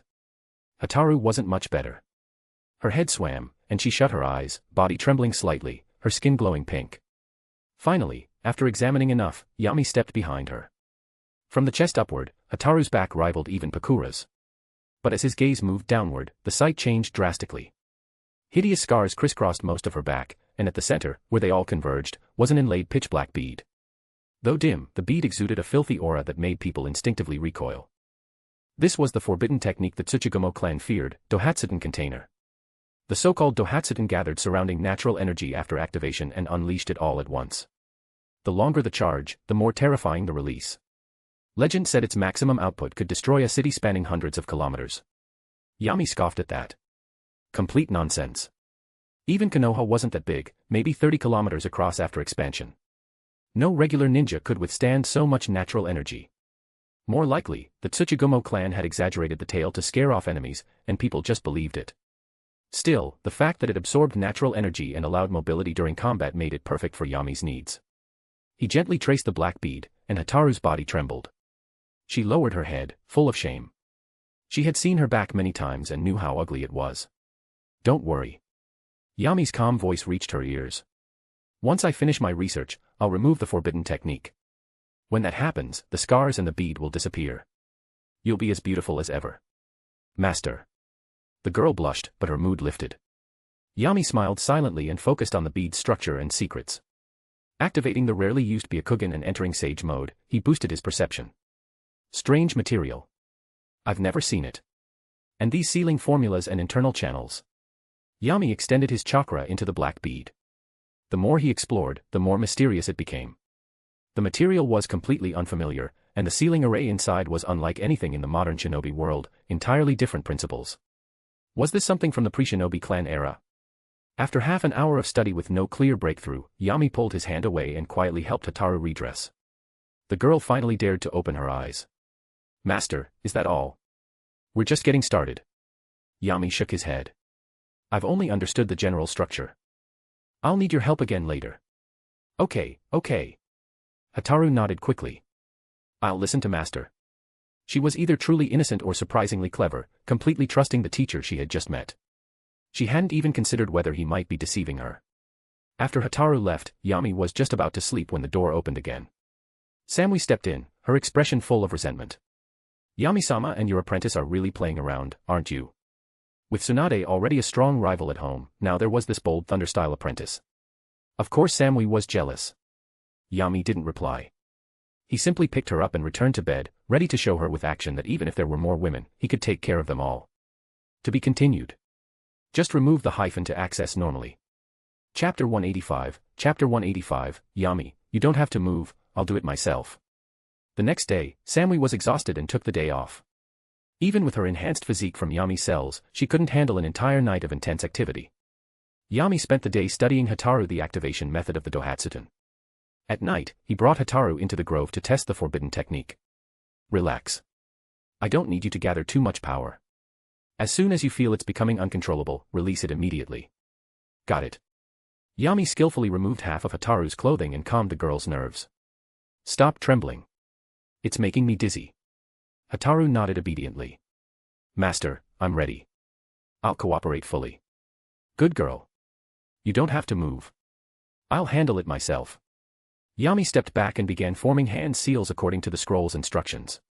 Tsuchigumo, seal unleashed. Black sealing patterns spread across Hataru's fair skin, writhing like tadpoles. After absorbing chakra, the marks turned black and red and drilled into the pitch-black bead on her back. As the sealing runes disappeared, the previously dull bead began to emit a white glow. Yami could clearly sense the surrounding natural energy surging madly into the bead. Its absorption efficiency wasn't inferior to his own Sage mode. Hataru's chakra was also being rapidly consumed. Sage chakra is formed by balancing physical energy, spiritual energy, and natural energy. But in Hataru's case, her chakra wasn't fusing with the natural energy. Instead, it was reinforcing the bead, allowing it to hold more natural energy. Still, this wasn't a problem. What Yami sought was a method to continuously absorb natural energy. Hataru, take a few steps, Yami instructed. Hataru did as told, leaping between several trees. But soon, she grimaced in pain. Master, I can't hold it anymore. The natural energy stored in the black bead had reached its limit, or rather, Hataru's limit. White light enveloped her body and continued to flash, as if it could explode at any moment. Then release it. Yami was also eager to witness the true power of the Dohatsuten. Seeing Hataru's anxious eyes, he smiled gently, extended his hand through the white light, and placed it atop her head, gently ruffling her hair. Don't worry about me. If I can't even block one jutsu, what kind of master would I be? Then, master, please be careful. This forbidden technique doesn't harm the user, but if anything happens, you have to run. Hataru reminded him with concern, then released the stored energy. In that instant, the world turned white. Centered on the two of them, the uncontrollable natural energy and Hataru's chakra erupted into a violent shockwave that spread in all directions. The deafening roar echoed through the nearby forest, startling countless birds into flight. But the explosion's radius wasn't wide, only around 100 meters. Soon, the white light faded. Hataru's legs gave out, but she was caught by a hand. Barely opening her eyes, she was shocked. Yami stood unharmed, wrapped in translucent blue skeletal armor. It was a skeletal arm that caught her, frightening in appearance. Master, what kind of jutsu is this? Susanoo. Yami reached out and pulled Hataru into his arms. The girl panted softly as the black bead on her back slowly released streams of runes that re-entered her body. The bead also temporarily lost its ability to absorb natural energy. Yami looked around. Aside from the small area they stood in, the surrounding terrain had been blasted into a deep crater with a 100-meter diameter and a depth of 7 to 8 meters at its deepest point. Purely in terms of destructive power, it wasn't weak. But the long charge time meant enemies wouldn't stand still and take it. It had potential for sieges or set-piece battles, but wasn't ideal for mobile combat. Holding Hataru in a princess carry, Yami asked, "Can you release it again in a few days?" "Yes. Once my chakra recovers, I won't need to wait that long. Then rest properly so you can focus on practicing the ninjutsu I taught you." Hataru nodded with a smile. And so, Yami's group remained at Mount Katsuragi. Once every 3 days, Hataru would release the Dohatsuten technique for Yami to study, while spending the rest of the time training in ninjutsu under his instruction. Although Yami possessed all 7 chakra attributes, he believed his strongest affinity was wind release, and it was also his favorite. So he taught Hataru wind release. Hataru surprised him. In addition to her natural lightning affinity, she also had the other 4 basic chakra attributes. Her talent wasn't bad, and she had the potential to develop into a full attribute shinobi. Even without the forbidden technique, she would become an excellent kunoichi with proper guidance. In truth, Yami could have taken Hataru back to Konoha immediately and continued studying the black bead there. The reason he chose to stay at Mount Katsuragi was because time was running out. The old man's life force was flickering like a candle in the wind, ready to extinguish at any moment. Yami wanted Hataru to accompany him through his final days. Time flew by, and a month passed in the blink of an eye. "Yami-sama, the target has been captured." While Yami was guiding Hataru through a vacuum sphere drill, Yuji appeared behind him and knelt to report. "Finally caught him. He really knows how to hide." Leaning back on a recliner, Yami set aside the magazine in his hand and said to Hataru, "Keep practicing. I'll go take care of something." "Okay, master." Hataru responded energetically. A few minutes later, outside the fortress, Yami met Shiranami, the traitor from the Tsuchigumo clan whom he had ordered Yuichi's group to apprehend. No Gyoja was also present. When Shiranami saw the old man, his expression turned feral. If he weren't restrained, he would have lunged to kill him. "Thank you for your efforts, Hokage." No Gyoja bowed to Yami, then accepted the kunai handed over by Tanbai. "Shiranami, when you killed your father, did you ever imagine you'd see this day?" Yuichi and the others hadn't known Shiranami's background and were stunned by No Gyoja's words. "Another Uchiha Itachi?" Yami understood their expression and shook his head. Though Uchiha Itachi isn't exactly a saint, he's still better than this beast. Shiranami murdered his own father just to obtain the forbidden technique that controls the Dohatsuten. At least Itachi acted for the good of the village. Yuichi and the others now looked at Shiranami with undisguised disgust. Worse than a beast. Shiranami was the son of no Gyoja's disciple. His father had tried to destroy the Dohatsutan forbidden technique, but Shiranami and a group of radicals opposed him. In his fury, Shiranami killed his own father and fled with several supporters. Fearing no Gyoja's strength, Shiranami had been hiding ever since, planning to re-emerge once the old man died, find the technique's heir, and use the forbidden technique to intimidate small countries and establish a sixth great shinobi village. Unfortunately, he encountered Yami. To ensure Hataru's safety once they left, Yami had tasked Yuichi's group with locating Shiranami. Shiranami's 4 subordinates had mastered many combination techniques and could even fight a Jinchuriki for a while when working together. But after receiving intel from Yami, Yuichi's team ambushed them, killing one immediately. The remaining 3, without their full formation, were reduced to average Tokubetsu Jonin and quickly defeated. As for Shiranami, his word manipulation jutsu was completely ineffective against the Uchiha, whose in chakra was powerful. He was easily captured. "Old man, you're nothing but a coward," Shiranami sneered, even with a kunai pressed to his throat. "All you know is how to use the Land of Fire's power and sell out the Tsuchigumo name to become slaves of the great nations." Any lingering mercy in no Gyoja's heart vanished. He slashed Shiranami's throat without hesitation. He bowed to Yami again, then returned to his quarters with Tanbai's help. That night, Hataru was called into no Gyoja's room. Soon, the sound of weeping echoed from inside. By the time Yami arrived, the old man still wore a faint smile, but he would never wake again. The next day, Yami's group left the fortress. Meanwhile, in the land of snow, 2 figures flickered across a snowy plain, teleporting dozens of meters at a time, the gap between them gradually widening. At the foot of a mountain, Senju Tobirama stopped and waited. A minute later, Sasuke finally caught up, panting. Even so, Tobirama was quite satisfied. That brat Yami really had an eye for people. This Uchiha kid's spacetime talent was exceptional. Not just spacetime. In terms of observation, tactics, combat skills, and ninjutsu learning, Sasuke was highly impressive. But, why did it have to be another Uchiha? And the kid looked just like Izuna. That made it worse. A string of thoughts passed through his mind, but Tobirama showed no emotion. Once Sasuke caught his breath, he pointed out his flaw. "Your Flying Thunder God technique is already solid. Combined with Sharingan, your reaction time isn't an issue. The only problem is your neural response. It's fine if you're using Flying Thunder God to dodge, but if you're closing in, even a delay of a few tenths of a second could be fatal." Sasuke nodded, not arguing. He knew his weakness was in his body. It took time for visual signals to reach the body, and he needed to train until his body reacted on instinct. "So what should I do? Pure training won't help anymore." Tobirama's reply caught Sasuke off guard. Seeing the confusion on his face, Tobirama scoffed. "How do you think real power is obtained? Training. The world is still peaceful now. But in the Warring States era, shinobi your age had already been through hundreds of battles. Your teacher Yami built his name by killing his way to the top. You want to improve? Then kill. Return to the main continent. Take high difficulty missions. Temper your instincts in life and death combat." Tobirama's voice turned sharp, filled with murderous intent. Sasuke fell silent, his gaze drifting southwest, toward Konoha. Could he ever return there again? As if sensing Sasuke's thoughts, Tobirama reminded him coldly, "We're not heading to Konoha. We're heading to the bounty station. To be continued. Just remove the hyphen to access normally." Chapter 186, Yami's Bounty, Perfect Sage Mode. Bounty Station. Sasuke knew of this organization. It existed long before the shinobi villages and had been around for centuries. Why not just return to Konoha to take missions? Sasuke asked, puzzled. Senju Tobirama gave the reason. The bounty station has bounties from shinobi all over the world. The number of assassination missions it handles far exceeds Konoha's, and the rewards are generous. If your assassination fails, it won't affect Konoha, and the money can be used to fund Uchiha's restoration. Isn't that ideal? Sasuke was tempted. Rebuilding the Uchiha clan in Konoha was his dream now. To compensate the surviving clansmen, he was determined to give them the best living conditions. That would take a massive amount of money. Not to mention the huge debt he owed Naruto, which also needed to be repaid.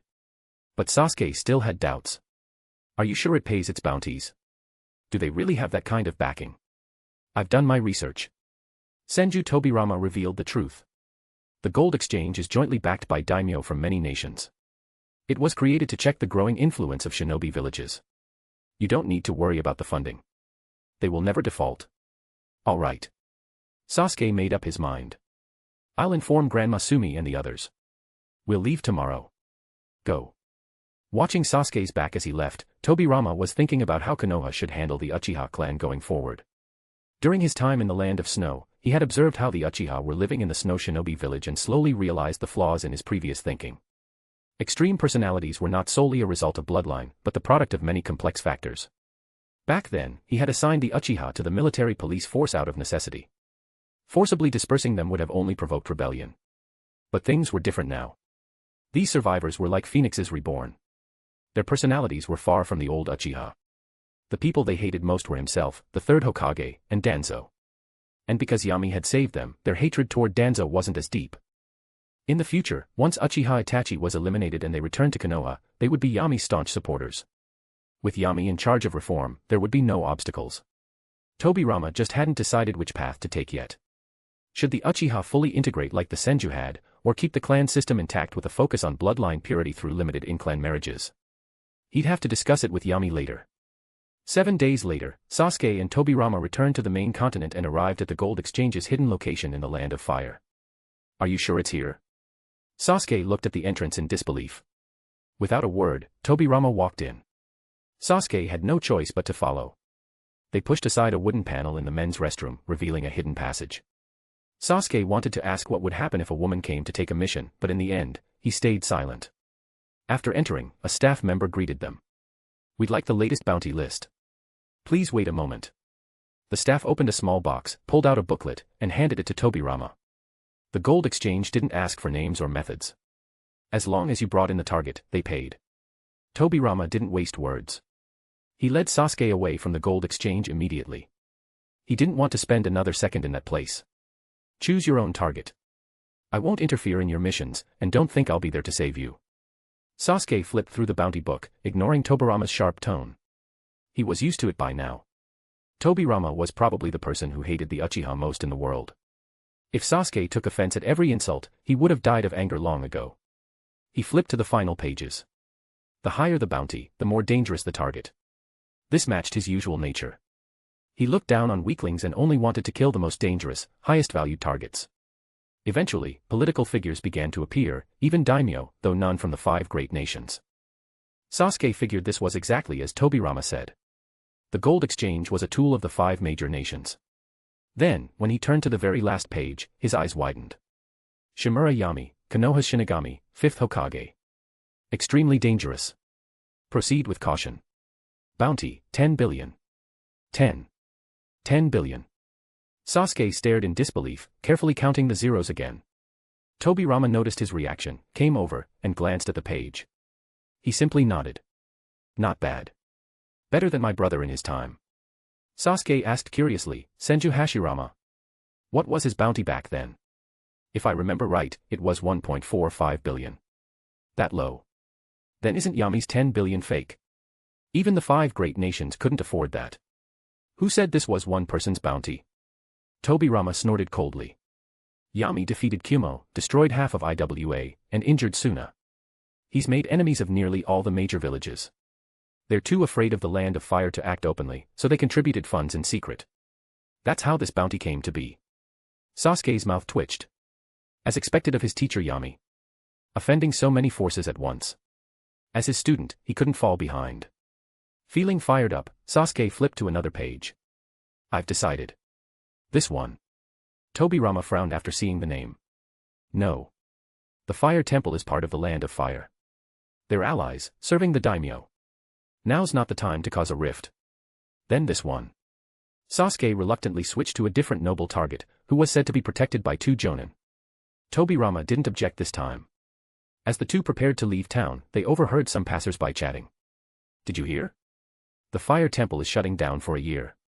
People can't go burn incense or pray anymore. Of course. My wife was planning to go offer prayers recently, but then the news broke. Now she'll have to wait 10 years. I heard it was Konoha's Hokage who did it. He beat up the monks. Sasuke turned to look at Tobirama. Tobirama. Damn Shimura Yami. Outside Konoha village. Boom. In a mountain range, deafening roars echoed repeatedly. Yami sat cross-legged atop a massive Buddha statue over 100 meters tall. His hands were pressed together in a seal as the statue delivered punch after punch to the ground, shaking the earth. A long, wide gorge had been carved out across the terrain, stretching for dozens of kilometers. Yami hadn't come out here for no reason. He was training in the sage mode he had developed. Thanks to the inspiration from the black bead, his sage mode had made a significant breakthrough. Humans couldn't absorb natural energy directly without entering a still meditative state. So Yami added a new step, using a seal to absorb natural energy first, then drawing the energy from the seal into the body to merge into sage chakra. His new sage mode had been running continuously since morning, and there was no sign of exhaustion. And now, he had combined the strengths of all three great sage clans.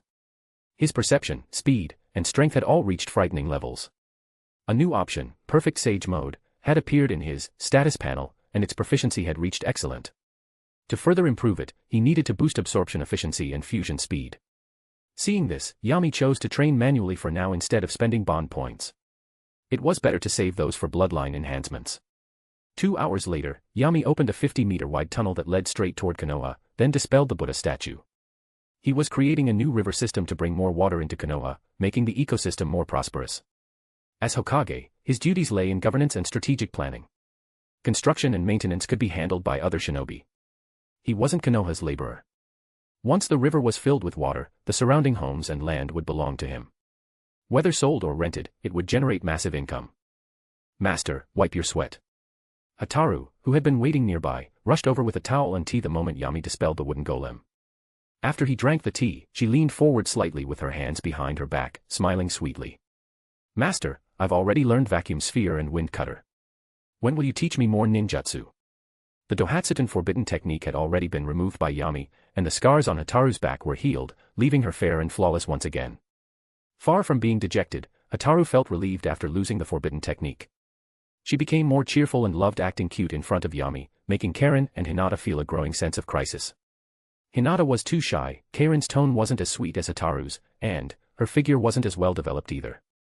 Both girls were increasingly anxious. Yami naturally rubbed Hataru's head. Ninjutsu is only supplementary. What you need now is to improve your physical strength so you can withstand more Hashirama cells. That'll raise your upper limit and let your ninjutsu become stronger. Oh. The girl pouted but still nodded obediently. After all, no beautiful girl liked training taijutsu and getting sweaty. But since it was Yami's request, Hataru would do it without complaint or slacking off. Back in the Hokage's office, Izumi looked up from her paperwork and smiled. You're just in time. There's something you need to decide. Yami walked over, picked Izumi up, and set her on his lap. Glancing at the scroll on the table, he raised an eyebrow in surprise. Gaara, is the Kazekage now? To be continued. Just remove the hyphen to access normally. Chapter 187, Temari surrenders, Kakashi kneels. The matter Izumi mentioned that required Yami's decision was the scroll sent by Suna. To be precise, it was an invitation. Gaara had become the Kazekage and invited Yami to attend his inauguration ceremony. Yami calculated. It had only been a year since the Konoha crush. It hadn't been long since Gaara was released. From captive to Kazekage, what a rapid transformation. Suddenly, Yami felt a little unbalanced. He had endured for so many years before becoming Hokage, and Gaara shot up like a rocket. Damn these second-generation Kage. Izumi noticed Yami's uncertain expression and couldn't guess what he was thinking. Don't want to go? Izumi asked curiously. If you don't, just decline. He doesn't really want me to go. Yami shook his head. The real goal isn't to toast at the ceremony. He's afraid of this mobile disaster called me, so he wants me in Suna where they can monitor me. Izumi chuckled, covering her mouth. You're quite self-aware. So, does Gaara want Temari to return? Will you allow it? In truth, Izumi had long known the purpose of Temari's arrival in Konoha. She simply waited to bring it up until now, so she could get Yami's opinion. Of course I'll allow it. Anyway, she'll have to come back afterward. Temari herself knows she has to return. Suna wouldn't dare keep her. Yami was never afraid of Kuratsuchi or Temari fleeing or returning to their respective villages. With hundreds of thousands of people watching, they understood what they had to do for the sake of those lives. This was the power of bonds. After returning home, Yami told Temari the news.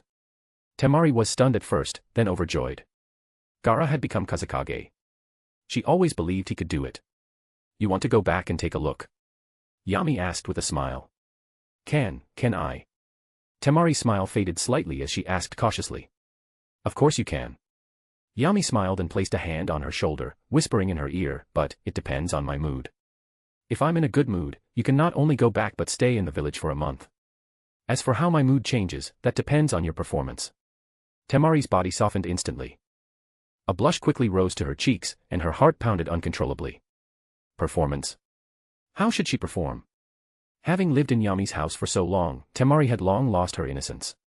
She was now knowledgeable and had a wealth of theoretical experience. The moment Yami placed his hand on her shoulder, she felt an overwhelming sense of strangeness, as if all her strength had been drained. "I'll come find you tonight."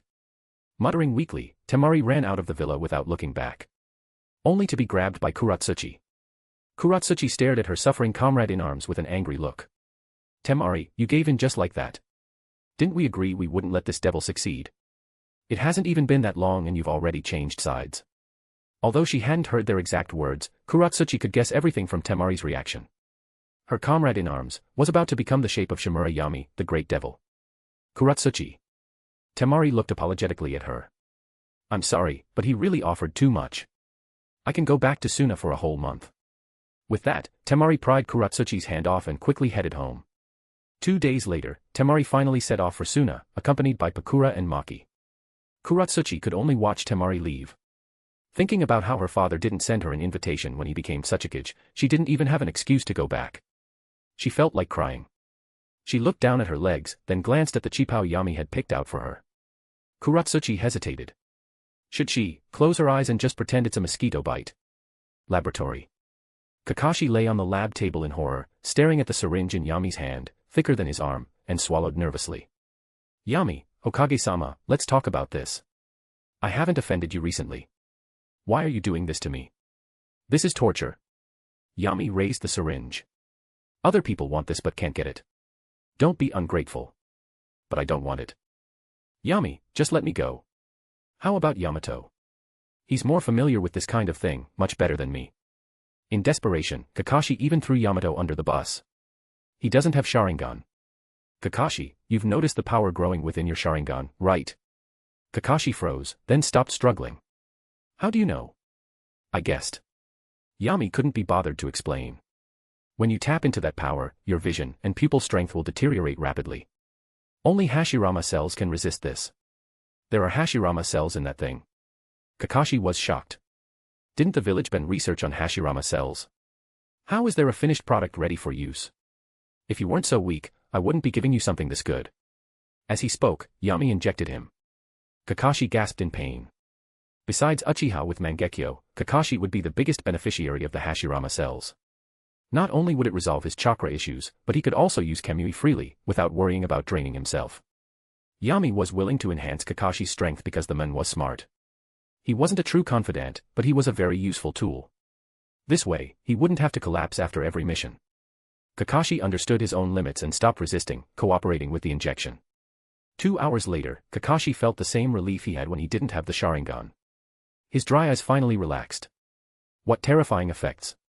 Kakashi rubbed his Sharingan, then aimed it at a table. A few seconds later, Kamui. The space around the table distorted with a crack, and a large chunk in the middle vanished, things scattering across the floor. Kakashi didn't notice that Yami, behind him, had quietly activated Takamagara and copied Kamui. Just as he was marveling at the ability to distort space at will, Yami's cold voice sounded. "Compensate for the damage. 3 million ryo. You have 1 week to repay it." "So expensive?" Kakashi turned around in disbelief, but when he saw Yami's unfriendly expression, he could only smile awkwardly and nod. 3 million it is. Even though the price was outrageous, he could still afford it after all the missions he'd completed. Worst case, he could mooch meals off Yamato to save up. Yami's expression softened slightly. "I have a task for you.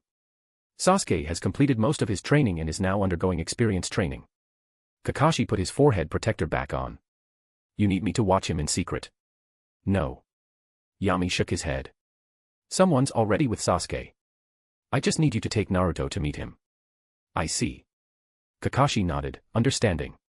Naruto was Sasuke's drive to train hard, and Sasuke was Naruto's fuel to improve. The two of them were constantly pushing each other forward, aiming for the top even as genin. Hearing he could see Sasuke, Naruto immediately dragged Kakashi out of the village, rushing non-stop to the land of bears Yami mentioned. A few days later, Sasuke and Tobirama also arrived at the meeting point. "Sasuke!" Naruto ran over, shouting. "Naruto, looks like you haven't grown much, huh?" Sasuke looked at Naruto, who was only up to his nose, and couldn't help but smirk. He won the first round. Naruto's wide smile instantly collapsed. It's just height. I'll catch up soon, don't be so smug. Let me tell you, I've learned some seriously powerful jutsu. Sasuke sneered. Practice. Let's go. As soon as they met, the two launched into a battle without any small talk. Kakashi could only shake his head helplessly. Maybe, this was just how they communicated. But Kakashi turned his gaze to Tobirama, who wore a black robe and mask. His eyes grew serious. This man just stood there, yet gave off a terrifyingly dangerous presence. Another Umbu he had never seen before. Hatake Kakashi. Before Kakashi could speak, Tobirama spoke first. Do we know each other? Kakashi asked cautiously.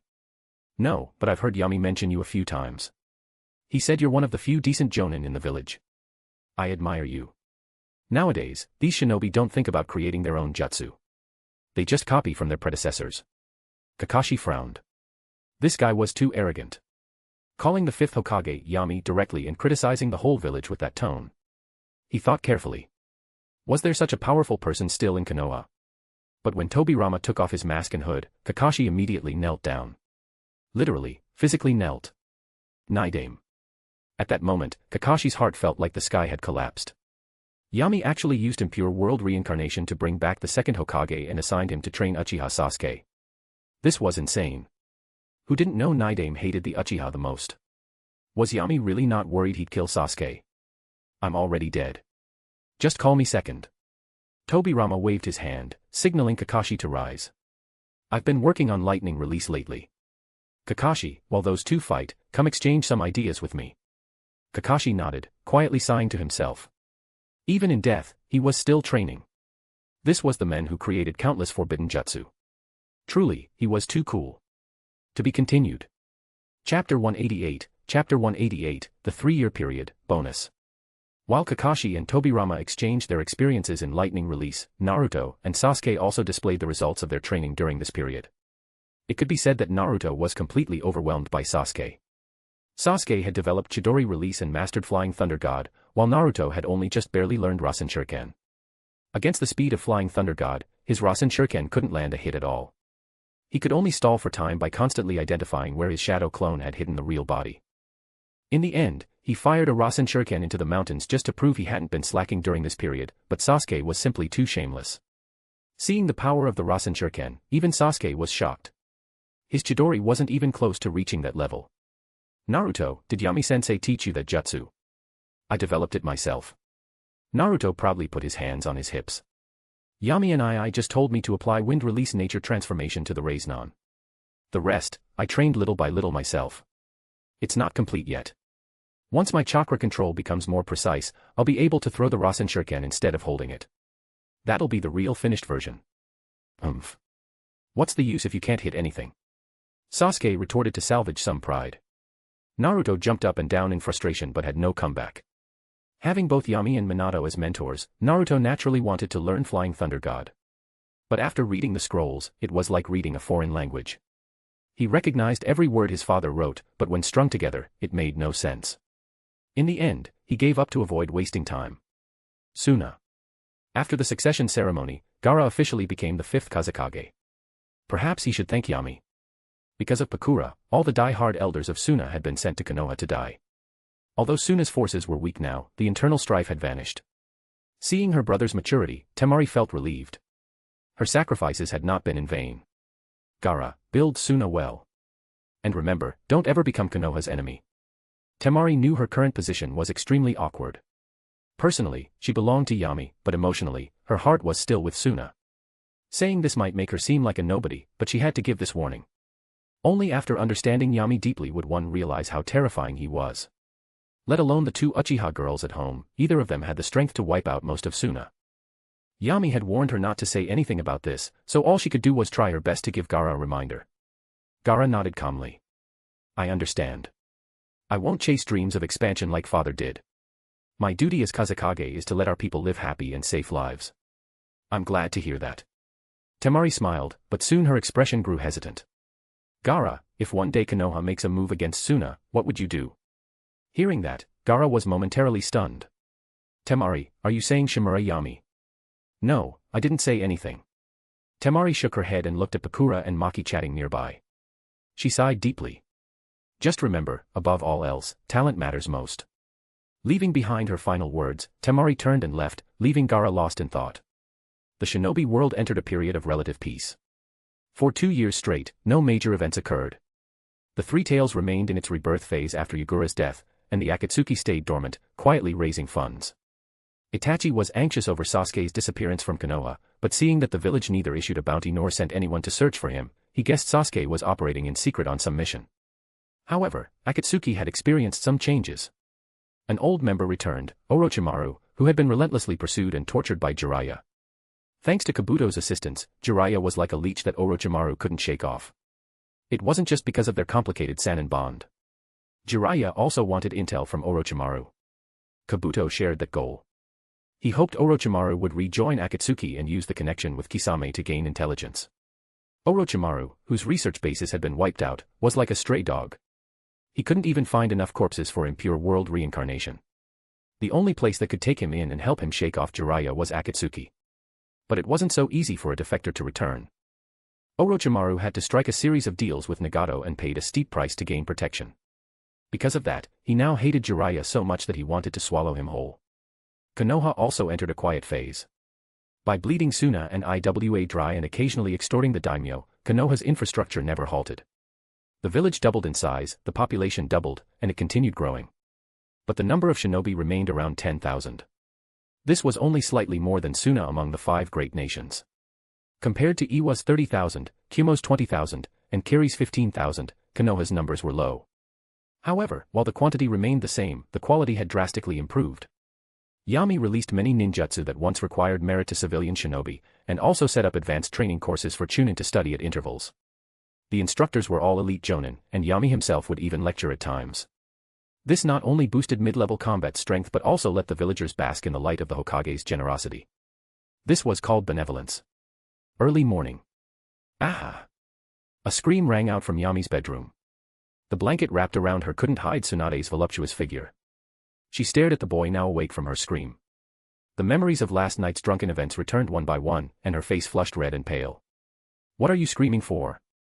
Yami rubbed his head and sat up, his toned and defined chest exposed. You didn't scream enough last night. Want to go again for morning training?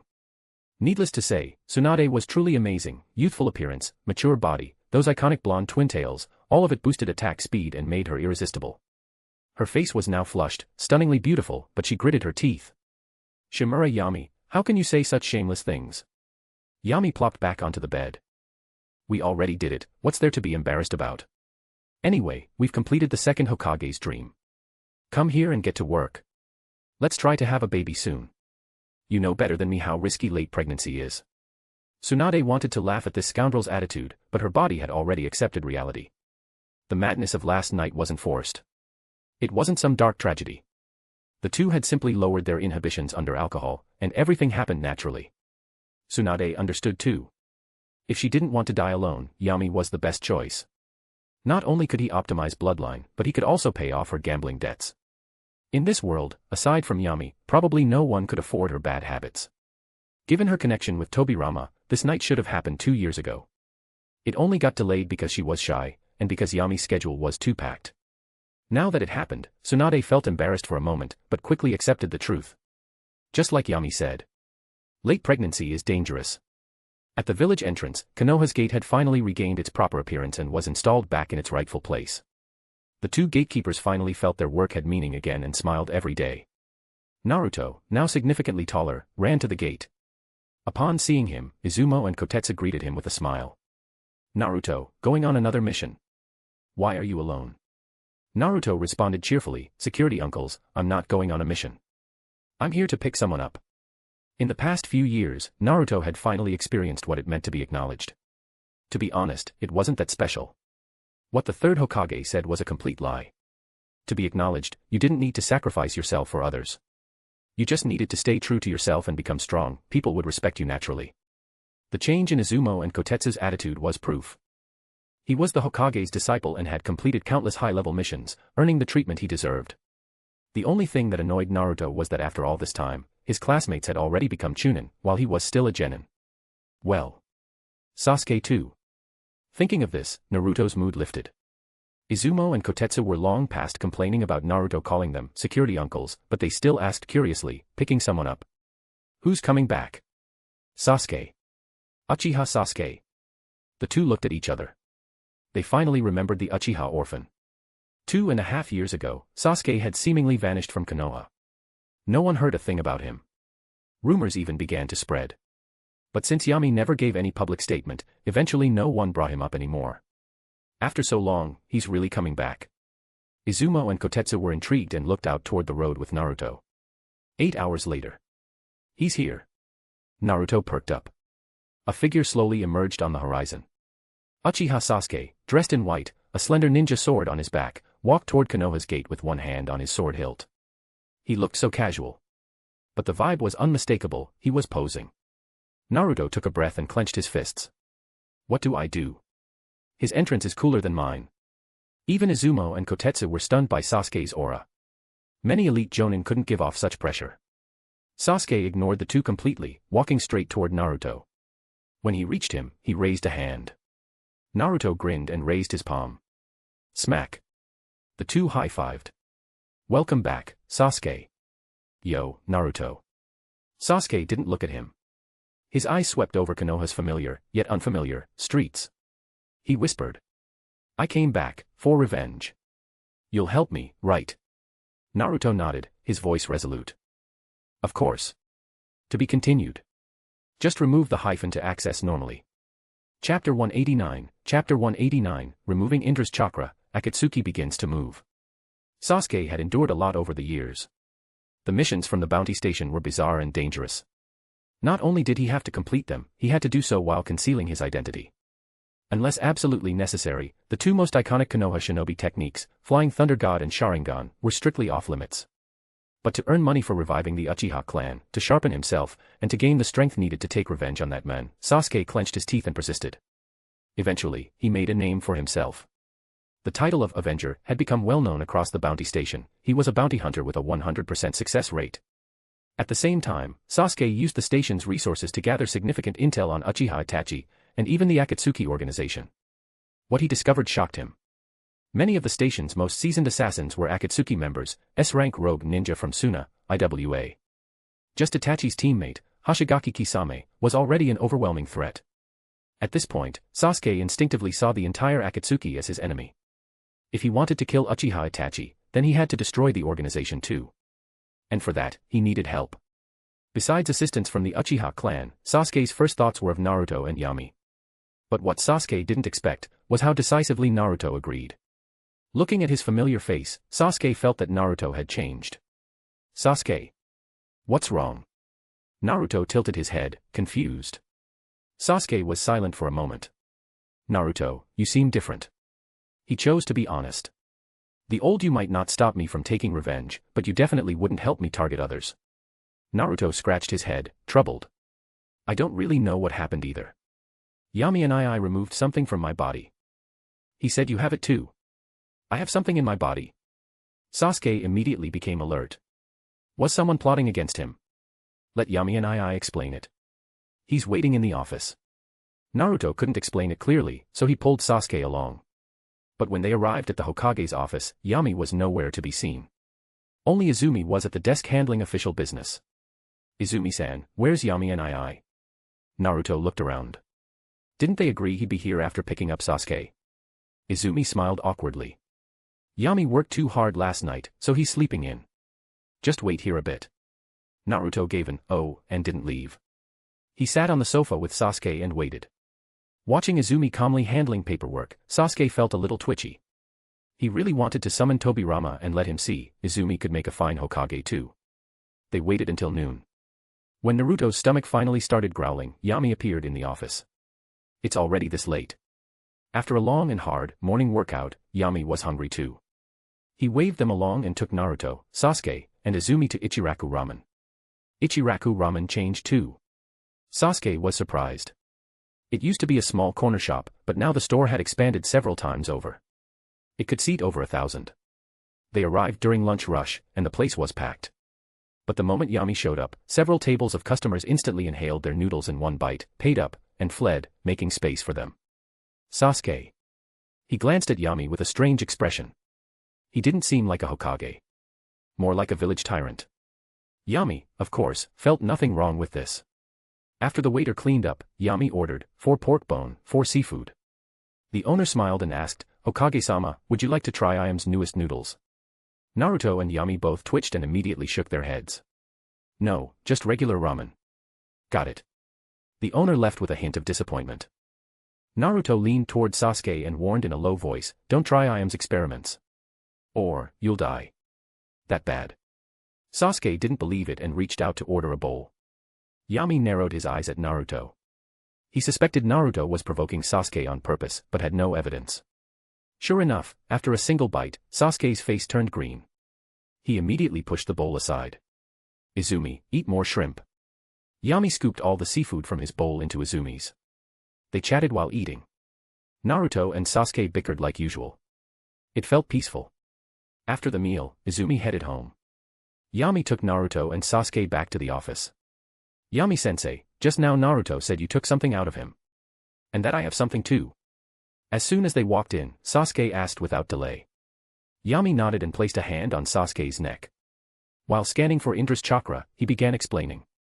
Thousands of years ago, the Sage of Six Paths founded the shinobi system and spread chakra and how to use it.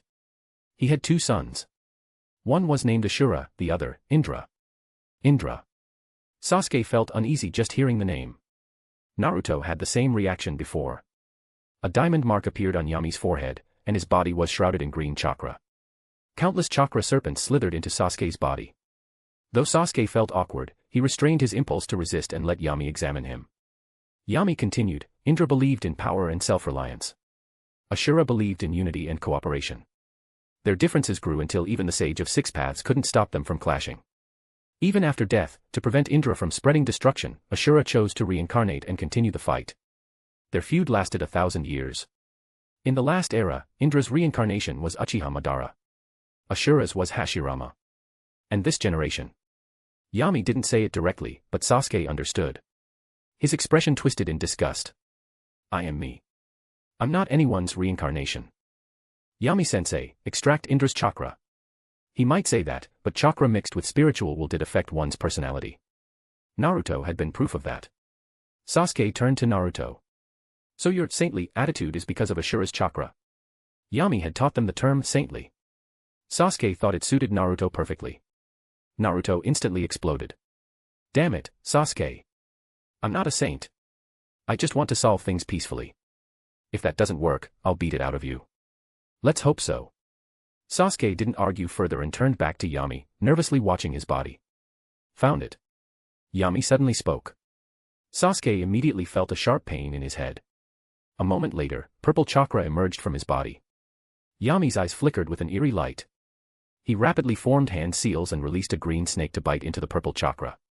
It began dissipating at a visible rate. In the end, under Sasuke's confused gaze, Yami returned the purified chakra back into his body. "I've wiped out the spiritual will. What's left is pure chakra. This is Six Paths level chakra. There will still be some residue, but with your temperament, it won't be a problem." Sasuke nodded. Under Senju Tobirama's guidance, he had a clear understanding of chakra. Released chakra could only grow by nurturing will. But now he had another question. "Yami-sensei, what exactly is the Six Paths level?" Yami thought for a moment. "It's a power beyond normal chakra. Still called chakra, but on another tier. There aren't many ways to gain it. I'll explain more when the time comes." "Then Yami-sensei, do you have Six Paths power?" Naruto asked curiously. Yami shook his head. "Not yet. That's why I need Tailed Beast chakra. The amount doesn't matter, just having it is enough." Naruto blinked and looked at his belly. "I can give you some now if you want." Yami smacked him on the forehead with a frown. His stupidity was clearly not caused by Ashura's chakra. That was all Naruto's own doing. "All right, Sasuke. I know you're desperate for revenge, but Mangekyo is Mangekyo. Unless Uchiha Itachi holds back, it'll still be hard for you to resist Tsukuyomi." Ignoring Naruto, Yami turned to Sasuke. "Go rest. Tomorrow, you'll have a mission to test the results of your training. As for Uchiha Itachi and Akatsuki, I expect we'll hear from them very soon." Sasuke's eyes lit up with excitement. He nodded. Yami-sensei, I'll go now. Naruto followed him out. Let's go, Sasuke. I even bought a house next to yours. Yami wasn't lying. Akatsuki's movements had clearly increased. After Zetsu brought back a piece of intel, Pain activated the phantom body technique and summoned all Akatsuki members. In a dark cave, several hazy figures appeared. Just standing there, they emitted an oppressive aura. Once everyone was present, Pain's cold voice rang out. Black Zetsu has obtained information. 3 chakra condensation signatures have appeared in the land of water. The time we've been waiting for has come. Silence followed his words. Ha ha ha. It's finally starting. A childish-sounding voice broke the quiet. I was sick of those boring missions. I couldn't even blow anything up. Tailed beasts. They're nothing compared to my art. You call that art? That's just flashy garbage. Sasori. Your wooden puppets are trash. What? I'll kill you. As the two argued, Orochimaru licked his lips, eyes fixated on Pain's Rinnegan with a sinister gleam. Tailed beasts. Then a clash between Akatsuki and Konoha was inevitable. And once that mysterious leader and Yami fought, that would be Orochimaru's time to strike. To be continued. Just remove the hyphen to access normally. Chapter 190, Chapter 190, Akatsuki preparing for a team fight, how to crack Tsukuyomi. Enough. Finally, Pain, annoyed by the bickering between Sasori and Deidara, spoke coldly and put an end to their quarrel. If you want to prove your art so badly, then show it through action, not words. The artistic duo snorted and fell silent. Uchiha Itachi kept his head down, his thoughts unreadable. Beside him, Kisame kept observing him, then grinned. Leader, since you called us all here, I assume you have a mission ready. Of course. Pain nodded to Kisame. Although he knew Kisame had close ties with the mysterious Uchiha Madara, as the most honest and hard-working member of the organization, Pain still had a favorable impression of him. I will teach you a sealing technique called Phantom Dragon's 9 Consuming Seals. It can also be activated remotely through a projection, but the sealing order must go from 1 tails down to 10 tail. Oh. Kisame chuckled. If it's in order, then when it comes to 5 tails, we'll have to go up against the so-called new God of the Ninja World, huh? That, God of the Ninja World, was the new title the Shinobi world had given Yami. However, Yami himself was not fond of the title. No one wanted to live in someone else's shadow and be known as the second coming of someone else. Another person dissatisfied with the title was Pain. Without knowing true Pain, how could one become a god? He was worth attention, but only Pain was truly Kami. Still, without concrete proof, Pain wasn't going to make bold claims. He simply continued in a deep voice. Konoha is indeed the strongest of the 5 great nations. For safety's sake, we will leave it for last. But when sealing the 6 tails, 7 tails, and 8 tails, we'll need everyone's full presence, and the process will take longer. When the time comes, all members will move together to bring down the king. Itachi's heart sank. Orochimaru, on the other hand, smiled darkly. Another Konoha crush. Sounds good to me.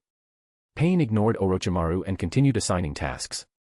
It will take about 2 months for the 3 tails to resurrect. We can wait while completing our missions. Deidara, Sasori, 1 tail Shikaku is yours. Kakuzu, Haiden, 2 tails is your responsibility. Itachi, Kisame, return to the base first. Once 1 tail is captured, head to the land of water to retrieve the 3 tails. Pain didn't assign anything to Orochimaru. At present, he had no partner, and his main role was not combat but his bizarre techniques. With that, the illusion projection vanished, and the Akatsuki members scattered across the shinobi world began to move. Konoha. After a night's rest, Sasuke sought out Yami again, asking Izumi to help him test his resistance to Tsukuyomi. The result wasn't good. Even though he had mentally prepared, he fell into the illusion just by making eye contact. Though he wasn't injured and withstood the attack with his strong willpower, in truth, Itachi had simply exhausted the eye power used for light probing, essentially letting him off the hook. This was unacceptable to Sasuke. He had trained to the brink of death countless times just to defeat Uchiha Itachi in a fair battle and avenge his parents and clan. Yami-sensei, is Tsukuyomi really an unbreakable dojutsu? Whenever something troubled him, Sasuke instinctively turned to Yami. No matter the issue, his teacher was always right. After hearing Sasuke's question, Yami looked at him with a hint of pity. Silly boy. If just Tsukuyomi is giving you a hard time, wait until you see Susanoo. You'll collapse on the spot. Well, we'll take this step by step. Sasuke, you know what Genjutsu is, right? Sasuke answered without hesitation. Using various means to disrupt the flow of chakra in the opponent's body, creating illusions, and attacking the brain's nerves. That's Genjutsu. Correct. So the method to break Tsukuyomi is the same as any other genjutsu. Yami nodded and raised 2 fingers. Either avoid giving Uchiha Itachi the chance to activate Tsukuyomi, like me, or disrupt your own chakra flow to break the illusion. Sasuke's cold expression fell apart. If he could do that, why would he even ask Yami for help? He would have already fought Itachi to the death. Yami said nothing. He placed his hand on Sasuke's neck. Sasuke felt a burning sensation at the contact point. When Yami removed his hand, Sasuke used a kunai to see the reflection. There were now 3 black Magatama marks on his neck. This is a curse seal. It passively absorbs natural energy. Once activated, it merges with your chakra, essentially a degraded version of Sage Mode. Sasuke was pleasantly surprised. As a Ryuchi Cave contract holder, he knew a bit about natural energy and Sage Mode. He had tried to train in it but had no talent in that area and had given up. Now, Yami had given him a plug-in to disrupt his chakra and break Tsukuyomi. He couldn't wait to go test the power of the curse seal. But Yami held him back. Soon, Naruto and Kakashi were summoned as well. This lineup was impressive. Along with Guy, Shisui, and Yami's family, these 3 were among Konoha's top combatants. 3 Kaga levels, more than enough to wipe out a minor village. Yami's task for them this time wasn't destruction, but it wasn't far off either. Kakashi, you know about Takumi village, right?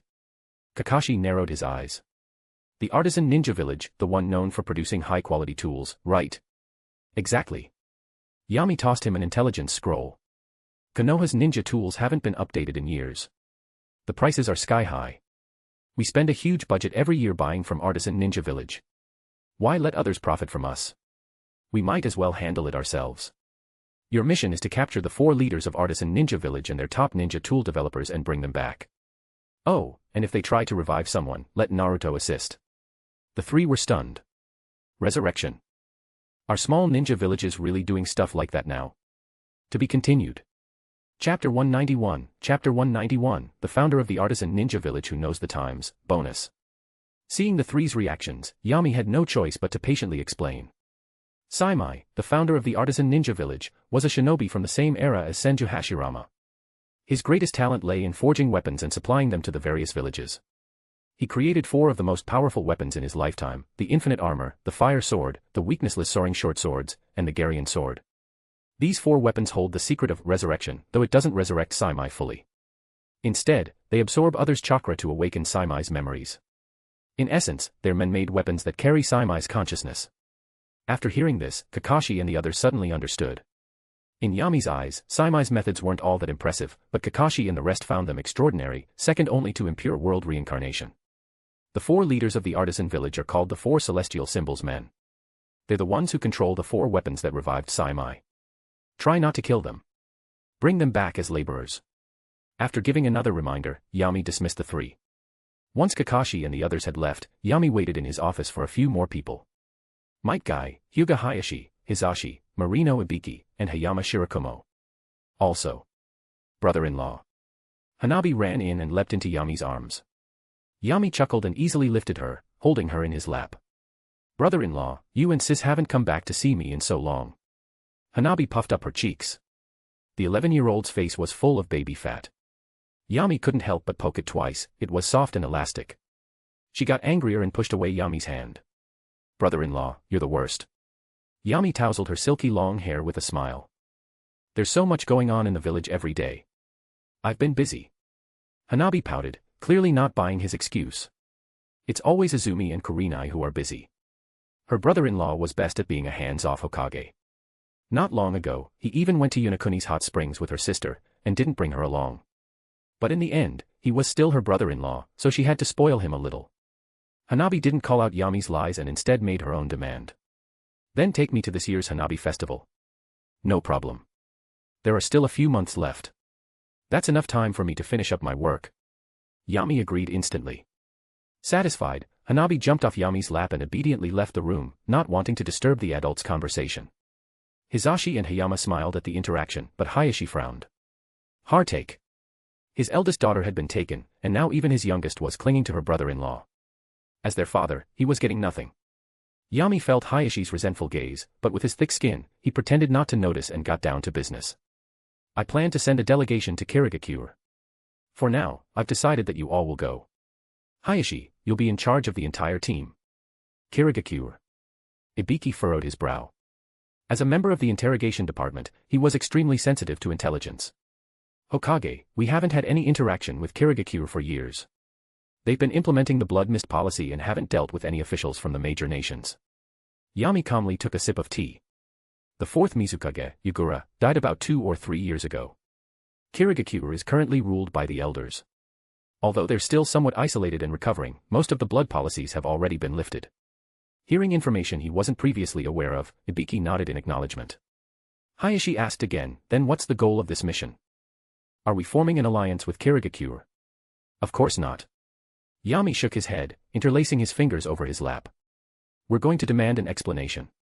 Hisashi's eyes narrowed as he scanned the group, then looked at his older brother, Hayashi. Is this about that Byakugan? Hayashi froze. That's right, Yami said bluntly.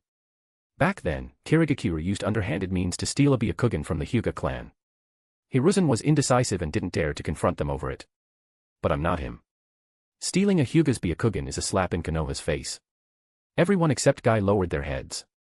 That was straight-up slander. The dead couldn't even rest peacefully. Right now, Hiruzen's reputation in Konoha had plummeted. It wasn't that Yami was too petty, people had tried to praise Hiruzen's achievements, only to realize there was nothing worth bragging about. The first Hokage pacified the era of chaos, the second laid down the village's internal systems, and the fourth ended the third great ninja war. As for the third, the best anyone could say was that he was close to the people and hardworking. At most, he was barely qualified as a local magistrate. Hayashi, don't worry. Konoha has your back. Be tough with them. Demand compensation for all these years. Yami turned to Guy. The delegation's safety is your responsibility. If Kirigakure pulls any tricks, don't hold back. Kill them on the spot. Yes. Men from the Might family had natural advantage over Kirigakure. Whether it was Chojuro, who had recently risen to prominence, or Terumi Mei, who wielded 2 Kekkei Genkai, none of them could match 7th Gate Guy. Go on then. Head back and start preparing. The earlier you depart, the earlier you'll return. Everyone rose to leave, but Guy scratched his head. Hokage, can I bring Tenten and Lee with me? Yami thought for a moment. You can bring Lee. I have other plans for Tenten. After sending off the last person, Yami also left the Hokage building. The groundwork had been laid. Now, all that was left was to wait for the storm to rise and sweep through the ninja world, reshuffling the board. Strategies were fine, but in the end, everything relied on strength. In a sealed chamber, Yami sat cross-legged, suspended in the air. His eyes opened, a strange purple glow flashing. Ripple patterns appeared in his pupils, mysterious and profound. Gradually, the purple faded, replaced by the intricate, blood-red eternal Mangekyo. Behind his Sharingan, faint ripples continued to flicker. Eventually, all the strange visions disappeared, and Yami slowly descended to the ground. Still not enough, Yami muttered. Half a year ago, the chakras of Indra and Ashura had fully merged, giving rise to a new pair of Rinnegan. But to Yami's disappointment, it was just a regular Rinnegan, no blood-red color, no tomo. Even when using Susanoo or Dojutsu, it required switching forms. Still, he didn't give up. He kept experimenting with merging the 2 Dojutsu and had made some progress. While in Mangekyo mode, he could now use basic gravity and repulsion, and even some human and Deva path abilities. But the true power of the awakened Rinnegan and other advanced techniques remained out of reach. It's still not a high enough level. I lack the 6 paths power. He pinpointed the issue. The 6 paths power, it's a broad concept. Typically, what the Sage of 6 Paths possessed is referred to as 6 Paths power. Yami's Rinnegan was also a part of that, but just a fraction. Split up, the 6 Paths powers include the 6 Paths body, the Rinnegan, and 6 Paths level Sage arts. Except for Sage arts, the rest are granted through the 10 tails. Uchiha Madara and Uchiha Obito only gained the 6 Paths power after becoming Jinchuriki of the 10 tails. Yami, despite not having a 6 Paths body, could forcefully merge 2 ocular powers thanks to his Otsutsuki physique, which gave him unparalleled chakra affinity and control. Half a month later, Kakashi's team returned victorious. They had captured Saimai and the 4 celestial symbols men alive. Upon arriving in Konoha, Saimai still had a stunned expression. Anyone who'd gone through what he did would look the same. After decades of scheming, he finally returned to the world as an immortal, supposedly the peak moment of his life. But instead, he got beaten senseless by a group of 10-year-olds. Only Sasuke managed to go toe-to-toe with him. Even with the power of the 4 legendary weapons, Saimai was utterly defeated. The final blow wasn't physical, it was psychological. Sasuke's parting words shattered his will. Against my eyes, no external tools matter. Blame your fate for not having the Sharingan. Yami fell silent for a long while, then looked at Sasuke with narrowed eyes. Well said. Don't say that again next time, or I might not be able to stop myself from beating you. Sasuke immediately took a step back and hid behind Kakashi. Unlike the original timeline, this Sasuke had a critical advantage. He knew when to act cocky and when to stay quiet. As for Saimai and the four celestial symbols men, Yami didn't bother talking much. He just beat Saimai down again from every direction. The finishing blow came from his wood dragon, which pinned Saimai just like Senju Hashirama used to do on the battlefield. Convinced yet? Yami asked calmly. Saimai nodded frantically. Yes, totally convinced. Then can you work as a blacksmith for Konoha from now on? Saimai nodded even harder. No problem. I love blacksmithing. I'll die if I don't forge something every day. What about your artisan village? What artisan ninja village? Isn't that just Konoha's foundry department? Yami smiled in satisfaction. Not bad. As expected from a founder, he really knew how to read the times. The next day, Konoha's multi-village plan added one more factory. A large number of workers were dispatched, and the project would be completed in less than 10 months. At the same time, in the land of wind, a gust swept through the desert, instantly filling the sky with yellow sand. Two figures in bamboo hats and black cloaks patterned with red clouds walked slowly through the storm. The taller figure lowered his hat, shielding his face from the sand, and cursed, "Damn weather. Sasori, did you used to live in a place like this? Do you eat sand every night?" Sasori, hidden inside the puppet Hirako, shot back without hesitation, "Iwagakure isn't any better, just rocks everywhere." Deidara fell silent. Outside of the land of fire, the environments of the other great nations were pretty terrible. Even the land of water was just a resource-scarce island that depended on fire country exports to survive. Damn land of fire. Damn Konoha. Deidara suddenly cursed, "When I go with the leader to capture the 5 and 9 tails, I'll use my art to blow their artistic leaf village into dust." As night fell, the duo finally reached their destination, Sunagakure. They ran into some patrols along the way, but Sasori took care of them easily. One of them was even their inside agent. Deidara got excited. The mouths on his palms began munching on clay, shaping all kinds of explosive birds and bugs. "Sasori, let me handle this mission alone. You're old anyway, and since Suna was your old home, you might feel too sentimental." "Of course not." Sasori remained unmoved. "But if you want to spare me the trouble, go ahead. Just don't come crying for help later." As he spoke, Deidara tossed a clay bird that instantly transformed into a large flying beast. "If Shimura Yami can destroy Iwagakure, then how is my art any worse? Today, I'll prove I can do what he did. Just wait for my good news." With that, he leapt onto the bird's back and soared off. "Don't keep me waiting too long," Sasori muttered, closing his eyes. He'd noticed Deidara had a serious grudge against Konoha's 5th Hokage. Was it because Yami had destroyed Iwagakure? What Sasori didn't know was that their rivalry had started long ago, ever since Inoki kept comparing Deidara to Yami. This time, Deidara wasn't just attacking, it was his way of competing with Yami. "If you can destroy Iwagakure, I'll crush Sunagakure. Even if it's not quite the same, they're both major hidden villages." The alarm in Suna quickly sounded. Sasori's meditation was interrupted. He looked toward the village and muttered, "Idiot. To be continued. Just remove the hyphen to access normally." Chapter 192, Brothers Meet Again, Uchiha Civil War. Sasori was about to mock Deidara's arrogance. Their mission was only to capture the Kazekage. All they had to do was head directly to the location given by the spy. However, as if trying to show off, Deidara began dropping large numbers of C3 clay bombs into the village as soon as he entered. Dozens of humanoid bombs rained down on Sunagakure, causing powerful explosions that nearly woke up all of Suna's shinobi. Fortunately, Deidara's clay bird was agile and remained airborne, giving him the high ground advantage. Most of the Suna shinobi could only stand on the ground and throw kunai or shuriken in an attempt to interfere. The only one who could truly pose a threat was Gaara. Streams of yellow sand surged upward, transforming into arms that reached for Deidara, while Gaara stepped onto the sand and gave chase. The two exchanged fierce blows. But in reality, Deidara had the upper hand. Gaara had to both intercept Deidara's path and protect the village from the scattered bombs, forcing a large portion of his chakra into defense. Even so, Gaara managed to seize an opportunity and used Sand Coffin to trap one of Deidara's arms. But Deidara didn't care about the loss of his arm at all. Taking advantage of the situation, the mouth on his severed arm spat out countless tiny spider bombs hidden within the sand. Sensing the time was right, Deidara launched a clay bird with his remaining arm and charged toward Gaara. Gaara had no choice but to encase himself in a sand sphere to block the explosion. He succeeded, but Deidara laughed triumphantly. The miniature spiders had already infiltrated the sand sphere, and Gaara was now a turtle in a sealed pot. Deidara raised his sword fingers proudly and shouted, "Artisan explosion, HM." Boom.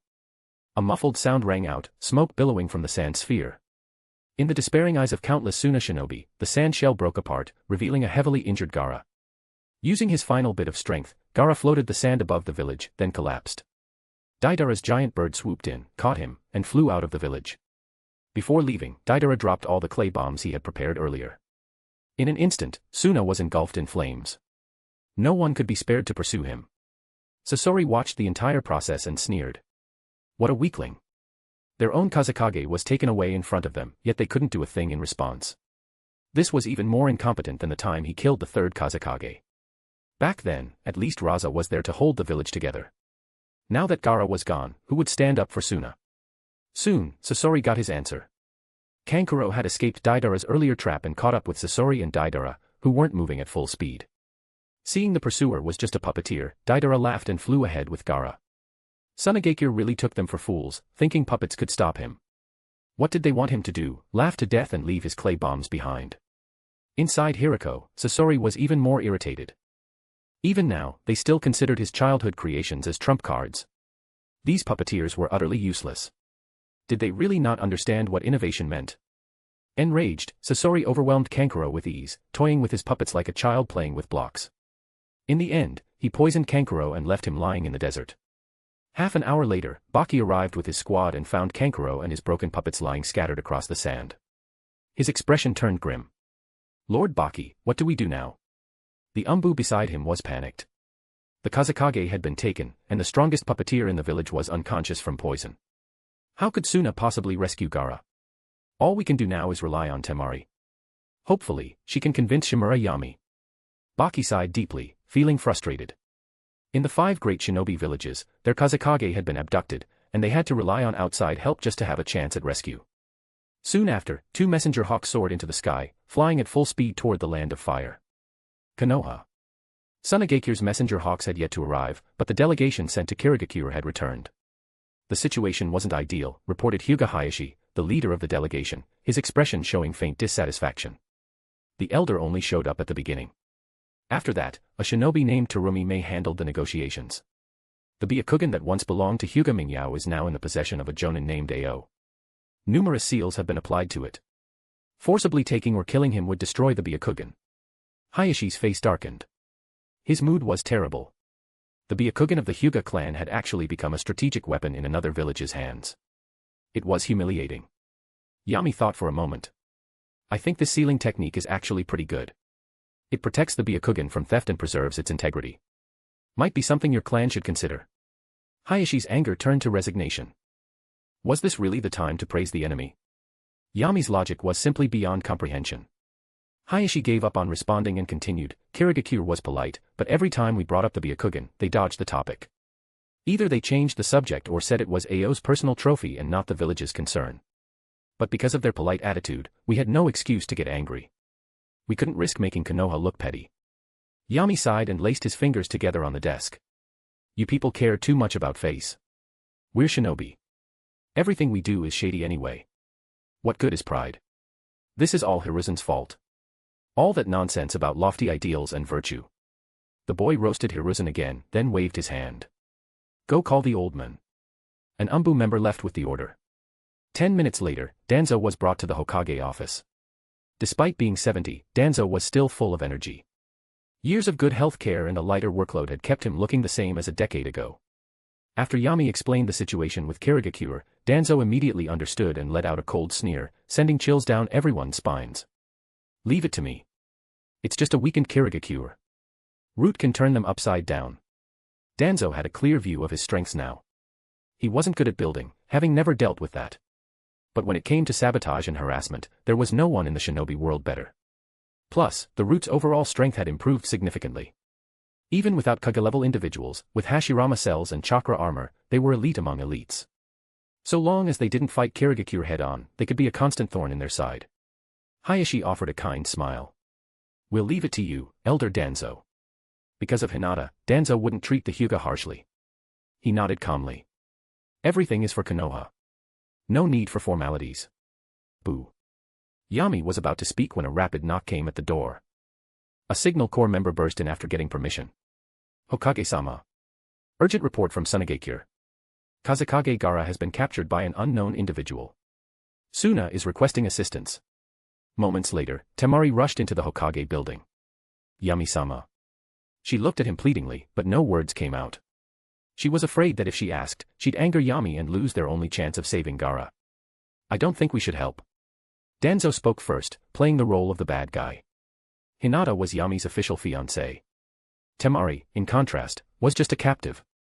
Even if they lived together, she held no real status. Danzō reasoned, Yami, you're the Hokage. You must put Konoha's interests first. The weakening of other great powers benefits us most. Don't act on emotion. The others remained silent but agreed with him deep down. Though many disapproved of Danzō's methods in the past, his loyalty to Konoha was never in question. Yami tapped his fingers on the desk, deep in thought. He didn't speak for a long time.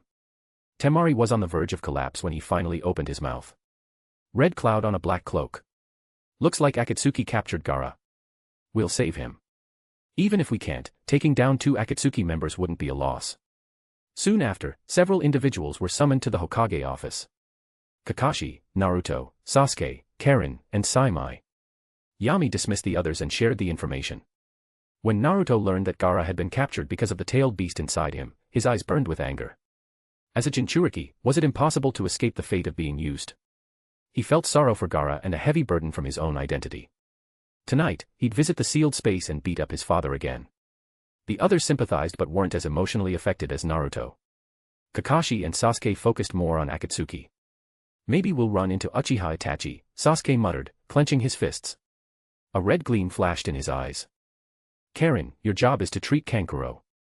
Saimai, you're the main force in battle. Understood, Yami-sama. Karin adjusted her glasses calmly. After years of learning from Tsunade, she had fully inherited her legacy. Whether it was monstrous strength or medical prowess, she was nearly Tsunade's equal in her youth. The only regret, her figure would never match Tsunade's. Without any more delay, the team set out immediately, Temari included. Before leaving, Yami handed her a scroll and told her to give it to Gaara. If he couldn't be saved, it would go to Suna's next Kazekage. As the group was leaving, Kuratsuchi arrived.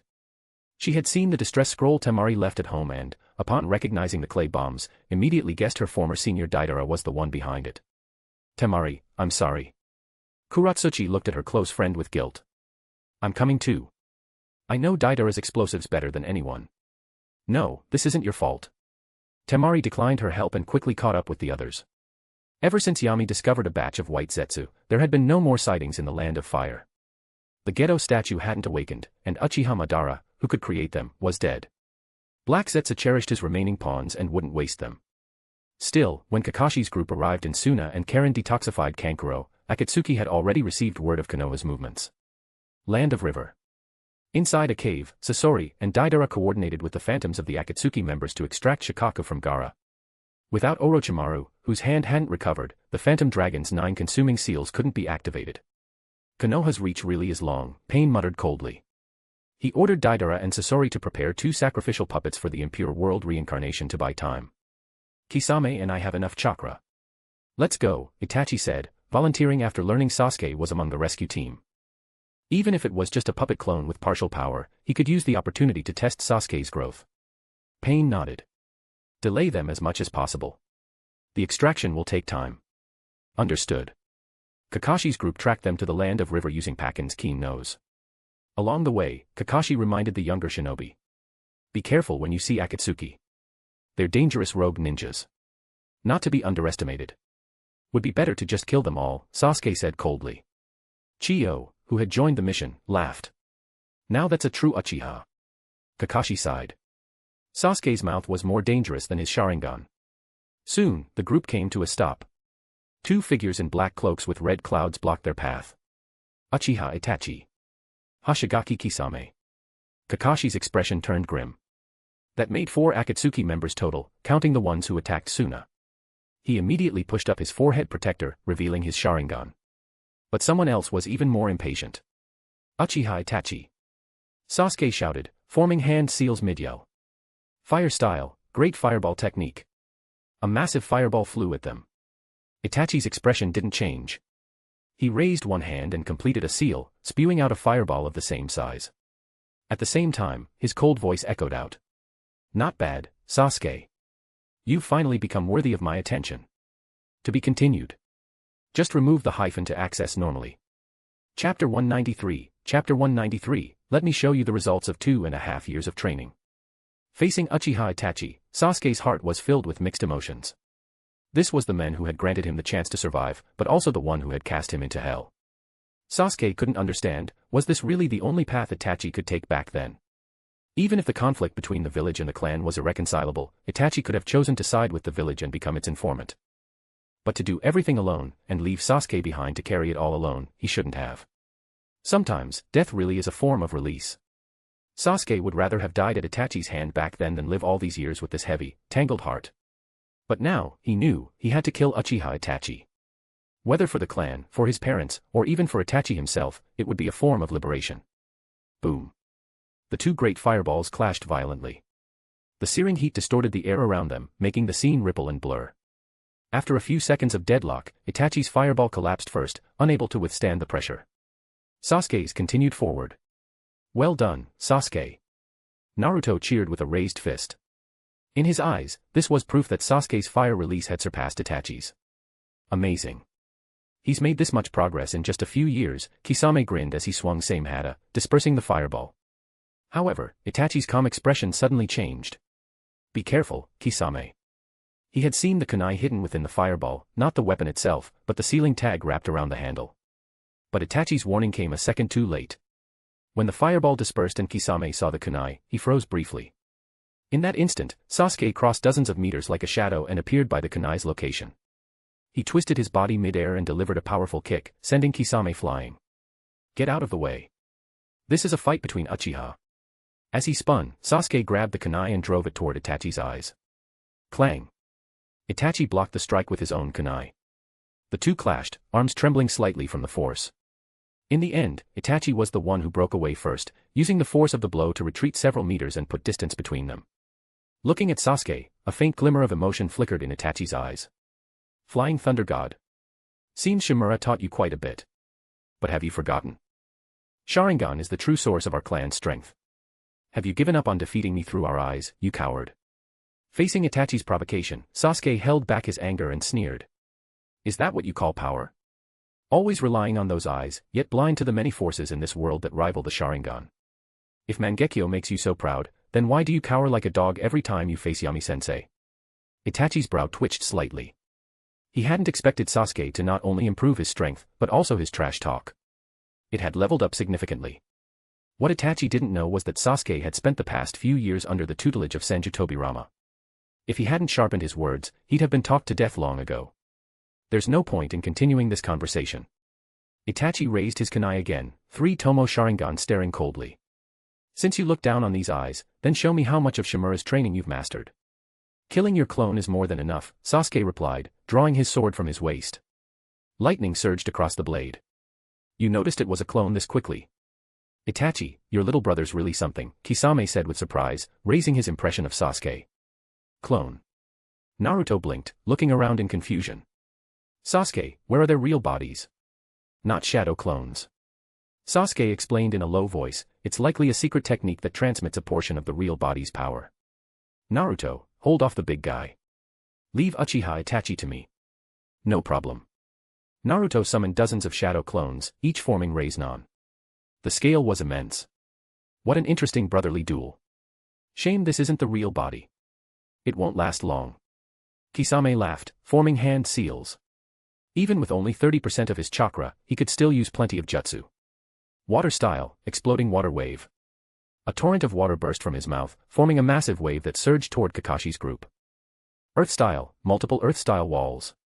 Kakashi responded immediately. The fact that Kisame could use water release on the scale in a dry area, and with a clone, proved his strength. It seemed that last time in Konoha, Yami had been too strong, completely suppressing Kisame before he could even fight back. With the earthen walls diverting the flood, Itachi used the opportunity to vanish into the forest. Sasuke immediately gave chase.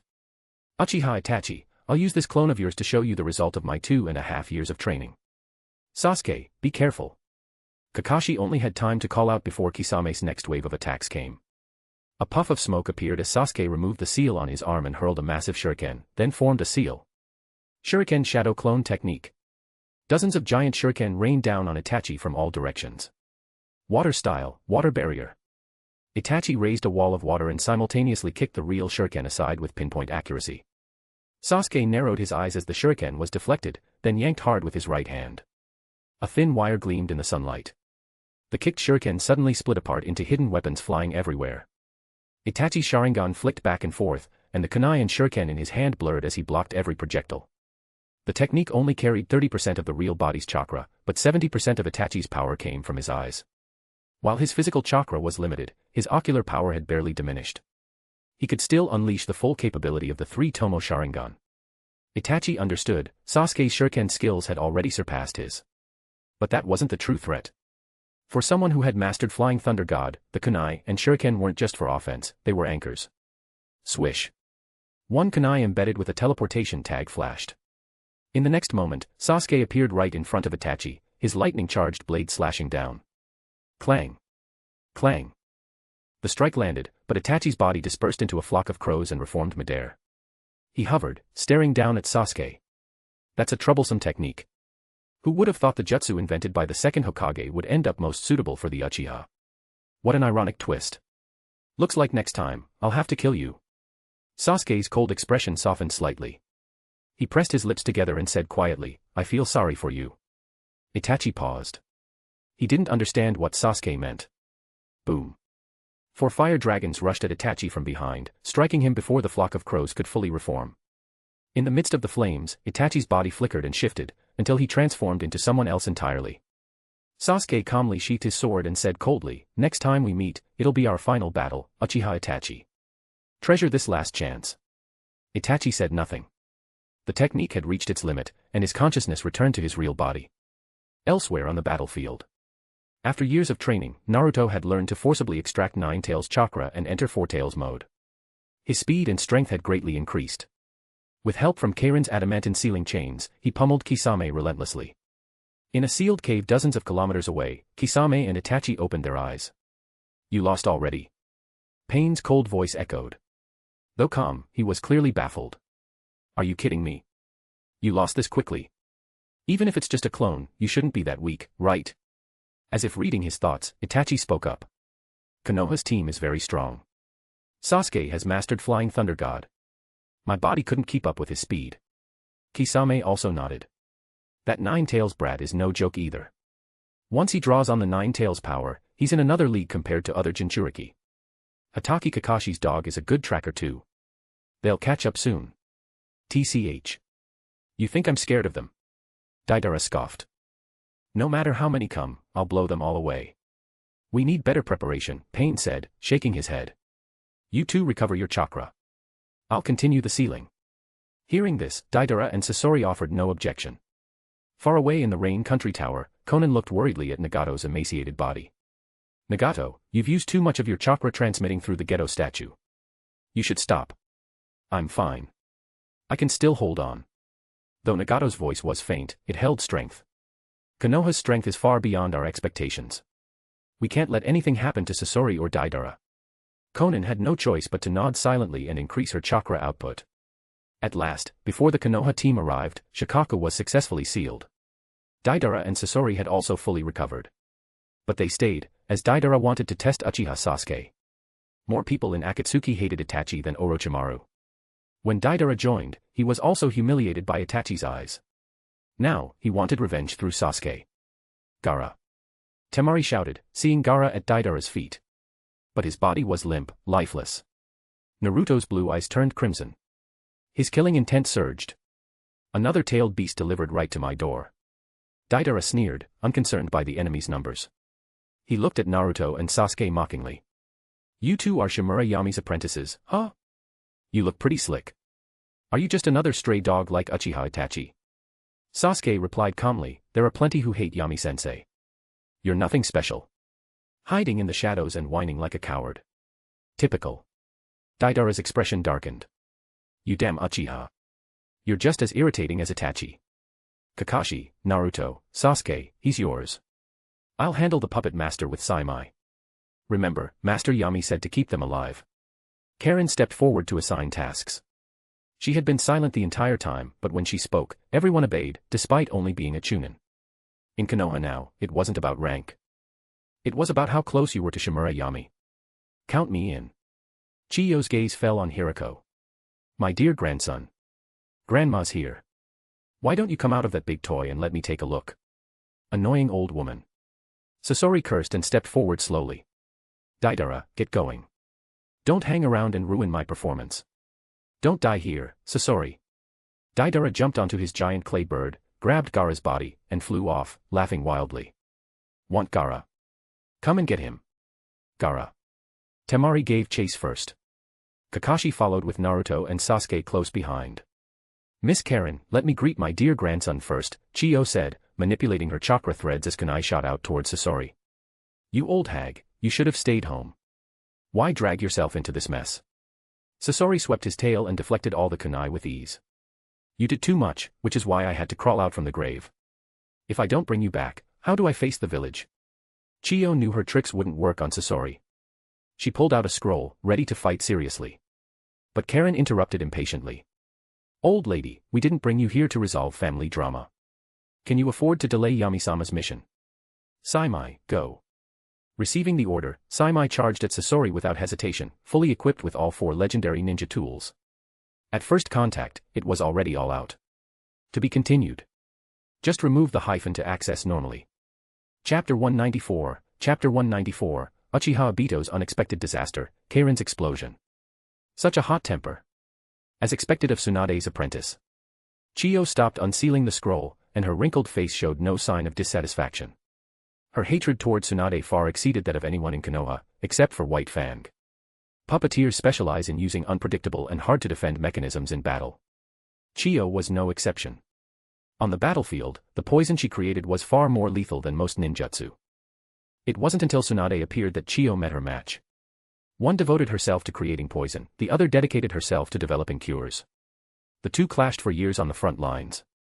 Although they were enemies, Chiyo genuinely admired Tsunade's skills from the bottom of her heart. When Karen treated Kankuro earlier, she demonstrated powerful medical ninjutsu. Combined with her earlier scolding, Chiyo couldn't help but be reminded of that proud and fiery Sannin princess from years ago. Wait until that person suffers a setback, then save him. That would be doing Konoha a favor. But did Yami really send Saimai here just to be cannon fodder? Of course not. Among all the Konoha shinobi, Saimai was likely the one who countered Sasori the most. He couldn't feel pain, wasn't afraid of poison, and fought puppets with his weaponized body, much like Sasori turning himself into a puppet. The reason he was easily overwhelmed by Sasuke earlier was, first, due to lightning release's natural advantage against puppet types and mechanical constructs. And second, it was a matter of energy. Resurrection consumed an enormous amount of chakra. Without the means to replenish it, he would naturally grow weaker over time. But now, Saimai had been fully recharged by Yami and had fully accepted his existence, undergoing further transformation of his internal mechanisms. He was far stronger than before. Under Chiyo's stunned gaze, the puppet was pierced into pieces by the 2 transforming dragon blade swords behind Saimai, exposing Sasori's true form. Chiyo stared at the familiar, handsome face that hadn't changed in over 20 years. How was this possible? You're not human. Sasori didn't care about Chiyo's shock. He simply stared at Saimai. None of his poisons had any effect on the opponent before him. I'm a weapon. You're a puppet. Saimai smiled calmly. But my weapon seems stronger than yours. At least I can still laugh. What about you, wooden doll? Sasori's expression didn't change, but his eyes grew colder. Chiyo suddenly thought of something, and her expression turned to disbelief. You transformed yourself. Sasori didn't deny it. Why cling to a rotting body? Should I wait around to die like you ignorant fools? Now, I've achieved eternity. Eternity? Just a chunk of rotting wood. Saimai nearly laughed his weapon systems loose. When he faced the terrifying Hokage from Konoha, he had been smashed into splinters with one punch. The real fight starts now. Sasori pulled out a scroll, summoning a puppet that floated in the air. Upon seeing it, Chiyo's face turned grim. The 3rd Kazekage. Yes, he should be my proudest creation. It's a pity Raza didn't die by my hands, or I would have surpassed even this. Large quantities of iron sand surged from the 3rd Kazekage's puppet body, forming countless sharp spikes aimed at Sigh. Round 2 starts now. Meanwhile, Daidara realized he might have joined this battle too late. Even though his clay bird had the advantage of flight, it offered no real security. Boom. The giant toad leapt high and crashed down, instantly closing hundreds of meters. In the forest, a giant green snake weaved swiftly, its nearly 100-meter-long spear-like mouth resembling a guillotine aimed at Daidara's head. With 2 summoning beasts from Holy Lands attacking together, Daidara was doomed this time. He kept tossing clay bombs in an attempt to slow Konoha's pursuit, but it was almost pointless. Naruto had summoned Gamaken, the defensive specialist. With that shield in place, even combined clay bombs couldn't break the defense of the toad shield. Kakashi-sensei, do something. Naruto, lacking long-range jutsu, could only watch Sasuke using Kamui and shout in frustration. Get ready. He's flying too fast right now. Kakashi's Sharingan had already morphed into Mangekyo form. As soon as Daidara slowed even a bit, he would unleash the Hidden Eye technique. Sasuke, use Flying Thunder God. Naruto suddenly shouted. Idiot. The kunai can't reach him from this distance. Sasuke grunted, unwilling to admit that due to his poor sensory perception, his Flying Thunder God range was much shorter than Yami's or Senju Tobarama's. But Naruto's shout gave him an idea. Sasuke jumped up and stood in front of Gamaken. Naruto, shield. Got it. Naruto quickly understood Sasuke's intent and had Gamaken push the shield forward with force, launching Sasuke like a cannonball. In midair, Sasuke threw several marked kunai. Swish. With 3 consecutive teleportations, he instantly arrived beneath the giant clay bird. His sword crackled with electricity as it slashed upward, splitting the bird in 2. Damn it. Daidara barely dodged with a sideways roll but fell from the bird's back. Explode. Half of the bird beside Sasuke began to ignite, but Kakashi's Mangekyo Sharingan had already locked onto it. Kamui. The rising explosion disappeared without a sound, swallowed by the warping space. Sasuke and Naruto both looked at Kakashi in shock, not expecting him to have such a move. That eye. Sasuke immediately locked onto Kakashi's Sharingan, feeling uneasy. What? You, an outsider, have Mangekyo too. But Sasuke quickly shook off the feeling. Now wasn't the time for that. As he fell, he activated Flying Thunder God again, returned to the ground, and teamed up with Naruto and Kakashi to surround Daidara. Naruto also used Shadow Clone to grab Gaara and hand him to the Toad Guard. Realizing he had no chance of escape, Daidara raised his finger, and his body began to swell rapidly. Already time to show off your so-called ultimate art. Fine, let's see it. Kakashi's expression changed. He finally understood what this madman meant by art. Pop. Sasuke stabbed him with a Chidori lance. Daidara, who had just started expanding, inflated like a balloon. You. Daidara was both shocked and furious. He had only been pretending to self-destruct as a diversion to escape. But Sasuke stopped it with one lightning jutsu. Too annoying. Did you even attend ninja school? It's just an Earth release variant explosion. Not even a Kekkei Genkai. Being restrained by my lightning release is normal, isn't it? Puffed. Daidara spat blood. Not from injury, but pure rage. Kakashi ignored him, rushed forward to subdue him, sealed his chakra with a sealing technique, and confiscated all his clay. Without chakra or clay, Daidara, who relied entirely on ninjutsu, could no longer pose any threat. In Kamui space, Uchiha Obito was humming and chatting with Tobi, getting ready to enjoy some sukiyaki. He was feeling great after Zetsu reported that one-tail Shikaku had been successfully sealed in the ghetto statue. Even if it was just Shikaku, this marked the beginning of the Suki no Mi project. Soon, he could build 10 dream worlds with Rin. But just as he was celebrating, the Kamui space suddenly twisted, and a burning chunk of detonating clay appeared. Obito was stunned. In that brief moment of distraction, half of the clay bird exploded in Kamui space, sending him and all the ingredients flying. Only after slamming into the ground did Obito realize what had happened. Kakashi. You bastard. Lying on the floor, Obito cursed Kakashi furiously in his mind. Since a year ago, the Kamui space had stopped being clean. Kakashi had mastered that eye's power and was treating the space like a trash dump. A table today, a kunai tomorrow. Although annoyed, Obito had given the eye to him willingly. Kakashi tapping into its potential was within his rights. But this time was too much. This was the first time an enemy's attack got absorbed by Kamui and appeared here. If this safe space was no longer safe, what if Kakashi tossed in a few fireballs or a water release technique mid-battle? He wouldn't be able to fight at all. No, I need to find a way to exhaust Kakashi's Mangekyo. Obito made up his mind. Kakashi didn't have Uchiha blood. Unlike himself, who had Hashirama cells and white sets of body parts, Kakashi's ocular power couldn't recover. As long as he forced Kakashi to overuse Kamui, the threat would be gone. Decision made, Obito gave up on celebrating and left Kamui space, rushing to the land of rivers. Even the clay bird was chopped up. Sasori and Deidara's situation didn't look promising. He had to see if there was still a chance to save them. After capturing Deidara, Gaara's death was confirmed. Temari held back tears and led the group back to the cave to support Karen and Chiyo. Kakashi placed a flying thunder god mark on Deidara, which made Sasuke twitch. He would never forget that Kakashi's version of flying thunder god was basically a summoning technique. As long as the mark was triggered, no matter how far someone ran, they'd be dragged back. When they returned to the cave, the battle there was already nearing its end. Shattered puppet parts littered the uneven ground.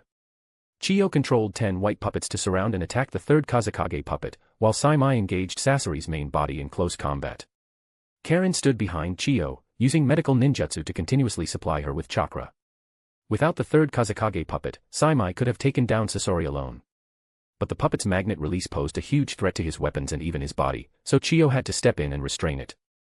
Seeing that Naruto and the others had already captured Deidara, Karen grew anxious.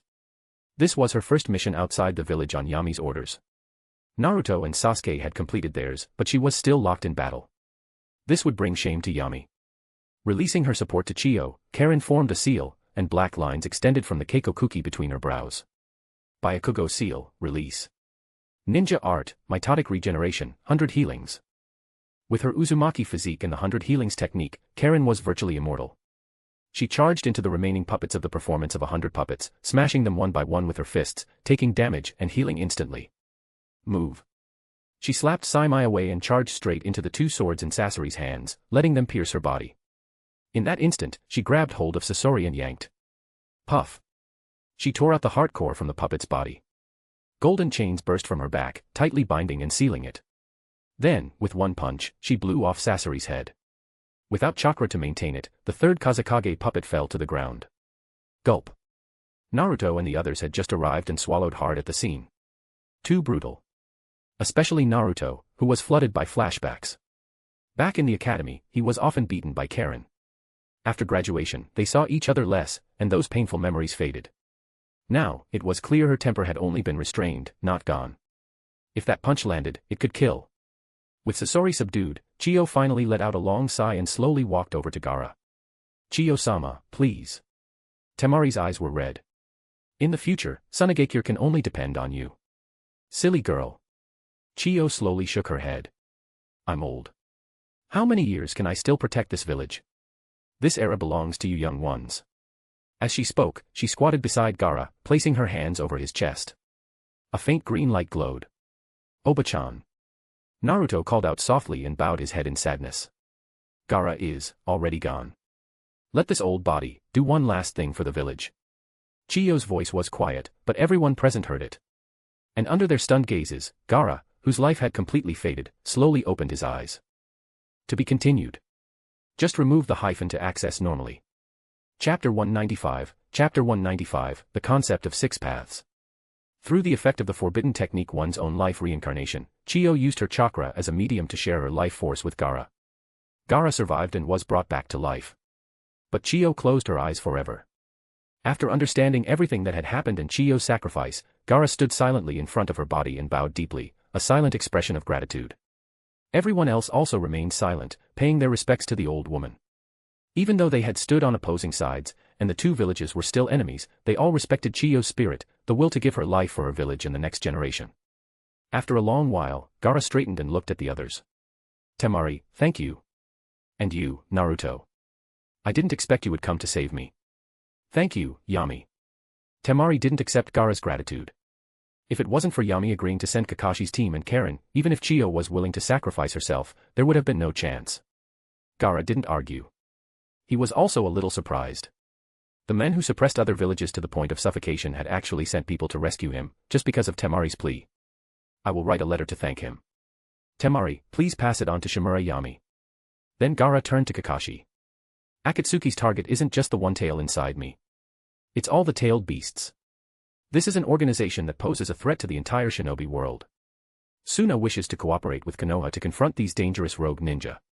Kakashi held Naruto back, who was about to nod, and replied cautiously, "Lord Kazekage, I will pass along your intent to the Hokage, but I cannot guarantee the final decision." Kakashi couldn't predict Yami's thoughts, but after following him for so long, he had a general understanding. Cooperating with other villages. Any Hokage might consider it, but Yami would not. In his eyes, no one seemed to stand on equal footing with him. "I understand." Gaara nodded slowly. "I will wait in the village for his reply." Looking around, Gaara invited everyone to return to Suna to rest, but Karen declined. They had captured 2 members of Akatsuki. No one could say for sure if more Akatsuki members would come to rescue them. It was safer to return to Konoha immediately. Gaara didn't force them. Before long, Suna's follow-up tracking team also arrived at point B87. Before leaving, Temari handed Gaara the scroll Yami had given her. "Yami asked me to give this to you. I don't know what's written inside." "I know." Gaara took it, watched the others leave, then opened the scroll. His expression quickly changed. He stood there silently for a long time, then used sand to shred the scroll into dust. Uchiha Obito had been watching from the shadows but ultimately didn't act. This group was not weak, and Kakashi still had a spatial link to him. Rescuing the 2 wouldn't be difficult, but retreating afterward would be another matter. Now wasn't the time to completely fall out with Konoha. Too many cards couldn't be exposed yet. Since the 2 had been captured alive, they wouldn't be executed right away, and Konoha would definitely try to extract information about Akatsuki. If he wanted to rescue them, it would be easier once they were imprisoned. A day later, Kakashi returned to the village with his team and went straight to the Hokage's office to report to Yami. The mission could be considered smooth. There had been no real crises. Naruto and Sasuke had displayed overwhelming strength, making Kakashi feel that he was truly getting old. Still, remembering the instructions from Minato in the sealed space, Kakashi wasn't about to give up. Without the pressure of low chakra reserves, he could practice and develop more jutsu. He still had hope to go further and shake off his 50-50 reputation. After silently listening to Kakashi and Karen's report, Yami's expression didn't change much. "Temari, call Kuratsuchi here." Temari left to carry out the order, and while waiting, Yami looked at Deidara. "I heard from Kuratsuchi that you weren't convinced by me before." Deidara didn't deny it and sneered, "You're just a vulgar man with no appreciation for art. If you've got the guts, let me go and I'll show you my ultimate art." "I am vulgar indeed." Walking up to Deidara, Yami removed the ring from his finger, the one that marked him as a member of Akatsuki.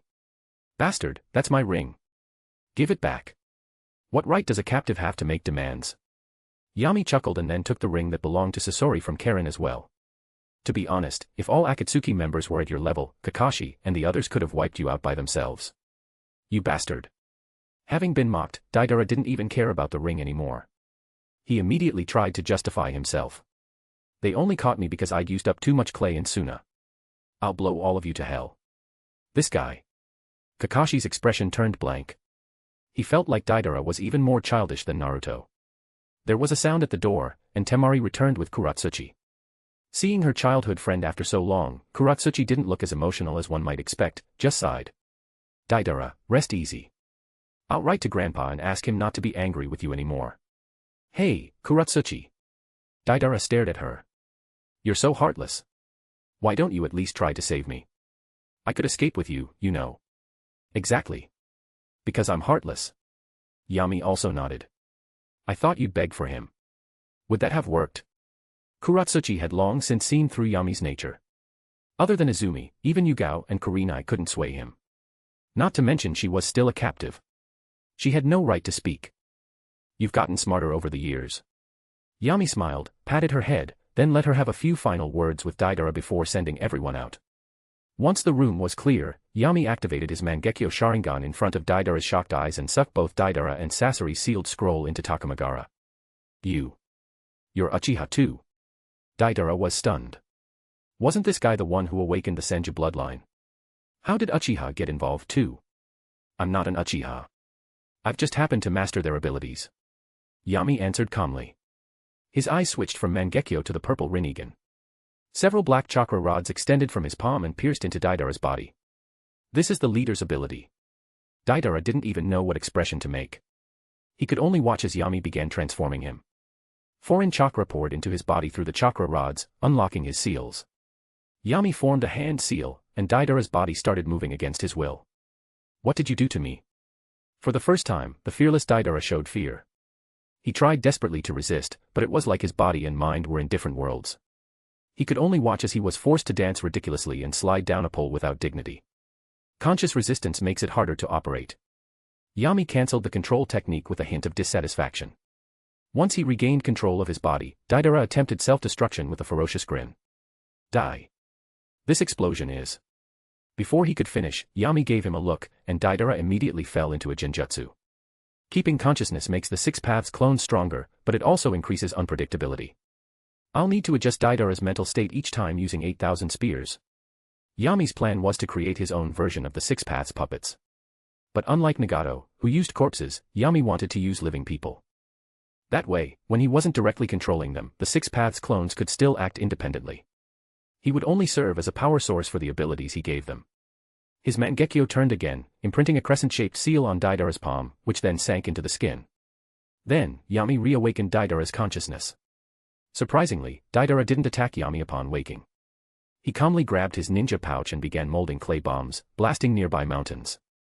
Use it for now. You'll have time for your nonsense later. The artistic duo both had their own passions and weaknesses. No, more accurately, all Akatsuki members had their own weaknesses. Except for the lunatic Haydn. There was no way Yami would join some evil god cult just to win over Haydn, right? He quietly assigned the Six Paths abilities in his mind and reinserted Sasori's heart. Sasori's head had been blown apart by Karen. What Yami brought back was just one of the generic puppet heads from the 100 Puppets technique. But a strange thing happened. Once chakra was restored, the puppet transformed into Sasori's original face. To be honest, Yami had to admit, aside from himself, Sasori might have the most handsome face in the shinobi world. When Sasori woke up, he didn't act recklessly. He simply looked around, his gaze eventually settling on Yami. Shimura Yami. Sasori's voice was flat and indifferent. As the most influential person in the current shinobi world, even Akatsuki had gathered plenty of information on Yami.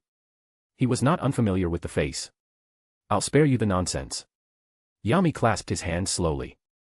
Sasori of the Red Sand, the so-called eternity is no longer in your hands. It depends on how I see you. Akatsuki was just a temporary shelter. I believe you'll make the wise choice. A wise choice is to be your dog. Sasori's eyes were devoid of emotion, like a corpse. No. I'll let you see a higher level of puppetry. Yami formed a hand seal. Sasori's arm was manipulated to lift, shift, and transform into a pitch-black cannon, firing a shot at a distant mountain. Sasori stared at his hand in disbelief. The black cannon made him feel like it no longer belonged to him. Was this really a power that existed in the shinobi world? The style felt completely different. Don't be surprised. This is only the beginning. Yami lowered his hand calmly. I've shown you puppetry's future. How far it evolves is up to you. Chiyo used a forbidden technique to revive Gaara. There's nothing in this world left to hold you back. The eternal path you seek is destined to be lonely. You've cut the last bond. Don't let a temporary shelter cloud your judgment. With that, Yami exited Takamagara and released control over Sasori's body. Unlike Deidara's impulsive nature, Sasori was rational. The reason he died to Chiyo and Sakura in the original was mostly due to psychological tactics, Chiyo using his father and mother puppets to awaken his lost humanity. Now that this emotional hurdle had passed, Sasori only had his pursuit of eternity. After witnessing the power of the Azura path, he would make the right choice. Back in his office, Yami slipped Deidara's ring onto his finger and began fine-tuning his chakra frequency. The Phantom technique was one of the Rinnegan's abilities. It used the ring to amplify thought waves and transmit them to Pain, similar to a radio signal. As long as he found the correct frequency, he could join the chat room and say hi to the Akatsuki crew. But this required delicate adjustment and lots of trial and error. Got it. Just as the workday was about to end, Yami, who had been meditating with his eyes closed, suddenly opened them. A ripple of colored waves spread from the ring. His spiritual energy followed the signal to a sealed-off cave. Inside, over a dozen tall stone pillars stood, and several vague figures stood atop them. Coincidentally, Akatsuki was currently discussing how to rescue Sasori and Deidara, and everyone had gathered. I've sent him. Pain said in a deep voice. Konoha's defenses are meaningless to him. He can sneak in without trouble. No need to worry. Really? I don't believe that. A sudden voice echoed from one of the stone pillars. Pain was stunned. All of Akatsuki turned toward the source. There stood Shimura Yami, his mental form projected into the space, calmly scanning each of them. Go ahead, keep chatting. Pretend I'm not here. To be continued. Just remove the hyphen to access normally. Chapter 196, Chapter 196, Reclaiming the Tailed Beasts, Jinchuriki Registration Act. Yami considered himself a very polite person. Barging into someone's conference room without permission would be impolite, so he decided to sit quietly and observe. But clearly, the Akatsuki organization didn't appreciate his gesture. The moment Yami appeared, murderous intent surged from their thought-projected bodies. Unfortunately for them, it was only their spiritual forms. If everyone had brought their real bodies, the battle would have already started. Fifth Hokage, Shimura Yami, Pain said, his voice filled with pressure. You're truly worthy of being called the strongest in the world. To think you could reverse and crack my illusion technique. The world. Yami tilted his head. That's not wrong, but it sounds off. Are you excluding yourself? There will come a day when we meet.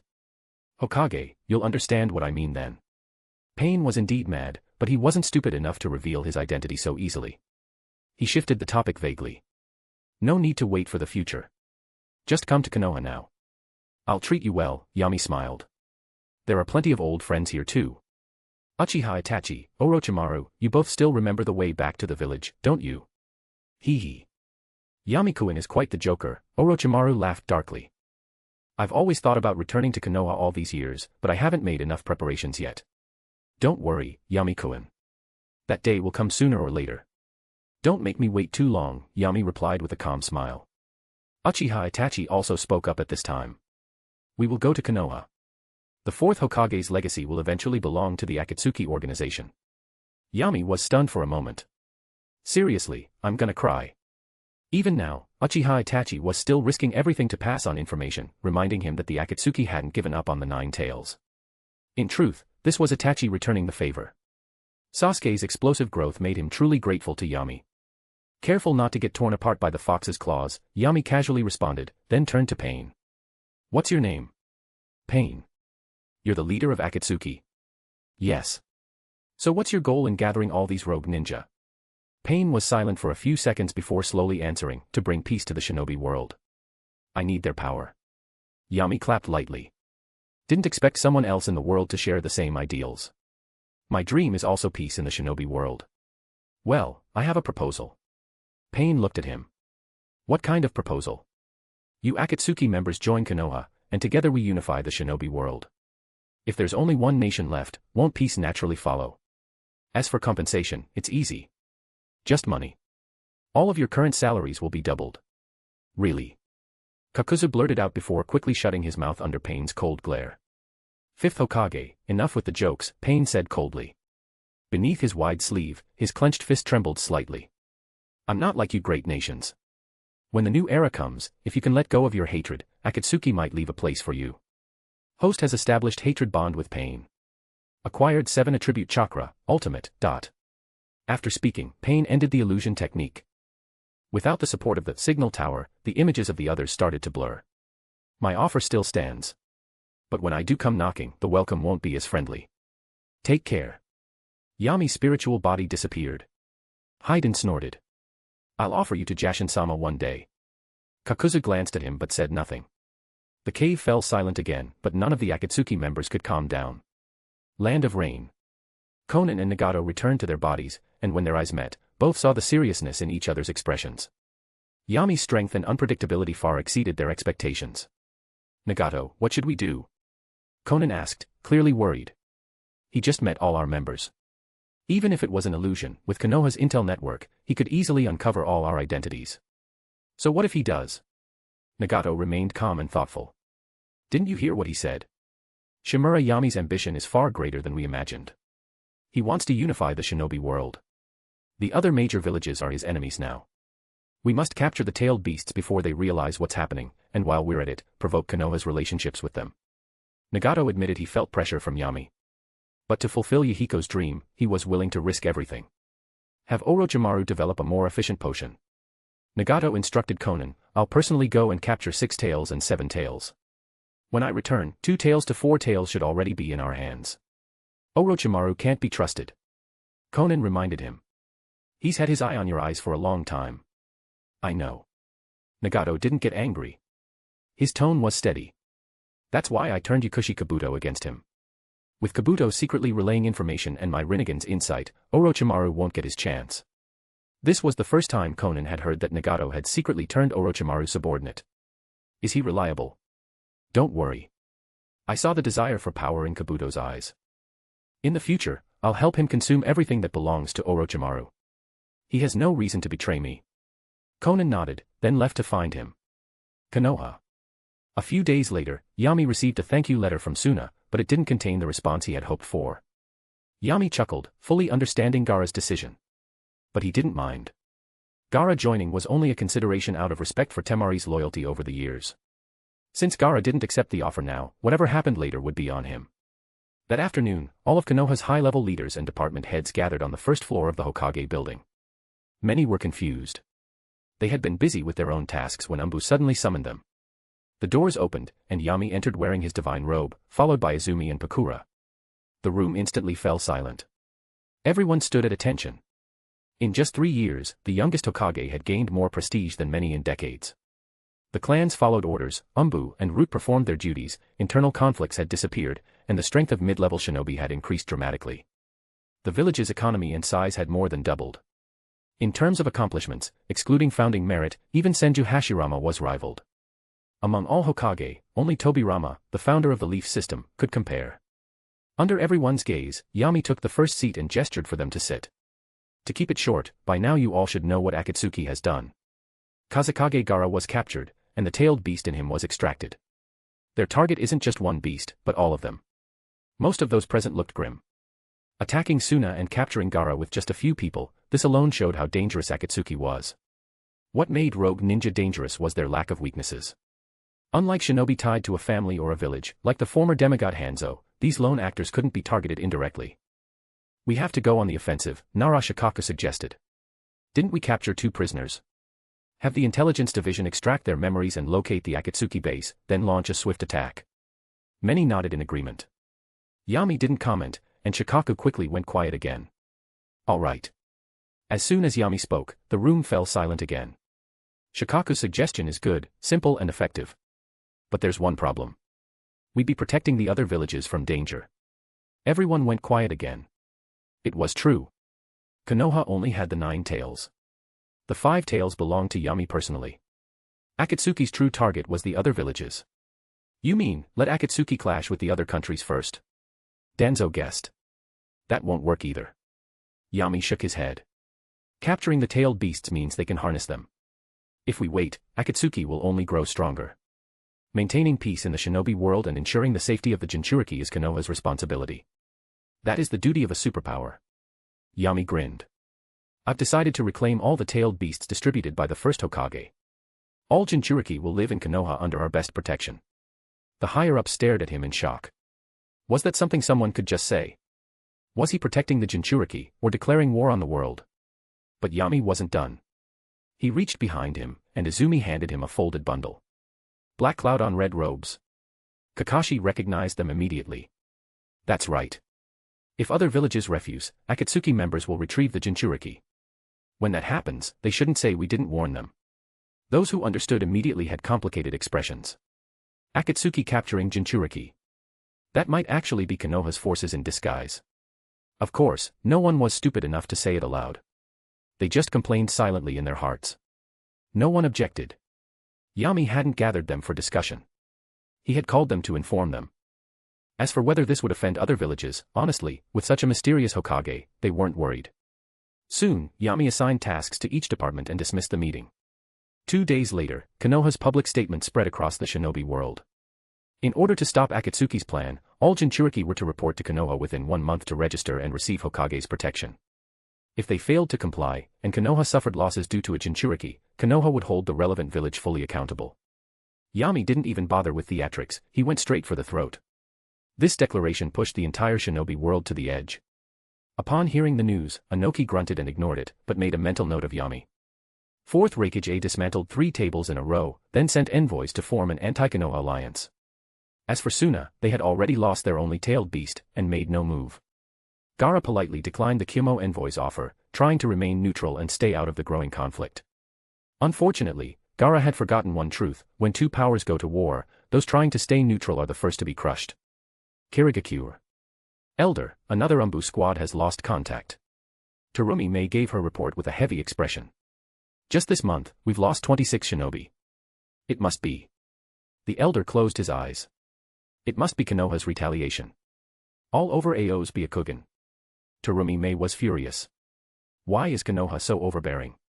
That I was clearly taken fairly during war, and they want it back. Just because we refused, they retaliate like this. Evil Konoha. Though resentful, life had to go on. She had to deal with the crisis. Elder, what do we do now? Konoha's assassins are too strong. I can't escort every team on their missions. That's why we need stronger forces, at least ones who can protect themselves. The elder revealed his plan. First, find the Six Tails Jinchuriki, Utakata, who's been wandering outside. The Three Tails will soon resurrect too. We can make a new Jinchuriki before Akatsuki gets to it. Terumi May's eyes lit up. Utakata. I'll send someone right away. No need. The elder smiled and shook his head. I've already dispatched 2 Umbu teams. They've found him. It's just a matter of convincing him. Terumi May admired him greatly. An elder truly was a treasure to the village. Even though she would soon become the 5th Mizukage, this man was still the backbone of Kirigakure. What neither of them knew was that while Kiri's Umbu were tracking Utakata, Konoha's people had already arrived quietly. To be continued. Chapter 197, Chapter 197, Six Tails is obtained, bonus. Land of Birds. The Six Tails Jinchuriki, Utakata, looked warily at the petite girl in a black robe who had suddenly appeared before him. He didn't underestimate his opponent because of her cute appearance and small build. The sound of clashing blades in the distance served as a clear warning. Utakata had been harassed by 2 teams of Kirigakure Umbu, but the moment this woman appeared, a single glance from her made the 2 teams turn on each other. Who are you? Utakata asked in a deep voice. Hikari wore no Konoha forehead protector. She never saw herself as a Konoha shinobi, she belonged solely to Yami. So Utakata had no way of judging her identity. Six Tails Jinchuriki, Utakata. When speaking to outsiders, Hikari's voice was always cold. My goal, naturally, is the tailed beast sealed inside you. Another ambitious lunatic. Utakata's expression darkened. You people are seriously irritating. Was it really a mistake to stay out of the shinobi world's conflicts? It was indeed a mistake. Hikari calmly agreed. This world is like a massive whirlpool. Small fish and shrimp can only go with the flow, unable to control their fate. But whales can create whirlpools and offer shelter to little shrimp like you. You should be grateful, not complain. Utakata sneered. People like you always find some excuse to justify your ambition. Hikari's cold gaze revealed a trace of pity. Your vision is too narrow. You can't comprehend Yami's selfless intentions. The existence of Jinchuriki is the source of suffering. He's helping you attain freedom. And yet you resist instead of feeling grateful. How pitiful. Shimura Yami. You're from Konoha. Utakata's eyes widened in shock. I belong only to Yami. Enough talk. It seems we'll have to fight. Hikari quickly formed seals with both hands, and several fire dragons spewed from her mouth almost instantly. Utakata blew out a large number of bubbles, jumping onto one and rising into the air. The remaining bubbles burst under the roar of the fire dragons, producing a wide cloud of gas. Taking advantage of the mist, Utakata's bubble had already flown high into the sky. He didn't want to become entangled with Konoha. Even when pursued, he preferred to run instead of fight. But before he could get far, Hikari fired an arrow wreathed in ominous black flames. Utakata's pupils contracted. He let go of the bubble, free-falling to narrowly avoid the black flame arrow. But the moment he landed, Hikari had already caught up. Utakata exhaled a new wave of bubbles that shimmered in the sunlight, creating a surreal, dreamlike atmosphere. But these bubbles were extremely dangerous. Each one would explode with power on par with a detonating tag. As the bubbles floated toward her, Hikari smiled faintly. So, you're one of those freedom-chasing ninja Yami spoke of. What? Utakata hadn't processed what she meant before he saw a faint red glow flicker in her pupils. The next moment, his expression dulled. The bubbles he released became her weapons. Each bubble bore the distinct pattern of Mangekyo Sharingan. Although the distance wasn't enough for Tsukumi, with the bubbles acting as anchors, the unguarded Utakata was instantly trapped in Genjutsu. Plop. A few seconds later, Utakata's eyes rolled back and he collapsed unconscious on the ground. Hikari didn't approach. She remained still. Not long after, several masked shinobi in Umbu gear arrived and knelt on one knee. Ancestor. Take him back. He's under my Genjutsu and won't wake up for 3 days. Hikari frowned slightly. She didn't like being called ancestor, but after Yuichi and the others learned her identity and origin, they refused to change the title. Yes. Yuichi responded respectfully, slinging Utakata over his shoulder. He was full of admiration for Hikari's genjutsu. Normally, tailed beast chakra interfered with genjutsu, making it difficult to trap a Jinchuriki. Holding one for 3 days was nearly unheard of. But their ancestor had subdued both the Jinchuriki and the tailed beast in one move. It was almost absurd. Land of Lightning. The two tails Jinchuriki, Yujito ni, was currently locked in a brutal battle. One of her two opponents couldn't be killed no matter how many times she hit him, and the other, after transforming into a black monster, had altered his entire body structure. Even after fully transforming into the two tails, her opponent stuck to her like glue. A sense of impending danger continued to grow in her heart. What a brutal woman. But the evil god will enjoy such a sacrifice. After being swatted by one of the two tails' claws, Haydn stood up as if nothing had happened and charged in again, swinging his scythe. Don't waste time. If the other Kyomo shinobi show up, it'll get messy, Kakuzu warned, releasing 2 remaining Earth Grudge masks and launching 5 elemental attacks simultaneously. They were fighting in a fortress somewhat distant from Kyomogakuer, but not far enough to guarantee safety. Easy for you to say, you're not the one getting beat up. Haydn complained, but fought even more fiercely. He dove straight into the tailed beast cloak, enduring the burns as he sliced Yujito and took her blood. Lightning release, false darkness. Wind release, pressure damage. Fire release, head hardening flame. Earth release, earth spear. Water release, water curtain. All 5 techniques blasted out at once. Kakuzu temporarily suppressed the two tails, buying Haydn just enough time to complete his ritual circle. Standing at the center of the formation, Haydn grinned and stabbed himself in the abdomen. The two tails let out a piercing shriek. Yujito, struck by severe internal trauma, couldn't maintain her transformation. She reverted to her normal form. A massive wound gaped in her stomach, blood pouring out. Yujito stared in disbelief at the laughing Haydn and finally understood why he was so desperate to draw her blood. Plop. Weakened from blood loss, Yujito collapsed unconscious to the ground. Just as Kakuzu prepared to carry her to a secluded location to extract the tailed beast, a cold voice rang out from deep in the fortress.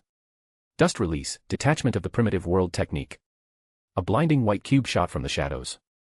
Kakuzu knew trouble was coming and quickly had his Earth Grudge masks dodge, but the dust release was too fast. 3 masks were disintegrated instantly. Who are you? Haydn, still lying in his ritual circle, was in a dilemma. Get up and risk disrespecting the evil god. Stay down and risk being annihilated. His loyalty to the ritual was at odds with his desire to live. As Haydn hesitated and Kakuzu grew tense, 2 long shadows emerged from the corridor.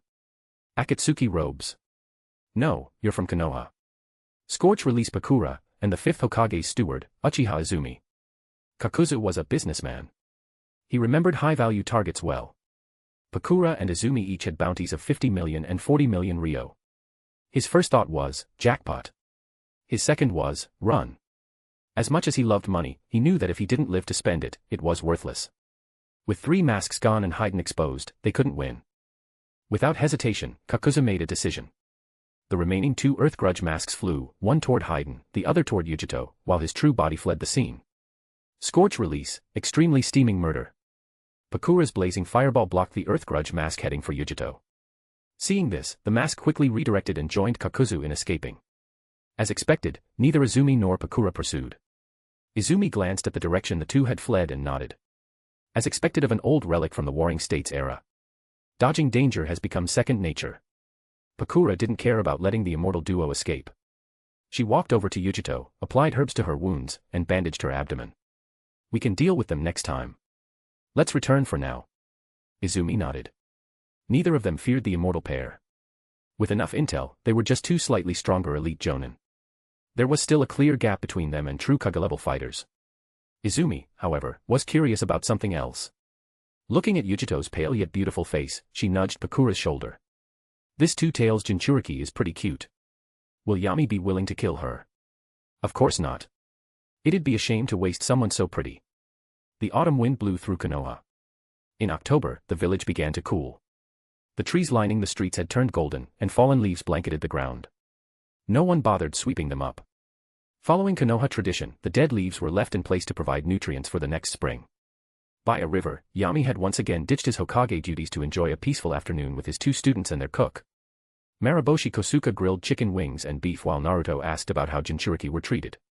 Without Ashura's chakra influencing him, Naruto wasn't cold-hearted, but he had become less prone to unnecessary sympathy. Still, as a Jinchuriki himself, he empathized with others in the same situation. Thankfully, Yami didn't give the worst answer. I've developed a sealing bed that extracts most of the tailed beast's chakra while leaving enough to sustain the Jinchuriki's life. Really? Naruto brightened. Yami and I, then hurry up and get rid of that stinky fox. I'm tired of him already. Unfortunately, not yet. Yami shook his head, and Naruto's smile faded. The fourth Hokage's chakra is bound to the seal. If we remove the 9 tails. Naruto fell silent. After a while, he rubbed his stomach. Then just leave it. I'm used to that stupid fox anyway. It's the fourth's legacy. Kosuke smiled, handing him 2 skewers of wings. To you, the 9 tails isn't just power or responsibility. It's a gift from the fourth and Kushina. Naruto took a big bite of the wings. You're good with words, old man. That gift's way too heavy. If I could, I'd return it. Yami laughed. I suggest you try getting along with Kurama. Become a perfect Jinchuriki. Otherwise, you'll never beat Sasuke. No way. Naruto yelled, offended. Once I learn Sage Mode, I'll definitely beat him. Yami calmly ate his wings. But Sasuke's going to awaken Mangekyo and grow stronger too. You'll still need the 9 tails power. Throughout the long cycle of reincarnation, only the monster Senju Hashirama could fight Indra's descendants head-on. The other Ashura reincarnates always relied on others. Naruto, without Kurama, would be no exception. Sasuke, who had been quietly helping with the food, also chimed in. Yami-sensei, even with that fox's help, Naruto still won't beat me. You jerk, Sasuke. That's too arrogant. Just telling the truth. What, now you don't even want honesty? The two bickered again. To avoid the noise, Yami left with Kosuke. Hokage-sama. The old man was still smiling, but a hint of seriousness flickered in his cloudy eyes. Judging by how things are going. Will war break out soon? Kosuke, who had survived multiple wars, couldn't shake the familiar feeling. The difference this time was who was picking the fight. In past wars, Konoha had always been the victim, dragged in by the provocations of the other great nations. But now, it was Yami who was stirring the pot, demanding all Jinchuriki from the other villages. It was even more domineering than Hashirama's era. Why, are you afraid? Yami didn't deny it. He just smiled. Do you think I'm some warmonger dragging Konoha into war? Of course not. Kosuke shook his head. I know what you're planning. With you here, now's our best chance. Yami patted him on the shoulder. Come to the Hokage office tomorrow. I'll take care of that leg problem. You can make even more contributions to Konoha. Kosuke nodded. Maybe Yami wasn't the friendliest or most approachable Hokage. But he was definitely Land of Rain. After receiving the report from the immortal duo, Nagato could no longer contain his fury and let out a roar of rage. To be continued. Just remove the hyphen to access normally. Chapter 198, Chapter 198, New member of the Akatsuki organization, Declaration of War. Nagato swore this was the angriest he had been since Hihiko's death. What was Akatsuki? It was a powerful organization formed by S-class missing nin and Kage-level shinobi, an existence capable of launching and leading a war. Akatsuki had always been the greatest puppet master in the shadows of the ninja world. They carried out covert missions, earned huge bounties, and constantly stirred up tensions among the great villages. But this time, Akatsuki had become someone else's scapegoat. Konoha was the one snatching tailed beasts, yet they did it while wearing Akatsuki's cloak. They waited until Akatsuki members had risked their lives to subdue the Jinchuriki, then swooped in to steal them. If he weren't weighed down by his dream, Nagato truly wanted to head to Konoha right now, start with a super almighty push, follow up with a planetary devastation, and send every single Konoha shinobi, including the elders, to meet the Sage of Six Paths. The Shimura clan were all rotten. Konan, standing beside him, was also fuming. In her heart, Akatsuki was Yahiko's legacy, and now Shimura had trampled it. How did he trample it? By doing exactly what they themselves had planned to do. Nagato, what do we do now? The 2 tails and 5 tails are already in his hands, and the 9 tails. Konan's brow furrowed tightly. Without those tailed beasts, the Geto statue can't be activated at all. What Konan didn't know was that the 6 tails had also been captured. Otherwise, her anxiety would have been even worse. Don't worry. There's always a way. Nagato gasped for breath and coughed violently. It wasn't until he drank the medicine Konan handed him that he calmed down. He spoke coldly, that guy Madara vanished the moment something happened. Where are the people he promised to find?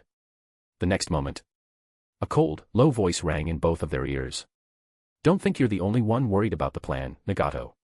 Uchiha Obito appeared in front of them via a swirling space vortex, his expression beneath the mask far from pleasant. What about the people I asked you to rescue? Why haven't Sasori and Deidara been found? Nagato wasn't even the least bit embarrassed about being caught talking behind Obito's back. He had only brought it up because he sensed Obito's arrival using the Rain Tiger at will technique. Yami didn't detain them in Konoha. Obito took a deep breath and replied grimly, I searched Konoha for days. The intelligence department never recorded anything on them. I suspect Deidara and Sasori have already been eliminated by him. In reality, this went against normal ninja logic. Captured ninja usually suffered tragic ends, either used as test subjects or interrogated until their minds were wiped. Dying in battle was often kinder. But even using Kamui to search, Obito found nothing. He couldn't risk breaking into places like the Hokage building or Yami's residence. Based on that, he could only make an educated guess. Kakuzu needs a heart replacement, Sasori and Deidara are missing, and Akatsuki is critically understaffed. Nagato stared hard at the masked men. Kabuto, under Orochimaru, is barely usable. With his medical ninjutsu, have him team up with you to hunt the tailed beasts. It was a two-pronged strategy, replenishing Akatsuki's strength while letting Kabuto act as a secret monitor. But Obito wasn't stupid. He immediately shook his head and rejected the proposal. I'll officially join Akatsuki as Toby. As for a teammate, I've already found one. You'll meet them in a few days. Without giving Nagato a chance to argue, Obito turned and disappeared into a swirling vortex. A few days later, Obito officially joined the organization. Nagato gathered all the active members through the new synchronized projection technique and introduced the new arrivals. This is Toby, a former Akatsuki intern, now a full member. As for the person beside him, Hirako. Before Nagato could finish introducing Obito's companion, Orochimaru interrupted with a sneer. It's rare to see such an old acquaintance in Akatsuki. I've been searching for you for years. Not many experimental assistants in the world are worth remembering. Hirako, in a childlike body wrapped in bandages with only their eyes exposed, stared at Orochimaru like a fierce beast. Orochimaru, I've always hated your arrogant attitude. Once my experiment succeeds, I'll show you who's the strongest scientist in the ninja world. The other Akatsuki members had no interest in their grudge. These two mad scientists could bite each other as long as they didn't interfere with the mission. We still have a mission, medical expert. Itachi spoke indifferently, then disconnected from the projection. Kisame followed. Land of Earth, northeast blue coastline. Iwagakure once had two Jinchuriki, the Four Tails and Five Tails. Unlike Han's good rapport with the village, the Four Tails Jinchuriki, Rashi, had a deeper conflict with Iwagakure, particularly with Inoki. Since the end of the last ninja war, Rashi had wandered the ninja world alone. Not just a shinobi, he was also a monk. With his Kage-level strength, he had never been in danger, until now. Akatsuki had set its sights on all Jinchuriki. The ones assigned to capture Rashi were Kisame and Itachi. As usual, honest Kisame became the frontline force. Rashi possessed Lava Release, which was more aggressive than Scorch Release, and had full control over his tailed beast. His strength was formidable, but Kisame, nicknamed the Tailless Tailed Beast, had chakra reserves comparable to an actual tailed beast and could even absorb chakra. More importantly, their battlefield was by the sea. Towering waves surged over 100 meters high, towering twice the size of Rashi's tailed beast transformation. It was as if the entire ocean belonged to Kisame. Water Release, 1,000 Hungry Sharks. Lava Release, Flower and Fruit Mountain. Kisame unleashed thousands of chakra sharks. Rashi turned the land into magma, turning the coast into a fiery hell. As magma met water, white steam billowed into the sky. A pungent sulfuric smell spread, and acid rain soon began to fall. Even though Rashi used his Kekkei Genkai, his lava release was still suppressed by Kisame's water. The chakra sharks also absorbed his chakra. Soon, Rashi's reserves were drained. He couldn't maintain his tailed beast transformation. In the end, Samehada pinned him down and absorbed the last of his chakra. Kisame slung Rashi over Samehada and strolled back to Itachi with a grin. Itachi, sorry to keep you waiting. Not at all. You're the only one who can catch Jinchuriki so effortlessly. Itachi shook his head and walked ahead. Kisame watched his back with a trace of regret in his eyes. These years together had earned Itachi his deep respect. True, Itachi's actions had been extreme, but that wasn't solely due to his ideology, it was also the tragedy of their times. A shinobi's fate was never in their own hands. Kisame, too, had once been forced to raise his blade against comrades. That's why he had no hesitation turning to Yami, not just because Yami revealed the world's truth, but also because he had the power to reshape this twisted society. The only thing Kisame regretted was that in the new world to come, there would be no place for Itachi. Just days earlier, he had leaked their mission and destination to Yami. Based on the timing, someone should be arriving soon. Sure enough, they hadn't walked far when night fell and a man in a black cloak stopped them. When he saw the familiar mask on the man's face, Itachi's eyes narrowed, and the tomo in his Sharingan spun reflexively. Uchiha Itachi. The man's hoarse voice rang out. He raised a hand and tossed a scroll. It didn't land in Itachi's hand. Instead, it hit the ground and unfurled. A burst of bright light surged from the seal, releasing the chakra and projecting Yami's image. Uchiha Itachi, 1 month from now. Naka Shrine. This is an internal matter of the Uchiha clan. I will not interfere, nor will I allow outside interference. But if you don't show. Yami's projection chuckled. I'll reveal the truth of the Uchiha clan. Konoha will be humiliated, and Sasuke will have no place left in this world. A flash of killing intent flared in Itachi's eyes. But the message was only a projection. After speaking, it vanished. Itachi stared at the Umbu who had delivered the scroll. Kisame, capture him. Kisame hesitated, but still made his move. Catching him was fine, but if Itachi wanted to kill him, Kisame would have to say, sorry, I'm an undercover agent. He rushed forward, swinging Same Hada. But to his surprise, the Umbu held off Same Hada with just a kunai and sent Kisame flying with a spinning kick. Uchiha Itachi, don't waste your strength. Save that body of yours, and burn out the last of your embers. The Umbu looked at them deeply, then disappeared with a flicker. What a fast body flicker technique. Even with his 3 Tomo Sharingan, Itachi could barely trace the flicker's trajectory. He recognized it as the same technique Shursue once used. But he didn't overthink it, he assumed Yami had passed the technique down to Umbu. Kisame, not being a speed-type ninja, gave up the chase. He sheathed Same Hada and asked, Itachi, will you go in a month? Itachi lowered his head in thought, then slowly nodded. Of course. My eyes are nearly at their limit. It's time to take my foolish little brother's eyes. Still acting. Kisame was deeply impressed. Konoha. The forest of death had been sealed off by multiple Umbu and root squads. No one was allowed to enter. Inside the forest, Yami formed seals with both hands. The 2 Jinchuriki he had captured floated in the air as streams of chakra flowed from their bodies and merged into 2 cores. When the scroll had been triggered earlier, he had sensed it, but didn't take it seriously. Itachi couldn't refuse. He had been waiting for this day for the past 10 years. Even if he died, he needed to see Sasuke one last time. Half an hour later, most of the chakra from both tailed beasts had been extracted. A small portion was left to maintain their respective seals and preserve the Jinchuriki's lives. The tailed beasts regained consciousness after the extraction and attempted to vent their long-standing rage. But when they saw the 2 standing wooden golems, they remembered past memories, and Five Tails' recent bragging in their shared space. They quickly quieted down. Host establishes a bond of respect with Six Tails Seiken and obtains Six Tails Chakra, 10%. Host establishes a bond of respect with Two Tails Matatabi and obtains Two Tails Chakra, 10%. Yami's reputation among the tailed beasts had improved unexpectedly, thanks to Five Tails Kokuo. He had kept his promise and let Kokuo roam free for years. Now the beast was fat, and the others were jealous. Utakata looked at Yami with a complex expression. Why didn't you kill me? He had thought Yami would be like his master, willing to kill him for the tailed beast. But instead, Six Tails, the source of his misfortune, had been removed, and he was still alive. He couldn't understand it. The Two Tails Jinchuriki, Yujito ni, remained more vigilant. In her eyes, Yami's actions were no different from Akatsuki's. Yami didn't bother explaining to her for now. He directly placed her under Genjutsu, then looked back at Utakata. Your personality poses no threat to Konoha or me. If you live in Konoha for 1 year, you'll be completely free. All right. Utakata agreed immediately. He glanced at the Katsuyu carrying Six Tails and left the forest with a spring in his step. He believed Yami wouldn't go through this much trouble just to deceive him. It was only 1 year. He could wait. After Utakata left, Yami sent Six Tails to the Shikatsu forest and Two Tails to the Dream Taper summoning grounds to accompany Kokuo. After completing everything, he left the Forest of Death, arranged a temporary residence for Utakata, and returned home. Master. As soon as he got home, Hataru ran up with a cheerful face. Master, just now, Pakura-san sent a message. She said Jiraiya has returned to the village. Yami's good mood from acquiring new tailed beast chakra instantly dropped in half. Why did this annoying old man have to come back now? Did he really have to be forced to send someone to aim? To be continued. Just remove the hyphen to access normally. Chapter 199, The Great Toad Sage's Prophecy. Jiraiya's return to the village was undoubtedly bad news for Yami.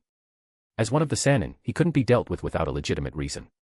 Plus, the past friendship between the three Sannin still had to be considered. The ideal situation was that Jiraiya wandered the ninja world while Yami remained in Konoha. They would each mind their own business. But Yami was preparing to strike the remaining 4 major nations. With Jiraiya's return, it was inevitable that he would jump out and start preaching nonsense. It was irritating. Patting Hataru's head, Yami nodded absent-mindedly. I know. Let the old men and the others handle it. We don't need to care. Out of sight, out of mind. Yami simply ignored it. Seeing the light in Hataru's eyes with a faint trace of fire hidden deep within, Yami grinned evilly and picked her up. Let's go. Time for Sensei to check how your taijutsu training is going. After drilling her with a few new taijutsu moves, Yami got lazy and didn't go out again. He slept until the next day. By the time he got up around noon, the whole household was already busy, making him, the Hokage, seem particularly idle. Since there was nothing else to do, he decided to eat to his heart's content. He called his 2 apprentices to join him at Yakiniku-Kyu for a big feast. Sasuke paid. While paying the bill, Sasuke's mouth twitched, and a red light flashed in his Sharingan. A single Ryo could humble even a hero. And several thousand. That could bring a former king to his knees for a bowl of rice. Even though he'd earned quite a bit through the bounty station, life in Konoha wasn't cheap. With Konoha expanding constantly, land was more valuable than gold. To repay Naruto for the money he'd borrowed, provide a decent living space for his clan members, and establish a lasting family legacy, Sasuke had completely become obsessed with money. Recently, most of Konoha's high-level missions had been handled by him and Naruto. Yami couldn't even bring himself to take his own cut. The kid was suffering. But even if he couldn't bear it, the rules couldn't be bent. Naruto and Sasuke were still genin, and he was their jonin instructor. Sharing the mission pay was standard procedure. As Hokage, he couldn't be the one breaking the rules. Walking out of Yakiniku-Kyu, seeing Sasuke's expression like someone owed him 2 million, Yami couldn't help but laugh. Don't be so bitter. I'll give you a piece of news. Think of it as me paying for the meal this time. What news? Sasuke asked through clenched teeth. News about Uchiha Itachi. Sasuke's gaze sharpened instantly as he waited for the rest. I've already arranged for your battle with Uchiha Itachi. 1 month from now, at Naka Shrine. That will be the day you settle everything. Sasuke trembled with excitement, then gritted his teeth and nodded. I'll be ready. Yami continued walking ahead. Izumi and Hikari are back too. Tomorrow they'll tell you Itachi's final trump card. You should spend the next 10 days focusing entirely on training. Yami-sensei, those people. Sasuke asked cautiously. Knowing what he meant, Yami answered directly. After delivering the message, Shun went straight to the land of snow. It won't be long before they return. Sasuke felt a weight lift off his shoulders. To Sasuke, restoring the Uchiha clan in Konoha was as important as killing Itachi. Both were forms of redemption. Killing Itachi was redemption for Itachi. Bringing back the clan was redemption for himself. Just as Yami was about to say more, he suddenly sensed something and frowned. All right. Wait for me at the training ground tomorrow. You two go on ahead. Sasuke nodded and saw Yami's mood shift. Without asking anything, he grabbed Naruto and quietly left. Not long after the two departed, a tall figure with a scroll on his back appeared on the rooftop ahead. Yami glanced at him, then leapt a few times toward a quiet park in the village. Jiraiya followed. Why'd you come back to the village instead of collecting folk tales? There weren't many people in the park. Small groups of villagers walked along the path with their families, admiring the beautiful autumn island scenery. Yami sat on a bench and looked at Jiraiya, asking impatiently. The bleak autumn wind blew through Jiraiya's long hair as he spread his hands helplessly. The ninja world is in chaos now.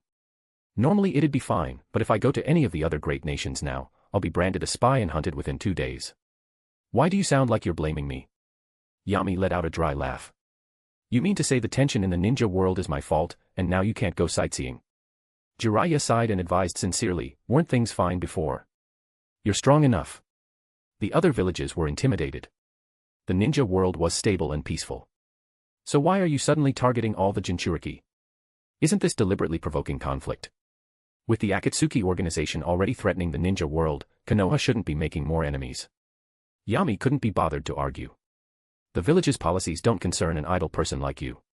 Don't you remember the ninja code? Do not disobey orders from your superior.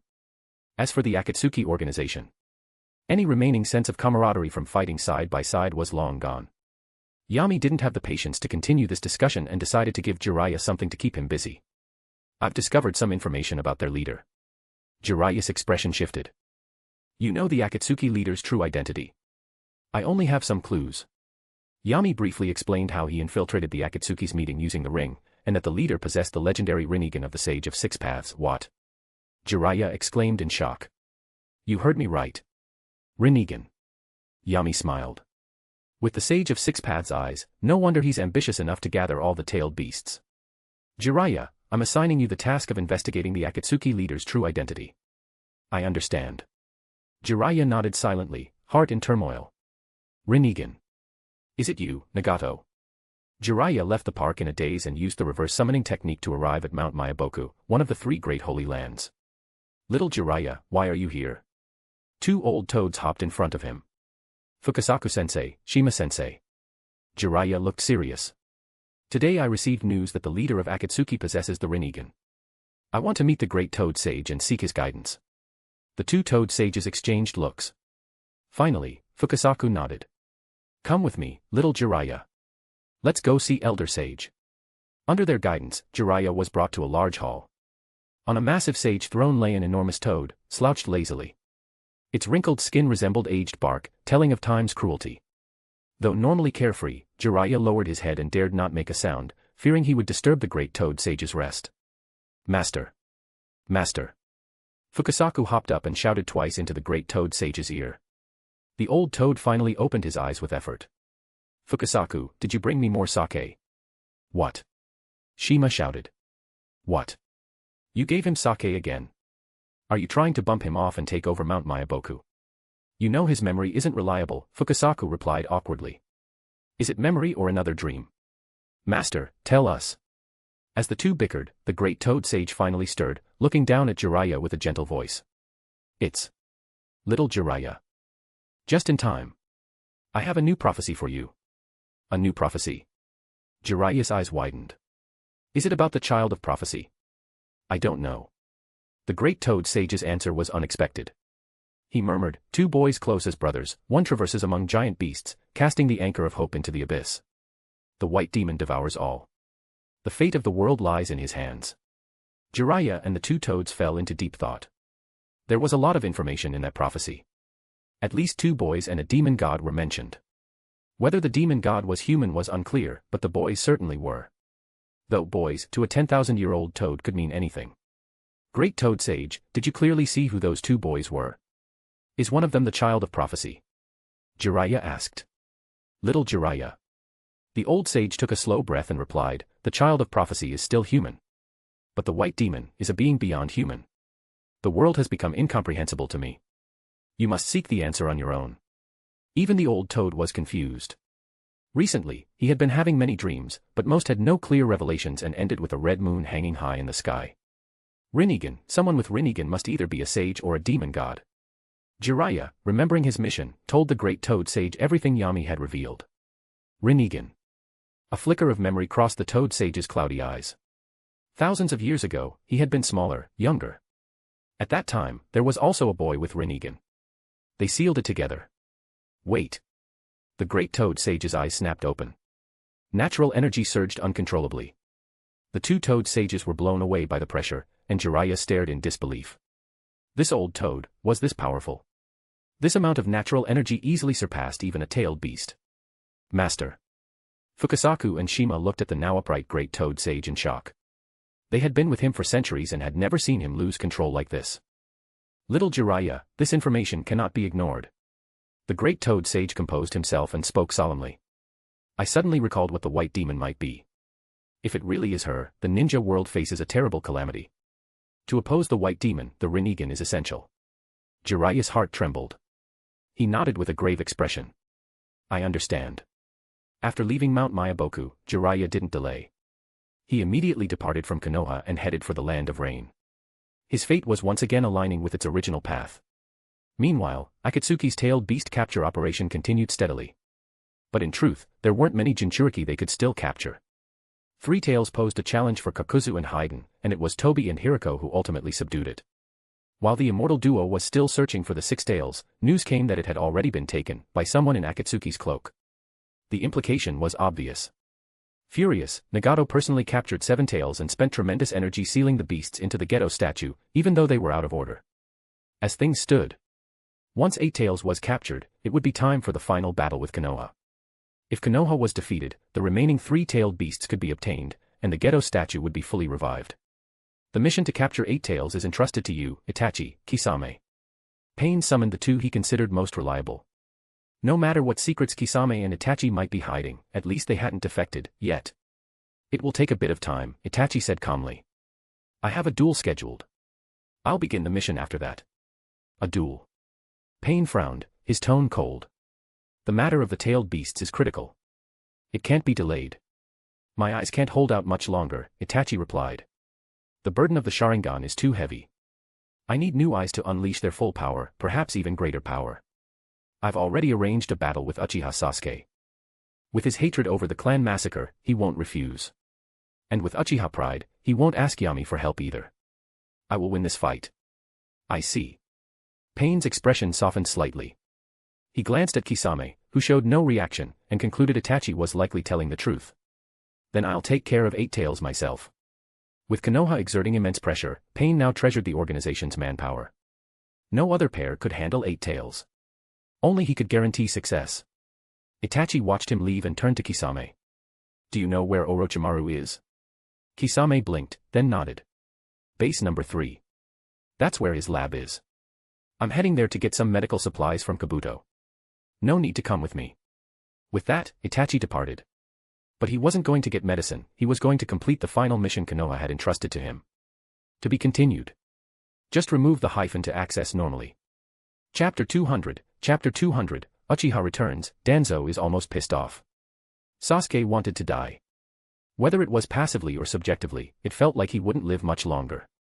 He once believed that with the support of the Senjutsu chakra from the curse seal mode, he could steadily break through Tsukuyomi, and that the gap between him and Uchiha Itachi's Mangekyo Sharingan had closed.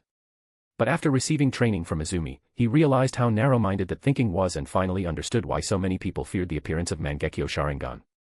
Amaterasu could be dodged. Tsukuyomi could be broken. But what about Susanoo? Was he supposed to split it with a kunai? Once Izumi activated her silver Susanoo, most of Sasuke's ninjutsu became useless. Only 2 techniques still had any effect, both developed in recent years. Lightning Release, Kirin. Lightning Release, Thousand Eclipse Fang. Kirin used the Chidori in his hand as a trigger to draw lightning from the sky, making it both fast and powerful. Thousand Eclipse Fang wasn't any weaker in level. It used large amounts of lightning and fire chakra to condense into an almost solid lightning crystal, which was then launched using Uchiha's throwing technique and detonated instantly. Fire chakra created extreme heat, while lightning produced a high-frequency current. Though not a Kekkei Genkai, thanks to his mastery of these 2 chakra natures, it was even stronger than some bloodline techniques. Compared to Kirin, Thousand Eclipse Fang had slightly less power, but it was more convenient, it didn't rely on weather. Previously, Yami thought the name sounded pretentious and suggested calling it Thunderfire Fang for clarity. Sasuke rejected it. With the power of the curse seal, both techniques could break through Susanoo. But only the ordinary version. Once Susanoo reached its 3rd form, the half-armored Crow Tengu stage, both techniques were useless, only capable of damaging parts of the armor, not the person inside. What's worse, Izumi told him that Itachi Susanoo didn't carry an offensive artifact like the Aim no Habakiri, but had the Totsuka blade and Yata mirror, both defensive treasures. This made Sasuke even more helpless. You only have 2 options to deal with Uchiha Itachi Susanoo right now. After another day of training, Izumi dismissed the Susanoo giant and walked over to Sasuke, who lay collapsed on the ground. Either master Dust Release within the next few days. Or rely on the agility of Flying Thunder God to slowly wear him down. Uchiha Itachi's body and ocular power can't maintain Susanoo for long. He might die from exhaustion. No. Sasuke immediately rejected the idea. As a Flying Thunder God practitioner, of course he had thought of that tactic. He just didn't want to use it. What he wanted was to win head-on, to defeat Uchiha Itachi with his own strength, not by using some old man tactic of attrition. Then there's nothing I can do. Izumi shrugged. She didn't care what Sasuke thought and turned to leave. She was now Konoha's uncrowned Kage, responsible for finalizing all the village's major decisions daily. Taking an hour to act as a teacher wasn't easy. Still, she didn't mind. Her current life lacked combat training. She took this as a way to stretch and relax. After Izumi left, Sasuke didn't lie there long before he heard soft footsteps behind him. Sasuke. Shisui. Sasuke turned around and greeted him politely, smiling. You're all back. Shisui smiled and nodded. We're back. Naka Shrine. The surviving Uchiha looked around. Some were nostalgic, others sighed, and some even had tears in their eyes. 100 years could change everything. Even if Konoha feared and isolated the Uchiha, it didn't change the fact that this was still their home. After 10 years, returning to this land again brought indescribable feelings. By the time Sasuke and Shisui arrived at Naka Shrine, the once dilapidated place had already been cleaned up and had regained some of its vitality. Sasuke. Many people smiled and greeted him. It warmed Sasuke's heart. Humans need to prove their value in this world. Being needed by others was part of that. Sasuke's personality had changed greatly over the years, and the presence of his clan had played a significant role. He understood that he wasn't alone in this world. He had responsibilities to others, and his mindset had grown more rational. Soon, Yami arrived with Yuichi and the others. This was the entirety of the Uchiha's current strength, one Mangekyo Sharingan user, Sasuke, and others with dual Tomo. Their combined power was close to half of the Uchiha clan's former peak. Most of them were descendants of former civilians or marginal members of the clan. To have come this far proved the strength of their bloodline, and also how important emotional clarity and conviction were to the Uchiha. The duel in 3 days will take place in a land once used by the Uchiha during the Warring States era. I will not intervene. Neither will Konoha. Yami's words made the entire group fall silent. Yami-sama, can we go? Yuichi asked. Yami looked at Sasuke. Yuichi turned to Sasuke and said seriously, Sasuke, killing Uchiha Itachi isn't just your burden. It's the will of all of us. You can't stop us from taking our revenge. Sasuke frowned slightly, confused and a bit dissatisfied. But didn't we agree that I'd be the one to end Uchiha Itachi? Why go back on that now? Sasuke, this isn't going back on anything. Shisui spoke gently. You've seen Susanu's power yourself. You can't defeat him alone. Sasuke stayed silent. It was the truth. He couldn't deny it. Even now, he hadn't found a way to crack Susanoo. Shisui smiled faintly and continued, aside from me, the root cause, every Uchiha here has the right to avenge themselves. And as the clan head, aren't we part of your strength too? Shisui, it's not your fault. Sasuke responded quickly. He understood Shisui's guilt. Shisui believed that had he not instilled the idea of peace into Itachi, Itachi might never have carried out the clan massacre. But Sasuke believed that peace was a noble idea. Itachi had simply chosen an extreme method. Shisui bore no blame. I understand. With his Sharingan glowing with 3 Tomo, Sasuke took a deep breath. 3 days from now, all of us will avenge Uchiha Itachi. Over a dozen Uchiha activated their Sharingan. Killing intent surged. Revenge. Revenge. Revenge. Many people were already anticipating the upcoming battle between the brothers. As a spy with ties on every side, Kabuto couldn't even count how many people he was working for. But that wasn't important. What mattered was remembering that his roots lay in Konoha, and in Yami, so he wouldn't forget his true purpose. After receiving news from Pain, he passed it on to Orochimaru. What surprised Kabuto was that Orochimaru didn't react strongly. He simply acknowledged the information and remained silent. Kabuto asked curiously, Orochimaru-sama, have you lost interest in the Uchiha bloodline? Of course not. Orochimaru didn't pause his work and replied softly, I just have more important things to deal with. Let them fight. The winner of the 2 brothers will be worthy of becoming my vessel. Kabuto gave a slight bow and left the lab. Before leaving, he saw Orochimaru holding a crimson, twisted mask in his hand, but he didn't think much of it, he had to hurry. Soon after, Uchiha Obito also received the intel from Kabuto. Though he had already heard it from Kisame, Kabuto's report still left an impression. So, is Uchiha Itachi planning to die, or is he after Uchiha Sasuke's eyes? Obito muttered, staring off into the distance. Zetsu emerged beside him, thinking for a moment before replying, he's a Uchiha. I think he wants Sasuke's eyes. For power, a real Uchiha will do anything. Yeah. Obito sneered. Maybe he kept Sasuke alive all along just for this day. After all, he's seen the stone tablet too. How could he not desire the eternal Mangekyo? But I hope Uchiha Sasuke wins. Compared to Itachi, he's much easier to manipulate. Then let's go watch. Zetsu suggested. If Sasuke wins, we'll tell him everything Konoha has done. Zetsu was confident that once Sasuke learned the truth, he would hate Konoha and join the Akatsuki. He knew how powerful the eternal Mangekyo was. Maybe he could trick Sasuke into becoming a pawn for the Eye of the Moon plan, just like he had with Madara. Obito agreed, and the two left the Akatsuki base. Konoha. Yami went to confront Danzō. So many Uchiha had returned to the village and were about to appear in public. Most importantly, Uchiha Shisui was among them. That alone was enough to piss Danzō off. Yami didn't care about how others felt, but since the old man hadn't said anything for years, it was better to talk things out clearly and avoid future issues. To strengthen his position, he even brought an outsider with him. Root Base. As expected, when Danzō heard that dozens of Uchiha were still alive, and that even Uchiha Shisui had survived, he nearly had a stroke. He pointed at Yami with trembling fingers. Are you insane? 12 3-tomo Sharingan, 1 Mangekyo, and all of them were once civilians. We went through so much effort to raise a talent like Uchiha Itachi, and now you've undone all of it. Konoha needs the Uchiha, but not that many Uchiha. This was perhaps Danzō's greatest moment. He was the only person in the shinobi world who dared to point a finger at Yami's face. Old man, I get it. You're almost pissed off. Yami sighed, and the words nearly sent Danzō into cardiac arrest. You know the biggest difference between you, me, and the third Hokage. It's strength. All those schemes and calculations are pointless in front of me.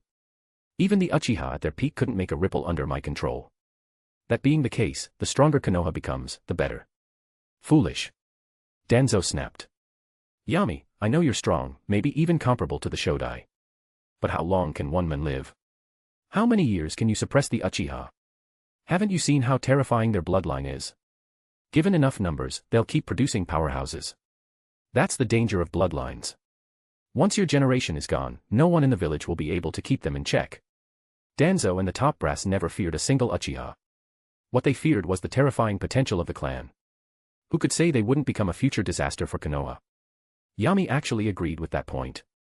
Whether the shinobi world stayed peaceful or descended into chaos was often decided by the Uchiha. If not for him, the best solution would have been to erase them from history. Old man, like you said, as long as I'm around, they can't go rogue. So wouldn't it be even better if I became immortal? Yami raised an eyebrow. Immortal? What nonsense are you talking about? Why do you think I've been collecting the tailed beasts? They're no match for my wooden golem in combat. Danzō's expression changed. He leaned forward and asked in disbelief, you're saying collecting all 9 tailed beasts can make you immortal? Where'd you hear that? It still requires a few more steps. The key medium is currently in the hands of the Akatsuki. Speaking of which, old man, have you really forgotten your grudge with Akatsuki? Yami asked. Danzō frowned. My grudge with Akatsuki? Have I crossed paths with them? When I was 4 or 5, didn't you go negotiate with Hanzo? I saw it in Root's files. The group you provoked back then was Akatsuki. Danzō froze. Yami's reminder jogged an old memory. That peaceful group from Omega-Kure was Akatsuki. To be continued. Just remove the hyphen to access normally. Chapter 201, Brothers Battle, Fresh Triple Pair Mangekyo. Danzō had almost forgotten about the negotiation with Hanzo. As for the Akatsuki organization, one he thought had been destroyed long ago, it wasn't even worth remembering. The reason they targeted Akatsuki wasn't because of its strength, but because its ideology posed a threat to Konoha.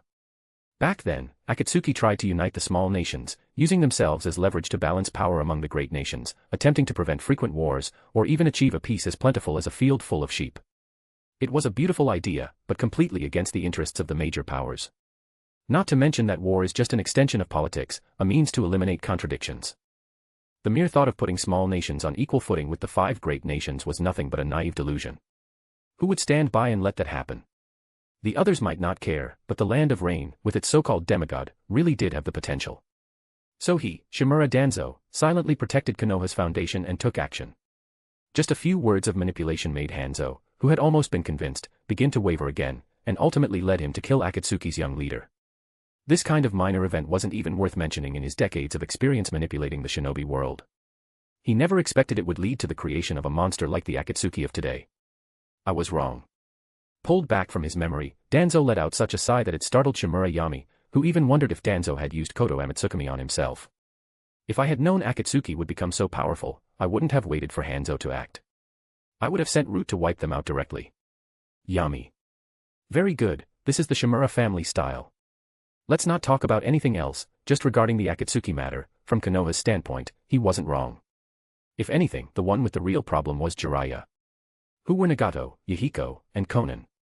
War orphans created by battles between Konoha and other shinobi villages. They naturally held deep hatred toward Konoha. As a high-ranking official of Konoha, Jiraiya didn't cut the problem at its root. Being too soft-hearted to kill children is understandable, but why go as far as to take them as disciples and teach them ninjutsu? Isn't that basically cultivating the enemy? Yami, since you have a use for the Uchiha's power, keep them for now. Danzō's tone had softened. Akatsuki was the biggest threat now. The top priority was to seize all the tailed beasts, and internal disputes could be set aside for now. But his attitude toward the Uchiha hadn't changed. He warned with a solemn voice, once everything is over and you obtain the power of immortality, Uchiha will still need to be purged. This was the second Hokage's decision, and it was never wrong. Yami was speechless. Danzō's hatred for the Uchiha truly surpassed even his complex feelings toward Hiruzen.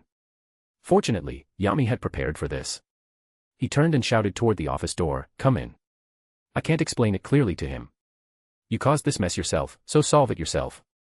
Just as Danzō frowned in confusion, the office door slowly opened, and a man in a black cloak and hood walked in. When the hood came off, Danzō was struck like lightning. He stood up trembling, and then dropped to one knee. "Second Hokage-sama." Tobirama's expression was complicated. You could say Danzō was fine, but his actions with Hiruzen had driven the village into decline. But you could also say Danzō had problems, and yet his strategy against the Uchiha was precisely the continuation of Tobirama's will. Tobirama didn't even know where to begin. "I'll leave him to you." Yami patted Tobirama on the shoulder and left route. Soon, the scheduled day arrived.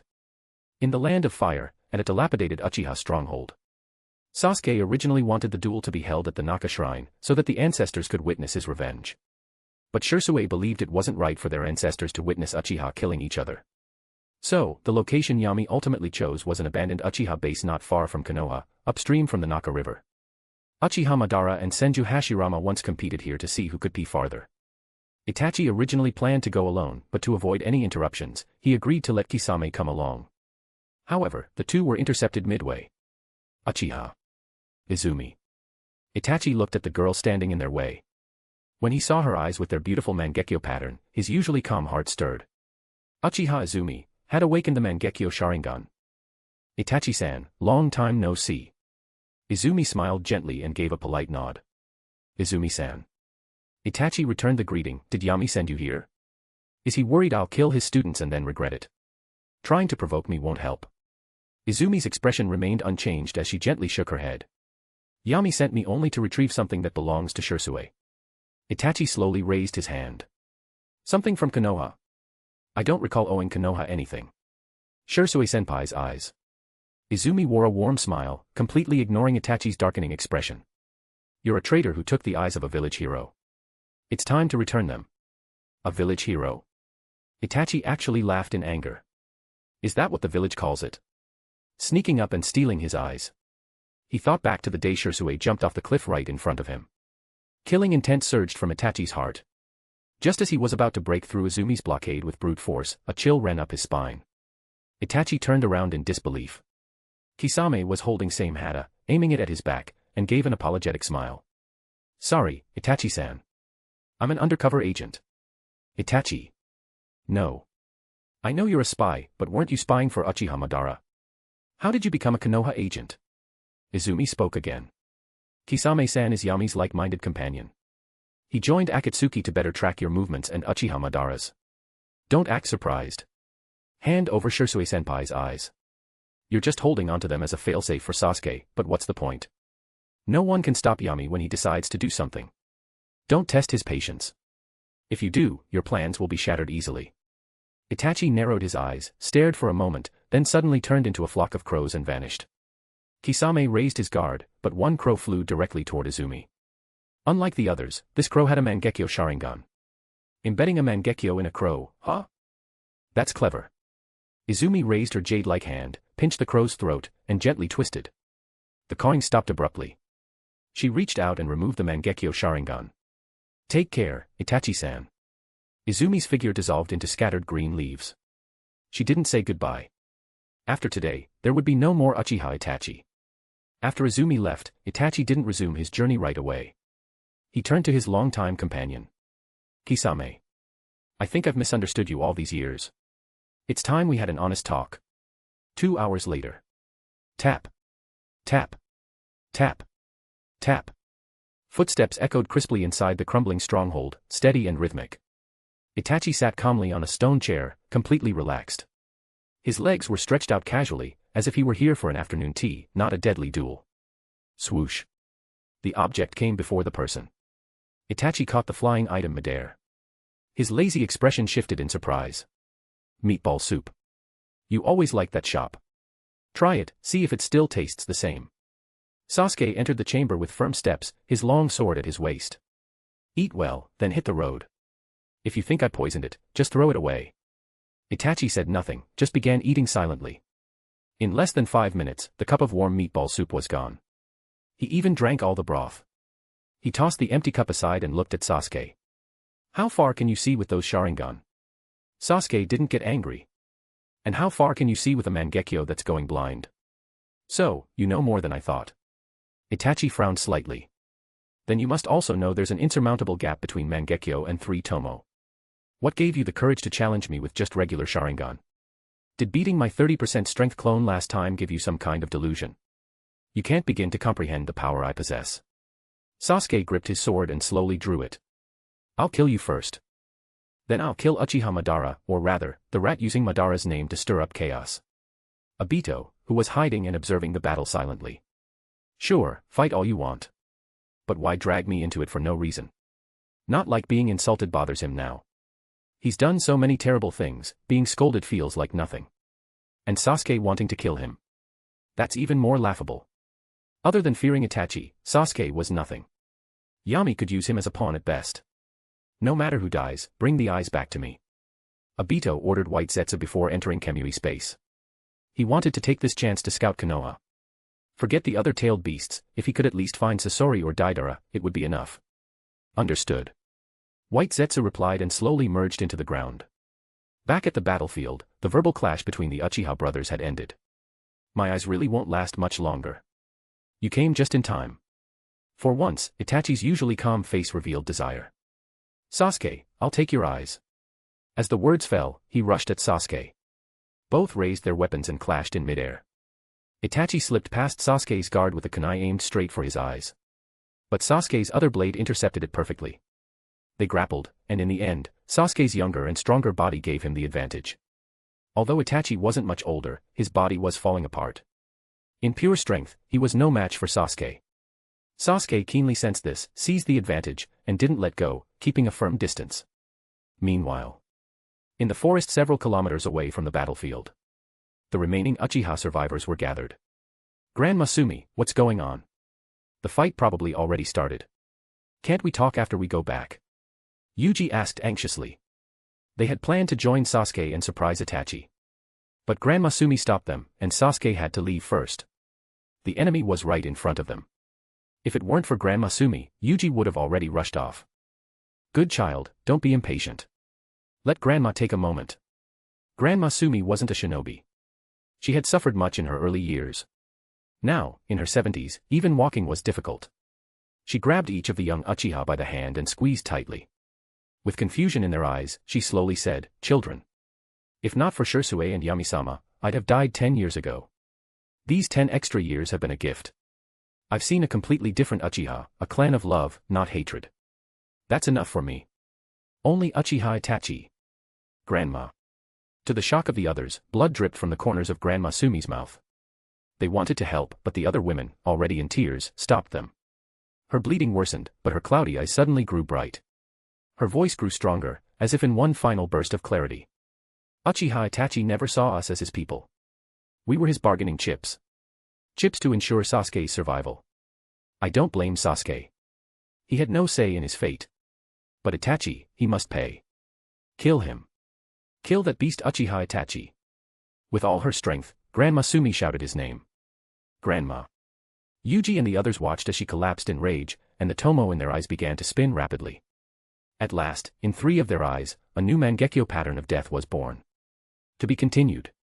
Chapter 202, Chapter 202, 10 years of planning, today is the day to settle the accounts. Bonus. The weeping in the forest grew louder and louder. Everyone knelt in grief, their faces wet with tears. Whether it was young shinobi or the older women who had missed their chance to train as ninja, all were heartbroken at this moment. Perhaps back in Konoha, they were just ordinary clan members. Some were close, others only nodded in passing. But after arriving in the land of snow, the bond among these Uchiha survivors grew stronger and stronger, like a true family. Grandma Sumi was the eldest among them.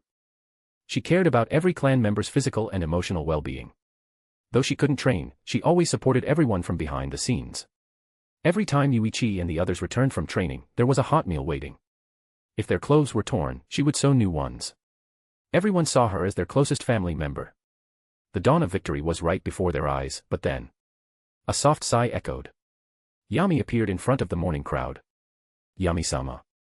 Yuichi's eyes were bloodshot, his mangekyo bleeding tears. What happened to Grandma? She was fine yesterday. Why did she suddenly start vomiting blood? This was her own decision. At this moment, Yami didn't hide anything. After arriving in the land of snow, Grandma Sumi had already made up her mind. She understood the power of the mangekyo and knew that with your abilities, it would be difficult to awaken it. You were no match for Uchiha Itachi. So, this plan was formed. To use familial bonds as the soil, and love as the nourishment, to give you that final push. Yami's gaze swept over the stunned Yuichi and the others. Yuichi, the most experienced. Yushir, the most talented. Yumi, closest to Grandma Sumi and the only girl among the dozen or so with 3 Tomo Sharingan.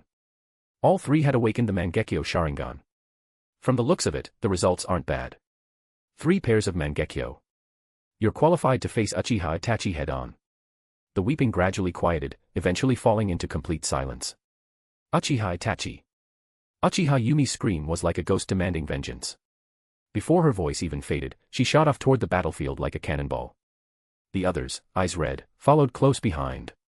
It wasn't until long after they left that footsteps were heard again in the forest.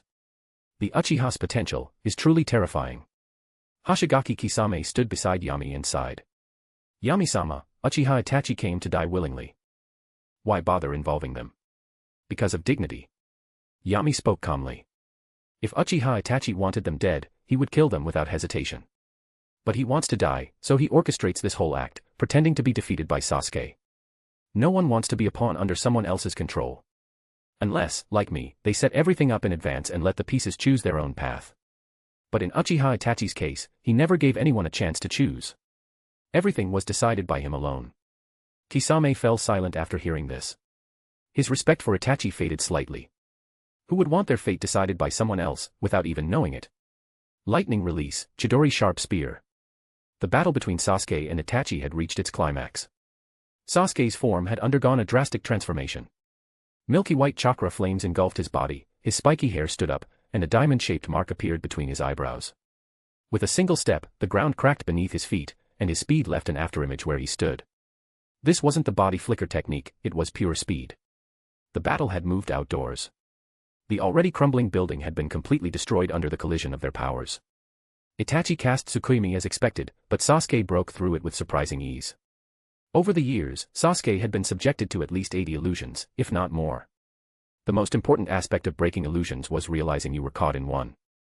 Once that was clear, he could forcefully dispel it with foreign chakra. With the momentum from breaking Tsukuyomi, Sasuke activated the full power of the curse mark, not intending to give Itachi the chance to summon Susanoo, he would kill him directly. From a distance, White Zetsu poked his head out, surprised to see Sasuke dominating the fight. Madara was wrong again. Sasuke isn't as weak as he said. Zetsu was speechless over Obito's terrible judgment. When Yami was still young, Obito looked down on him, and now he didn't even dare show his face in front of him. As for Sasuke, Zetsu had never thought he could defeat Itachi. Madara, look at the person you picked. When he couldn't get things done, he hoarded a bunch of Sharingan as resurrection coins for himself. In truth, whether it was Sasuke from the original timeline or this version, he was never as weak as people thought. Itachi held back, yes, but not to the extent people romanticize. Without Susanoo, Itachi might not even be Sasuke's opponent. Without it, he wouldn't have survived Kirin crashing from the heavens. Sasuke had already taken the upper hand in their fire release clash. Tsukuyomi and Amaterasu had both been countered. Itachi had no other techniques to fall back on. Just as Zetsu was internally ranting about Obito's incompetence, he heard angry roars from afar. Uchiha Itachi. A dozen figures rushed toward the battlefield. Startled, Itachi used Sasuke's flying kick to leap back and gain distance, then looked up. His pupils trembled.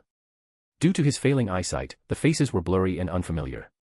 But the scarlet glow in their eyes, and the chakra filled with anger and hatred, were unmistakable. How could this be? Did Danzō use the Sharingan collected during the massacre on other experimental subjects? No, they were all wielding 3 Tomo Sharingan and 3 pairs of Mangekyo. If such a force existed, there's no way he could have completed the massacre. Why are you all so slow?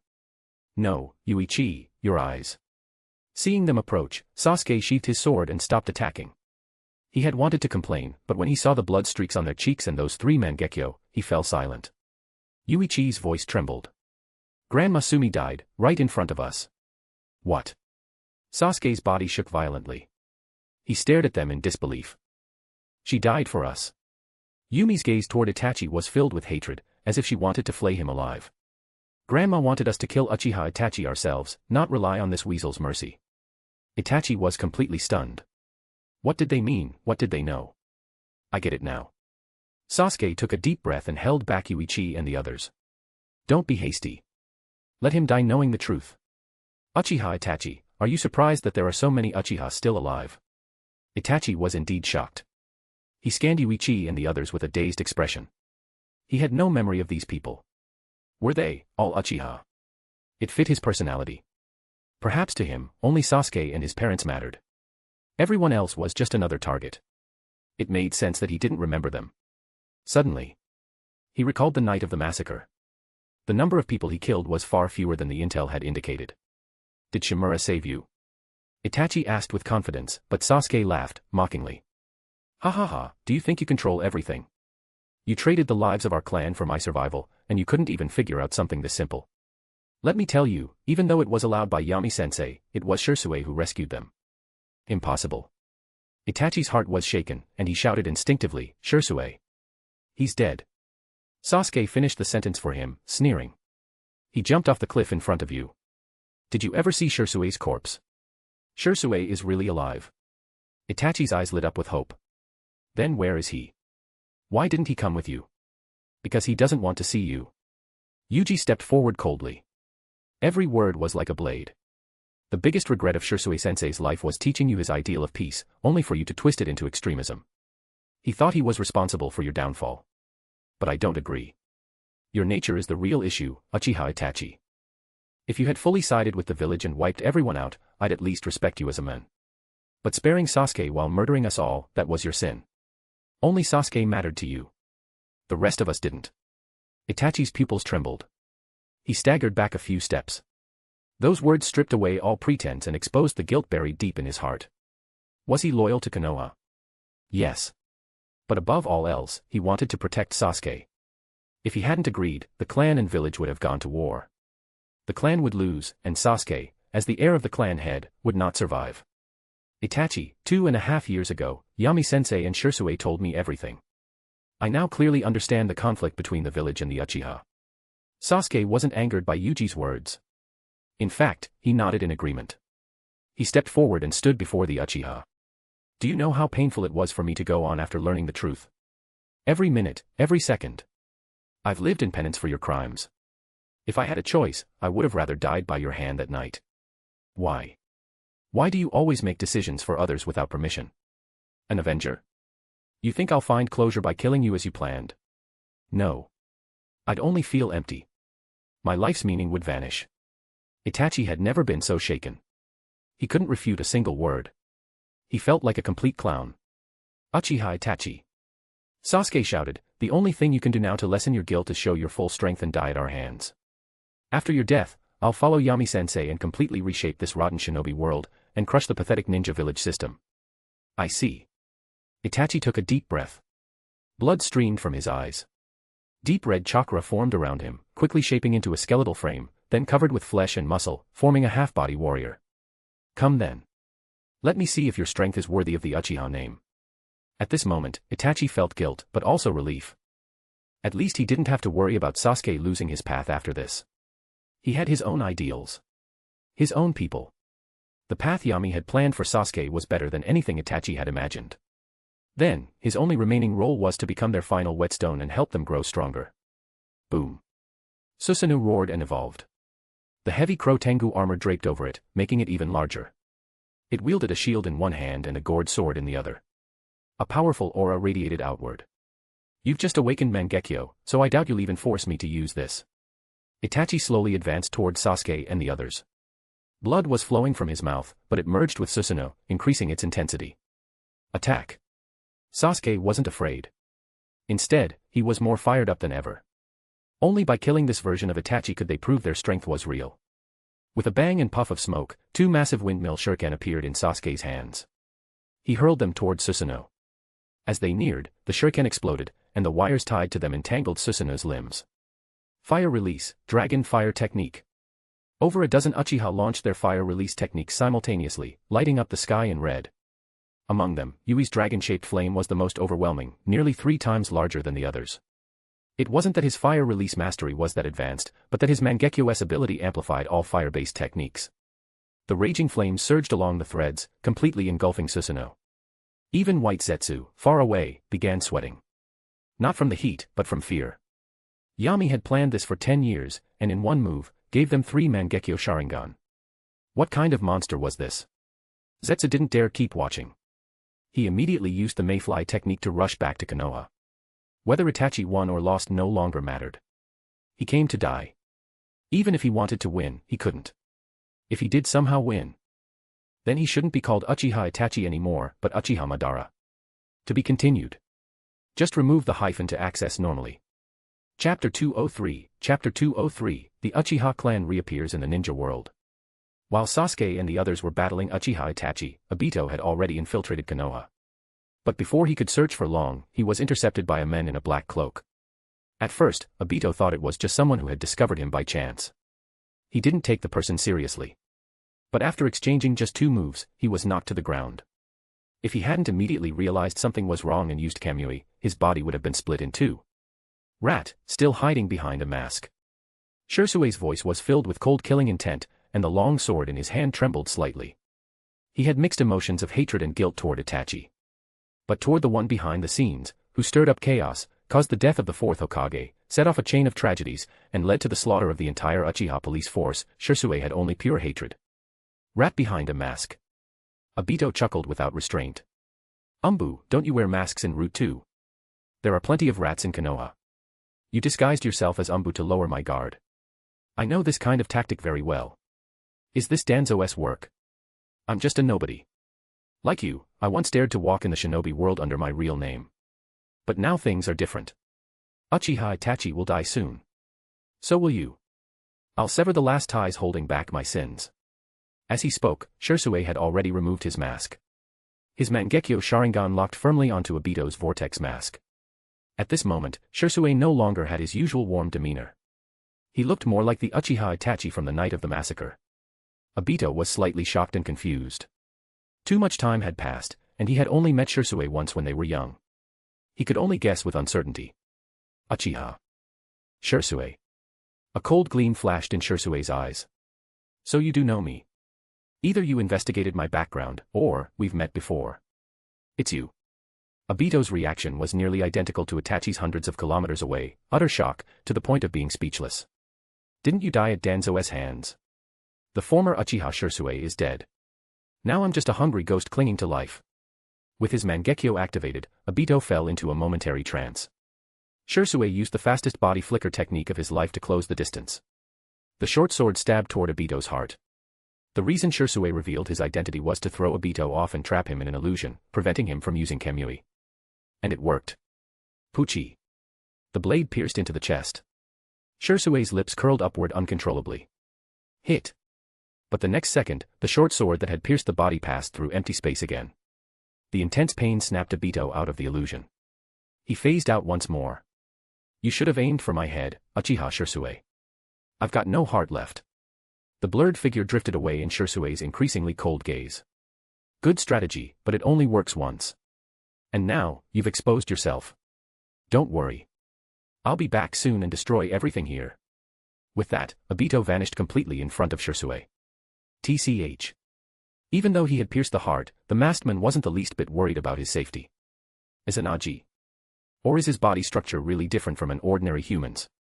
Shursue couldn't figure out what Obito was relying on, but he knew the odds of killing him just now were slim. He sheathed his short sword and no longer lingered. The ambush had failed, and now he needed to hurry to the battlefield, to see Itachi one last time. As for the village's safety, Shursue wasn't concerned. With the ancestors around, that masked man would be lucky to escape unharmed, let alone cause any real damage. What Shisui didn't know was that after being stabbed, Obito had already retreated and soon encountered White Zetsu, who had come looking for him. "Why are you here?" Obito scowled. "Didn't I tell you to keep an eye on those two brothers? Can't you follow basic orders? It's bad. Something huge happened." White Zetsu hurriedly relayed everything he had seen and heard. Obito's face grew darker and darker, until it was as black as the bottom of a pot. 4 pairs of Mangekyo. What the hell is Shimura Yami thinking? And Danzō, that old snake. Doesn't he hate the Uchiha the most? Why hasn't he shown up to cause any trouble? Obito was breaking down. Anything related to Konoha or Yami never went smoothly. The tailed beasts, the Uchiha, every single thing felt like a thorn in his throat. "Shimura Yami, why won't you just die already?" No matter how Obito screamed, he couldn't change reality. After venting, he couldn't stay angry anymore and rushed toward the battlefield. At the old Uchiha base, the dilapidated building had turned into rubble. After Sasuke and the others arrived, and Itachi activated Susanoo, the scale of the battle escalated dramatically. For Uchiha formed hand seals and shouted, "Uchiha Fire Barrier!" A barrier of crimson flames surged up, forming 4 solid walls that trapped Itachi and his Susanoo within a confined space. Compared to the 4 red yang formation, the fire barrier had slightly weaker defense, but its burning intensity was much higher. The Totsuka blade clashed against the barrier, crackling loudly. The barrier twisted unnaturally, but the casters gritted their teeth and held it firm. "Sasuke, as a shinobi, you should understand the principle of elemental strengths and weaknesses." With nothing to hide, Itachi spoke freely. "Every ninjutsu has counters. There are always things it's weak against. The Totsuka blade and Yata mirror are natural counters to energy attacks. Don't waste your chakra. Change tactics." As he spoke, Itachi pulled out a vial of medicine and injected it into himself. His pale face quickly flushed with color. This was a drug that drew out a person's potential. He burned up the last of his life force, pushing his strength to an all-time peak. The sharpest whetstone could only sharpen the deadliest blade. Sasuke didn't respond. He simply raised his sword high. 2 Uchiha with water release nature transformation cast water barrier against the fire barrier. Steam rose rapidly into the sky, and in an instant, black clouds gathered overhead. "You still haven't changed your arrogant habits. Then let me show you my power." Sage art, lightning release, Kirin. A thunder beast poked its head from the clouds and let out a roar that shook the world. It fell in a flash, too fast for Itachi to react. Yumi shouted. The Uchiha fire barrier dissipated, and her right eye's Mangekyo began to spin rapidly. The Mangekyo was a reflection of the soul. At the moment of awakening, Yumi had only one thought: tear Uchiha Itachi apart. As a result, her pupil technique was related to space manipulation. Kakashi's Kamui twists targets in a separate dimension to destroy them. Yumi's Mangekyo twists or compresses real space itself, directly inflicting damage. At this moment, the Yata mirror was raised to block the descending thunder. Susanoo's defense was pushed to its limit, and the distortion in space finally created a crack. Sasuke. Yuichi, closest to Itachi, threw several kunai marked with Flying Thunder God seals through the twisted gap and into Susanoo. Sasuke activated Flying Thunder God without hesitation. In a flash, he appeared behind Itachi, hands raised. Rip. With the sound of tearing cloth, Itachi's cloak and right arm flew into the air. Blood splattered everywhere. Amaterasu. Blood and tears flowed from Yushi's eye. The pitch-black flames ignited the severed arm. Sasuke's blade turned into a streak of light and pierced straight through Itachi's chest. It's over. Sasuke pressed the sword's hilt to the ground and launched Itachi out of Susanoo, nailing him to the ruins. No illusions, no crows, Itachi's remaining pupil power was all used to sustain Susanoo. This time, the damage was real. Even so, Sasuke didn't let down his guard. After pinning Itachi down, he quickly jumped back to maintain distance. He had heard of forbidden techniques too.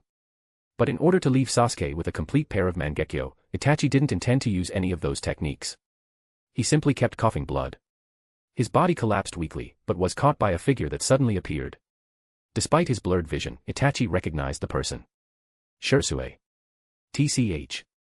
A sigh filled with countless emotions escaped Shisui's lips. He drew out the blade from Itachi's chest and fed him a pill. He had once dreamed of killing Itachi with his own hands.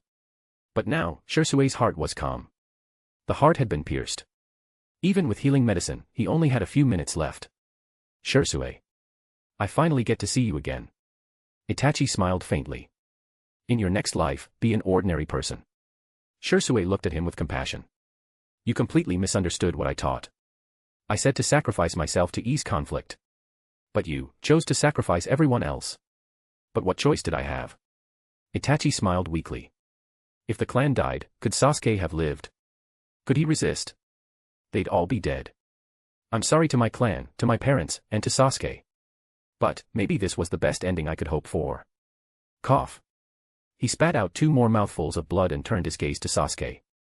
He slowly raised a trembling finger. Forgive me. Sasuke, one last time. Sasuke's face twitched, but he remained silent for a moment, then replied. Sorry. This time. I can't forgive you. Carry the guilt with you to the Pure Land. And apologize to the clan. Itachi said no more. His eyes never closed.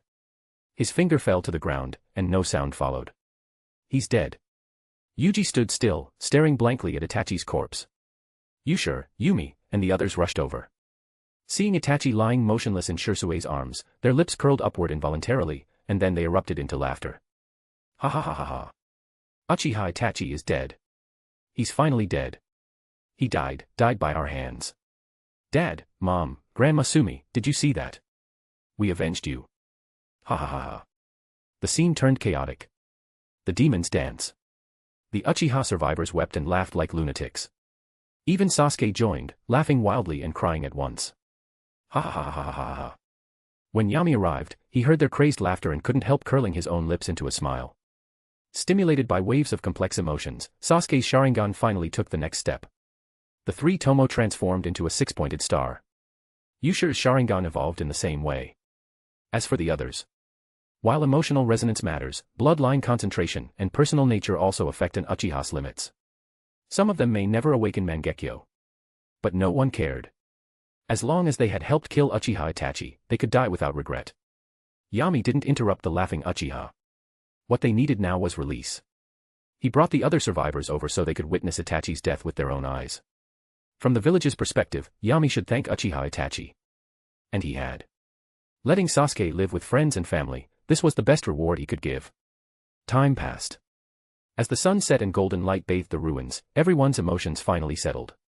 As for Obito, he had fled long before Yami arrived. Even when facing Shisui and several Mangekyo Sharingan, he felt numb with fear. He could only retreat and think of another way to weaken Konoha's strength. Too shady. This was way too shady. Was it possible to play this game without cheating? Let's head back. Yami finally spoke. Everyone stood and looked toward him. The grudge has been settled. There's no need for the Uchiha to keep hiding. You can return to Konoha openly now. Follow me, to build peace. Yes. Everyone responded in unison. Sasuke sealed Itachi's body into a scroll and followed the others. When they returned to Konoha, a fierce battle was already underway in the Land of Rain. Jiraiya had finally gotten what he wanted, a meeting with the leader of the Akatsuki organization. To be continued. Just remove the hyphen to access normally. Chapter 204, Chapter 204, Unveiling the Final Key to Unlock the Seal. Within the steel forest that was Omega-Kure, Jiraiya, ever reliant on the toad's resilience, managed to buy enough time, summon the 2 great sages, and enter Sage Mode. Although Jiraiya had never possessed innate talent for Sage Jutsu and couldn't achieve Sage Mode on his own even after so many years, in a way, his Sage Mode was even more refined. With the help of the 2 great sages, Jiraiya no longer needed to worry about the consumption of Sage Chakra. These 2 toads acted like external power sources, continuously absorbing natural energy and refining it into Sage Chakra for him. In terms of endurance, he far surpassed Naruto, who didn't rely on shadow clones or the 9 tails. Thud. Thud. Thud. The sound of wooden clogs echoed through the tunnel. Jiraiya, having undergone a complete transformation, stepped out. He looked up at the orange-haired men and the flamboyant blue-haired woman floating in the sky, sighing, so many years have passed in the blink of an eye. The innocent little girl back then has grown into a remarkable woman, hasn't she? Conan's expression remained unchanged at his praise. Sensei, you haven't changed at all. Still just as perverted as ever. Ha ha ha. Jiraiya didn't feel the slightest embarrassment and even nodded in agreement. As long as men are breathing, they all have a bit of a lecherous side. I never thought you would join Akatsuki. I heard rumors back then and assumed you had died in the chaos. It was experiencing a pain worse than death that led us to understand the meaning of peace, Pain explained calmly. Jiraiya stared at those deep purple eyes. Peace. That doesn't seem to align with your actions. Akatsuki, once a ruthless mercenary group, has now begun collecting tailed beasts, provoking all the major villages. Is this your version of peace? These sacrifices are necessary, Pain replied patiently. By gathering all the tailed beasts, the Akatsuki can create an ultimate weapon capable of destroying a major village in an instant. Only by experiencing pain will people truly understand the value of peace. Jiraiya's brows furrowed deeply. Utter nonsense. Conan, are you really siding with someone like this? These eyes, aren't they the eyes of the long? Mortals cannot comprehend the path of gods, sensei. I already gave you a chance to leave. Since you didn't take it, stay here forever, the Pain's voice echoed through the steel jungle. Sensei. Jiraiya's pupils contracted. Nagato, is that you? Pain didn't respond. Instead, two figures landed beside him and attacked Jiraiya simultaneously. A battle that could be called a peak clash in the shinobi world erupted. Of course, that pinnacle didn't include the true figures lurking behind the scenes. How strong was Jiraiya in Sage mode? Very strong. But he was still a shinobi, and what mattered most to shinobi? Information. Having or lacking intelligence could significantly impact a shinobi's battle strategy and style. Against the enigmatic and ever-changing Pain, Jiraiya felt immense frustration. He often had to pay a high price just to obtain a single piece of intel, and even then, there was no guarantee it was accurate. To Pain, Jiraiya wasn't unfamiliar. Even the unique techniques Jiraiya had honed in Sage mode came at a cost when fighting against Pain's regenerating puppet bodies. Eventually, the battle spilled from a Megakure to the open sea. All 6 paths of Pain revealed themselves. Jiraiya lost an arm, Sage mode was cancelled, and with the Great Sage leaving, his fate was sealed. Using the last of his strength, he carved a message onto Fukasaku's back. Jiraiya, utterly spent, allowed himself to sink into the ocean as water flooded into his body. In his final moments, his mind flickered with scenes of his life, like a revolving lantern. Failure had followed him throughout his journey. His career as a shinobi felt like it had amounted to nothing. He failed to protect his friends, couldn't save his comrades, and was unable to properly guide his disciples. In the end, his scattered thoughts settled on the prophecy given to him by the great Toad Sage decades ago. You, who only care about women, will one day become an outstanding shinobi and even take on disciples. Your disciples will bring about great change in the shinobi world, either towards stability or destruction. Maybe Jiraiya had chosen the path of destruction. Yami. I leave it to you in the end. Jiraiya slowly closed his eyes. Watching his former sensei swallowed by the ocean, Pain's expression wavered slightly but quickly returned to calm. He solemnly turned to Conan and said, now that Konoha has uncovered our secret, we must accelerate our plan. Capture the 8 tails first, then head for Konoha. Let's hold off on Konoha for now. Coincidentally, Toby returned just in time to hear Pain's plan and immediately interjected. You're back. What about Uchiha Itachi and Kisame? Pain asked upon seeing the masked men. Behind the mask, Toby also looked surprised. He had been so concerned about being surrounded by multiple Mangekyo Sharingan and Yami that he had fled in haste and forgotten about Kisame. But when he returned to the battlefield, he hadn't seen Kisame. The guy must have already escaped, right? I rushed back because I have urgent information to share. Toby smoothly changed the subject and said in a deep voice, Yami has raised a major flag. 10 years ago, when I worked with Uchiha Itachi to wipe out the Uchiha clan, he secretly saved many people. Even Uchiha Shisui didn't die. That recent battle wasn't internal strife. It was the cursed souls of the Uchiha clan seeking vengeance on Uchiha Itachi. They had 6 pairs of Mangekyo Sharingan. Upon hearing this, Pain's expression turned grave. He had a basic understanding of Mangekyo Sharingan's power through Itachi. Within the organization, he trusted few, Itachi being one, and Kisame, who could suppress Jinchuriki, being another. The others were just pawns. Konoha was already strong enough to make him cautious. With their strength rising further, he found himself without a clear path forward. What do you suggest we do?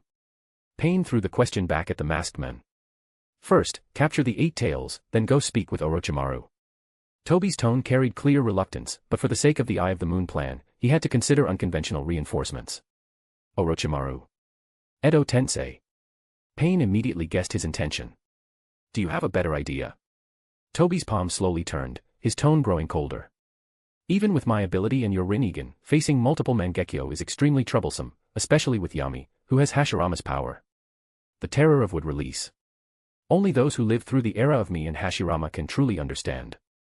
After weighing the pros and cons, Pain nodded, agreeing to the masked man's proposal. So. Jiraiya is really dead. Konoha. Not long after Yami returned to the village with his team, Fukasaku, who had escaped to Mount Myaboku, arrived with the dying message Jiraiya had left, seeking help from Konoha. Inside the Hokage's office, Tsunade was visibly dazed after hearing Fukasaku's recounting of the events in AIM. There was no romantic connection between her and Jiraiya. Tsunade had never had feelings for him. But they had been teammates for decades. Jiraiya was one of the few friends Tsunade had in the shinobi world. The rest of the room fell into silence. While mourning for the heroic shinobi, a deeper sense of unease gripped them. The eyes of the Sage of Six Paths had resurfaced in the world. Even someone like Jiraiya was no match and could only return critical intel before falling. The Akatsuki's strength had once again exceeded their expectations. In the corner, Naruto silently lowered his head, his nose tingling. Although he hadn't traveled with Jiraiya, it was during the Chunin exams that Jiraiya taught him the summoning technique. Later, he learned that Jiraiya had been his father's mentor, making their bond even closer. Right now, the most important task is to protect the Nine Tails Jinchuriki. We cannot let pain succeed. Fukasaku glanced at Yami.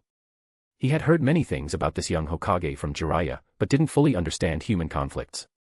He only knew that Yami and Jiraiya weren't enemies. But in matters involving the shinobi world's future, a Hokage shouldn't act on personal emotion, right? Under Fukasaku's gaze, Yami called an umbu. Copy the code and send it for decryption. After the umbu left, he looked at Fukasaku and said, "First of all, I don't want to hear the term Nine Tails Jinchuriki from your mouth again. Is this really the time to quibble over such details?" Fukasaku replied with frustration. Yami answered seriously, "Naruto is my student, the son of the fourth Hokage, and a well-known genin of the village. Aren't those identities more appropriate than Nine Tails Jinchuriki?" Naruto was touched at first, but after hearing that last sentence, he couldn't help but grumble, "Yami and I, that last part was totally unnecessary." Sasuke's thoughts stirred as well. Having awakened the Mangekyo Sharingan, his strength had once again grown. But like Naruto, he was still just a genin. The rest of the Uchiha clan were now serving in the umbu and holding high positions. It was time for him to raise his status too. Alright then, Fukasaku compromised with a sigh. "I suggest sending Naruto to Mount Myaboku. Jiraiya hoped he would learn Sage Jutsu there, and it's safer." "No need," Yami immediately rejected the idea. "It's not worth making a big deal over just one pain. And Naruto's safety is not a concern." Fukasaku frowned. Yami ignored it and continued, "Even if you hadn't come, I was preparing to contact Mount Myaboku. The key the fourth Hokage entrusted to you, it's time for it to return to its rightful owner." "Key? What key?" Fukasaku didn't react at first, but when Yami took out a scroll and gave it a shake, he immediately understood. "No, this is too risky. Naruto is still a child. How can he completely unseal the Nine Tails?" "What?" Kakashi also looked at Yami in surprise. "Is it really okay to take that step now?" "Kakashi, I am the Hokage." Yami answered firmly, then turned to Naruto, who was still confused. "Naruto, you're the one this concerns. The choice is yours. Decide for yourself." "Yami-sensei, what key are you talking about?" Yami explained for Naruto and everyone present, "It's the final step to unlocking the Nine Tails' power. Right now, your partial transformation is actually a forceful extraction of its chakra, and it's being weakened by the seal.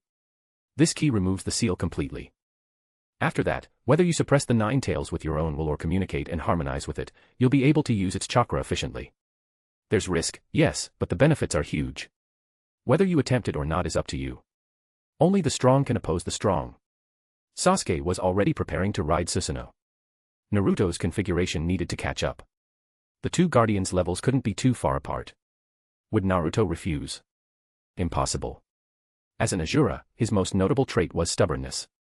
He would never turn down a chance to become stronger over a little danger. As expected. After some thought, Naruto gave a firm nod and pleaded, "Sensei, I want to try." "Did you hear that?" Yami looked at the sleepy Fukasaku on the table. "That's the will of the one involved. Mount Myaboku is just the custodian. Don't worry yourself unnecessarily." Fukasaku had no choice but to agree under Yami's firm stance, promising to have the scroll-carrying toad deliver it to Konoha the next day. After that, Fukasaku returned to Mount Myaboku to report. Yami, meanwhile, just ordered heightened vigilance in Konoha and dismissed everyone. "What do you think about the Akatsuki organization? Should we consult grandfather for a plan?" Tsunade asked with a frown. "No need." Yami stood and left the Hokage's office alongside Tsunade. The most important intel Jiraiya brought back was the location of Akatsuki's base. "Now that we know where they are, we'll just go knock on their front door. Wherever you go, I'll go too." Once the Uchiha clan stabilizes, I'll personally head out. To be continued. I was listening to Lictu and Ishatten by Yutaka Yamada while working on this, and damn, the Jiraiya part almost made me shed tears again. Just remove the hyphen to access normally.